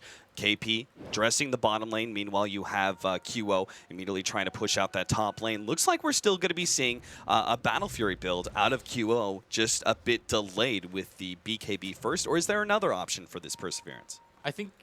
I mean, a Lincoln's could potentially be it as well, but you just need to go all in for the damage right now. You can't go for defensive items at this point. Right. Because you're seeing what's going on in these fights. Like, it's not that bad for them, but it's just the fact that every single fight, everybody from Vega gets low, except for the Phantom Lancer. Like, the Phantom Lancer almost always walks away with full HP, relatively decent amount of mana, and so they just don't really have an answer or a reply for him. Because look at top right now. Kyo is going to be the target, and Nuts is already getting taken down as he's going to go for the TP. He should be able to get out. QO is going to TP at the same time too. Good move by him, but he by himself is able to 2v1, and he's not even afraid at this point, frankly. Oh, the vacuum managed to snag KP. That's a pickoff right there. Unfortunately, without any mana, there's no escape, and Vega Squadron now up their kill count to 20. As I was going to say, MVP Phoenix were doing a really good job putting pressure on the side lanes and still managing to get out through the TPs, but right as I was about to say that, the Storm Spirit does get caught by a great blink in from Mag. The Darkseer, knowing that he's going to be so essential with good vacuums in these team fights, goes for the Blink Dagger, because if he gets a really good vacuum, that means the Winter's Curse is going to follow up, and then, as we mentioned before, the Sonic Wave. So that mobility for the Darkseer being very critical, not only in team fights, but obviously the pickoff there. Yeah, and the Tusk is going to wait right now for the Roshan, because like I said, this is the main objective that you're waiting for, to go for the high ground. And you want to do this because there's no real reason to try to push whatever advantage you have when you don't have the Aegis. It's just wasteful because you know that you have a tight grip on this lead. All you have to do at this point is make sure you don't throw it. Like, just close out as hard as you can, and going for the Roshan is going to be able to secure that for Vegas. They're just going to go for the next objective, which I think is the Roshan. Force MVP to defend this bottom lane, so you see them coming a mile away. Right. And at bottom, KP tries to initiate, but Pasha's just going to get out of there, saving the Manta at the same time. Yeah, those illusions just being so pesky, pushing KP all the way back to the fountain. As you can see, they're now going for that Roshan. MVP Phoenix, it seems like the only way back into this game has got to be contesting Roshan and making a really great team fight happen around that.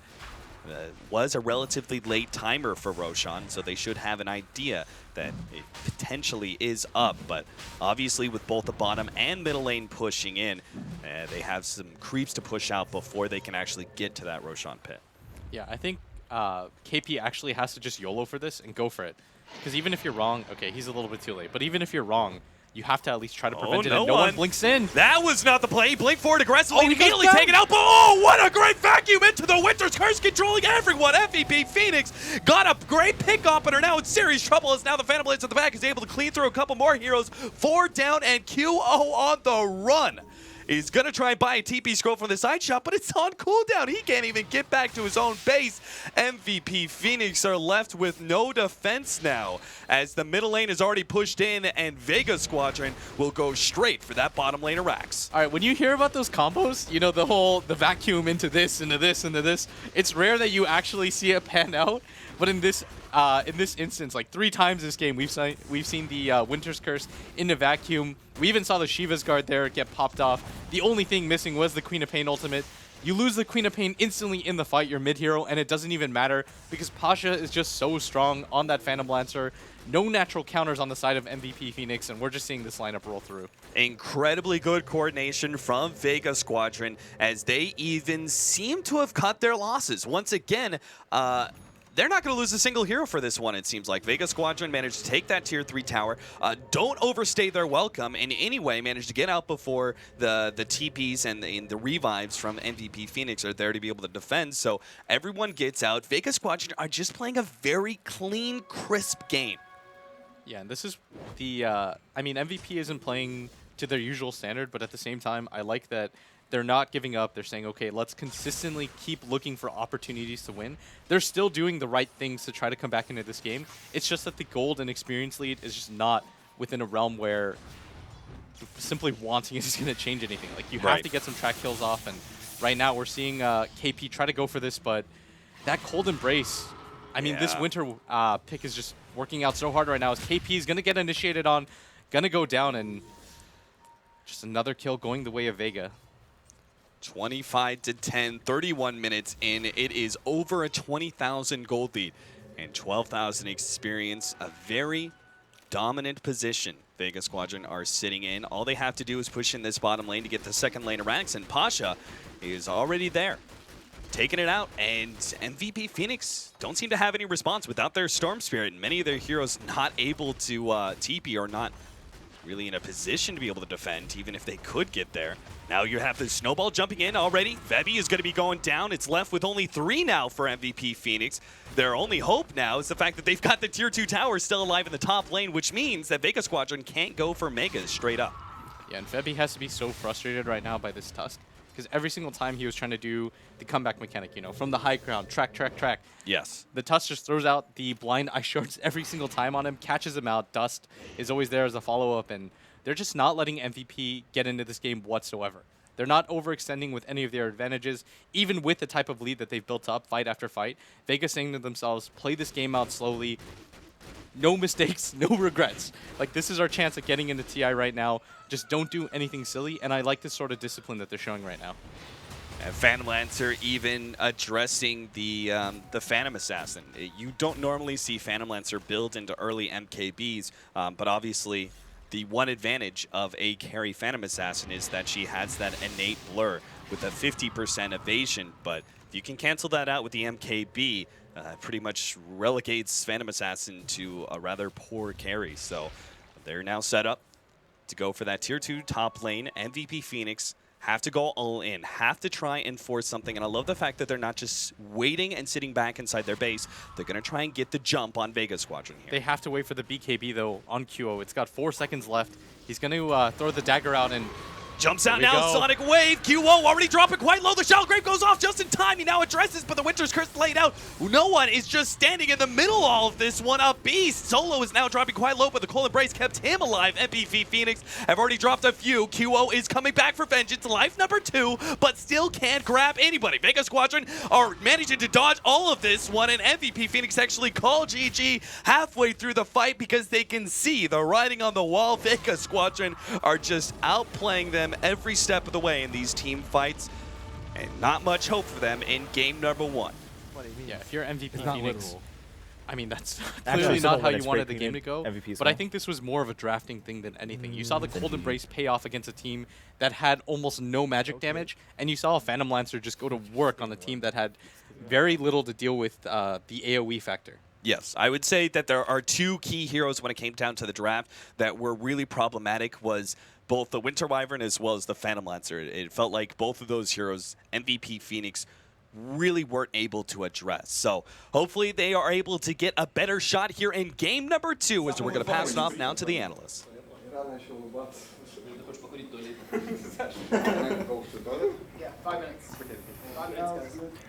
Thank you very much, guys. And yeah, Vega just making it look relatively easy in game 1. And we heard Cap talking about it a little bit here, and I was talking to you, Syndrin, a little bit before, but you were saying it looked like it was mostly just a draft problem for MVP, not necessarily a skill level issue in game 1. I mean, can you expand a little bit more on that? I would say, for me, definitely the biggest problem in the game is the draft. I think they also got outplayed, but not by, they didn't get outplayed as much as they lost the game by, if that makes sense. Right. They kind of, in my opinion, they come off, they start this game on the back foot because a really major part of their damage is physical, and they're playing against a Wyvern. And it's not just physical, it's single target. PA has 80% of her damage apart from the early game, or 90% even, is obviously just physical. And then there's a little bit of pure from the dagger, but, not really going to cut it. And Storm Spirit as well, actually. If you freeze someone and Storm Spirit jumps on them, he loses a lot of his damage as well. He does rely on that a lot. So they just, it felt like to me when they started the draft with their Undying Bounty, they had a plan, and then it was like they halfway through the draft, it seemed like they lost confidence in picking those heroes that they wanted into the enemy team, or the heroes they wanted got banned. But to me, this draft went in 2 different directions, and they excelled at neither. So the moment they ran into a team fight composition, they had an Undying. So as Winter says, when you have Undying, you need to team fight, right? He's not a good skirmisher. So they get into team fight situations against Darkseer, Wyvern, Queen of Pain, and you have Tombstone as your tool. It's just... Yeah, I mean, we heard Blitz saying, everyone talks about the theory of getting those combos with Darkseer and whatnot, but this game we actually got to see it so many times because everyone from MVP had to jump in. Winter, I mean, what do you think from MVP's draft? I mean, we try to think of reasons why they might have split their draft a little bit in 2 different directions, but what do you think really happened there? I mean, because obviously I think we all have to agree, right? Bottom line, the draft just wasn't as good compared to Vegas. Yeah, but when you talk about the game, I think the most important point of it is the Roshan, the first Roshan, where we were discussing about the position of the heroes, where we felt that the bounty should have been nearer to the river so he can actually break the smoke, and at least he can warn his team that they're coming in and they can maybe drop the tombstone earlier or maybe scatter the position a bit earlier before they got, I think they got 2 or 3 man vacuum into the Winter's Curse, so it was really bad to start the fight. I felt it shouldn't have happened because they had a bounty hunter which should be positioned outside of the Roshan pit instead of, he was, I think, very near towards the pit. He was above the cliff. Yeah, so he was outside in the Radiant side first, they almost spotted each other, and they walked back out, and he was literally outside the prime pit. position to break the smoke. That was the issue. So yeah. I felt it shouldn't have happened. Yeah, I mean, kind of Roshan coming back again in a lot of these games, kind of being that high point. Now let's take a look at a highlight real quick as we continue to talk about these 2 teams, but just showcasing again the power of Vegas draft versus MVPs, and we're going to be able to see some of those combos that we talked about earlier coming through here. I believe that, this is the one where Wyvern freezes herself, right? Yeah. So they engage with the PA. She jumps in and finds a target. It is Wyvern. Immediately gets frozen. He has BKB running, so half his BKB duration goes to just laying into a Wyvern that's immune to physical damage. And it gives them plenty of time to set up the counter engage with the Darkseer. And the thing is, they don't even, so usually if you play against Wyvern, if you engage on the Wyvern and force the Wyvern to self-embrace you kill it with some sort of spell damage, but they don't even have it. So the whole positioning of the Wyvern and the fact that they get to engage on it was that Wyvern wanted it to happen. It's like, usually with Wyvern, you'll stand further back and let a teammate get engaged, you save them, and then you curse, but he could stand in the middle of everything, because he's like the lowest value target they can go on. They have to prevent the Embrace, but they can't, and it allows everyone else to just play their lineup. So. All right. Now we have another highlight, so let's take a look at that as we continue talking a little bit more about Vega. Ben, I mean, you were pretty convinced that Vega definitely seemed like a stronger team here coming through. Again, they're only one game away from securing the spot in the top 16 as we get another combo coming through. I think a lot of it has to do with the Queen of Pain's play. She dies in a lot of the fight. She died on the one near the top T1, the last replay, and this replay, but she pulls the team into a terrible position, MVP Phoenix that is, just because they have a lot of melee heroes, on top of the fact that she almost always is able to dish out her damage. Right. And her combo goes through before. Yeah, and she like sacrifices her life to buff up the PL, and PL was an absolute monster, but none of that would have been possible without the Queen of Pain. And again, I find it difficult to see why these teams don't value Queen of Pain as like very first pick material, like a lot of other teams do. And we've seen in the wildcard, it slipped by to the third pick. Yeah. Which I don't think should happen at all. That hero is incredibly strong. BKBs, laning phase, rune control, just everything. Yeah, in fact, I mean, when you say that in the first series, it was Vega who picked Queen of Pain, right? And CDEC always kind of just let it pass by and left it open. So Vega having at least some priority over the Queen of Pain, but the other teams we've seen today possibly not having so. And maybe that's one of the core differences here in their drafting, that maybe Vega just knows the value of Queen of Pain a little bit more, or at least obviously values them higher than the other teams we've seen. So Vega, again, only one game away from securing a spot. On that note, of course, on the flip side, MVP only one game away from being eliminated from TI. We heard from March earlier. I mean, he was convinced that they could go through the wildcard play-ins no problem and then have a good showing in the main event. It's really, I mean, we can't emphasize it enough. It's really do or die time now. We talked a little bit about what can MVP do, but Vega, do you think they just play the same way they have been all day and they can secure this? I just want to, before answering that, I just want to mention what Winter said earlier, which was MVP need to. So right now it seems like they're not only playing against their opponent, they're also playing against themselves. Right. It seems like their biggest opponent, you said going into the series is, or their biggest problem is going to overcome and just play their own style, get their own game together. And like the thing about this game is there's parts of their, like some of the heroes are just key MVP heroes. They've played a lot of QO's Phantom Assassin in the past, but it's not a good pick in this game to me. As far as Vega goes, obviously a very solid showing for them. I think the thing they excel at against MVP, at least so far, and in previous games as well we've seen today, they're really good at team fighting and putting together combos. And this game with Darkseer was very apparent that they are good at it. But in general, I agree with Ben. The team fight hero and Queen of Pain has been solid for them. And just, again, Pasha getting a lot of farm in the safe lane. Those two things, I think, are what Vega should hold on to and what MVP need to find a solution for. All right. So, Winter, as we get... All right, so the draft is ready. So as we go into this, for MVP, do you think there's anything else they need to prioritize in their earlier bans? Other than like the usuals, like obviously Lesh and whatnot. I think the bans is not the biggest issue for them. It's what they pick for their own lineup is the biggest issue. Yeah. Like for me, I just agree with Sin. Like the PA was not suitable in the last game, and he really didn't do much in team fights. Okay. Well, Vega this time banning out the Tusk themselves in the early phase. Of course, Lesh going to be banned out by MVP Phoenix as they don't have that first pick. And the Siren still being banned out against Phoenix. And maybe, that's one of the other things that's been shutting them down after they showed their hand a little bit earlier on in the day that hasn't been allowed to go through. It just seems weird with the Bounty Hunter first pick last game, because in the CDEC matchup, they didn't really prioritize it at all. And then once they saw CDEC, it's like, oh my gosh, CDEC won really hard because of the track gold. And then maybe it got a little bit into their mentality, hey, we should, this hero is really strong. Right, yeah, maybe it was just like one of those reminders. It's like, oh shoot, like we forgot about how strong Bounty Hunter was. We should try it ourselves. Didn't really work out for them here in game 1. But it is game 2. Well, yeah, we'll talk about Queen of Pain. Yeah, Vega, I mean, this time they really prioritized it, really valuing that power of Quap. And then the Lina coming out for MVP Phoenix. We talked about that matchup earlier in favor of CDEC. How do you view it here for Phoenix? I mean, it's definitely weak in the fact that it can be taken advantage of by Clockwork, which I think is proven to be really strong. I think Clockwork's really strong versus both of those heroes. The Lina versus Queen of Pain matchup is slightly tilted towards Lina, and that is one of the better heroes at dealing with the Queen. But if Lina dies like once or twice, it's extremely difficult to recover, whereas I feel like if a Queen of Pain gets behind, she can still catch up through kills fairly easily and not die. I think Clock is a really good pick. I would agree. I think Vega is actually going to get it for Mag right now. I think they should. Would make sense. Yeah, Clock is a You really think good so? pick here. I agree. All right.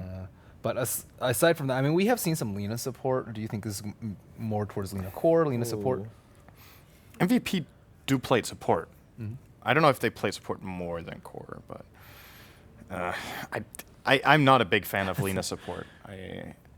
I feel like you can very easily take advantage of her fairly weak, like very low level. She has got good range, but she's very fragile. So it's kind of like a double-edged sword where if you get aggressive with Lina early on and you get a good start and you get the Yules, it's great. But at the same time, she's like that core item is so important for her compared to other supports. Like you can say a Shaker without a blink can still be very useful.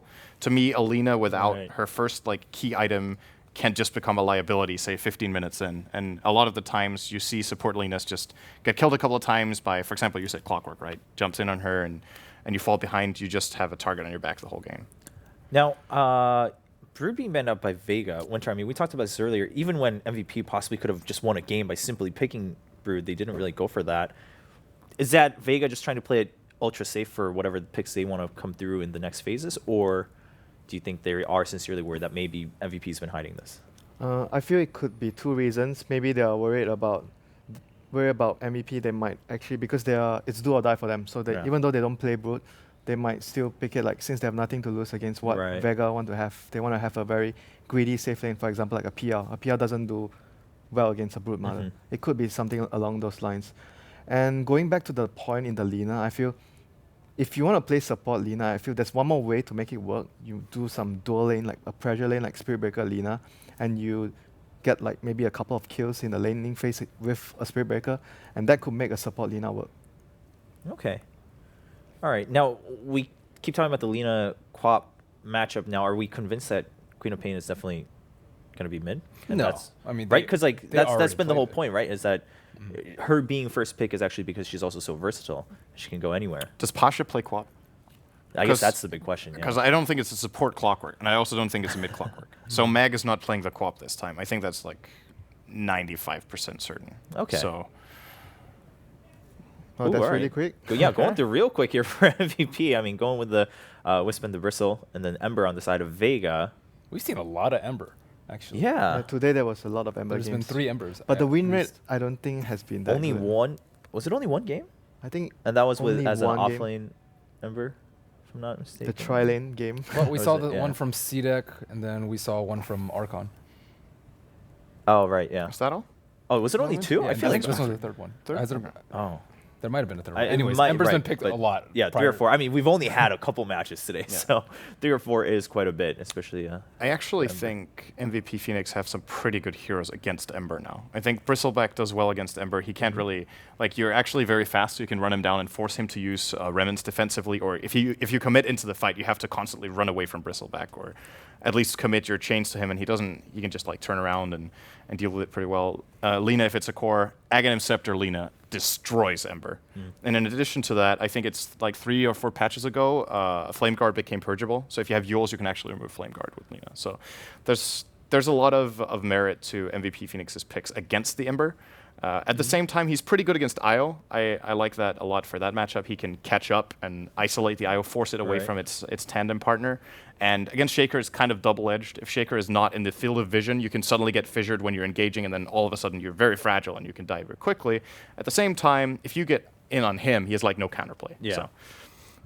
Okay, and then the Dazzle coming through. I mean, that obviously secures a lot of different plays here. But great. Talking about the Ember specifically. I mean, sure, maybe if he gets caught, you can continue the fight. I actually think something that's good against Bristle that has been long forgotten is like Shadow Demon because of the curse, and it works really well with Dazzle as well as a lane combination, disrupt into the heal bomb. All right. that. It's a good pick here. Yeah, I could definitely see that. definitely the option's still open for Vega. Hasn't been banned or picked up. Spirit Breaker being taken away. I don't think they have enough damage to jump into like a Clockwork ulti though. Like if you want to, you just want to like kill someone If instantly. you want damage, it's Skyrath, but they took that out. The Yeah. other damage, instant burst support is like Lion, which is always not that great. We've gone through that discussion before today. How do MVP usually play Io Bristle? Do they play it off lane? Generally. Okay. Then they have an opening to pick basically whatever safe laner they want that has a good one-on-one matchup against Clock.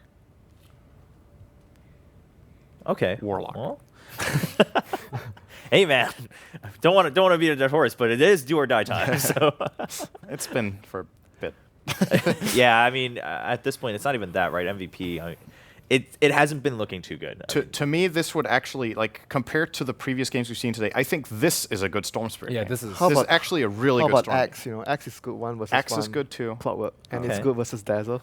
But it's something they haven't picked for a long time, and good synergy with Lina as well. I do, however, think Storm wins against Clock and Lane. He's an Orchid carrier which counters Quap and Ember. Dazzle as well. And the enemy team has like 0 lockdown. To me, it's an incredible pick. But the Yeah. question is, do they actually have faith in their Storm Spirit Right, anymore? 'Cause they've exactly. That's the problem that can get to you mentally, where you're like, oh, our Storm Spirit games haven't been so good, so maybe we shouldn't pick it. But Yeah. you need to be able to assess, okay, was that because we played it poorly, or because it didn't fit in the strategy, or wasn't good against the enemy team? And I would say, you know, if they have any confidence in their Storm, they should grab it now. Yeah, that I is have to really agree with good. you, but you know, given that it sounds like that's possibly the discussion they're having. I mean, they're running down the clock, trying to go back and think about, all right, why did we lose with the Storm? Was it because it's just not a good day to play Storm, or was it just the matchups and how we played that as a team? So if they select it, I mean, we'll know kind of where their confidence lies. 30 seconds left now. At the same time, I feel like Dazzle's very good versus like a Lina, a Bristle Rushdown, as well as the Storm Spirit. So it's, I mean, it depends on Storm Spirit getting a lot of farm in an easy Yeah, lane. but they need something to initiate so you can use the relocate. they need so catch. Yes. So Storm is actually really... I mean, people like, you know, LC, Centaur, there are other options, but for MVP Phoenix, I think it's one of their better ones. Okay. All right, 10 seconds. Well, I feel like we're going to see... Oh. That's a step in a different direction. Yeah. Oh my god. What? Yeah, what's going on? Throwing all of us for a loop here. I feel like we're all pretty convinced that the Storm I was think eventually Razor going to come through. It's actually okay now. Maybe they're going to do dual lanes. I mean, Razor try to challenge the lane.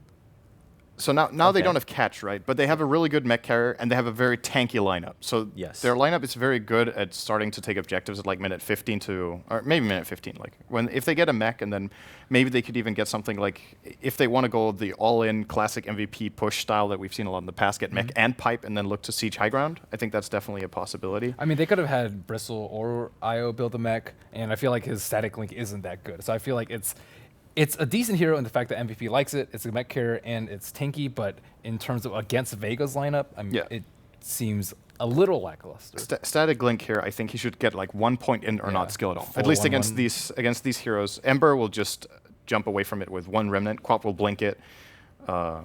As far as the laning stage goes, he can get 1 or 2 points if he is matched up against Ember in lane. That is, of course, a possibility. Enigma, This Winter- is something we were expecting going in that it's Vega good might do. versus relocate. They like playing junglers, so finally we get to see a jungle pick out of Vega with Solo on the Enigma. All right, so Vega, I mean, all day we haven't seen a little bit of fresh picks coming out at each game, a little bit of adjustment from everyone. No one really trying to go for the same lineup 2 times in a row. But Vega only 1 game away. If they win this, they secure that last spot in TI5. We wait until tomorrow to find out, again, how the group stage will start to pan out. If MVP wins, there's 1 last game left. So MVP, they're fighting for that chance to play in the actual main event. I mean, at this point, it's not even about how the wildcard seeding works or anything like that. It's just, do I get to play tomorrow or not? So it could be the last game of the day. Everyone is going to be Vega versus MVP Phoenix in game number 2 of the best of 3, the final best of 3 in the wildcard plans. We'll jump into the game with Cap and Blitz to find out if Vega can close it out.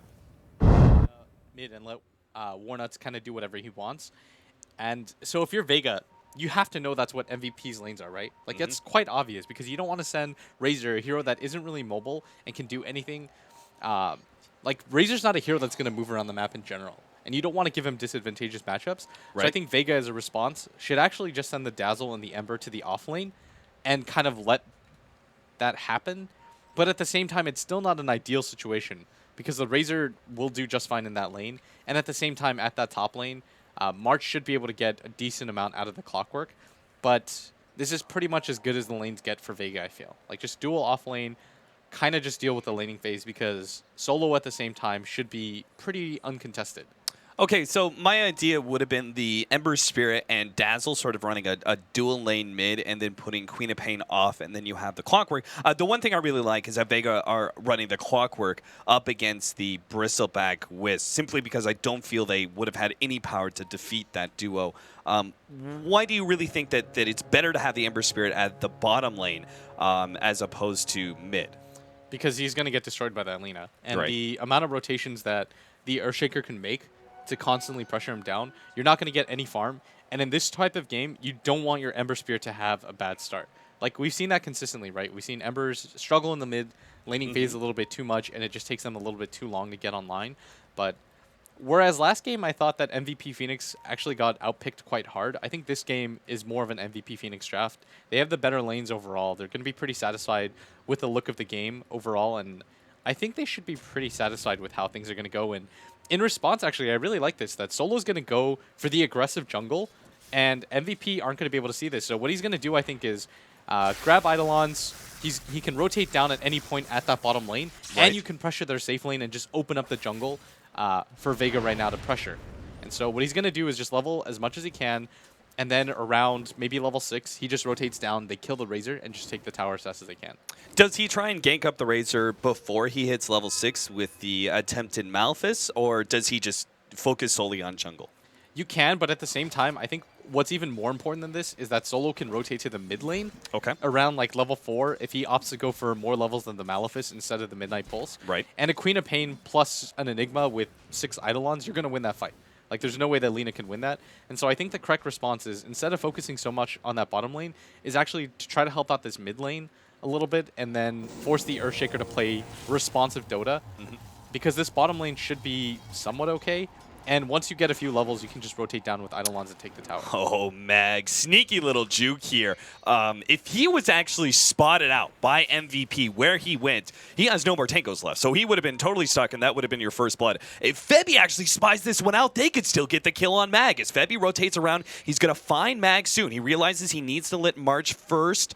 Oh, they see him now, and now Mag is completely stuck up against both Febby and March, and Mag should be our first blood. No opportunity to be able to get the counter kill on Febby. Nice cog! He actually might be able to. No, unfortunately, he's still stuck here, so he heals up a little bit. March just patiently waits it out, and now with Febby rejoining him with the tether, Mag should be going down here with the next Quill Spray, and there it is. Your first blood is taken. MVP Phoenix. I like how they really didn't give up on that kill. They knew the Clockwork was somewhere, and Febby did spy out that one tree that went down. Yeah, and at the same time, Solo is spotted out by that Earthshaker, and so you're going to see the Razor, in response, head over here, and this is actually going to mean a death for Solo, as he's going to get blocked off, nowhere to go. His team isn't nearby, close enough. KP's draining so much damage right now, and this might mean a second kill, but the double Ember chains. Oh, the chains, but he's being blocked by Seum and the Slayer. And oh, he had dear. Grave up. He was supposed to be the healer. He was supposed to be the factor that saved our poor Enigma, but he actually resulted in the Enigma's doom by body blocking him and not healing him one bit. In the meantime, though, Vega Squadron do pick up a very key kill. No one managed to kind of win his lane up against QO by picking up that early kill.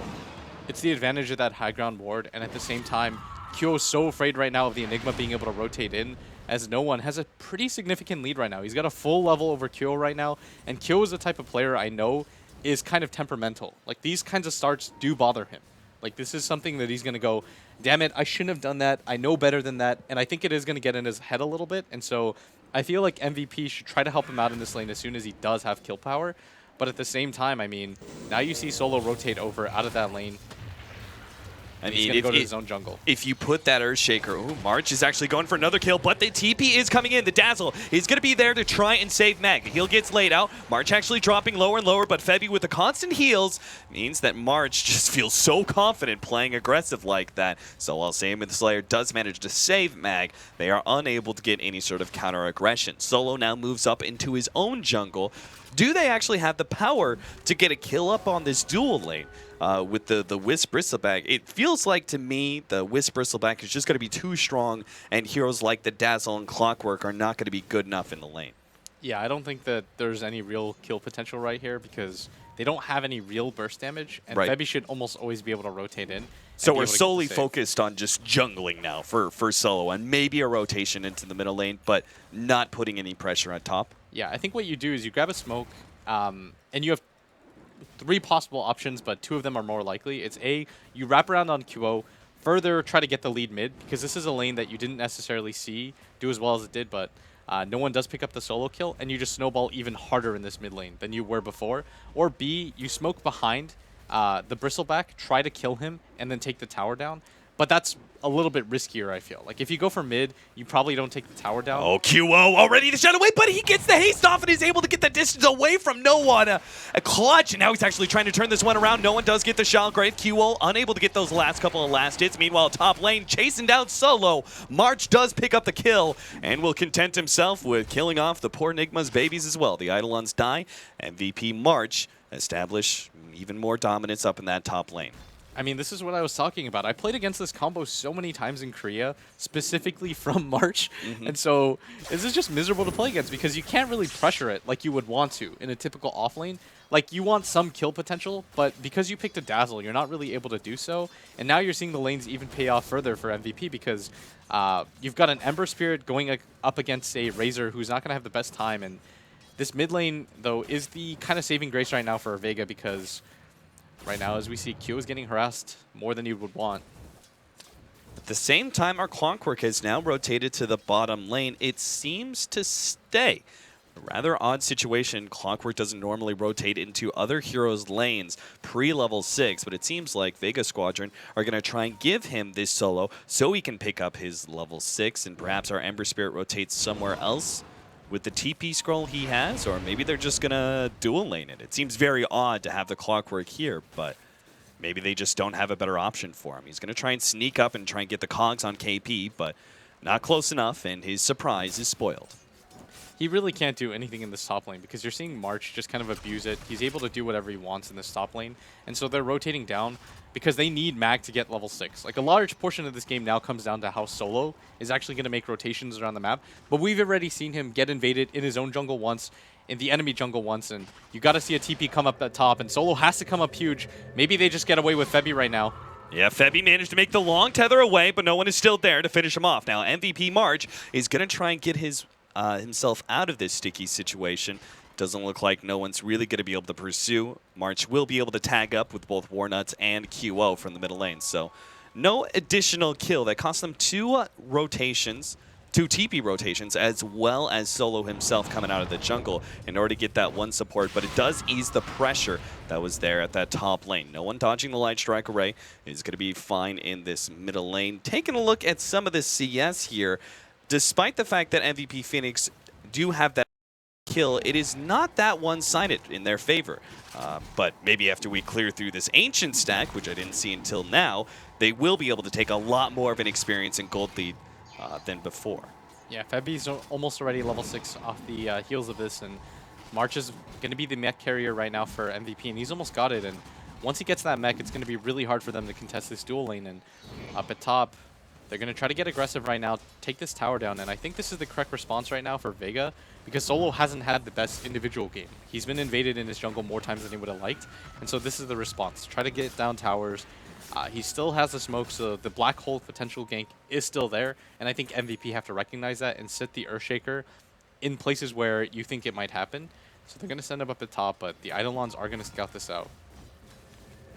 Mag makes a rotation over to middle lane to try and get that last little bit of solo experience required for him to have his level 6, and he can be finally a bigger factor in this game. As MVP, 4 heroes still up in that top lane, but Vega Squadron don't really care. They're sitting back, they're farming up on Pasha, they're taking the jungle with Solo, and again, this is one of the big advantages for Vega Squadron, is being able to have that jungler, despite the fact that, yes, he's been feeling a lot of pressure from MVP with multiple invasions into his jungle. He is taking a lead over the enemy supports. Yeah, that's just kind of what you expect out of the Enigma, right? Because he's naturally has a farm mechanic and a top. They are going to go for March right now. There's no backup for him at the same time. Here it comes. He came in with a tether, but is also going to be caught by the black hole with the overwhelming amount of damage the coming out from Bristol turnaround! QO, he's going to try and go for the last hit! Oh, he managed to get the Bristle back, but Queen of Pain still dies. QO now trying to hunt for that last kill on Solo, but doesn't look like he's going to be able to catch up. Vega Squadron thought they had that one in the bag, but all the damage to the back of the Bristleback procs multiple spines lines, and combined with the QO AoE damage of Dragon Slave, they wiped through 3 heroes there. I actually think QO could have saved the Bristleback by just expending his Laguna Blade, and I think that was a little bit of a misplay, but at the same time, I mean, you just don't really see that damage coming in. Like, you don't anticipate it. It's like, oh, we're getting hit once, twice, okay, that's all right. But then the 5th Quill Spray comes in, your entire team's at like 100 HP, and a huge boon in the favor of MVP. And another situation like that, now with the mech up on the Bristleback in conjunction with the Wisp, feels like those heroes are just going to be unkillable. Febby is actually going for an early Urn on top of his bottle. Now, I would also assume that Glimmer Cape is known to be quite a strong item on the Wisp, and that's what I really love when you have a Wisp and you're able to get another hero to pick up that mech. It means that you can grab certain other luxury items on the Wisp. We do have an early kill there on Lina. QO able to pick that one up. Meanwhile, bottom lane, it looks like Vega Squadron are going to try and get a pick off on KP. We have the level 6 available for Mag. They try and make the jump now. Already slowing down. And the hookshot does manage to land. KP is going to be stuck here. And there's no rotations out from MVP Phoenix. They unfortunately grouped up in the middle lane, unable to help out that Razor, but perhaps they will be able to get a kill on no one. He drops a bit low, but is still able to get the blink out. Yeah, and you see QO recovers a little bit. He does go down at that top lane. I think he was a little bit greedy staying there, but he does have a Yule Scepter at 10 minutes. He has that setup combo. He's got his Laguna Blade. You would like to see Lina have his level 11 in the next 5 minutes, just so he can pretty much solo any hero in the game. But Vega's doing a good job right now of applying pressure on the map. They were able to take down this bottom tower relatively uncontested as MVP went for a kill of their own in this mid. And March, he has this mech up right now, and Vega looks like they do want to mount this The early defense. Yules. Pasha, nice dodge with a sleight of fist. Will be able to make his jump over to the Remnant and get out. And unfortunately, he does leave a tower that's low enough to be denied by QO, but still the Yule Scepter being revealed from the Lina is a significant amount of information that Vega Squadron needed to know to prevent future pickoffs. Vega Squadron still trying to defend their middle tier 1 tower. You could see Warnuts is set up to try and sneak around and potentially catch a hero out with the Fisher. MVP Phoenix are going to need a lot more heroes, though, if they want to take this tier 1, with Vega Squadron already setting up to defend, especially no one who has that Invis rune and is well set up for a good Sonic Wave. The question is, do they actually have enough damage? March has already taken some. Mag comes in, goes straight for KP, managed to land that hook shot. KP dropping low. Nice Fisher. It actually stops the Sonic Wave, but it still comes out, finishing off that. Oh, nice Laguna Blade in order to get the clockwork there. 1-for-1 trade-off so far, but the rest Vega Squadron seems to be backing up. They take that deny on the tower and will accept the 1-for-1 trade-off. There's no way they want to continue to fight into that. Once your main initiation tool, the Clockwork, is out of play, you have to just run away right there, cut your losses, because nobody on Vega Squadron had any more mana after that fight. And MVP want to get into these protracted fights where they just continue to fight nonstop against the side of Vega right now. And March is a little bit confused because he keeps trying to buy the Ring of Health at the secret shop, which is something I do all the time. Like, he just forgot about the fact that it was moved to the regular shop now. Yeah, that's one of those change-ups after, you know, a decade of playing Dota, I'm sure. Yeah, you just March forget is about it. Still used to the old ways. Now, Pasha is about to finish up his drums, phase boost drums, very common item build on Ember Spirit. Is sort of his signature, like, core items for what he needs to be able to fight in that 15 to 25 minute marker. I'm still concerned, though, that even with the stats offered from the drums, he's still not going to have enough HP versus just the heavy amount of burst damage of the Lina, as well as the physical damage of the Bristleback. Even if he does have that Flame Guard, he's very susceptible to everything the Bristleback brings to the table. Yeah, right now I'm a little bit worried for Vega because in the damage dealing department, they don't really have too much. Like, I actually think they need Mag to get a Blade Mail before they can get into a fight, because right now he's struggling a little bit too much to be able to really do anything. Like, you notice he hook shots in, he cogs, and then that's pretty much his contribution to the fight. Gets traded away immediately. Right. And it's a numbers game right now for Vega, because with the type of lineup that they have, they need to outlast MVP, but that's so difficult against a team that has a Razor who's naturally tanky. You've got a Lina who's got a Point Booster and a Yule Scepter, and then on top of that, you've got the counter initiation of both the Wisp and the Earthshaker available to you in conjunction with the mech that March has. Vebby and QO setting up to help March as he pushes into this tier 1 tower in the bottom lane. Vega Squadron's response is a lot of pressure in the middle lane as well as top. KP makes the TP out immediately after the Searing Chains to make sure he gets away. March, despite the Malphite being put on him, doesn't seem to really care too much, focusing down that tower, knowing that both his mech and Vanguard make him pretty impossible to fight up against. I think if you're Vega, you just have to give up this bottom tower, go for the deny if you can. If you can't get it, it's not a big deal.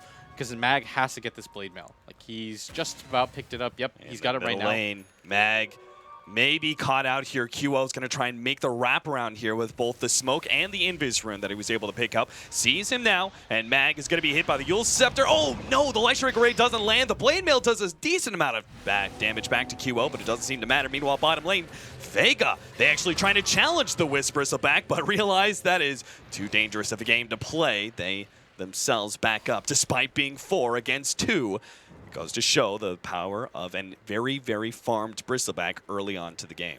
You just saw a 2v4 by a tower, and somebody from Vega was TPing in, and it was Vega that was running away, and not MVP Phoenix, because they're like, okay, we'll take this fight if you really want to. We can rotate heroes by the time you even get anybody low, and things are a bit dangerous right now for Vega, because MVP is doing a good job of splitting up farm on their cores right now, and they don't really have too much of a response for this. Like, I think even if the Ember Spirit gets a Battle Fury, you're going to see that you lack for damage a little bit.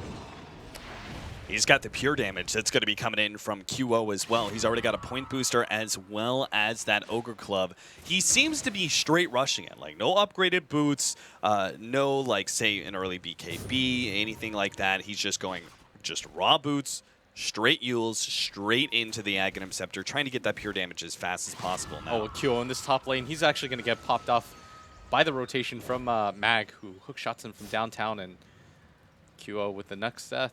A great kill to get, which also maybe sets them up to take this tier 1 tower, but as I say that, March... he's just a wall. Yeah, he really just is. doesn't move. He just continues to chase them. They managed to have the Wisp. He's actually making the relocate play, but they already have the Black Hole on top of that. No one, he doesn't have the AoE damage to be able to finish off these heroes, and that means Warnuts gets off the Echo Slam before he dies. Solo, though, with the Shallow Grave is going to try and make the TP out, does manage to get away. Ember Spirit bounces back, but is being pursued out by March. The Cogs will push back some of the MVP Phoenix. Pasha just needs to stay ahead of March, but the slowdown damage a little bit more, and the Quills is enough to be able to get him. KP, though, dropping lower and lower to Mag with the Blade Mail as well as the Battery Assault to manage to pick up that 1 kill. The true test, though, of the Bristleback is here. He's fighting up against 3 underneath a tier 2 tower, and he just doesn't seem to care. He's going to go for Samus Slayer, easily getting that one. He's dropping lower and lower, but now turns to fight no one. Look at the right-click damage is there, but he now is going to be kited around by the Malphite and finally will go down. QO comes in. He's got the Laguna Blade ready to go. He just needs some vision, but he won't be able to see anybody. Now turns to go for Solo. The Sonic Wave comes out. No one. He couldn't finish off either one. Femi now heals up QO. They'll go for the additional kill on Solo. Gets him. QO. No one stunned up back. by the Malphite. No one with the buyback will be able to finish up 2. Mag making sure there's no escape for MVP Phoenix as they perhaps overextend themselves in that tier 2 tower. That was like a 10-person trade with no one buying back there and making that fight okay for Vega, because you can't let the Wisp and the Lina get out. That would just be highway robbery. You walk in, buy a tier 2 tower, pick up 2 kills. You have to punish for that. Tell MVP that's not okay. You can't go that far in. And what looked like an ideal fight for MVP, because they were able to get the Earthshaker ultimate off into 3 heroes, just wasn't meant to be, because March had to pretty much 1v5 for his life, and he had to go so deep just to pick up the Ember Spirit kill. And Vega with the return. I mean, this entire game, it felt like MVP had the map control, but Vega with that 5-man wipe, just completely turning things around. Yeah, significant drop downwards in both net worth and probably more primarily experience for Vega Squadron. And they're going to try... Oh, MVP Phoenix are actually going to go for a 4-man smoke here. I was watching Mag with his Invis rune searching for a kill, actually runs into the 4-man smoke, and now, well, he managed to get a 4-staff over the cliff and will be perfectly fine. The counter ward was laid out, but just a bit too late, and it seems like Mag, well, he just makes sure that he's 100% safe, throws out the hook shot to the creeps, and TP's out. So MVP Phoenix, since they're already grouped up as 5 near the bottom half of the map, they're going to go for Roshan, but it's quickly spotted out. Vega Squadron know exactly what's going on and are aiming to intercept. Yeah, and we saw this last game where MVP got the Roshan low in return for Vega, but Vega this time, they don't have the clock initiation, and the Aegis is already picked up. And is there any sort of follow-up right now as the Wisp TP Solo in some serious trouble. March is there. Nice force staff from Mag. Great coordination from Vega Squadron. Managed to save the Enigma. So despite having to give up Roshan as well as the Aegis over to our Lina, they at very least keep their deaths to a minimum. Pasha now trying to push back that middle lane in order to prevent MVP Phoenix from getting that tier 2 tower. But he's got to be a little careful. He's got a Remnant still sitting behind the tower and will be forced to jump to it. But MVP Phoenix seem very... See, they really want this tier 2 tower. They are already putting all 5 heroes down to middle lane, knowing that Vega Squadron can't conceivably fight up against a mech, an early Crimson Guard, a very farm Bristleback, and perhaps most importantly, that Aegis. Yeah, they're going to give up this tower. I think this is the right decision. There's no reason for Vega to have to force that fight because they've demonstrated before that they can win the fight as long as they wait for MVP to overextend. And I think that's their plan right now is Solo's just going to split up the map, wait for MVP to kind of play in response to him right now. And I mean, if you're Solo, you have to go for the BKB here, right? Instead of the Blink Dagger. I was just about to ask you the same thing. I mean, he's got enough gold for the Blink Dagger. He's going to go for it. This feels like a very all-in play. Big play, City. He's gonna go for the 5-man black hole. I believe in Solo. He's actually a really good player. Like, you could get a BKB and assure yourself the black hole, or you can go for the Blink Dagger, and there's like probably like an 80% chance less that you get a black hole, but it can be an even bigger one, Cap. This is true. So we'll see if it actually pays out or not, because MVP Phoenix, they've got one of the most notable counters to the Enigma without a BKP, being the Earthshaker. That very long-range stun is going to be the way that MVP Phoenix stop a big black hole out from Vega Squadron. They do take that tier 1 tower in the middle lane as MVP Phoenix continue to pressure up that top lane. Seems like they almost want to go on the Bristleback here. I'm not sure if this is advisable or not, but perhaps the first reveal of the Blink Dagger can get them the jump onto March that's necessary. But Febi's sitting right behind him. He's ready to go with a relocate save if necessary. So March, he just pushes out that middle lane and immediately heads back up to top where he just wants to take that tier 2 tower. Vega Squadron, their response is to push the middle lane and try to take a tier 2 of their own.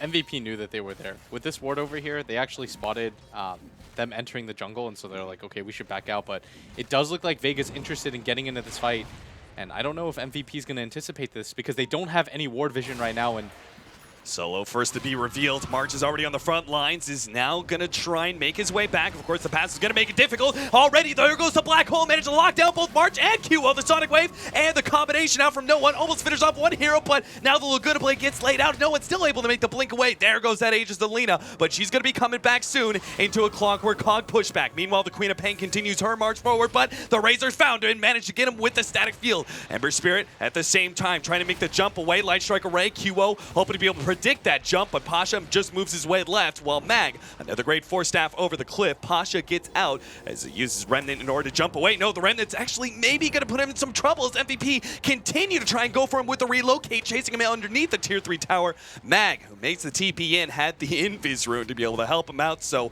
MVP Phoenix just couldn't quite seem to get their hands on any one big kill. All they got was the Queen of Pain, but at the same time, they didn't lose anything too important, and will now try and take out this tier 3 tower. Vega Squadron desperate to be able to stop this one, start spamming out wherever they can, but without a Queen of Pain, there's just nowhere near enough damage. Yeah, and March knows that there's no Black Hole. They've used the Midnight Pulse on the ground. There's no Queen of Pain. And everybody from MVP look like they're in decent fighting shape. KP is getting quite low, but he's pretty much the bait. And with that mech, all right.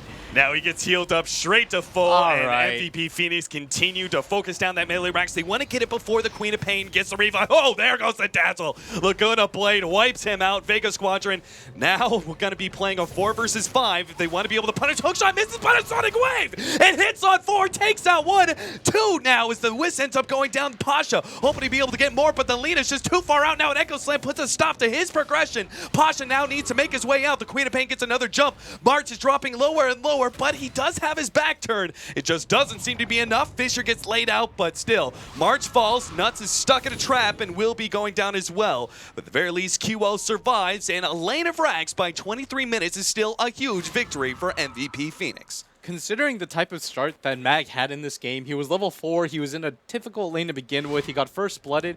He's played this game so well. It's actually absurd the amount of 4-staff saves that he's had this game. He bailed out Pasha there. Remember when he saved the Enigma at the same time? Yep. He's constantly bailing out Vega from just being completely wiped. And so, beautiful play by him as Vega managed to hold on. That's probably the best possible trade that you're going to get considering the circumstances where Vega lost most of their heroes and then they lost that Rax. You have to get some sort of response. Their response is to kill 4 heroes. But at the same time, Cap, you have to worry if you're Vega. Because you got the Dream Black Hole on the 2 heroes. You got the Lina, you got the Bristleback. You killed Warnuts before he was able to get the Fissure off to block it. And you still lost the fight. 14-19, 24 minutes in, you could see that net worth is definitely going the way of MVP Phoenix, but experience is to the favor of Vega Squadron after a big fight like that one. They are getting some very key items with the Battle Fury now in for the Ember Spirit. We can start progressing into more damage, and Mag, as you mentioned, has been doing so well despite a rough start, actually has quite the plethora of items for an offlane Clockwork. Soon to be an Aghanim Scepter, which will be a significant factor, I feel like. The utility between 4-staff and an Aghanims for the Clockwork will allow him to bounce in and out of these team fights and be a very disruptive hero against, I think most notably, the Bristleback. I think his cogs has just got to be the most key factor in making sure March doesn't lock on to any one hero.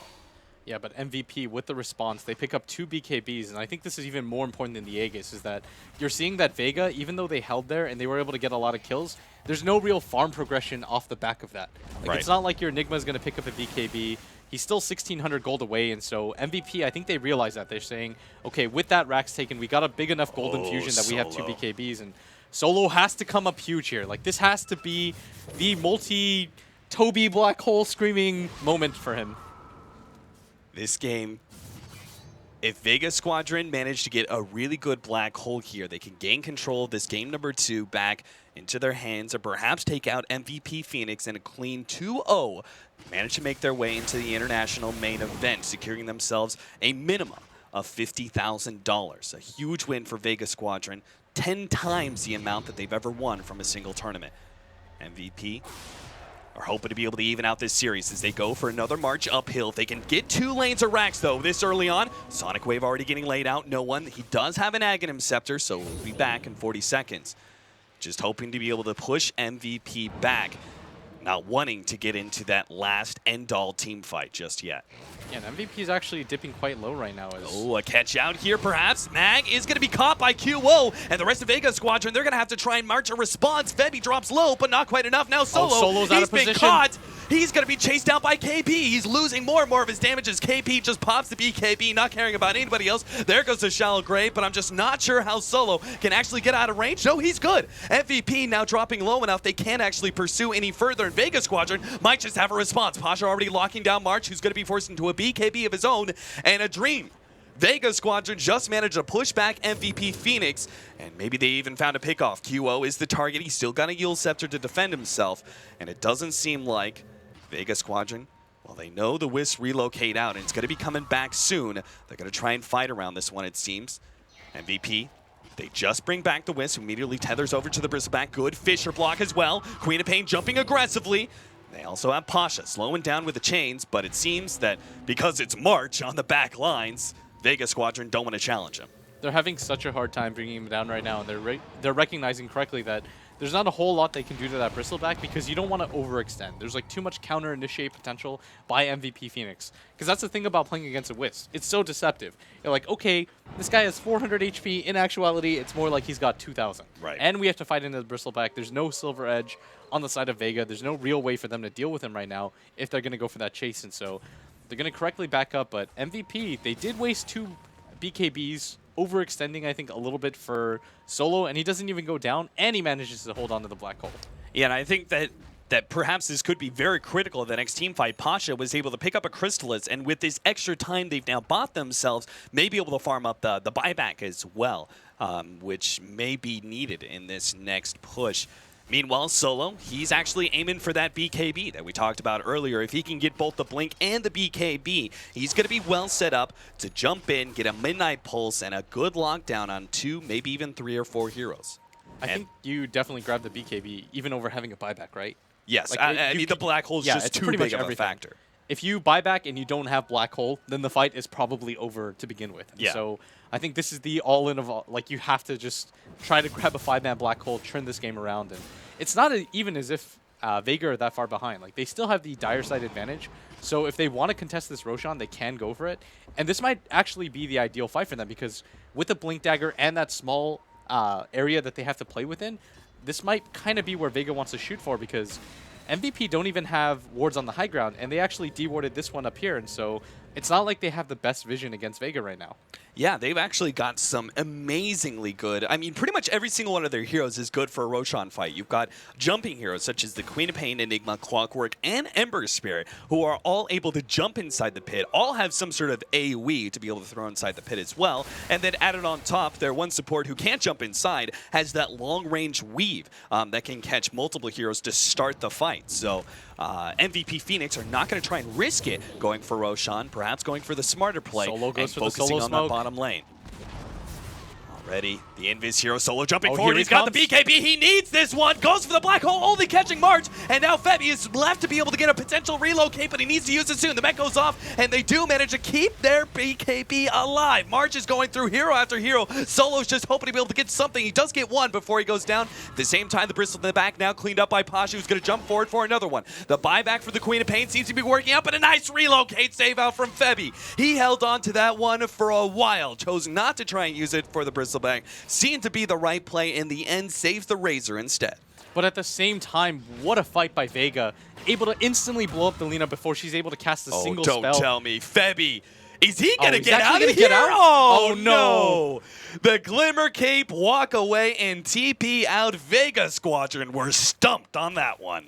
Yeah, but they are going to get the Roshan on the back of this, and this is how Vega comes back into the fight because Pasha, during that entire team fight, was relatively uncontested, just continues to cast the Sleight of Fist, and I mean, we saw it coming, but MVP didn't, as they didn't have the best ward vision. BKB Enigma walks forward, catches 2 heroes, and that was so unlucky for Febby because just the lip of that black hole caught him out, wasn't able to take down that Enigma. Because imagine, if Febby just gets his ultimate off, that's pretty much all of Enigma's HP, and he can just right-click him down from there, but unable to do so, and now this is going to possibly mean, no, everybody from MVP are ready to respawn, ready to go. They recognize this time, I think they realize they have to go for the Roshan at this point in this game.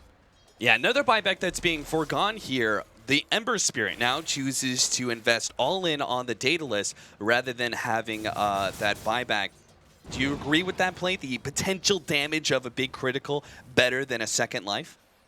Yeah, because I think if you're in the position where you have to buy back, you're just going to steadily get behind a lineup like MVPs. Right. And I don't even think that he's too concerned about dying, because if you look at MVP's lineup, as long as he stands a decent distance away and waits for the fissure, there's not a whole lot that can catch him out of grounds. So I think that's the correct play.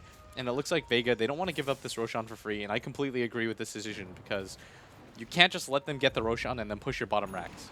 Here's another upgrade, this time for the MVP Phoenix side. We now have an Aghanim Scepter for KP. He just needs it to be thrown out to him. Solo, blinking his way backwards. Seems like MVP Phoenix, once again, are choosing not to go for the Roshan, but instead focusing on that second lane of racks. They know that there's no black hole available for another 40 seconds. Vega Squadron, they were kind of smoked up looking for that initiation. They're just hoping to be able to spam MVP Phoenix back, but a second lane of racks is not what they can afford to give up, and that's why they make the jump. KP already dropping low enough from that Sonic Wave. March is also quite low, but Febby on the front lines with the Glimmer Cape seems to be doing quite all right. Vega Squadron are now going to return for some damage, manage to get QO, and the melee rack stays alive. This is incredibly important, as now they're going to be able to find multiple heroes. Febby goes down. March is completely caught out. He just turns around, goes straight for Solo, but he can't possibly get him. He's just going to be kited around. He goes down as well. MVP Phoenix are rapidly losing control of this game as they attempt once again to suicide for that bottom lane. Yeah, I think that was the plan, is like, if we lose multiple heroes, it's okay. We'll take 2 sets of racks down, and at that point, it's just a war of attrition. And I think they incorrectly thought to themselves, okay, the Enigma doesn't have his black hole, and that's what lost us the fight. But it's really just Pasha being able to go to town. They have no real way to open up on him, so he sits back, gets 1 or 2 Sleight of Fist, and they add up so quickly. There's no real way for them to consistently fight into that. And now this is going to mean the Roshan for Vega and MVP. They're slowly starting to run out of steam, as now Solo's got that BKB black hole combination ready to go in just 18 seconds. Who do you give it to? Do you give it to the Queen of Pain because she doesn't have buyback, or the Ember Spirit? You give it to the Ember. Because It's right just now, too strong. Pasha, yeah, he's doing so much damage in these fights. I think he just drops his bottle. Yep. He's going to pick it up. He's the important one in these fights. It's just the fact that they can't get to him, and he just consistently throws out Sleight of Fist over and over again, and then Vega just pounces. Like, they just wait for MVP to get somewhat low, and then they can just go for it, because Vebi actually isn't that tanky. He's only got 3 armor. He's got a Glimmer Cape, yes, but it doesn't really help you too much against the Ember Spirit. Bottom lane being pushed out by Solo. The Aegis being up on Vega's squadron. Does MVP Phoenix now forced to sitting back and wait out that Aegis, or do you think they can actually attempt to go for another team fight despite an Aegis advantage to Vega's squadron? I think the problem right now for MVP is that if they continue to wait, they probably just get out farmed a little bit harder than they would like to. But if they don't go for it, and the other issue too is that now the black hole's up. But if you don't go for it, eventually, you know, the black hole will always be up at that point, and you have to kind of shoot for a fight. Like, it's a really weird window right now because MVP have gone in pretty much all in for racks. Like, if you look at their item builds, you've got the Aghanim Scepter on the Razor. March is going to pick up an AC. I guess that works out for the Bristle, but at the same time, Vega don't have the glyph up, and MVP know that. And you need the glyph up if you're Vega to be able to save the racks. But more importantly, they have the BKB Black Hole combination up from Solo. So this is like a really weird lose-lose situation right now for MVP. Because like, if you go for the racks, you probably get it, but you'll lose so many heroes in the process of doing it. What could be even more lose-lose if they actually manage to drop March here, who needs a little bit of help. Vebi sitting in the background, will tether in, and the rest of the team is here. Perhaps Vega Squadron, the ones who are in some trouble, as Mag force-taps himself away. And the rest of Vega Squadron back out. Sonic Wave just being laid in to make sure that MVP don't really pursue. So it seems like MVP Phoenix have chose to go for the farm route. They're going to sit back, wait out that Aegis. They do have the Assault Cuirass that's coming in. Seems like Shiva's is the next option for Arlena. Unless, of course, and Lotus Orb is going to be picked up. Is it any good here for this team? I don't really see any single target abilities that it's going to work. No, I think that maybe even more importantly than the Shivas, I would like to see QO get either a Hex, a Refresher Orb, just so he can blow somebody up. Might be a decent idea, but I think the Shivas is in response to just try to get some armor up for your team. Yeah. Try to make yourself a little bit more tanky, because he's going down quite quickly. Like this, the 6 armor or whatever that he had before for him just isn't paying off anymore. Right. Oh man, MVP. They had such a big lead, but now at the 36-minute marker, it's a 2,500 net worth lead still to their favor, but significantly dropped from what they once had. Vega Squadron holding on to a 12,000 experience lead after winning team fight after team fight. And that's what's making the difference right now, and will continue to pay dividends for them, is they pick up the experience lead on heroes like the Dazzle especially. You know, he's going to start to get even more effective than he currently is, and Vega right now are just outlasting MVP, who... I mean, MVP is still in a really good position. Like, they still take down 1 set of racks, but you're just a little bit more worried if you're MVP than you previously were, because you've been rebuffed so many times, and this might actually mean Vega's opportunity to go for it. Yeah, they've already taken down that tier 2 tower, seem to be well set up to go through that bottom lane, but MVP Phoenix, they're going to go straight for the racks at the bottom lane. They're actually going to make a relocate play, while the rest of the team actually TP's back. March is going to be left alone. Febi's just hoping to be able to get the relocate save on out. March managed to take at least the range racks here, the relocate back, and they will be able to save him. A pretty tricky play there from MVP Phoenix. Essentially trading away a tier 2 tower in exchange for a ranged racks. It's not a gigantic win, but it's something small. No, it's pretty great for them. I mean, this is what they need to do, because they were having such a hard time brute forcing it. You still have the option with IO plus pretty much any melee core to be able to do something like that. And I think that is the correct response right now. Try to split up the map, apply more pressure to Vega in other ways rather than just brute forcing for it, because all you're doing right now is giving Solo opportunities to go for that big BKB black hole, right? Right. And so by splitting up the map, making it difficult, finally, once again, MVP is forcing Vega to kind of respond to their kind of play. Like, they're forcing them to play reactionary Dota. Oh, QO, gotta be careful here. Quick blink out, as he was right in the middle of all those creeps with Pasha bearing down on him. Pasha, who now has a 2nd crit. Chrysalis ready to go. He puts out so much damage right now. Like, they have to be so worried, and I think that's why Q opted to go for the Blink Dagger, because he wants to be able to get on top of that Ember Spirit, whereas they previously couldn't. Like, every single fight you saw, Pasha just sit in the back, you know, hit Sleight of Fist, Sleight of Fist, Sleight of Fist. Everybody's got 400 HP. Run forward now. Like, everybody move forward together, and I think this is the correct response right now for him. Just continue to build up damage, but but can he actually get the Ember Spirit? Because he doesn't have that Scythe of Ice. He doesn't have an instant stun, right? He's only got the Yule Scepter into a Ledge Strike Array, which presumably is going to be dodged by Remnant Jump. Oh, another attempt here as we are going to go for March. Febby is going to make the relocate play. Over. Oh, now actually getting caught out by the black hole, and he's not going to be making out of Vero live. Febby's going to go down March. He's getting a lot of Quill Spray damage onto Solo, but it's just not going to be enough. QoW actually finished off Solo. Meanwhile, the jump forward, Echo Slam onto just one. Mag will go down. Oh, the that Sleight of Fist, out though. so much damage. The Sleight of Fist managing to bring so many heroes low, but they do have the Sonic Wave. Now the Light Strike Array misses out. Pasha managed to get away from that one. And MVP Phoenix on the verge of being able to win a fight. Unfortunately, a big Sleight of Fist brings them all low enough that it draws even at a 3-for-3 trade-off. Yeah, and Pasha, I mean, that one was close, because if that Light Strike Array hits, then they've got good potential to kill him, and maybe that's the opening that MVP finally needed to be able to take down this set of melee barracks, but Vega just looked decent trade right there for them, 3-for-3, not really losing anything more, but at the same time, MVP, they're now showing signs of being able to actually contest Vega's lineup. Like, that was probably the cleanest fight they've had in the last 10 minutes. So we see another armor item being picked up. The Razor now has a plate mail of his own, so maybe he goes for the Shivas and Arlena's just sitting back on a plate mail because he was necessary for him to have some armor. Because I feel like he has to have that Scythe of Ice coupled with the Blink Dagger in order for them to attempt to shut down Pasha's Ember Spirit. Yeah, I think that's the right idea here. Like, he even drops the plate mail in response. He'll probably pick it back up on the chicken or just go for another TP, but QO, I mean, it's more just the fact that he needed the Blink Dagger to be able to get on top of the Ember for once, and just for the positioning in fights. And March, curious to see what item he goes for his last one. Maybe, I guess, even an Abyssal Blade or something like that would be pretty decent. Maybe he doesn't lack for damage, and he just needs to be a little bit tankier. Right. But I don't know if Heart's necessarily the correct option here. Pasha just playing around with March because he knows there's just no chance of them being able to lock him down. So he's able to play very aggressively, pushing the creep wave right up into the enemy base and always jump away to his Remnant and start split pushing the other side. Now MVP Phoenix are hoping to be able to get a pick off here. They go for a 3-man smoke. Solo, surprisingly enough, is pushing very aggressively into the enemy jungle, but I suppose when you've got that BKB TP out, there's nothing they can do to stop that one, but the middle lane, Clockwork does go down. It's not the biggest pick-off in the world, but it is one of the cores of Vega Squadron.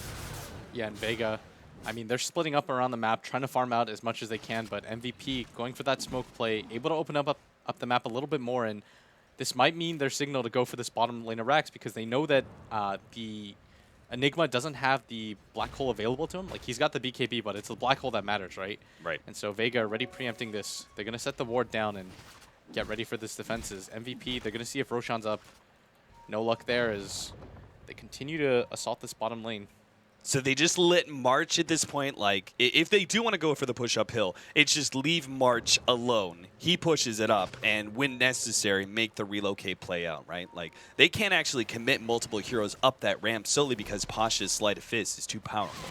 Yeah, you can't just continue to do what you've done, which is assault it together as a group. Even with the Aghanim Scepter Razor, you have to kind of walk in one by one and then get ready for the counter initiation. But March by himself is dropping a little bit lower than you would like, and Kyo's not really in a position to back him up either. As MVP once again get repelled, and maybe this is the sign for them to just go for the Roshan, as the Rocket Flare flies in at the same time as Kyo blinks in to catch it, and so both teams are aware that Roshan is up now.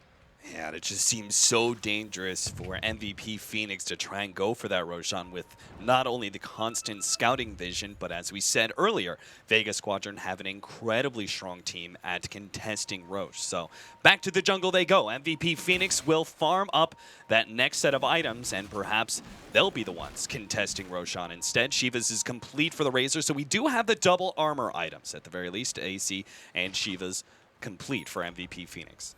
Yeah, and this ward might have just spotted everything as MVP are starting to walk up. I don't think they have a smoke available to them, but Vega, I mean, this could be the game-determining fight as neither side really wants to give up Roshan to the other. especially with an Aghanim Scepter now being picked up by the Enigma. This extra damage from the Midnight Pulse that is part of Black Hole now will do an amazing amount of work, particularly on the Bristleback. A smoke up of their own. Vega Squadron hope to be able to get the initiation to secure Roshan here. Maybe they're going to jump in for Roshan themselves. MVP Phoenix are kind of spread out, a double damage. Maybe being baited out by Vega Squadron. Pasha's going to come over, trying to take that one double damage, actually snagged by the Queen of Pain instead. As March comes in from the side, they're going to try and fight this one out, it seems, as Mag, he goes for the Earthshaker, managed to lock him down. This is a huge pickoff. Will make sure that this support does not do anything for them. Now they'll relocate from the side. They manage to take him out of the black hole. Doesn't get March anybody. Still trying to go for this one. No one is dropping lower and lower, but QO still can't quite get it. Pasha and Solo backing themselves up together as March is pursuing, trying to lock down this Enigma, who has a blink up, but again, the Quills stop him, and it seems like they'll be able to get him. No, Pasha actually holds both in, and the blink out is successful. The damage from Sleight of Fist is bringing MVP quite low, and the tassel damage over time is actually what kills the IO in the end. Poison Touch just a bit too strong for the poor Wisp. Yeah, and Vega demonstrating once again, it doesn't really matter if we hit a black hole or not. Pasha just does so much damage right now in these fights. You're seeing everybody from MVP pretty much limp away from that as Pasha just kind of saunters off. He's like, I'm way too tanky for any of you, and I mean, they're still struggling to bring him down as Kyo had to commit his ultimate to bringing down the Clockwork, and I don't even think Bang went down there. Like, I'm pretty sure he just kind of walked that off. And I mean, they're really struggling right now to lock down anybody, is even with a completely whiffed black hole. Like, it did catch March, but I believe he got relocated out, right? Yep. And so even with that black hole not really being able to do much, you still see Vega win the fight. Pasha has a lot of gold on him. 5,200. He's got a drums that he's already used up. I'm presuming you switch out the drums for a Scotty, or it will actually. He's got a bottle, so he's going to switch that one out perhaps for the Scotty. Oh, he's been locked out by a bash. This could be big if they manage to pick up this kill, but he managed to get the blink away. The Shallow Grave is also there in time to be able to save him. Pasha continues to move forward, hoping to be able to get the Razor. He's locked him down now, but he jumps over to the Remnant to the side. Mag is going to go down to QO. At the very least, they get that one pick off, but Pasha was the big fish, and they did not secure him. Looks like Soul's going to be grabbed by QO, but never mind. They don't go for that one, realizing that Pasha was waiting in the winds. If they tried to go for a kill on Solo, Pasha would have been in an excellent area to respond. Yeah, and this might finally mean Roshan from the side of MVP, but I don't even know if Vega wants to give this up. They've got the buyback available on the Clockwork, and yeah, he's immediately going to pop it. There's no way that they're going to give MVP this game. They're like, okay, this is our best chance to close out the series.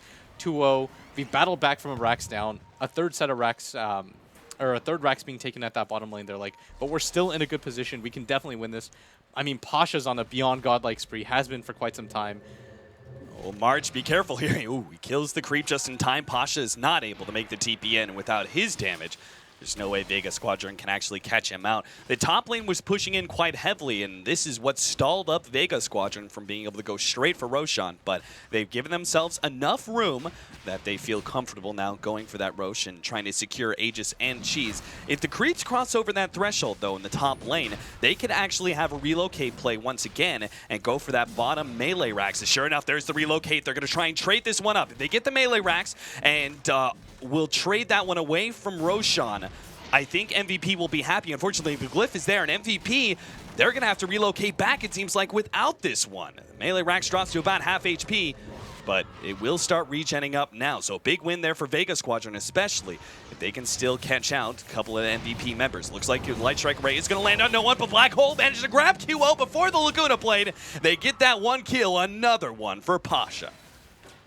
Yeah, I think the attempt by QO was there, and it was a good one, but everybody from Vega instantly rotates over. They're like, we're not going to let our Queen of Pain die here. And I don't even think he would have died. Like, he still had the cheese. He had enough HP to live through the Lina's attempt, and just a good trade for them here is they are able to get the kill in March.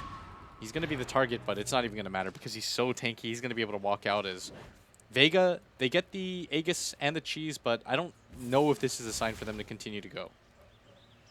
So MVP Phoenix, again, in this situation where they're going to have to wait out the Aegis and in the meantime spend spend some quality farming time. March is almost finished off his Abyssal. He's got 3,500 TP in. He could be in some serious troubles. Now Pasha joins in. The big damage dealer is here. March now pops his BKB. Mag is also here on the side in order to stop Febby from being able to get a good relocate, but it's still up, and he's going to make the play now. Mag comes in. Febby, no! The battery assault stopped him, and that means they will both end up falling. Vega Squadron now on the march straight through the middle lane to try and end this game 2. Yeah, an MVP, I mean, he's been able to do it the entire time. March, just sit in the middle of the lane. He's like, I'm too tanky, but this time, with 4 heroes available and the amount of damage that Pasha's putting out with 2 Datalises, a Scotty, and a Battle Fury, you're just not going to be able to live through that. And Vega finally on the offense for once. This is the first time they're going to start hitting down these tier 3 towers in quite some time.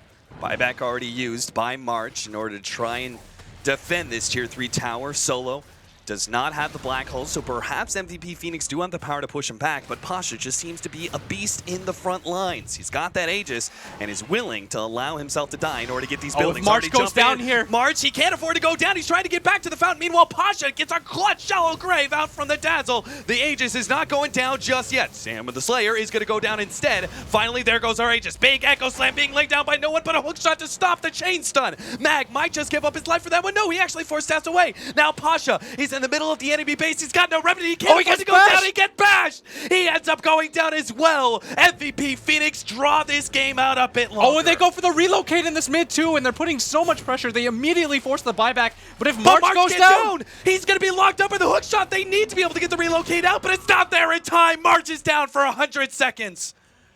Unbelievable. They get the melee racks at the bottom lane. They put pressure on middle, but Vega Squadron have an opportunity, a full minute and a half, for them to force a fight while the Bristleback is down. They don't have the glyph anymore. This mid tower is starting to steadily go down, and the problem right now for Vega is that they didn't really get anything out of that because they had to trade a buyback of their own, and at the same time, they lost that coveted melee bottom racks. They pop the glyph, and their tower gets down to below half HP. So it's not even like Vega can all-in commit for this, because if they lose that fight and their Ember Spirit goes down, there goes the game. So right now, it kind of seems like Vega, you know, they did force the buyback from March, and they were able to kill him, but they can't get anything out of this right now, Cap. And now it's, once again, MVP's game to lose. Ooh, quick blink out there. His QO runs headlong into Pasha. You can see Vega Squadron, they really wanted to push out both the bottom and top lanes in order to make sure there was no relocate backdoor play available for MVP Phoenix, as Vega Squadron are now going to go for the full 5-man mid. Yeah, and I think they realized in this position, all they're leaving themselves is open to the possibility of the backdoor, and so they're like, we have to go for this. There's not a better option that we're going to get. March is down for another 30 seconds. They do have glyph available to them, and just taking a look at the buybacks, I mean, MVP Phoenix. Yeah, they're just hoping. I think they're going to have to give up this mid lane rack. Solo's actually going to come in. He really wants to, in order to win this fight right here, right now. He's going to go for the Razor and the Wisp. They get them both. There's going to be some buybacks, but QO's down as well. Both the Razor and the Lina are being forced into a buyback. The Bristleback up in just 5 seconds. The melee racks is going to go down soon, but oh, the Sleight of Fist coming out. Does a bit of chip damage to both QO and Kaipi, but no, they actually can't get the melee racks, and now they're going to be caught here. QO is going to be able to get the stun up on Mag. He has no force stat play. There's only the Shallow Grave hook shot to the side. TP out. Does he actually get away from this one? No, the Yule Scepter is there in time. QO stops him dead in his tracks, and they get the kill in the end. 2 down on the side of Vega Squadron, and the Wisp is coming up in 25. Perhaps it's now MVP Phoenix's turn to be on the offense. There's only one buyback on the side of Vega right now, and I think MVP realized that. They're like, if we wait this out any longer and we lose a fight in our base, that's the throne. We have to go for this right now. If they've been keeping up, they know that Vega don't have any buybacks aside from the Queen of Pain. 1 set of racks remains for Vega, 1 tower. They're going to be able to have to hold this off for. This is going to go to a game 3, and MVP marching down this mid lane. I actually think no one has to kind of sort of die for this. Like, he has to just be the first one popped off because they can't lose anybody else. That tier 3 tower is already solo. First bit of damage out for the Sonic Wave, and Sleight of Fist is there, but the tier 3 tower will be going down, and March still looks plenty healthy. Now they're chains. They're just trying to stall this damage up as much as possible.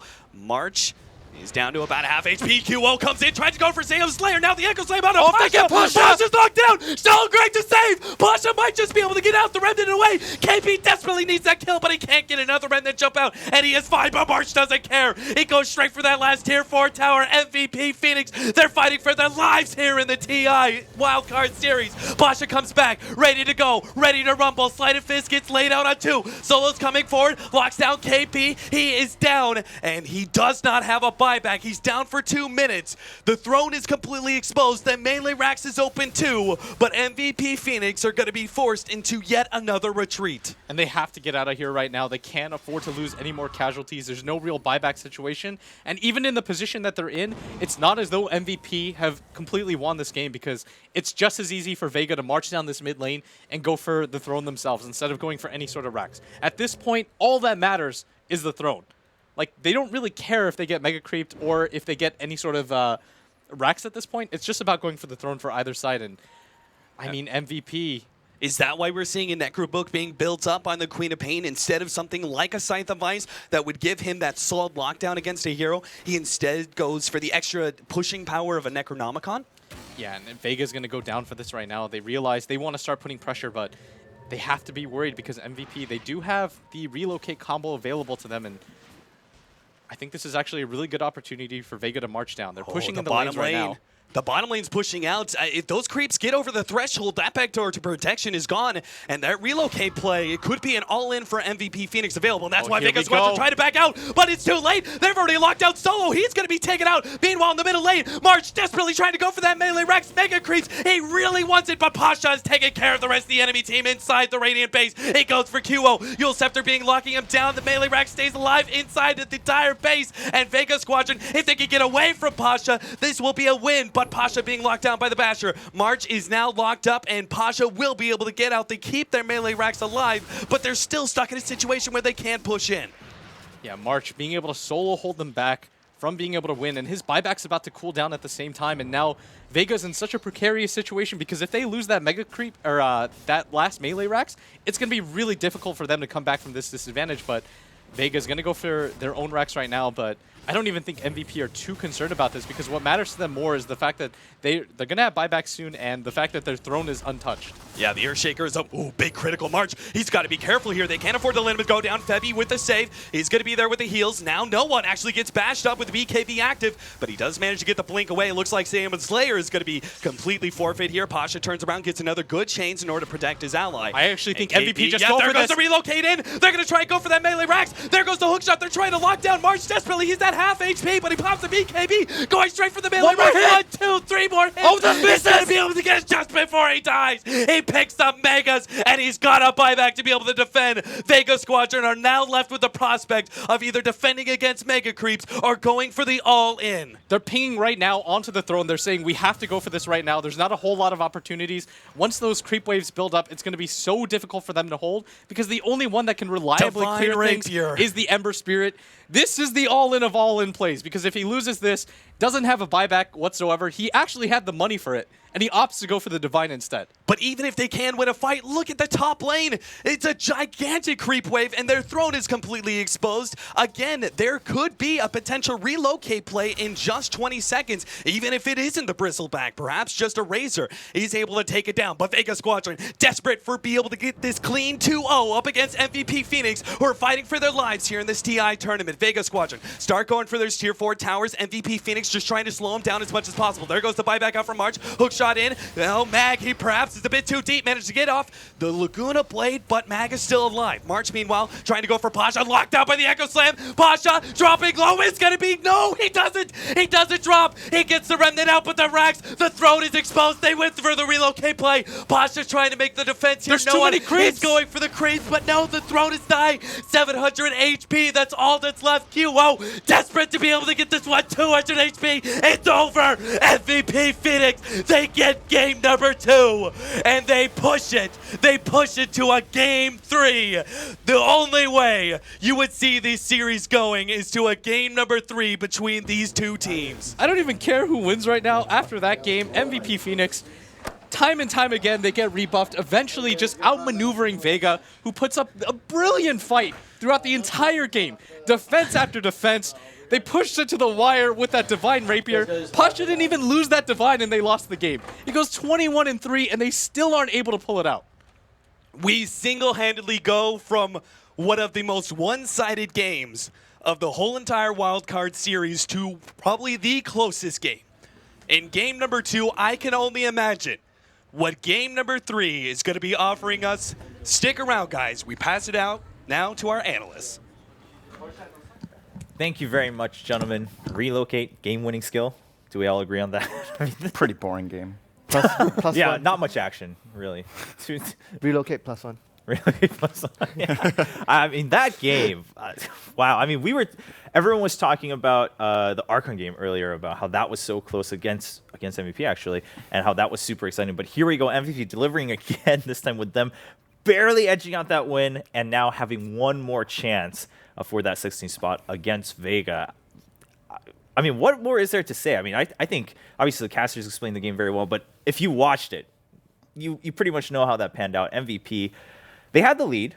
They had the lead going through, but then afterwards, I mean, sure, Vega pushes back and then relocate, what, 7 times in a row? 8, maybe more. I feel like they've had a lot. 13. 13 times in a row to bring out the win. Finally gets the Mega Creeps. Ben, what do you think? I mean, is this more on Vega or MVP? I think they just had a really difficult time dealing with the Wisp. I think that MVP dropped the ball a couple of times, but Vega played extremely well. They stuck in the game much longer than they should have. Like, right. They had that 4-step like up to the secret shop on the Enigma. If he had died there, he wouldn't have had BKB for the clutch by Cole on the Bristle plus Lina, and the Ember played amazingly well. Ember not viewed as a very strong hero this patch, but he played very well. Yeah. I mean, a couple of those Black Holes in the middle of the game, everyone was saying, I mean, if they just continue that a couple more times, they could easily close up the game themselves, where they shouldn't have been able to. Just looking at it theoretically, MVP was definitely ahead. So we're reset. It's down to one last game between both teams. Whoever wins is going to move up. Whoever loses, unfortunately, their path ends here for TI5. Winter, do you still stand by Vega? Yes, I do. Like we saw in the last game, like if you need to play that well to actually win a team fight, it means that you are at a disadvantage from the draft alone, because that's what we all felt. Like the draft meant that they had to land a very good Black Hole. Otherwise, in team fights, it's so difficult for them to take down the Bristleback because he was so far from the laning phase. And I feel if Vega, they sort of get a 50-50 draft, I have confidence in them that they will actually pull through. If they're on equal footing, Vega should be able to edge them out. Mostly. All right, well, I mean, let's continue talking while we take a couple look at some highlights from that game. I mean, there's definitely quite a few. Maybe some a little bit repetitive with the relocates coming through. Was this the BK? Oh, this was the first fight where he had BKB on the Enigma. Yeah. It was so important that he had it. Yeah, it was like right at the edge. Look at the Lina. Oh, man. If Lina doesn't get caught there, the game is actually probably over. I think she was going into Yulzum because she didn't know that he had a BKB. Right. But it was one of the more miraculous holds that Vega had. I mean, if they didn't lose that first rack so early, it would have been a much different game. Yeah. But MVP doing a good job on capitalizing on their window of opportunity, and of course, making use of the Wisp and Bristleback that we've seen them use so many times before. And as you said, going back to the roots. Yeah, we do see Febby coming back here and then making the Glimmer Cape play. Yeah, that was pretty good too. He's like, all right. They're really confused. Yeah. He's just like, I'm out of here. I believe Pop jumps in, finds him, but not in time. What a play. I mean, Febby playing really just making all the plays that really needed to carry MVP into that win. But quite an exhausting game, I would imagine, for both teams. Now, if you're Vega, right? Sure, you weren't technically supposed to win the game given how it panned out in the early phases, but then if you were that close to coming back from that, how much damage does that do to your morale, I guess one could say? I think there's just two ways of looking at it. I think the healthy way of looking at it for Vega is, at least in my opinion, if you look at, like you said, how the early game panned out and generally how the draft worked out, I think they actually did a really, really good job in this game. Right. So that's what they need to take from it. The negative is, of course, we were so close to actually securing ourselves a spot at the International, even though, I think they had quite a few things stacked against them this game, and they still almost managed to overcome it. So if they can isolate the positives and go into the next game with that and just get a solid draft, I think they they are the favorites going into game 3. I can't justify a 50-50 anymore with how long that game drew out, because I feel like MVP Phoenix should have ended that game at 30 minutes. Right. And they made a couple of mistakes, and there were a couple of really big plays from Vega happening at the same time, and that extended the game by like half an hour. Right.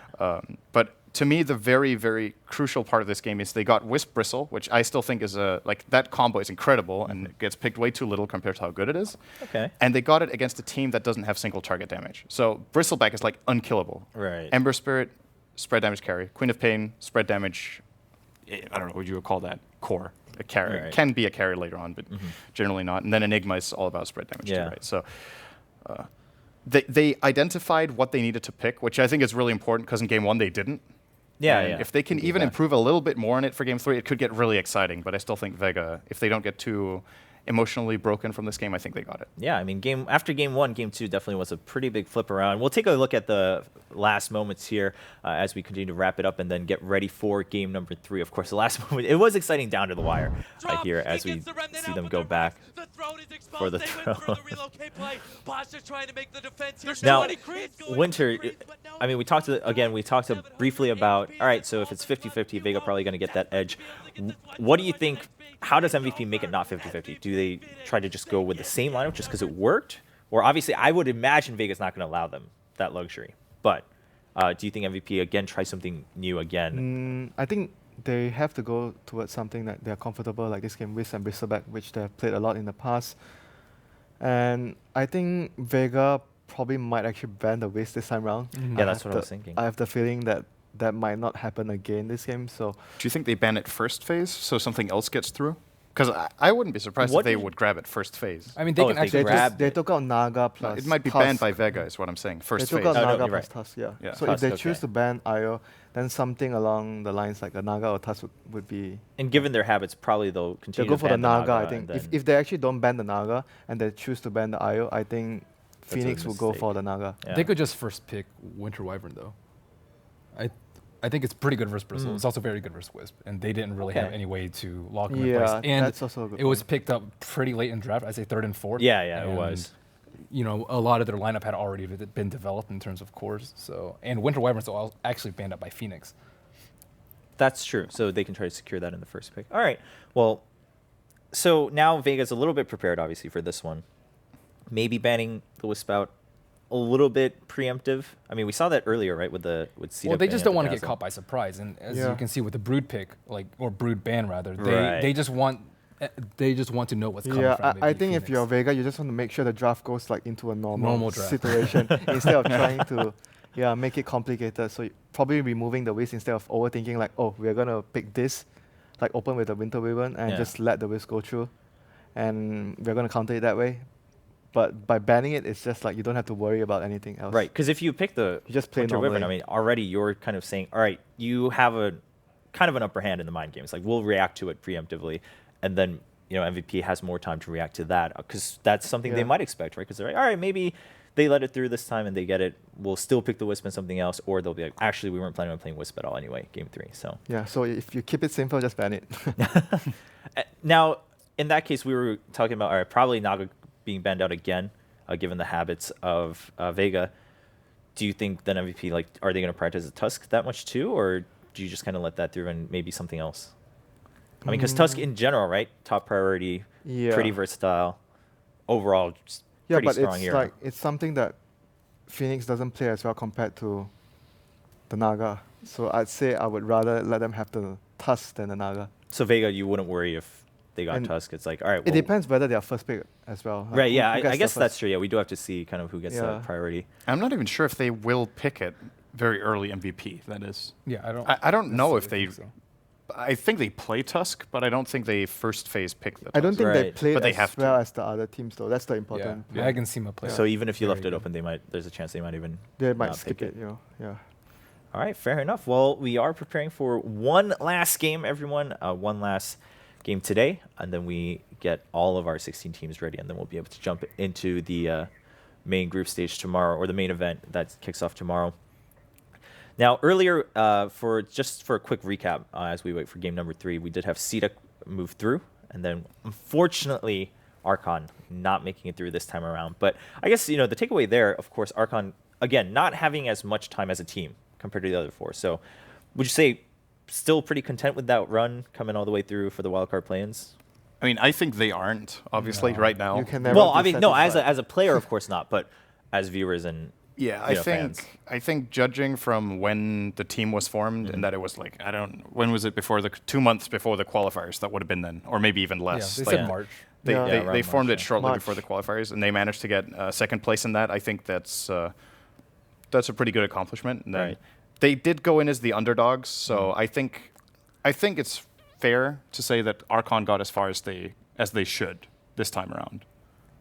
Okay, right. And again, of course, for the players themselves, today doesn't feel too good. But looking back, maybe that's the takeaway. Now, If you distance yourself a little bit from it and you look at the Yeah. overall quality of play and the quality of the tournament and how little time they've had together and all of that, adding up, I think, it's pretty Okay. respectable they came as far as they did. What about CDEC? Again, we talked about this briefly earlier, but them going through that bottom line, sure, most people expected that. But do you think people will still stand by, some people who expected this earlier, will stand by the fact that CDEC still has a shot at like top 10 or top 8? Or do you think, given their play today, they struggled a little bit in certain of those games, and it's not going to be as strong as a showing as some people might have thought? I think they definitely have the chance. I from the first series, it just seemed like they had jitters or nerves, and none of these guys have been at TI before, unlike some of the actual other Right. wildcard teams. So I think Sure. after they got that first series out of the way, they're like, okay, we can do this, and instead of being really, really nervous. And a lot of the players are very young. Yeah, I think after the first series, they seem like they're a lot more composed, and I feel if they play at their full potential, they're definitely going to have a chance, a very good chance indeed, to be in top 10. All right, top 10 kind of the goal here, or expected goal from a community standpoint. Maybe even top 8, like 7 or 8. It's possible, I feel. Yeah, I mean, if they played at their best potential Yeah. for every game in the group stage, I mean, I think maybe very well they could secure a top 8 finish here at TI5. Between the other two teams, now Vega and MVP left, do you think there's a big difference, whichever team goes through, on where they might place once we go into the group stage? I think if MVP actually goes through, it's a lot more difficult compared to Vega. I think as a team, like Vega seems much more composed. I mean, they might still lose to MVP in this game, but I think overall as a team, Vega seems they're more composed, more stable in general, and they make, like, the most important thing is you make less mistakes. Against better teams, if you make the same mistakes like what MVP did against the other teams today, you can't get away the other teams, the stronger teams. So I would say that Vega, because they make less mistakes, they would actually have a better chance against the stronger teams.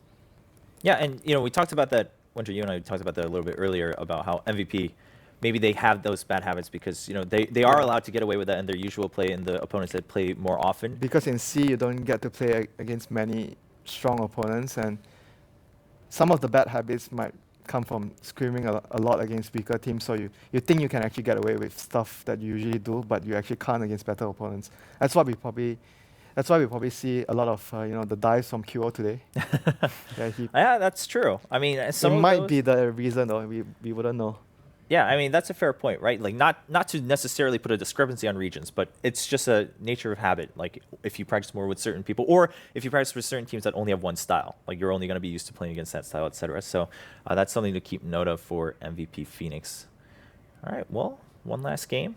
We're just waiting on the draft, chilling out here at TI. It's my first time here. I'm having a great time. How are you, Cinderin?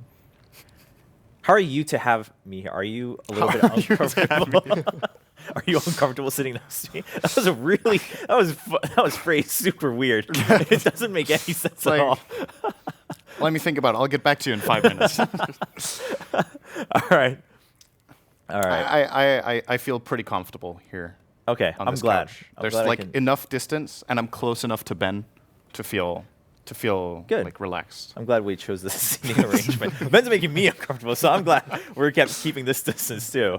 I can sit next to Winter. He'll grow on you. Will he? That hasn't been my experience so far. I don't think that's ever gonna happen. Don't worry, I'm comfortable. Are you comfortable? Great. Yeah. Well, I'm happy, Winter. We can be friends. But Ben and I don't know. We'll have to wait and see. We'll play some party games together. Okay. All right. I'm down for that. And Ben, I mean, you have a week. You have a week to grow on me. So that's your mission. He's gonna do some vlogs on you. Yeah, he's gonna try to catch me off guard, throw me under the bus. That's what he's gonna do. Knowing Ben, he's just gonna. I'll bribe you, blackmail you rather. Yeah, bribing, not really. I don't think you have any reason to bribe me, but blackmail. All right, I look forward to that. I'll make sure I have some stuff prepared. But game 3. For me to blackmail you with? No, to counter the blackmail. Why would I ever do that? That's what it sounded like. I'm not that weird. Come on, Ben. Cut me some slack here. Well, game number 3. Are we almost ready? Looks like it. Yes. All right, players are settling in. I mean, it is one last game, so obviously players feeling comfortable, pretty important. Today wasn't that long of a day, so it's not too bad. But starting tomorrow, we will. It still won't be that long, right, in terms of game time, because it's best of 2s once we go into the group stage. We'll have more information on that once the last game wraps up, for those of you who may not be as familiar with the format here, as we move into the top 16 for TI5. But 2 groups, best of 2s all around, and then a little point system we'll get to explain later. And then they decide if they go into the upper or lower bracket in the main stage. But this year, every team plays on the main stage. Right. Which is, so that is very important. That is a change. It's a very important change. Last year, I think 8 advanced to main event. And then they had the upper lower bracket. But here it's actually just. So I guess you can think of it as like kind of seeding, right? And and in addition to that, the main event this year is 2 days longer than last year. And only the first round. We've had, I think it was at TI3, every team played at the main event as well. But yeah, but it was 2 BO1s. But the first 2 rounds of the lower bracket were best of 1s. Right. This year, it's only the absolute first round. Yeah. So the one that decides who gets bottom 13 through 16. 4 is best of 1s. And after that, everything's best of 3s. Yeah. Which is definitely a quality upgrade. I mean, well, yeah. I think when it comes to the competitive circuit, players prefer not to play best of 1s. Of people course. think it's there's a lot of like random things that play in, or you can get like cheesed with a strategy that just works like one time, and you would love a chance to actually fight back and prove you're better than the enemy team, but you don't get it. But for an event with this amount of teams and everything, it's logistics, right? It's like a 6-day main event is already really long. Yeah, I mean, that is a pretty long event. And to that point, obviously, best of 1s have their merit, too. It's just, if you really think about from the player standpoint, of course, you'd always want that chance to be able to come back into it. But we'll discuss more of that when we explain the whole format going forward. But we are going into the very last game of the day. Ladies and gentlemen, it will be MVP Phoenix on Dire going up against Vega on Radiant for the last spot of TI5. All right, well, MVP looks like they'll have first priority here. Okay. Banning out the gyro. I mean, and the Lesh, okay. No big surprises so far. Okay. Now, the Lesh being banned out, though, because Vega had second. So what we discussed earlier, maybe not going to apply as much about the Wisp. So now they have to wait. So their bans last time were Naga and Tusk. Naga Tusk. So now they have to let one through. Yeah. Unless if Phoenix bans the other one, which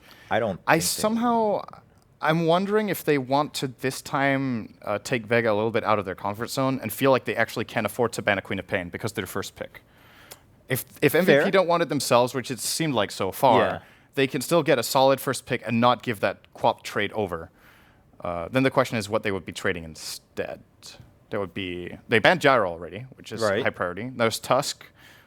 Let's see, Tusk, QoP.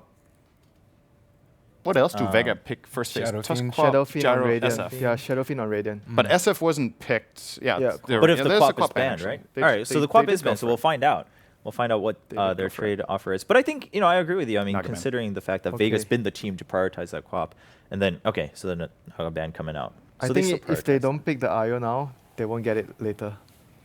They could second pick it, though. Yeah, second pick it. Right, but you mean in this phase, right? In the first phase, yeah. Do you think they really need to rely on it that much, though? I mean, it works. It works. Yeah. Just because it does work? Okay. I think it's worked a lot better than the other strategies that we've seen from them. But you might not want to show it now. Right, you might that's keep what I was Vega wondering. guessing. I'm pretty sure it's going to be banned second phase. Yeah, if so you leave can it to pick something else than Wisp right now and then take Wisp second, and then Vega will start banning out tandem partners, and then you could still get a good one. Maybe. I mean, the Wisp was mostly scary because of the Bristle. Yeah, I agree. I would agree with that. I think Bristleback actually played. Then they have to. Yeah, then they would have to pick Wisp right now. Yeah, of course. I mean, of course, it was the whole duo, right? It wasn't just Wisp. But if you give Vega three picks to counter, they're actually doing. If you give Vega 3 picks to counter a Bristle, he gets way less scared. Like he was an incredible pick last game because of the draft of Vega. But they can definitely deal with Wisp Bristle here. I think now Tusk Wyvern or something like that. Tusk would definitely be right. Wyvern or Disruptor, maybe. Oh yeah, there's a Wyvern we've been talking about the whole time. Okay, and there's Tusk. Sick. Got it. But you said it in the wrong order. You said Tusk Wyvern. Oh, man. It's.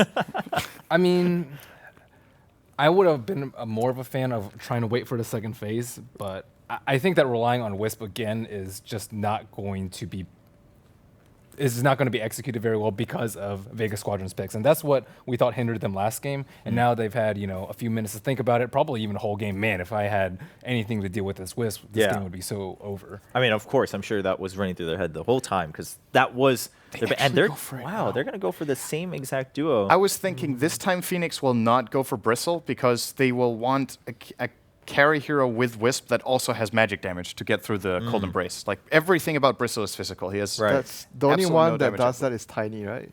Tiny would have been great if you go Tiny with Blink, he just blows up Wyvern. Like every single fight, you just Blink kill him. He's actually also one of the few heroes that can kill Tusk so fast that there's no opportunity to make a defensive snowball play. And once again, even the Wyvern wouldn't be able to save the Tusk. So I think this is. I'm slightly nervous for MVP Phoenix that they're going down the route of just playing the same again because it worked, but this is a totally different context. Is there still an option to pick Tiny? Yes, but it's a little bit of a stretch, right? It's a stretch. More or less, they've been locked in for at least the Wisp Bristle. But this time they banned the Dazzle. And I actually think they might ban the Enigma too, just because the Midnight Pulse was annoying last game, and the Black Holes actually made a huge difference, so they had problems playing around it. I think Darkseer. Yeah, I think Darkseer is actually much stronger because yeah, they of could the ban Wyvern. DS too. That's true. Darkseer with Wyvern. I think if he doesn't ban, Darkseer isn't that scary when Bristle is alone in front. That's where Enigma is a lot scarier because you just drop Midnight Pulse and you can't push for very long. But with Darkseer, it's an Ion Shell. You don't really care, right? I mean, I think it can just impact their lanes a lot more, just because the reason why they got away with the Bristleback so much was because they had an Enigma jungle. If they have like heroes that can actually pressure the map a lot more. That is true as well. That was like the best moment, like the rhythm of the Bristleback. You free farm the off lane, and then you have a teammate stacking the Ancients all the time, so he was as farm as he could have gotten that right. game. Yeah. Okay, well, Vega definitely obviously prepared, and they learned their lesson in the last game. MVP, I mean, at this point, they're going for the same idea no matter what they round it out with. So do you think this is an offlane or a support Tusk so far, or do you think they haven't decided at all? Might be a support Tusk. I think it's support more likely because Darkseer is still open, or even or it depends on what they want to go open. for, though. It's like both options are good. I feel they can definitely go both ways. Okay, well, I'm sure we'll find out soon. One more band to go through here for Vega before they select their next lineups. I just don't think like Tusk can, if they want to do like Wisp Bristle safe lane, then I don't really think Tusk can contest their farm, whereas some of the other heroes are a little bit better at doing that. Like Darkseer and Centaur in particular, I think are really, really good versus these two. If it's two heroes, Darkseer is definitely very good at that. So they're going to take up the magic damage. Yeah. Okay, I mean, Vega seems to be covering all their bases as much as they can. I mean, obviously MVP maybe in some ways helping them out a little bit by going for the same duo and going with the expected picks. But so far, their draft seems to be on lockdown for sure. Is there anything else? Wow, that's something new. The fish man. He is. I was about to say that one of the nice things about Tusk in this game is that he's a very good hero to put a Solar Crest on, and that's a great item against Bristleback. But whatever, let's just get a minus 20 armor instead. And then he's definitely gonna die. Yeah. Fair enough. Flora is one of the classic counter picks to Bristle. That's what I mean. Like when you pick Bristle this early, you just leave the opponent a lot of time to think and a lot of possible avenues to take to counter your Bristleback with single target heroes like Slardar. And I wouldn't be surprised to see them grabbing like a Shadow Fiend as their next hero and just really focusing him down super hard. Most of the Russian teams like to run Slardar plus Shadow Fiend on the same team. It's very powerful. And those two heroes even have pretty good synergy with Darkseer, so they could even round it out with that, which would be like the dream. The whole draft like, is a lot of synergy together if they go for that route. And it's a lot of anti-IO Bristle. Yeah. So what is, I mean, Phoenix obviously already locked in IO and Bristle. Do they just have to run with it, not care that there's more and more counters? That is a very good approach to this, I actually think. Was it just for the takeaway, or? Yeah, so it's pretty good for themselves. They picked the Wind Ranger so quick, so they probably actually wanted Slardar Wind Ranger. Or they just decided we'll get Shadow Fiend, and if they pick Shadow Fiend away from us, instant win. Right, they had they had like the two. But yeah, so the nice thing about Shadow Fiend is even if Slardar puts on all the minus armor, if there's a Requiem and you remove 50% of the damage with that Requiem, then you might actually be able to survive through it. And it was also a nice tonight pick. So I think this can definitely work. Now they need some control though. Like that's the thing. they need some sort of stuns and ways to hit raises and secure a Requiem now. And maybe even some way to protect the Shadow Fiend. Shaker would be a standard one to go with. Yeah, I Shadow mean, Fiend. Earthshaker has gone through. Very this good time. against Tusk. Yeah. And Slaughter, actually. Nice pick against him. So. Okay. And there it is. Very nice. Dead on. And last bet. Anything, I mean, with Vega, are you pretty happy with it so far, and now you're just focusing on something that can come out of the blue, or is there still something you should prioritize from banning away? I just think they need strong lanes. They need to limit Bristle's farm. They need to prevent Earthshaker from like chain pulling and limit Shadow Fiend's mech and BKB timing or whatever build he wants to go. What do you think about Timbersaw and play Tusk as a support? I think 3 strength heroes though. Timber is really good. Timber's definitely good. I don't think it's a hero Mac has played for quite a while. Yeah, I have a feeling like he it's hasn't not practiced something it for that he months, played. so they probably won't go for it. I think it's a solid Clockwork game again, to be honest. It's a way of catching Yeah, Shaker. Clockwork He game. can split IO from Bristle, and he's actually also very good at ganking Shadow Fiend early on, so that could definitely work. I think MVP will ban the clock though. Yeah, more or Right. less. And that will open up for Darkseer if they want to go that route. Okay, no, they oh, are the other way Darkseer, around yeah. maybe. For the Okay. Darks, yeah. Well, So- I mean, one or the other, right? So MVP definitely, given that they still wanted to prioritize the Wisp Bristle, being on top of their draft afterwards, and just knowing that they were going to lock themselves into this corner anyway. Well, Vega, will they take the clock, or do they have something else prepared? Are there any other supports that are good at dealing with this? I mean, we've talked a lot about Tusk being support, but he could easily be off lane. Right. Yeah. And they have another Wisp counter, but I think that's far more unlikely. Well, single target burst and control against Bane? control against Bristle and single target Bane? burst against Do you Wisp think is Bane good. would So work? like they might be considering It's okay. Bane? Bane is okay. I was thinking Lion just to be able to finger the IO out of the fight immediately and have 2 lockdowns for Bristle so he doesn't run rampant, but Russian teams then like you have a Bane, though. Lion. No. All right, fair. I don't think it's Lion they're going for. I think it's support Tusk and they will get a clock. It just seems like a solid decision. Whoa. I mean, Bane on the table, like Winter mentioned. And Mag So- delivers on clock every Yeah, single time. that's He true. is so good with the hero. It's going to make them feel comfortable if they grab such a key hero for him. All right. I mean, it's his last game, so it's not just MVP Phoenix that has to be in their comfort zone, right? I mean, at this point, Vega kind of in the same shoe after now the series being tied 1-1. I think Vega has to do a better job of controlling the Ancients. I don't know if they realize that's how Bristle got so far last game, but maybe okay. they had a few minutes to like analyze the replay. But that Ancient stack like was So this is really ridiculous. Massive fighting, Undying plus Tusk. Okay. Huh. This is so is this an offlane Undying for Mag or is it Tusk? I'm guessing it's Tusk. I think right? it could be 2 and 2. I think they yeah, can but who's farming? I think it's they can farming actually Tusk, do right? both way though. Like some teams maybe tend to prefer farming the Undying, but some Yeah. teams will actually play the Undying as a support and let the Tusk farm. I think either way is fine. It depends what they want to do though, because if they actually farm the Undying, he can actually get the mech. Well, I guess it's the same for the Tusk. You can get the mech on the Tusk as well. But who do you think is actually much more worth it? In my opinion, farming the Tusk would be more worth it. This is really okay. So I want to quickly mention a couple of things here. All so right. Omni Knight's Ultimate Guardian Angel is of course incredible against very physical, heavy lineups like they're playing against here. So I think that's the main reason they're getting it. In addition to that, you can counter quite a few Counters things with Winter's Repel here. Curse, I mean, Yeah. Yeah. And in addition to that, I think part of the argument for Vega picking up the Undying is how good he is together with Tusk. Like Frozen Sigil on top of Tombstone is ridiculously hard to deal with. And on top of that, they even have multiple slows from Wyvern. So I think these are some really, really well-rounded lineups for both teams. And we got taken off guard by the last 2 picks. At least I did. I was not expecting either of these two. Yeah, I mean, Winter, do you have anything I wonder to who add feels like they have the better draft. I think the laning phase would again be very crucial. From the draft alone, I think Vega have much stronger lanes. Okay. They have a very good pressure lane against the carry of MVP Phoenix with the Tusk and Undying. And the other lane they have is Winter Weaven with Slada, which is also a really strong lane. So all in all, I think laning-wise, Vega has better lanes, but team fight, MVP has better team fight.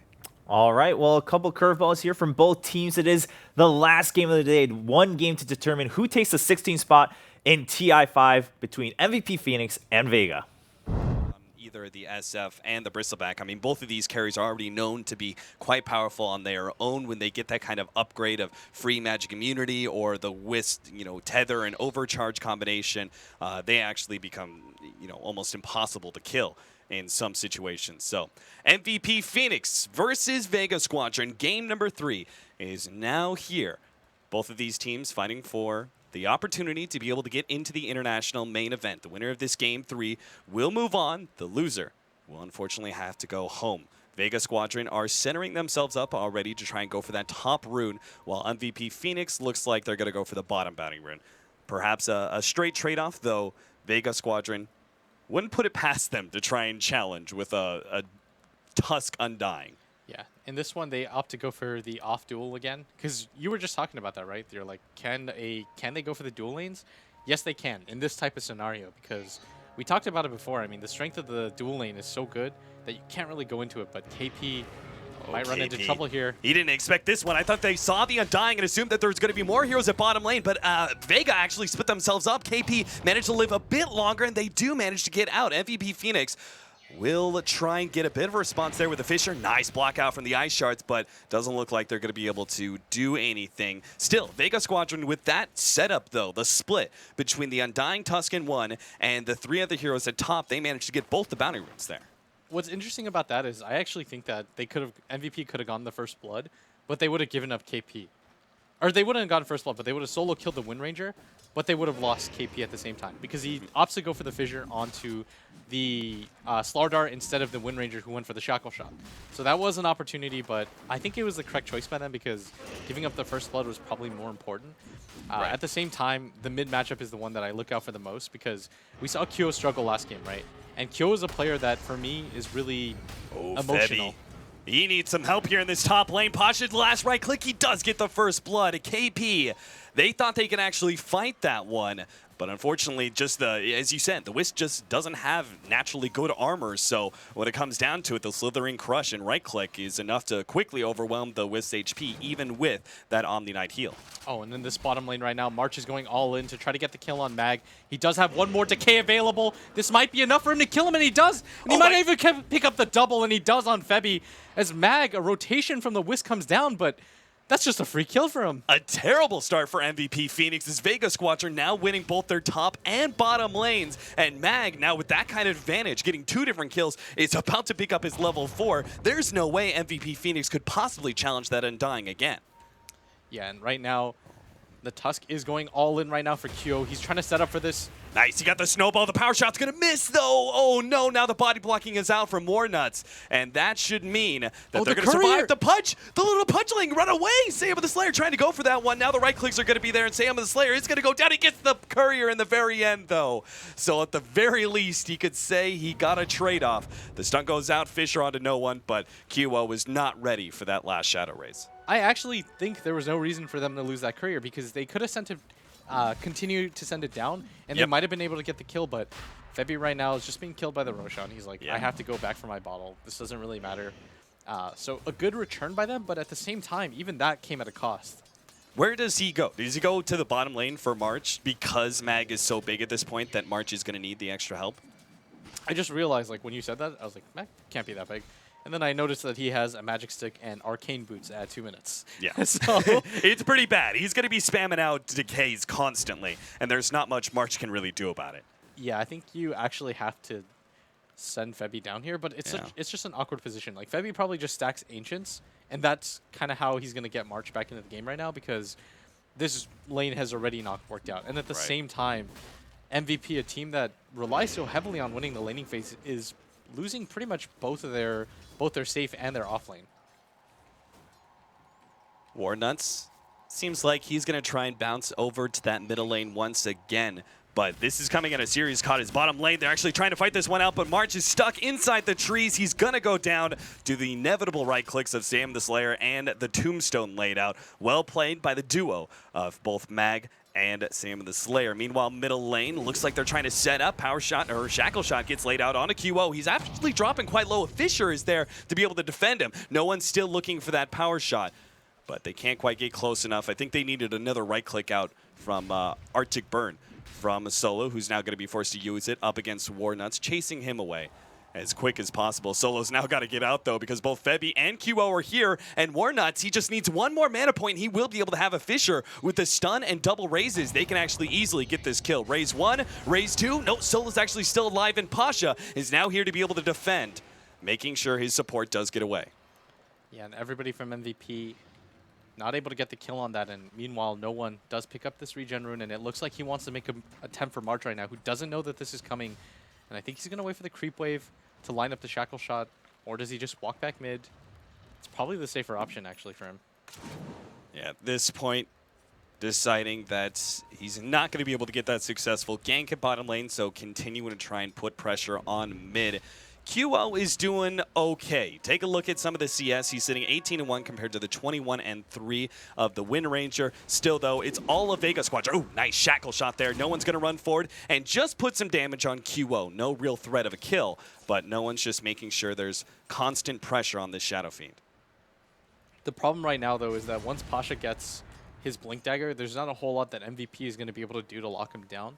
Because if you do notice that there is a conspicuous amount of disables, because if you opt to go for both an Omni Knight and a Wisp, you're just lacking in disables overall. Because what should be an initiating hero isn't. And so I think fights are going to be awkward for MVP because they're going to have to spend so much time chasing people down. And so the laning phase was definitely meant to go better, but especially with that first blood at top and that free giveaway to Mag at bottom, things have really kind of turned bad for them right now. Yeah, it seems like MVP Phoenix, looking at this lineup, just looking to outlast, essentially, Vega Squadron. Despite having a lack of disables and everything else, they have just tanky heroes with a lot of heal.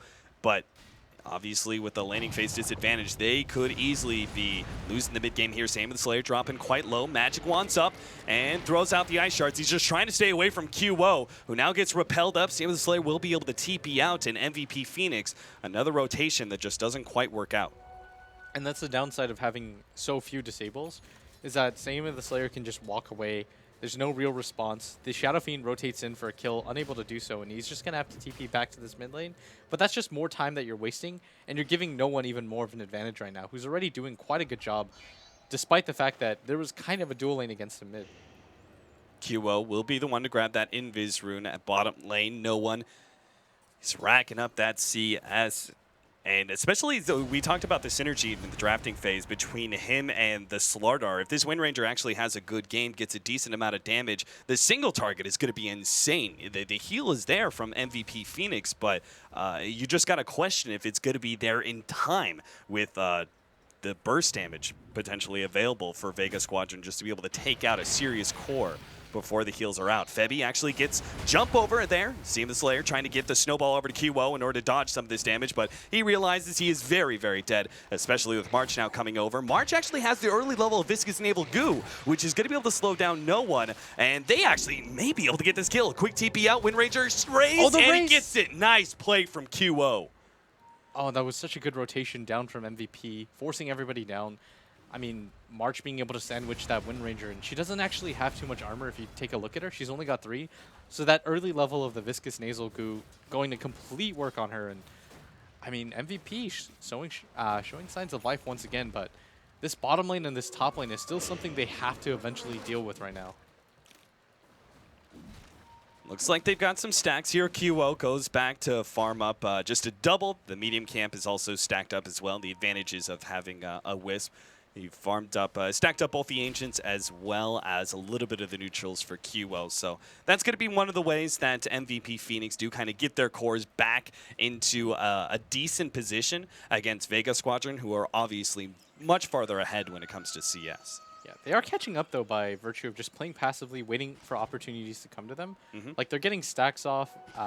Febby continues to do the smart thing, and he just continues to stack this Ancient camp for March, and this is going to be March's way back into the game. And they know that this Tusk is down here, but can they actually kill him? That's a different story. Is beautiful Ice Shards laid out by him. Yeah, that's actually March. Can't quite sneak through. Unfortunately, he's just got a little bit too much weight on him. QO locked in by the shackle shot. No one does pop the wind run in order to try and run him down, but Shadow Fiend is going to be able to get away thanks to his bottle.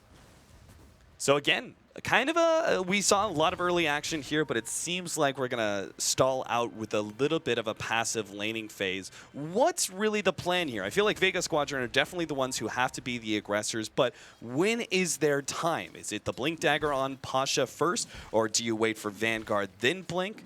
Or maybe you just go much, much earlier and focus on the fact that Mag has a ton of farm. You just need a few levels more than anything. Like you need levels on your Winter Wyvern. He has to get the level 6 for you to really get into a dominant fight. It's probably less important for the Tusk to get levels, but you definitely need the level 6 on solo, and you probably need the Blink Dagger just to open up, as the Tusk is going to lay down that Eye Shards, but this is just to annoy him as Febby is able to sneak by. And yeah, they'll still get that good use of the courier there to be able to get the vision. Febby is going to be gone on, but he's got to tether up in a second. He needs to be able to use it now. The snowball's actually going to put Sayoma's Slayer in a bad position. Warnuts is here, looking for that Fissure block out. Sure enough, the Tusk will lose his TP. March is here at the same time, focusing down that Tombstone in order to make sure his allies can safely go for the Tusk. So it actually turns out to be a double win there. They not only get the kill, the bounty on the Tombstone, but as well as the kill on the Tusk. Once again, MVP Phoenixes, their very passive approach to the laning phase and willing to rotate multiple heroes to one lane does seem to be paying out big dividends. Oh, definitely. And this passive style is really helping them because you're noticing in this mid lane, the Shadow Fiend, just by virtue of doing the stacks repeatedly, has completely caught up to this Wind Ranger right now, who hasn't had the best time. She's trying to rotate in for a gank, but unable to do so. And her item progression and farm progression have kind of slowed down compared to QO, who just continues to farm out the lane.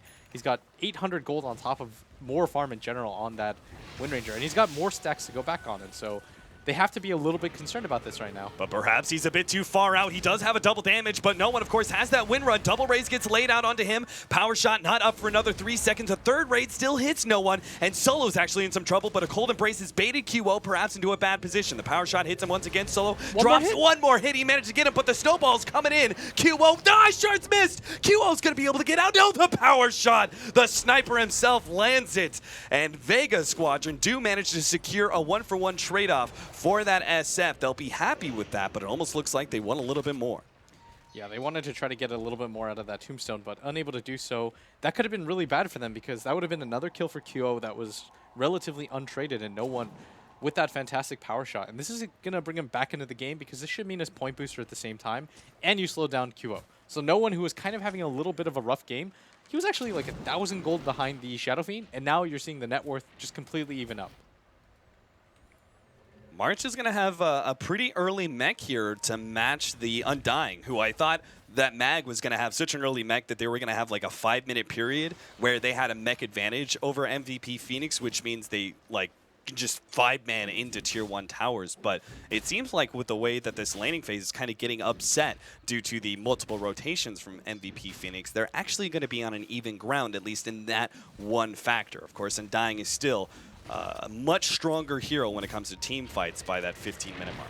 Yeah. The problem for MVP, though, is that QO needs more net worth than this, because even if he is ahead of the Wind Ranger, SF is a hero that thrives on being even further ahead than he currently is. Like, you typically want to see your SF almost like half an item in lead over everybody else just because he needs it.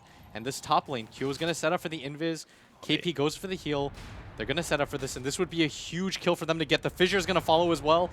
Nice ultimate. Pasha hits one raise, but is actually now trying to sprint himself out, and they don't have the disables to be able to stop him. He might just be able to make a TP away. Pasha, another raise. This one actually doesn't hit. He hits the stun, though. In the end, he is not able to make himself out. MVP Phoenix are successful in their 3-man rotation. Vega Squadron are going for a push at the bottom tier 1 tower, but we already have March and Febby ready to defend. And MVP have done such a good job of battling back into this game. You saw them at a pretty significant disadvantage in the early game, but this laning phase, they've stabilized. They're starting to get ganks off. QO with a good rotation at top, being able to nail that Slaughter before he gets his Blink Dagger.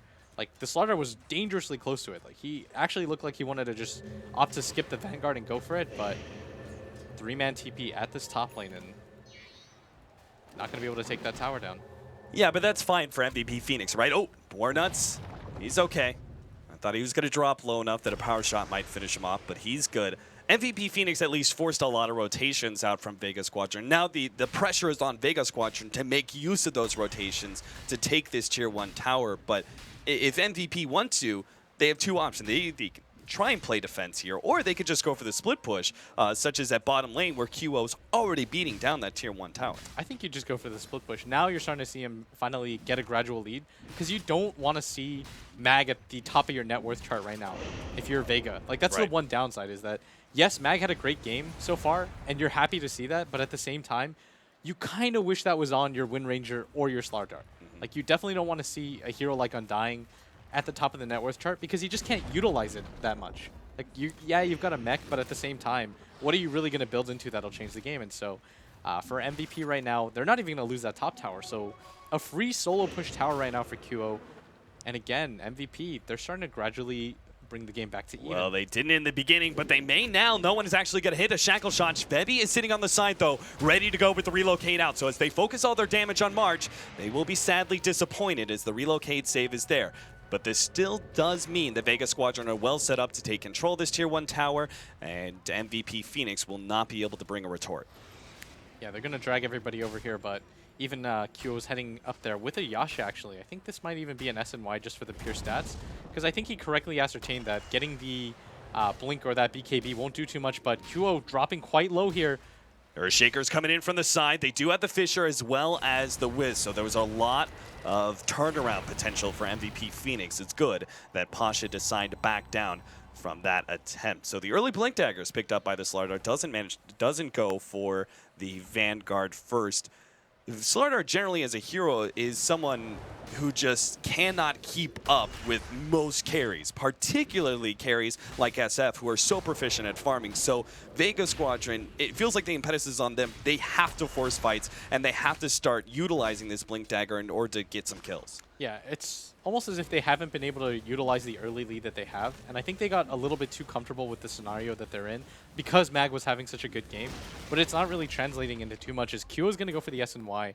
I think this is a really good pickup, because if he goes to the BKB, like I said, remember I was like, there's just so much that can counter him. The Yules doesn't do too much for you. You've got a mech on March, so going for this SNY into something like a BKB is probably the correct option. So a more stat-focused build. The Tier 2 tower, I mean, they already gave up the Tier 1 for free. There's no way they can give up the Tier 2 for free as well. And that's why Vega Squadron start trying to chase down MVP Phoenix. But a good Fisher block means that there's no hope. The Tosco is unable to get his snowball, and MVP Phoenix will make a clean escape.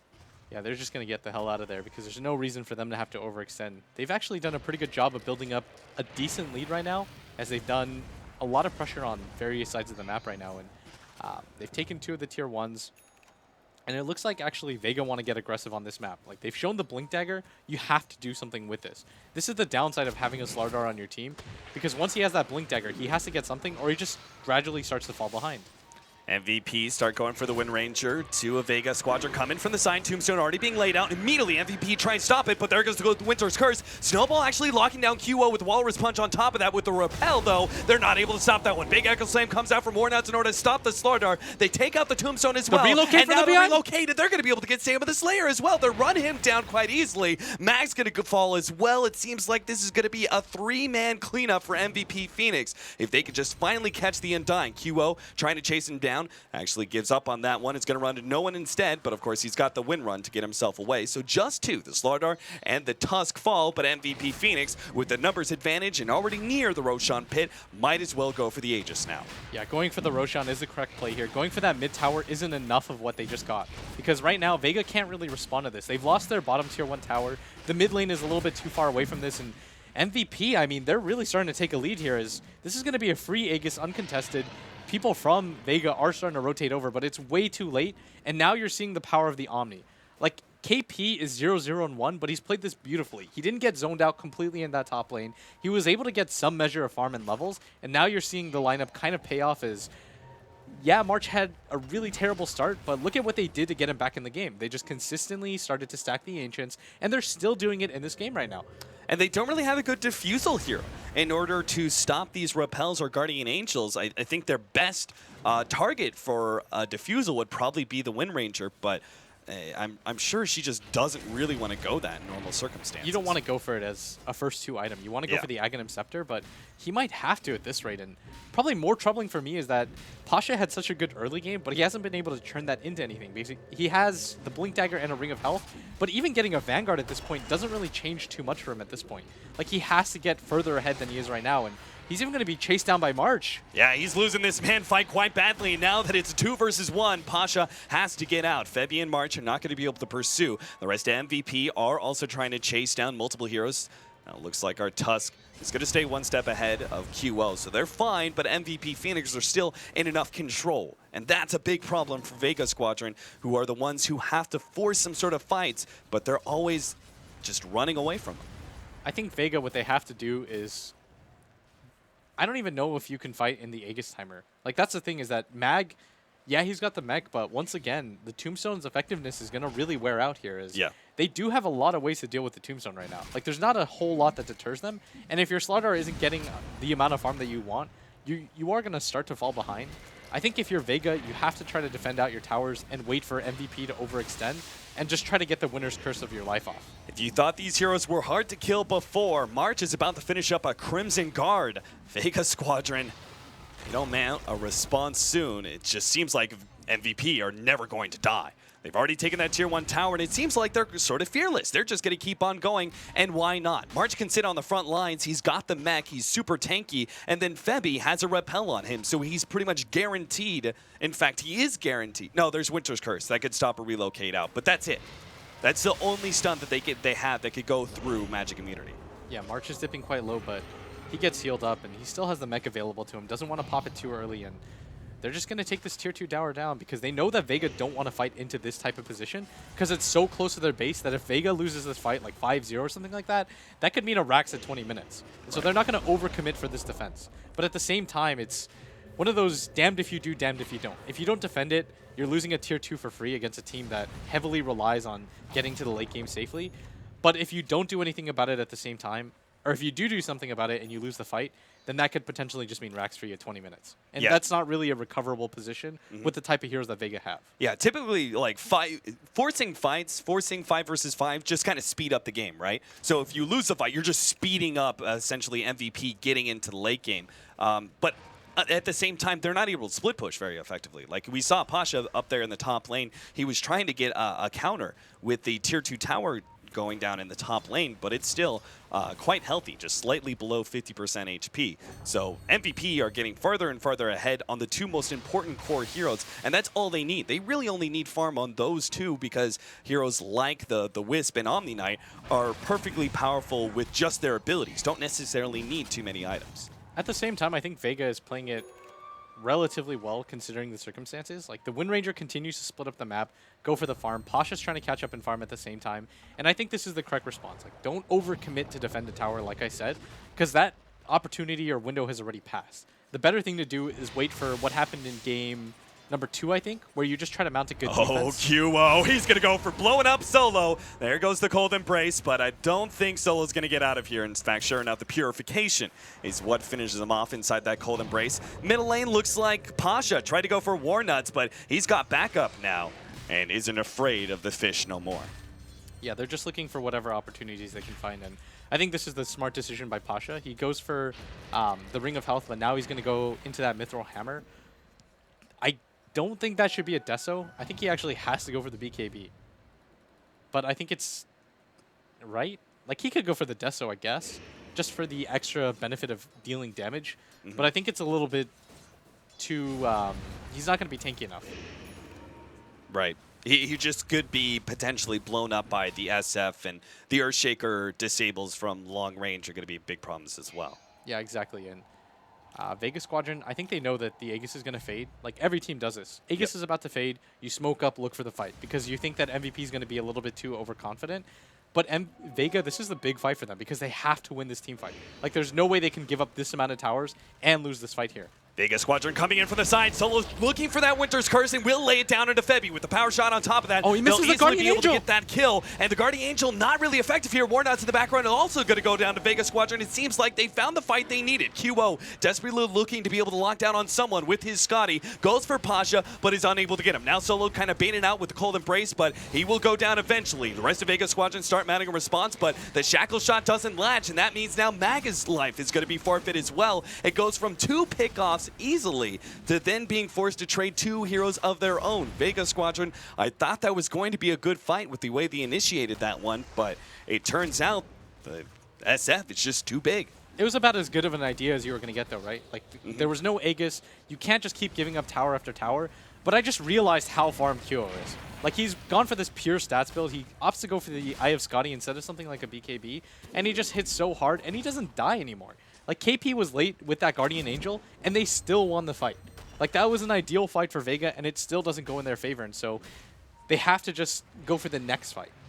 Like, you just have to continue to play this out, hope that you can maybe initiate on KP, and hope that you can just outlast MVP. Yeah, because even though QO's got this build, like, you can still outkite him. Yeah, it kind of seems like Vega Squadron have to almost sit back and farm up some more, even. With Wind Ranger just not doing nearly enough damage to threaten anybody yet.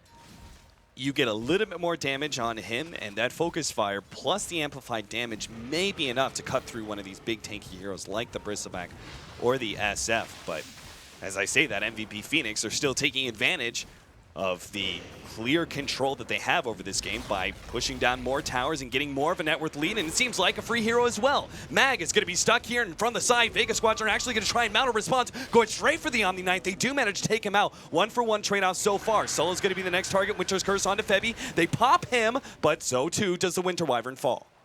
Yeah, and the course from MVP, like you said, they're just not following right now. Like, there's just not enough damage coming on them. Look at that. That's a Focus Fire with amplified damage, and they still don't do enough. Yeah, between the passive of Bristleback as well as just the natural tankiness of the hero. He's got Crimson Guard. He's got Plate Mail.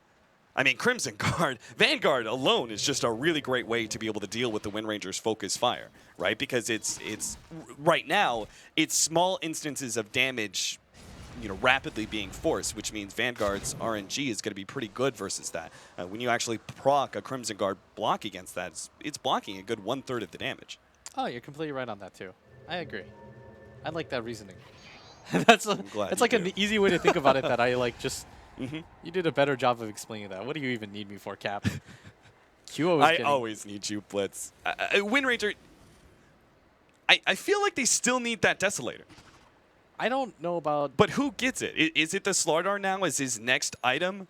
Or does Wind Ranger go for like a Desolator of his own? Because I feel like they're just not cutting down the heroes to size, and they need that kind of cheap damage item available. Maybe Deso is a decent choice, but I'm starting to think that they need at least one person to carry around the Diffusal, but I don't even know if that'll get to that point, because I think this next Roche fight is going to be the determining factor, because all of the tier 2 towers are down. MVP, that top tower is getting somewhat low, and so this next Roche fight should kind of determine whether they can go high ground or not. So I think if you're Vega, you have to get into a smoke and just go for it. You can't let MVP just get an Aegis onto March or QO and let them march down the lane. Right. Because QO's just getting so farmed right now. Like, he's almost got a full MKB on top of that. And so I think if you're MVP, you go for the Roshan.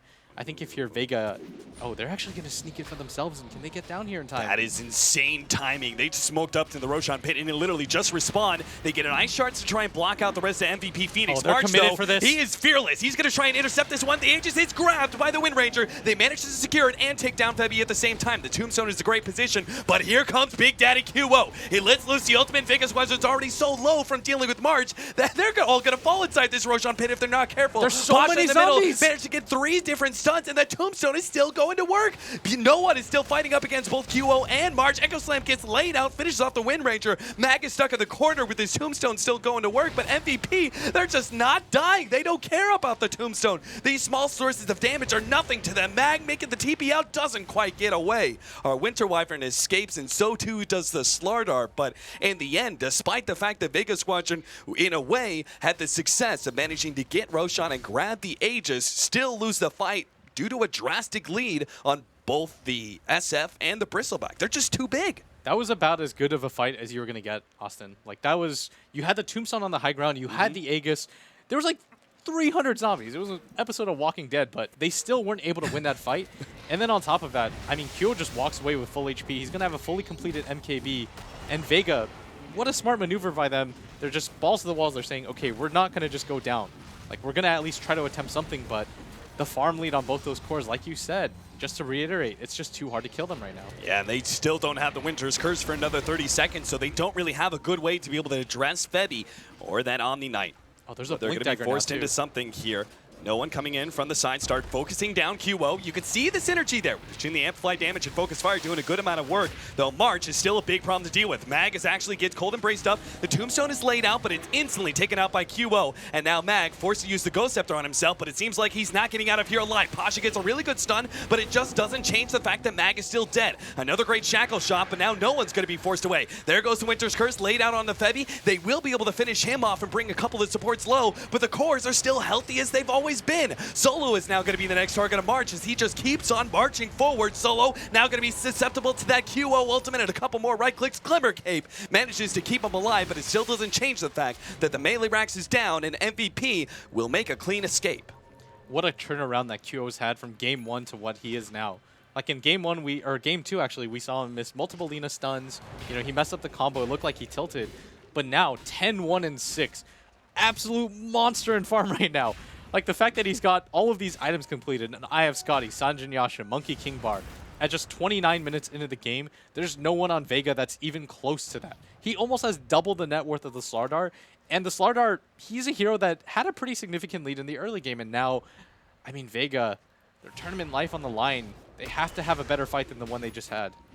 And Assault Cuirass about to be finished up for our Bristleback. A huge increase of not only damage for the Bristleback, but obviously that armor increase just makes the Slardar more and more useless as time goes on. Slardar's a carry that has to be effective in those first like 20 to 30 minutes, and we're rapidly going into more of a mid to late game factor where Slardar may be dropping in his power level.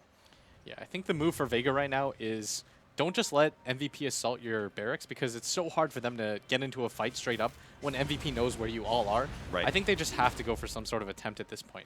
Because right now, the surprise factor is all that they really have. Like, if they just let MVP beat around their racks, I think that the game just doesn't go in their favor, especially with how tanky March is. Like, you're starting to rapidly run out of options. But for Vega, I mean, it's so risky because this is their tournament life on the line. And it's QO is tanky as hell as well. I mean, he's now got the Talisman of Evasion. He's going to be building into the Butterfly. And you can see the Wind Ranger. We talked about all the items that we may need to see for Vega Squadron. Tack one more on the list. That's an MKB for the Wind Ranger, and that's nowhere in sight. So that evasion is going to be incredibly strong for QO. He may not even care if he's focus fired up and has that amplified damage on him. Yeah, and so MVP begin their march in this bottom lane. They want to get the second set of racks down at 31 minutes and just put a stamp on this victory as March is the first one up. They start focusing down that tier 3. Focus fire being laid onto March, but he's very easily being healed by both KP and Febby, and he's still sitting over that 50% marker. Meanwhile, QO runs forward and actually threatens no one. They do have the Winter's Curse. They need to try and chain stun him down. QO gets hit by the snowball, but there goes the response from KP. He gets off a beautiful Guardian Angel, and the toss is already down and out from the counter initiation from Mornuts. He does get shackled up, and Vegard's actually going to be able to pop him real quickly, but Pasha is now fighting up against both Febby and March straight in front of his fountain, and he's losing that fight. No one. He needs the cold embrace to be able to save him, but QO takes that opportunity to let loose another ultimate. No one makes the run away. Glimmer Cape trying to save him, but this time they will see him with the counter ward. Mag now trying to get back to his fountain as well. Will die to the last MKB strike from QO as well, and they turn their attention to that second lane of racks as MVP seemingly moments away from their victory here in Game 3. And once again, we see the same 3 heroes living throughout all of the fights. March isn't even touched right now. He's got full everything. Kyo's in the same position. KP opting to go for that Vlad's and that Blink Dagger. It's just so hard for them to get caught out of position. You saw him blink in this time. Guardian Angel, no response from Vega as they just can't live anymore. And now the Mega Creeps is going to be coming in soon. Melee Rax is already down, and just the range Rax that's left. They now focus Pasha as he comes forward, calling the brace. Snowball trying to save him, but QO, he says, if you don't want to fight me, that's fine. I'll just take your range Rax and force Megas. And sure enough, there it is. Vega Squadron being forced back to their fountain with Megas on the way. Go ahead and call it. GG, well played. Congratulations, says Solo, as MVP Phoenix. After what was one of the most intense games that we've ever casted in game number 2, managed to take that game and take game 3 very convincingly to be the 16 team going to TI. And how many games did they have to play just to get to this position? Last year, or the year before against Liquid, they came just short of getting into the main event. Now we see them here. March, who's probably going to retire after this tournament to do his military service, manages to keep his TI hopes alive. But fantastic job by Vega getting as far as they did. Props to them for that second game that they put up. And I mean, there are no real losers here. And you have to give some serious shout-outs to Vega Squadron for putting in the hours. I mean, the last 5 months, I watched this team grow from going through the small gigabyte challenges of tournaments and only picking up a grand or 2 there to progressing into more esportals and, you know, actually taking some of those series against some of the bigger names and then finally going into the qualifiers and picking up that second place slot and almost making it into the main event. The team has grown significantly in the last 5 months, and that should not be ignored, but they are unfortunately not going to be making it to the TI main event. MVP Phoenix will be your last team. And that means we are actually done for the day. We're going to call it. Thank you so much for all of you guys watching. We'll pass it off to the analyst now. Thank you very much, John. What a finish to the day. I mean, MVP pulling through after that epic game 2, and then just coming out strong and swinging. They next leveled Vega, man. They're like, okay, we know you're going to pick Wisp counters, but then we have the Omni Knight. Yeah, that was it was not crazy. expected. Yeah, I mean, all of us were a little bit thrown off by it, but then as the game panned out, I was like, yeah, I mean, I guess that makes sense. And they came prepared.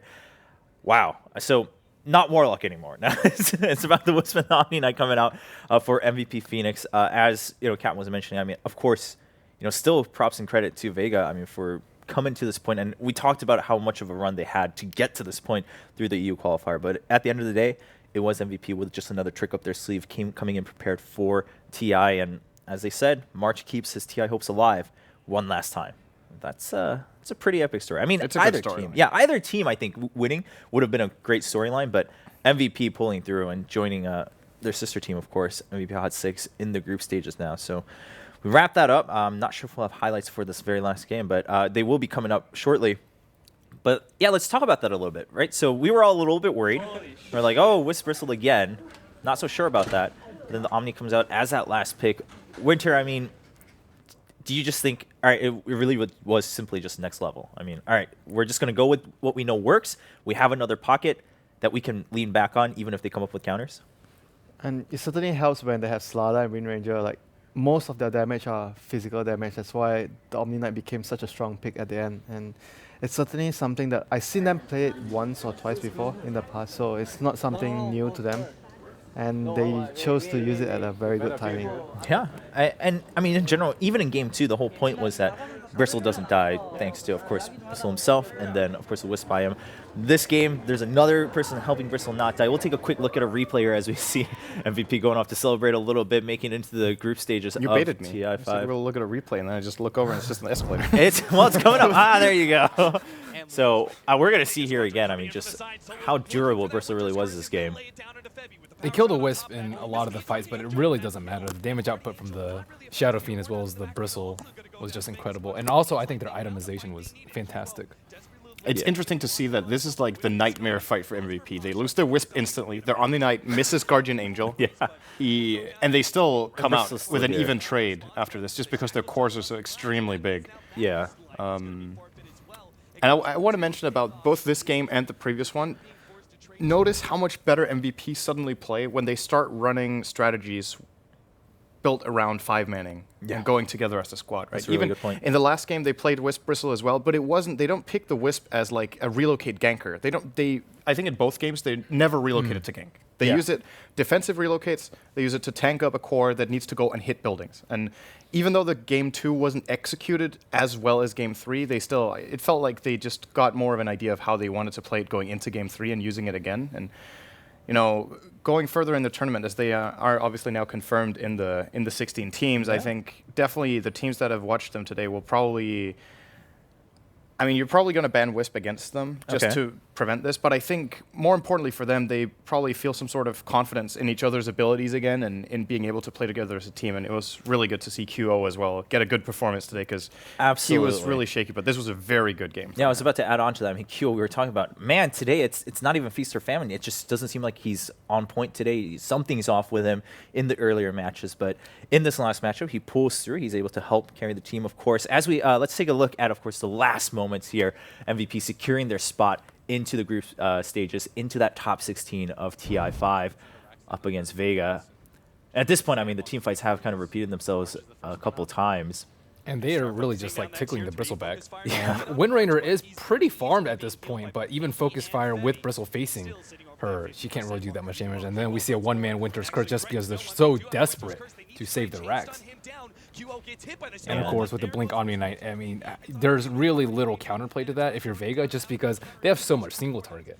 And I mean, we've seen teams struggle without that much AoE, but yeah, MVP with the MKB pickup. They didn't have a diffuser as well. Yeah. Sin was talking about it before. Do you think they should have gone Diffusal over Ags first on Windranger? Because I do. Like, in this situation, but the difficult thing is you need to identify it before the problem happens. They need to realize that this is going to be a problem in 5 minutes. Because their early game was actually good. Like, they were ahead, I think, 5-1. They found the ganks. Maybe they feel like, okay, we're actually in a good position. The Omni Knight, we can play around it. We can kite them and wait until Guardian Angel is over. But ultimately, they weren't able to deal with the repel on the Shadow Fiend, and maybe with a Diffusal Blade first item on Windranger, who is actually decent on. I mean, it is okay synergy with Focus Fire, although before you have Ags, not so great. Still, you could have maybe built it in that order, Diffusal into Ags. I think that could have. I mean, he built them. Super Tank though. I think like they can last. Like you just repel if he diffuses, you GA, right? I think he's not super squishy. If he went for a more glass cannon build, then I think it works. But with the way they did it, I think they can just last through 2 repels, no problem. And Windranger wouldn't do enough damage. They had like huge damage issues. I mean, what do you think, Winter? Would that have made enough of a difference? I mean, obviously a little bit, but I mean, it will be a good help in focusing like the fun guy in front with the repel. But at the end of the day, because they were so far behind from the early stage, it might not have mattered that much anyway. Because they were just too farm on the Bristle and the Shadow Fiend. They got too many items on them.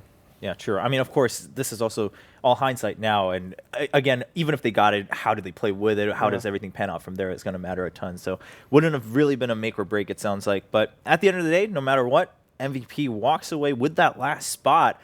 And I mean, you saw how happy they were. The coach comes in and hugs Nutsall and carries him around. And, of course, March is going to be pretty happy about that. So as we continue to wrap up here, let's take a look at how things are going to look going forward. Again, this was, essentially day 0. We were in the wildcard play-ins, but tomorrow's when things really pan out. We do have 2 groups, Group A and B, each with 8 teams each. And again, important thing to note, no one's going to get eliminated during the group stage. It's for seeding into the main bracket stage. So we're going to have MVP going into Group A and CDEC going into Group B. Now, this has been some discussion on, is there necessarily a group that's like scarier or less scary, that's going to be easier for certain teams or not? What are your thoughts, Synderen? I think the groups are pretty even. The big question mark for me is how good are newbie going to be? Because out of the 10 invites, I think they're the biggest question mark for everyone because we don't really know, and they could impress a lot. Like if they've prepared well, obviously last year, I don't think the expectations for newbie were that high, at least compared to how well they ended up. Right? They finished like 8th, I think, in the original group stage with all 16 teams, and then they went through the entire bubble race and went to go the whole way. So, but apart from that, I have high expectations for Empire and Vici Gaming. I think a lot of people rather are not expecting Vici Gaming to do so well. They think LGD and maybe even IG are stronger contenders. I disagree. And yeah, like I said, Empire for me will have their first big tournament or their first big TI here for many of those players. This is going to be this time. I think they've really developed a lot as a team and found a solid playstyle. So for me, yeah. I don't know. Do you guys think Group A is the group of death? Because that's what I've heard from. Yeah, that's what people are saying. I actually think that Group A is probably slightly harder. Yeah. Slightly. Okay, so slightly. Just slightly. Yeah, so slightly. it's not like a massive difference, but if you were given a choice, you would choose team or Group B. Yeah, I mean, but if you're the wildcard team, you just don't care. Well, right. you just want to get into the main event. You don't care what group you're in. That's true. I mean, obviously, that's not going to be on their minds. Just being able to play in the top 16 and trying to see how far they can go. But CDEC didn't pick Group B, right? They just got into Group B from winning. So the winner of this doesn't like choose groups. So they didn't pick it because they think it's weaker. No, yeah. So, but we're just talking generally, even before the wildcards got seeded, and everyone was like, Group A seems to be the group of death. I mean, it's going to be so much harder. But maybe at the end of the day, it's only a slight difference. Now, you were talking about Vici and Team Empire. Another big question is, will there finally be a team that has a 2-time repeat? Or even, TI champion. Or even a player. Well, player, right. Yeah, player is also possible. Now, some people are saying player probably a little bit more possible just given who's favored, secret. But do you think, on the other hand, a team coming back and going for the 2-time run is also a possibility? Because I bring this up because Cinderun was talking about newbie, how are they going to do? Because last year they kind of showed up. What do you think, Winter? That will only be possible for 2 teams, I guess. Navi, IG, and newbie. Oh, 3 teams. Navi, IG, and newbie. And the 3 of them, I would say, the highest chance probably, I guess at the moment, IG probably has the highest chance, because newbie is like, we don't know what's going to happen to them. We really don't. True.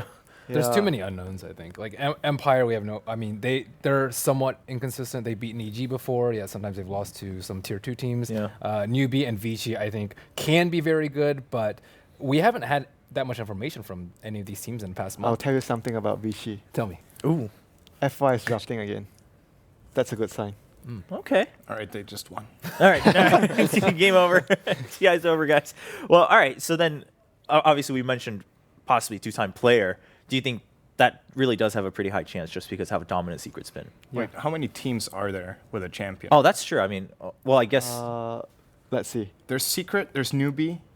Navi, of course. And Not Alliance. Wow, Ben. Well, I mean, I'm saying it's not possible. We've only had 4 TIs, and one of them's not here, so at least 3. No, but it's the players are spread. Right. The players are not playing on the same team. We're talking individual players. Okay, now we're on the same page. I was like, wow, that's. I was actually thinking about making that joke when he was talking about. I was like, that's just distasteful. Well, okay, so I was trying to make the math.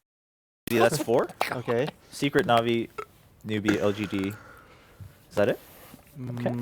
I mean, that's about quite a few. Who else? So. All right, so that's a quarter of the teams, right? And yeah. Secret, of course, is very favored going in, but of course it is a 2-way tournament. Newbie, we don't know what's going to happen. So yeah, it looks like there's a high chance we're going to have someone that does have the 2-time title, I guess, as a player himself. Now, going forward, as you can see, we have a ton of games going on to the group stage. Even if we have a week to go through them, we're going to have 3 streams, ladies and gentlemen. So we're going to show you which games will be coming up on the main stream now. Kicking off things tomorrow, it will be Cloud9 versus LGD. And then we're going to see Team Secret also playing up against Fnatic. Can't wait for Vega Squadron versus Complexity. Yeah, so these are all at 9 a.m. So these are going to kick off at the very beginning of the day. So the second game on that one is obviously not Vegas Squadron, but MVP Phoenix, yeah? I would assume so. Yes, it should be MVP Phoenix. Right. And then Cloud9 versus LGD will be the one that's on stream 1. So stream 1, 2, and 3. So you can pick which team you want to follow a little bit more. Or maybe you can turn on all 3, watch all 3 at the same time with all the casters on. That'd be exciting. That would be really confusing, I think. Especially if there's like a hero that's picked in all 3 games. Yeah, that's true. You don't know which screen to look at. Imagine 3 Enigmas. Wow. Oh, yeah. That'd be exciting. So, all right, so we do have, again, 3 streams. We'll kick things off here with Cloud9 versus LGD. So you can stay tuned for that. We return at 9 a.m. Pacific time, PDT. Not going to run through all the time zone calculations live right now because my brain is a little bit fried. But I'm sure you'll catch it here and there, whether it's on online communities or on social media. Until then, we wrap up day 0. We kick things off with the main event tomorrow. Group stages kick off day 1 of the International 2015 at 9 a.m. We'll see you guys tomorrow.